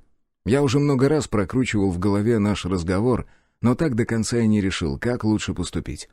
Все-таки я к ней привязался, как бы ни старался сохранить безразличие. Ладно, проблемы будем решать по мере их поступления. Где-то на пределе слышимости раздался звук автомобильного двигателя. А значит, мы не ошиблись, выродки здесь есть, и сейчас они уже начали выползать из своих нор. Другое дело, что искать эти логово в таком городе практически бесполезно. Любой подвал, любой темный закуток мог стать для них убежищем. И я уже давно перестал удивляться тому, сколько таких мест можно найти даже в крохотной деревеньке. Чего уже говорить о таком городе, как Муром. Да, это не мегаполис с миллионным населением, но и не Елатьма, которую без труда удалось обойти за ночь аж 3 раза. «Приготовились», — прошептал я в рацию. «Да мы уже давно готовы», — отозвалась Полина. «Принял», — коротко ответил Степ, чем немало меня порадовал. Сидеть пришлось долго. Время тянулось словно резиновое, но выродки не спешили появляться в нашей части города. Понятия не имею, чем они там занимались, но, похоже, как раз осматривали места с ловушками. По звукам я насчитал как минимум 5 машин в разных концах города. И это плохо. Измененных здесь оказалось гораздо больше, чем я рассчитывал. И это еще неизвестно, сколько их передвигается пешком. Что они вообще здесь делают? Неужели тоже рыщут в поисках чего-нибудь полезного или ценного? Насколько знаю, здесь находится предприятие, связанное с радиоэлектроникой. Может, они шарятся там? Все остальное вряд ли представляет большую ценность. Насколько я видел, здесь только мелкая металлургия, кое-что связанное с железной дорогой и стройкой. Все это имело смысл в прошлой жизни. Сейчас вряд ли выродкам нужна организация по производству металлоконструкций или бетонно-смесительная установка. Где-то вдалеке мелькнул свет фары, я перевел прицел в ту сторону. Через какое-то время увидел, как из перекрестка вывернула машина и направилась в нашу сторону. «Давай!» — бросил в рацию я, а спустя секунду снаружи раздался сдавленный вскрик, за которым последовал тяжелый удар. Я перевел прицел на Полину и убедился, что она надежно подвешена буквально в 1,5 метрах от земли. «Ты как?» — спросил я, но вместо ответа девушка показала мне средний палец. Я усмехнулся и выдохнул. Первая часть плана прошла как по маслу. Шкаф выдержал, приманка подвешена, осталось дождаться, когда начнется клев. И выродки не стали с этим затягивать. Прямой наводкой они промчались мимо вокзала, а затем резко, со свистом оттормозились и, врубив заднюю передачу, вернулись к площади. Хлопнули двери, и на улицу выбрались 4. На профессионалов боевой подготовки они походили слабо. Скорее, это обычные гражданские, хоть и имеют при себе оружие. Я уже успел на таких насмотреться, ничего опасного они из себя не представляют. Ну, если, конечно, знать, как их убивать. Я навел точку прицела на затылок одного из них, но палец на крючок класть не спешил, продолжая наблюдать за их действиями. Ну и за Полиной. Девушка затрепыхалась, оставаясь подвешенной за ногу. Выродки отреагировали на это хохотом, а один из них даже отпустил сальную шутку. Они подошли к приманке практически вплотную, когда она наконец-то начала действовать. Пистолет оказался в ее руке так быстро, что я даже не сразу понял, что она его выхватила. Выверенным движением она загнала патрон в ствол и трижды вдавила спуск. А я только диву давался, глядя на то, как пули выбивают мозги из черепушек измененных. Последний оставшийся в живых замер и уставился на жертву. Я даже представил себе его рожу, усмехнулся и потянул спуск. Короткая очередь ударила выродка в спину, заставляя споткнуться. И в этот момент грохнула очередь со стороны супермаркета, окончательно укладывая его на тротуар. Я в одно движение выскочил в разбитое окно, на ходу убирая за спину оружие. Рука уже нырнула в карман, и пальцы вошли в проушины кастета. Теперь главное не переборщить, чтобы не отравить ублюдка, а просто вырубить. Я успел как раз вовремя. Противник уже начал подниматься, когда встретился рожей с моим ботинком. Удар вышел настолько сильным, что у меня лодыжка загудела. Голова ублюдка дернулась, но он все еще оставался в сознании и был очень опасен. А потому я склонился над ним и дважды пробил ему в рожу кастетом. Этого ему хватило за глаза. Тут подоспел Степ, и мы вдвоем быстро скрутили урода, крепко связав ему руки за спиной. А когда дело дошло до ног, на большой перекресток вылетела еще одна машина. В дело снова вступила Полина, которая все еще болталась вверх ногами в петле. Однако на точность ее выстрелов это никак не повлияло. Видимо, она уже поняла, что мы о чем-то догадались, и не стала продолжать играть в тупую шлюху. До перекрестка, по самым скромным подсчетам, было не менее 50 метров. Но даже будучи подвешенной за ногу, девушка уложила подкрепление по принципу «один выстрел, один труп». У меня настрел насчитывал не 100 патронов, но даже я не смог бы исполнить такое. «Чё вылупился?» — резко отреагировала она. «Спуститься помоги, конспиратор хренов!» «Кто бы говорил!» — усмехнулся я и направился к шкафу, чтобы срезать веревку и аккуратно опустить девушку на тротуар. Правда, вышло не очень. В последнее мгновение веревка выскользнула из рук, и девушка шмякнулась на спину, издав короткий вскрик. Но нам снова стало не до разговоров, так как слева к нам мчалась еще одна машина. Полина подхватила оружие выродка, лихо оттянула затвор, заглядывая внутрь, и вскинула оружие, вжимая приклад в плечо, а затем положила 2 короткие очереди в лобовое стекло, прибывшему подкреплению.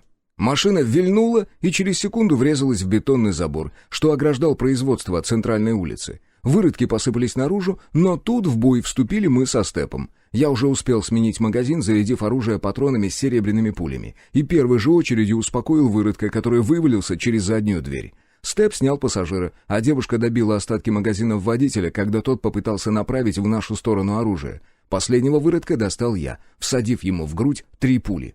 «Уходим!» — скомандовал я и, схватив пленника за ноги, поволок его к нашей машине.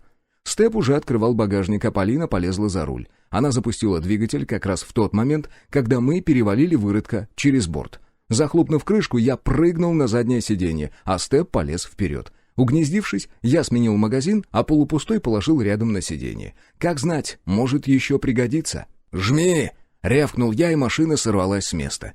Полина даже свет не включала. Лунного было достаточно для того, чтобы не слететь с дороги и не врезаться в столб.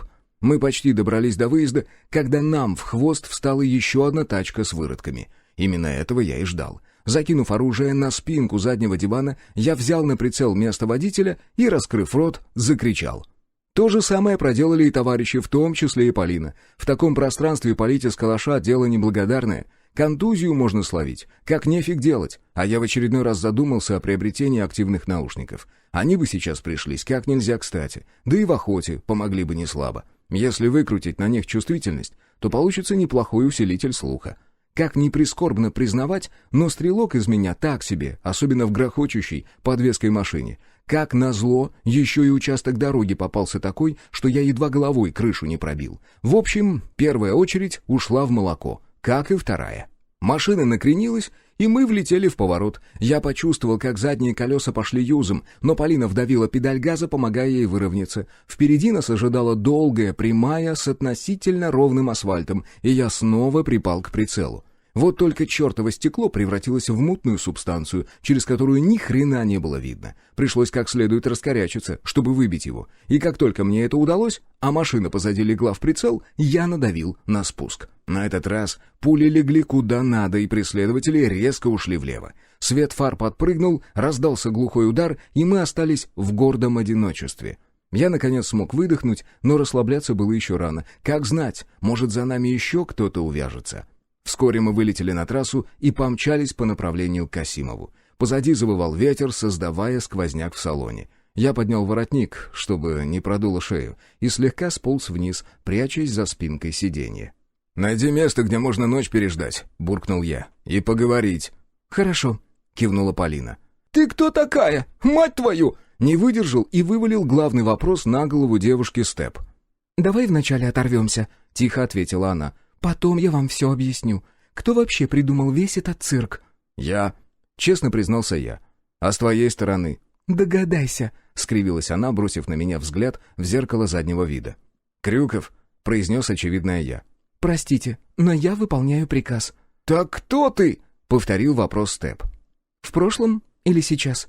«А есть разница?» — уточнил я. «Колоссальная», — хмыкнула девушка. «В прошлом я была обычной спортсменкой. Даже мастера спорта заслужила». «И чем занималась?» «Спортивной стрельбой», — ответила она. «Это помогло мне пережить первые месяцы. А потом меня нашел старый». «И кто ты теперь?» «Еще совсем недавно была инструктором по боевой подготовке. А затем меня внедрили в вашу компанию». «Жалеешь?» — усмехнулся я. «Нисколечки», — помотала головой она. «С вами весело. Это гораздо лучше, чем торчать на лайнере и стрелять в зале по статичным мишеням». «Актриса ты, конечно, хоть сейчас на Оскара заявляй». «Так меня Утиль готовил», — вскрыла еще один козырь она. «Он настоящий профессионал своего дела. Я, по сравнению с ним, несмышленый ребенок. Ты еще не видел, как он психа изображает». «Ясно», — буркнул я. «И какие у тебя задачи на наш счет?» «Просто прикрывать. Изначально я должна была вас в Таганрог привезти, но вы и без меня туда собирались. Так что я всего лишь напросилась в попутчицы. А когда ты меня хотел там на лайнере бросить, напросилась в прикрытие». «Могла бы и раньше рассказать», — вздохнул я. «Избежали бы ненужных телодвижений». «Как ты понял?» — обернулась ко мне Полина, отвлекаясь от управления. «На дорогу смотри», — пожурил девушку я. «Ты много где спалилась, но каждый раз по мелочи.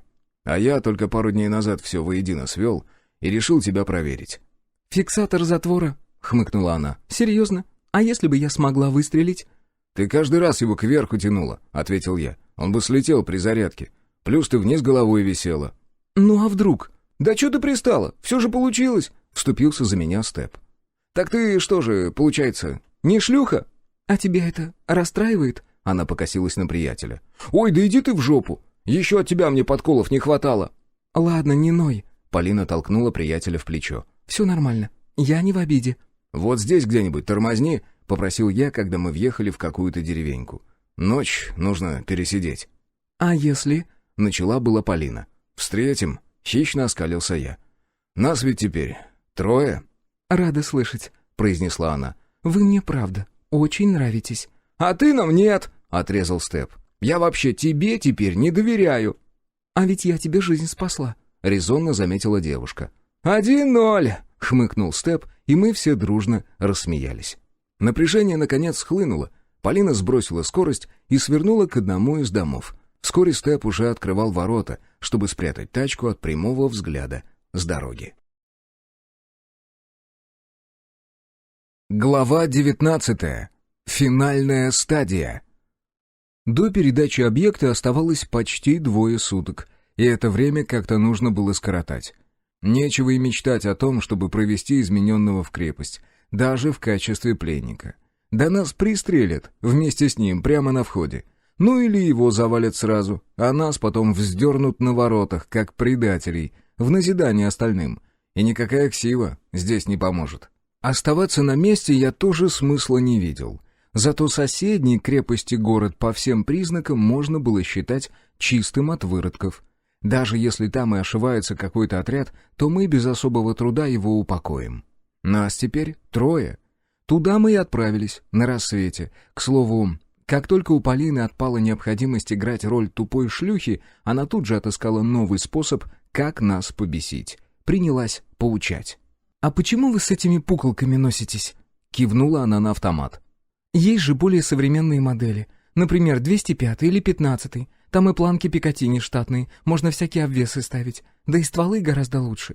Ну сколько ты из своей Ксюхи магазинов серебром выпустишь, прежде чем ствол перегреется? 2-3 максимум».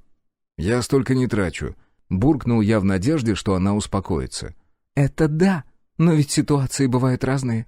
А серебро пожестче свинца будет. Ствол быстрее изнашивается». «Ты чё хочешь от нас?» — огрызнулся я. «К чему привыкли, тем и пользуемся». «Да я понимаю, просто...» «Просто отвали, ладно?» «Да, шлюхой ты мне больше нравилась», — хмыкнул Степ. «Ой, да стреляйте из чего хотите», — отмахнулась она. «Я же как для вас лучше хотела. Вот, например, можно использовать монокуляр с ПНВ. Крепится он просто, зато ночью вы сможете нормально видеть. Опять же, акустика». «Да ты заткнешься когда-нибудь, нет?» Не выдержал и рявкнул я. «Мы тебе что, спецназ, что ли, какой? Откуда нам знать про все эти примочки?» «Ну, теперь у вас есть я. Могу подобрать все необходимое. Пока мы на задании, вас переоденут за счет конторы».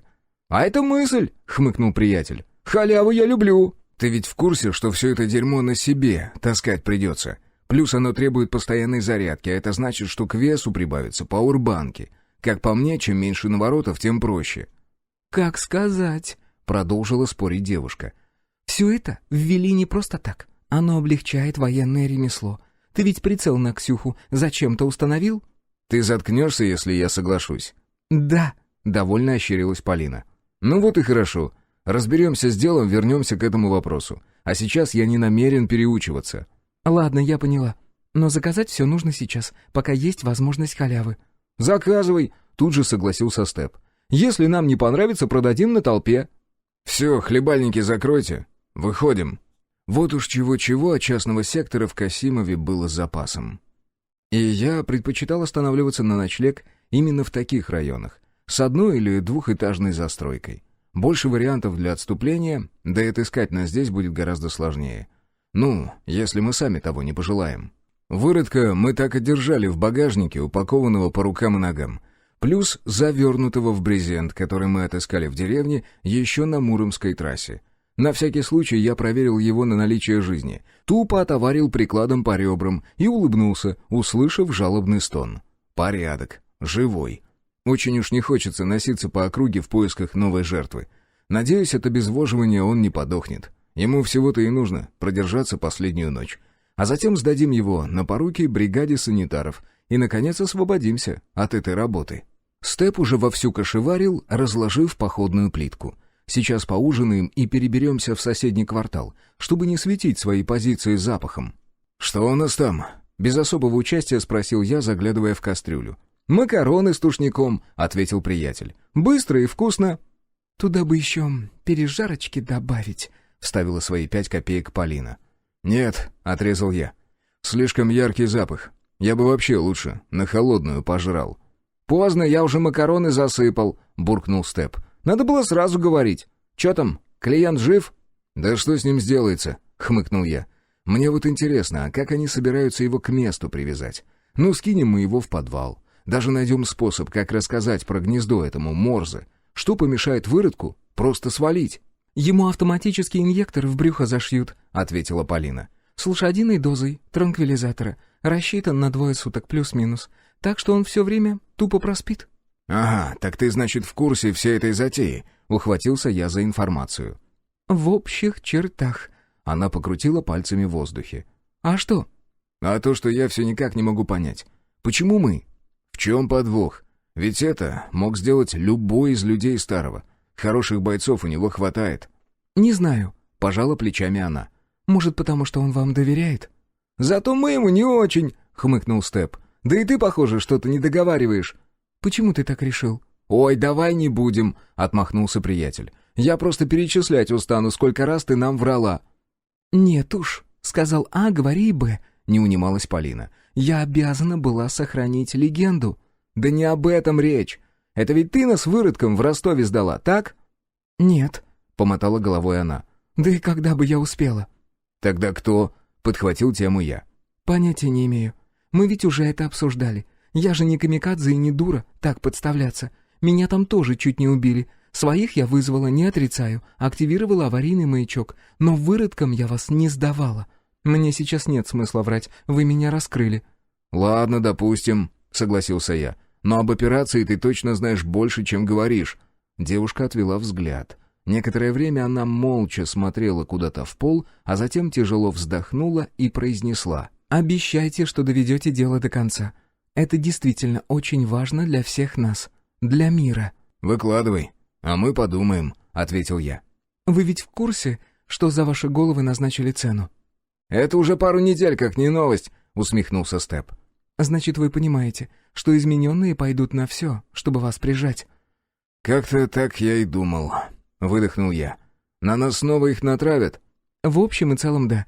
Но не все так просто. В этот момент вы будете в крепости». «Вот уроды!» — прервал девушку Степ. «А я тебе говорил, что это все старый мутит». «Чтоб я хоть еще раз с ним связался!» «Валить отсюда надо, пока еще есть возможность. Пусть сам свое дерьмо разгребает. Скинем посылку и на лыжи». «Нельзя!» — Полина аж со стула подскочила. «Если измененные узнают, что вас там нет, они...» Девушка замялась, глядя на наши кривые ухмылки. «Вот вы уроды. Вы что, меня развели?» «Вот тебе и ответ», — покосился на меня Степ. «Как я и говорил, старый сдал наш маршрут, и теперь выродки знают, что ему можно доверять». «Сядь», — попросил девушку я. «Все нормально, мы не собираемся сваливать. Просто нужно было убедиться, что мы все верно просчитали». «Просчитали что?»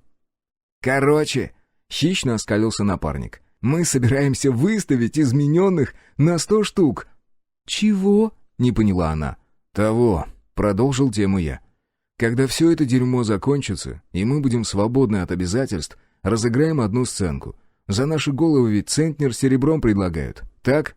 «Вы хотите произвести обмен?» — удивленно уставилась на меня Полина. «Ну, то есть не совсем так?» «Именно!» — закончил за нее Степ. «Кинем этих ублюдков на 100 кило серебра!» «Да вы конченые!» — возмутилась Полина. «Вы хоть представляете, что после этого будет?» «Нас продолжат искать?» — усмехнулся я. «Да вашу же мать! Как вы себе это представляете? Да за вами целую армию отправят!» «Ну, в этом я сильно сомневаюсь», — произнес я, склонив голову на бок. «Думаю, их будет не больше пары десятков особей, если, конечно, правильно донести информацию». «А если нет? Если их будет 100, что тогда?» «По-любому готовиться мы будем к худшему». Я почесал переносицу. «Но мы не собираемся делать это в одиночку. Найдем людей. Кстати, ты сможешь связаться с Макаром?» «Думаю, да», — кивнула Полина. «Ну вот и отлично. Главное убедить старого, чтобы он передал информацию выродкам. Остальное мы сделаем сами». «Психи», — ухмыльнулась Полина. «Но мне это нравится. Я с вами». «Да сейчас!» — возмутился Степ. «Там тогда и делить-то будет нечего». «Я и не претендую на долю», — пожала плечами она. «Только на веселье». «И мы после этого психи?» — хмыкнул я. «Черт! Макароны!» — оживился приятель и подхватил кастрюлю полотенцем. На аэродроме еще было пусто, когда мы прибыли на точку сбора. Где-то далеко грохотал вертолет, но его еще не было видно. Я спокойно курил, закинув задницу на капот машины, и щурился от яркого солнца. Апрель, на удивление, выдался очень теплым и сухим. За 10 дней не упало и капли дождя. Даже та черная туча прошла мимо, так и не разродившись осадками.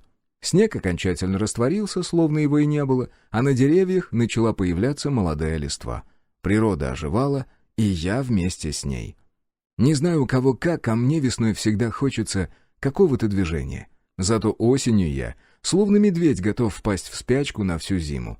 Вот и сейчас, предвкушая предстоящую операцию, я едва мог удерживать себя на одном месте. Полина кропотливо составляла список, сидя на заднем сиденье. Степ стоял возле нее и следил, чтобы она не жадничала. Вскоре над деревьями показался вертолет, несущий целый контейнер, подвешенный под днищем на тросах. Следом за ним вынырнул еще один, и они оба плавно пошли на посадку.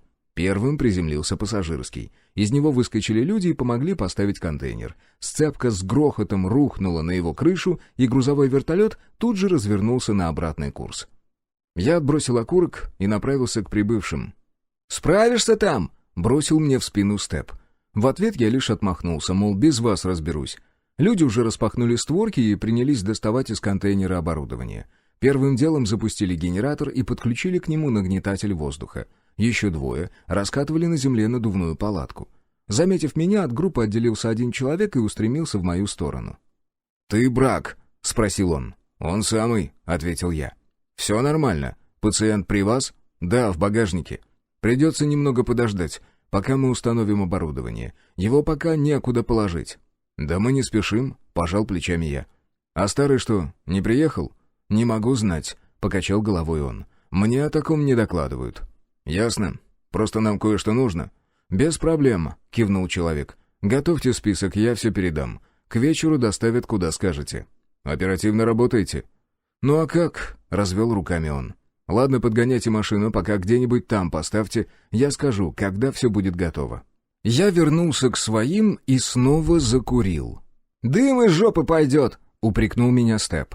«Че там?» «Оборудование разбирают», — ответил я. «Минут 40 нужно подождать». «А потом?» «Да откуда я знаю?» — отмахнулся я. «Скажут, наверное. Со списком что?» «Готово», — отозвалась из салона Полина и протянула мне бумажку. Я взглянул на ровные строчки и присвистнул. На все добро, что она там понаписала, у нас тупо не хватило бы серебра. Но раз уж на халяву, то почему нет? «А нам точно все это дадут?» — уточнил я. «Платить за это не придется?» «Я вообще не понимаю, почему вы это на лайнере не запросили. Сейчас бы уже при параде бегали», — пожала плечами девушка. «Ладно, хрен с ним. Пойду список передам. Вы пока тачку поближе подгоните, чтобы этого кабана не ворочить». «Сделаем!» — кивнул Степ и уселся за баранку. «Блин, едем на каком-то говне, вокруг столько тачек нормальных».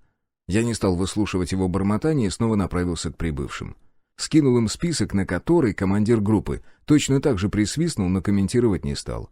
Он передал его пилоту вертолета, который, кивнув, взялся за гарнитуру связи. К этому моменту подкатила машина, и командир прибывших отправил к нам людей, которые помогли выгрузить из багажника пленного выродка. А затем нас отпустили на 3 часа. Но никаких других дел у нас не было, и мы спокойно дождались, когда закончится операция. Ну а чтобы не терять время даром, приготовили себе обед и перекусили. Я забрался в салон и немного подремал. Даже вздрогнул, когда моего плеча коснулся командир. «Готово, можете забирать», — оповестил меня он. «По заявке все в крепость доставят, там же получите новые указания». «Какие еще нахрен указания?» — возмутился я. «Мы ни на что больше не подписывались». «Это не мои проблемы», — пожал плечами он. Машина качнулась, хлопнула крышка багажника, и народ сразу засуетился вокруг палатки, вытаскивая все оборудование и загружая его обратно в контейнер. Степ с Полиной так и сидели возле костра, о чем-то мило беседуя. Девушка жестикулировала, что-то ему объясняя, а я от чего-то ощутил покой. На мгновение мне показалось, будто все хорошо, и то, что мы сейчас делаем, действительно способно принести пользу. Хорош языками чесать!» — крикнул я. «Поехали!» Друзья быстро свернулись, покидали вещи в багажник и запрыгнули в салон. Оба загадочно улыбались, будто о чем-то сговорились у меня за спиной. Но я не стал заострять на этом внимание, запустил двигатель и направил машину на выезд с аэродрома. Теперь нам предстояло сбросить выродка в выбранном заранее месте и как-то оповестить об этом Морзе, желательно не вызывая подозрений. Крепость продолжала жить в своем размеренном темпе. Нашего отсутствия словно и не заметили. Даже номера в гостинице выдали те же. Сбросив вещи в комнату, мы тут же отправились в кабак, где так любила собираться компания с Морзе. План был прост. Нужно разыграть между нами ссору, таким образом, чтобы я остался один. Затем я начну накидываться алкоголем и присоединюсь к друзьям, где и выдам секрет о гнезде с одиночкой. Имелись и запасные варианты, в том числе тот, где мое место займет Полина. Но я все же предполагал, что из моих уст подобная информация прозвучит гораздо убедительнее. Тем более, что мне есть чем это подтвердить. Запаса черного сердца у меня столько, что я без труда обеспечу им всю смену гарнизона. Единственное, что я никак не мог оправдать, так это почему сам не выпотрошил такую легкую добычу. А этот вопрос наверняка прозвучит, и ответ на него должен быть максимально правдоподобным. Мы дождались, когда явились все участники торжества, а затем я начал повышать тон нашей беседы. Вскоре в нашу сторону уже начали коситься, и тогда я окончательно вспылил. «Да я вас видел!» — заорал я. «Чего вы мне тут чешете? Иди в жопу ты!» Я ткнул пальцем в грудь Степа. «И ты, шалава! Встречу вас за стенами, обоих завалю!» Для пущей убедительности я смахнул со стола посуду и направился к бару. Не самая лучшая затея — светить серебро в таких местах, но именно на это я и делал ставку. Вытянув из кармана тугой пучок прутков, я бросил несколько штук на стойку, расплачиваясь за разбитую посуду. Краем глаза заметил, как бармен кивнул вышибали, мол, все в порядке, клиент платит. Тем более он уже понял, что сейчас я обязательно продолжу фестиваль. «Налей мне чего-нибудь покрепче!» Не стал разочаровывать его я и бросил на стойку еще один пруток на 10 грамм. «Крысы вонючие!» «Случилось что?» — участливо поинтересовался он, наливая мне шот самогона. «Случилось! Ёпт, бабка облучилась!» — огрызнулся я. «Откуда только такие уроды берутся? Еще друзья называются!» Я кинул стопку в рот и вставил в рот сигарету. Сейчас это тоже считается привилегией богатых. В том смысле, что вопиющее большинство курит самокрутки. А вот так, чтобы с фильтром, да их лучшие в приемку сдадут, а на вырученное серебро купят табак на рынке и выиграют раз в 10, минимум. Около часа я бормотал разные проклятия в адрес своих попутчиков, планомерно закидывая в себя алкоголь. В голове уже знатно помутилось, и я начал переживать, что такими темпами действительно накачаюсь в слюни. Но у меня было волшебное средство — черное сердце. Да, алкоголь наносит вред организму, притом очень серьезный. Но сердце выродков нейтрализует его действие, в том числе снимает и сам эффект опьянения. Правда, после этого придется на толчке посидеть, потому как яд будет выводиться естественным образом. Что я и сделал.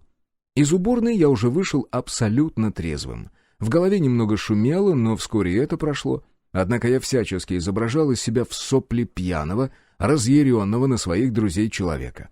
И снова направился к бару, где оплатил сразу целую бутылку. Схватив ее за горлышко, я мутным взглядом осмотрел присутствующих и прямой наводкой шагнул к шумной компании из 4 человек, включая Морзе. Они тут же притихли, наблюдая за моими действиями. «Выпейте со мной!» — заикаясь, произнес я. «Вы вроде нормальные».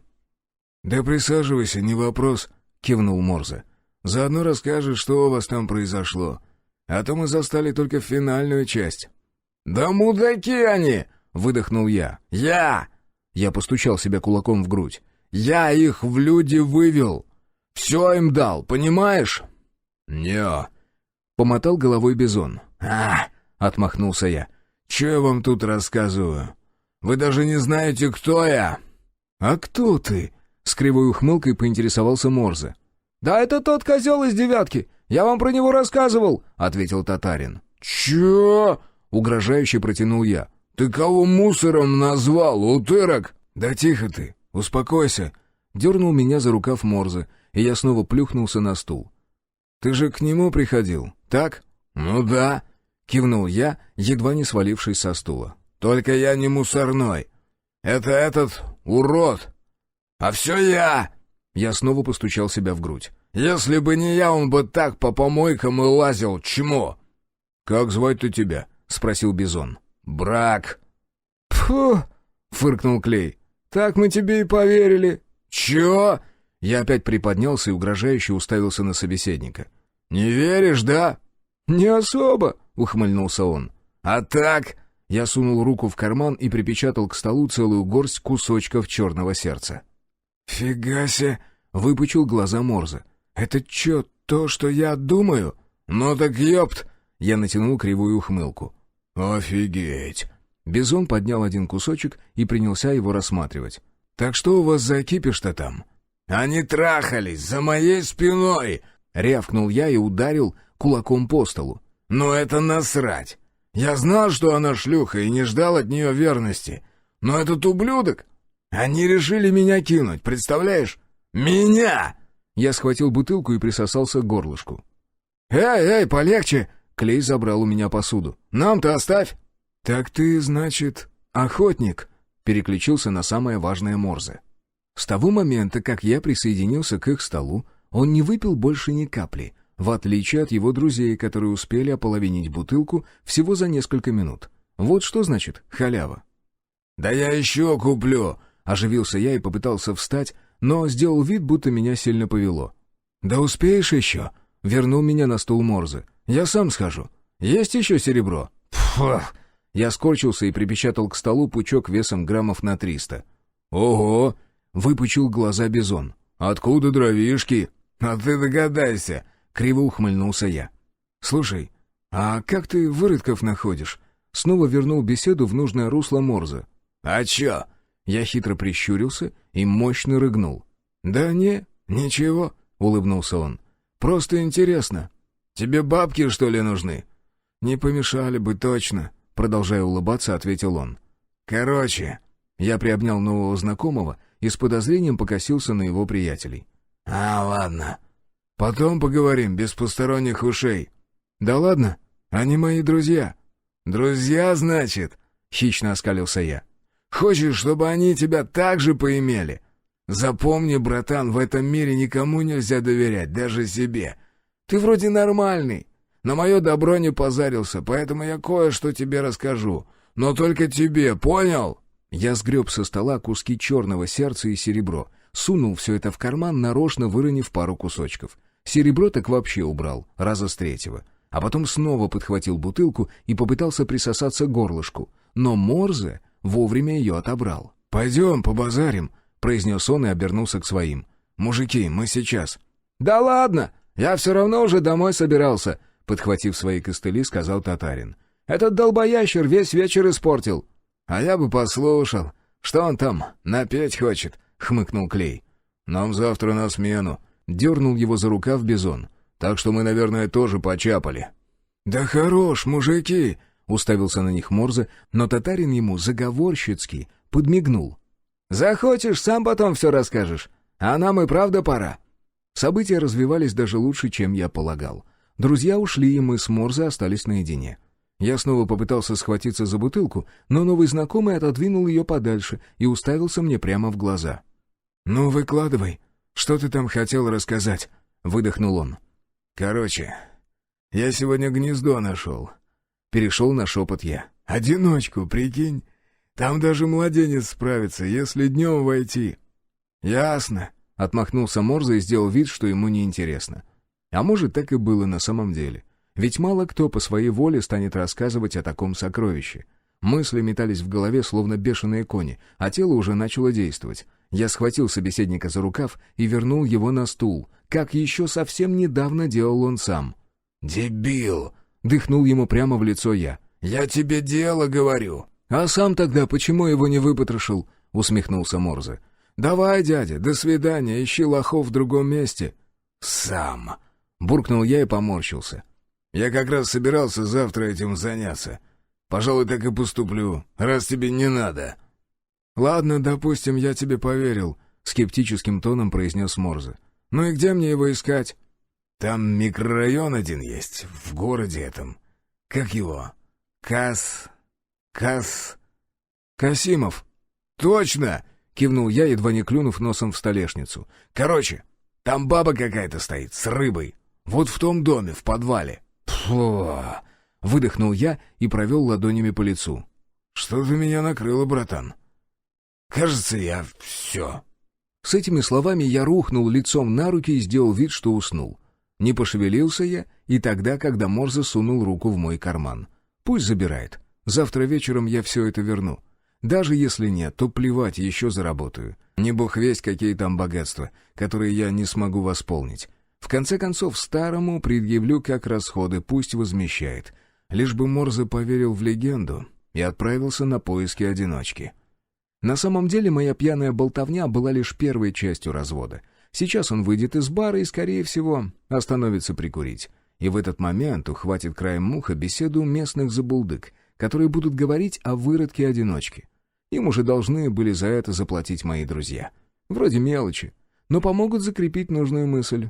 Ну и с утра, во время завтрака, кто-нибудь обмолвится или намекнет на легкий способ заработать.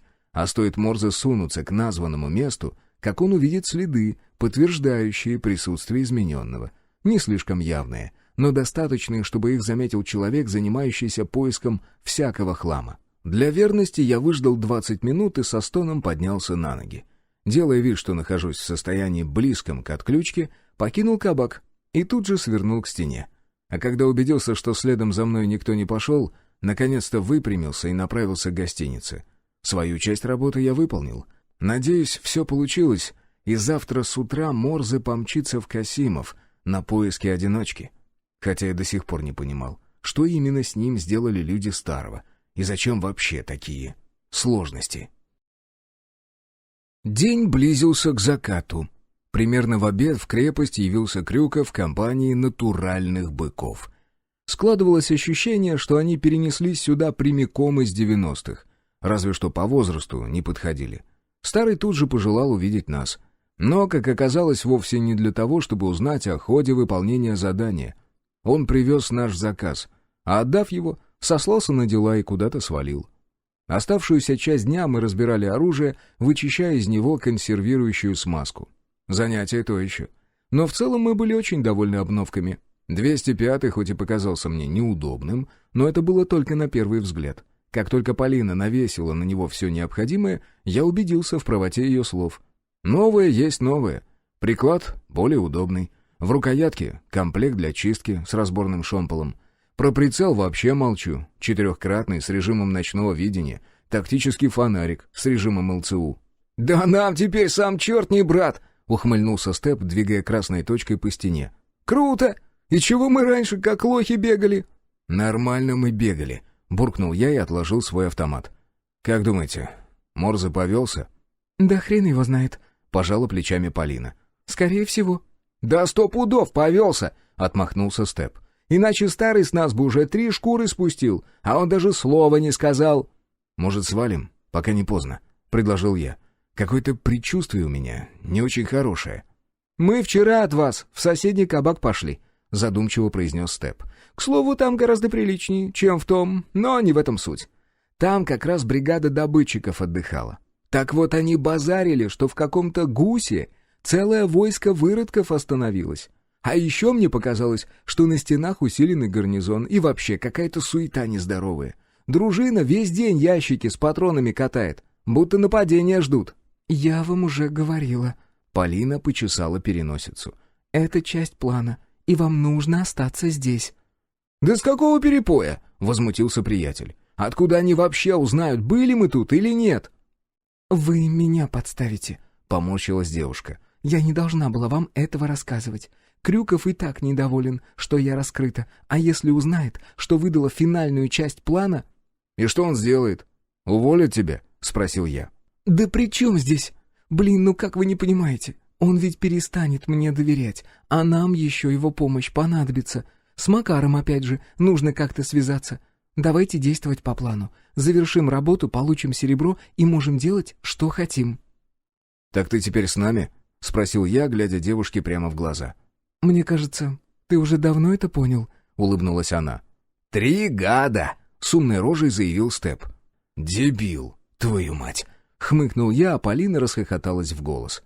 Снаружи послышался какой-то шум, крики, но наши окна выходили наружу, и посмотреть, что там происходит, мы не могли.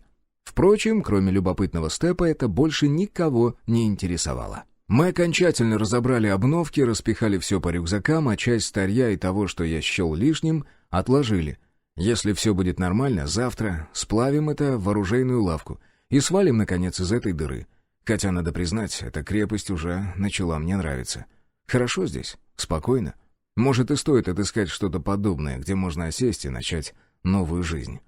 Мои размышления прервал стук в дверь. Я даже не удивился, когда обнаружил за створкой Крюкова. В без того тесном номере стало вообще не протолкнуться, когда он вошел. «Здрасте!» — кивнул Степ и посторонился. «Случилось чего?» — спросил я. «Нет», — покачал головой старый. «Просто зашел рассчитаться. Задание выполнено. Молодцы!» Он бросил на кровать тугую перевязь из серебряных пруточков.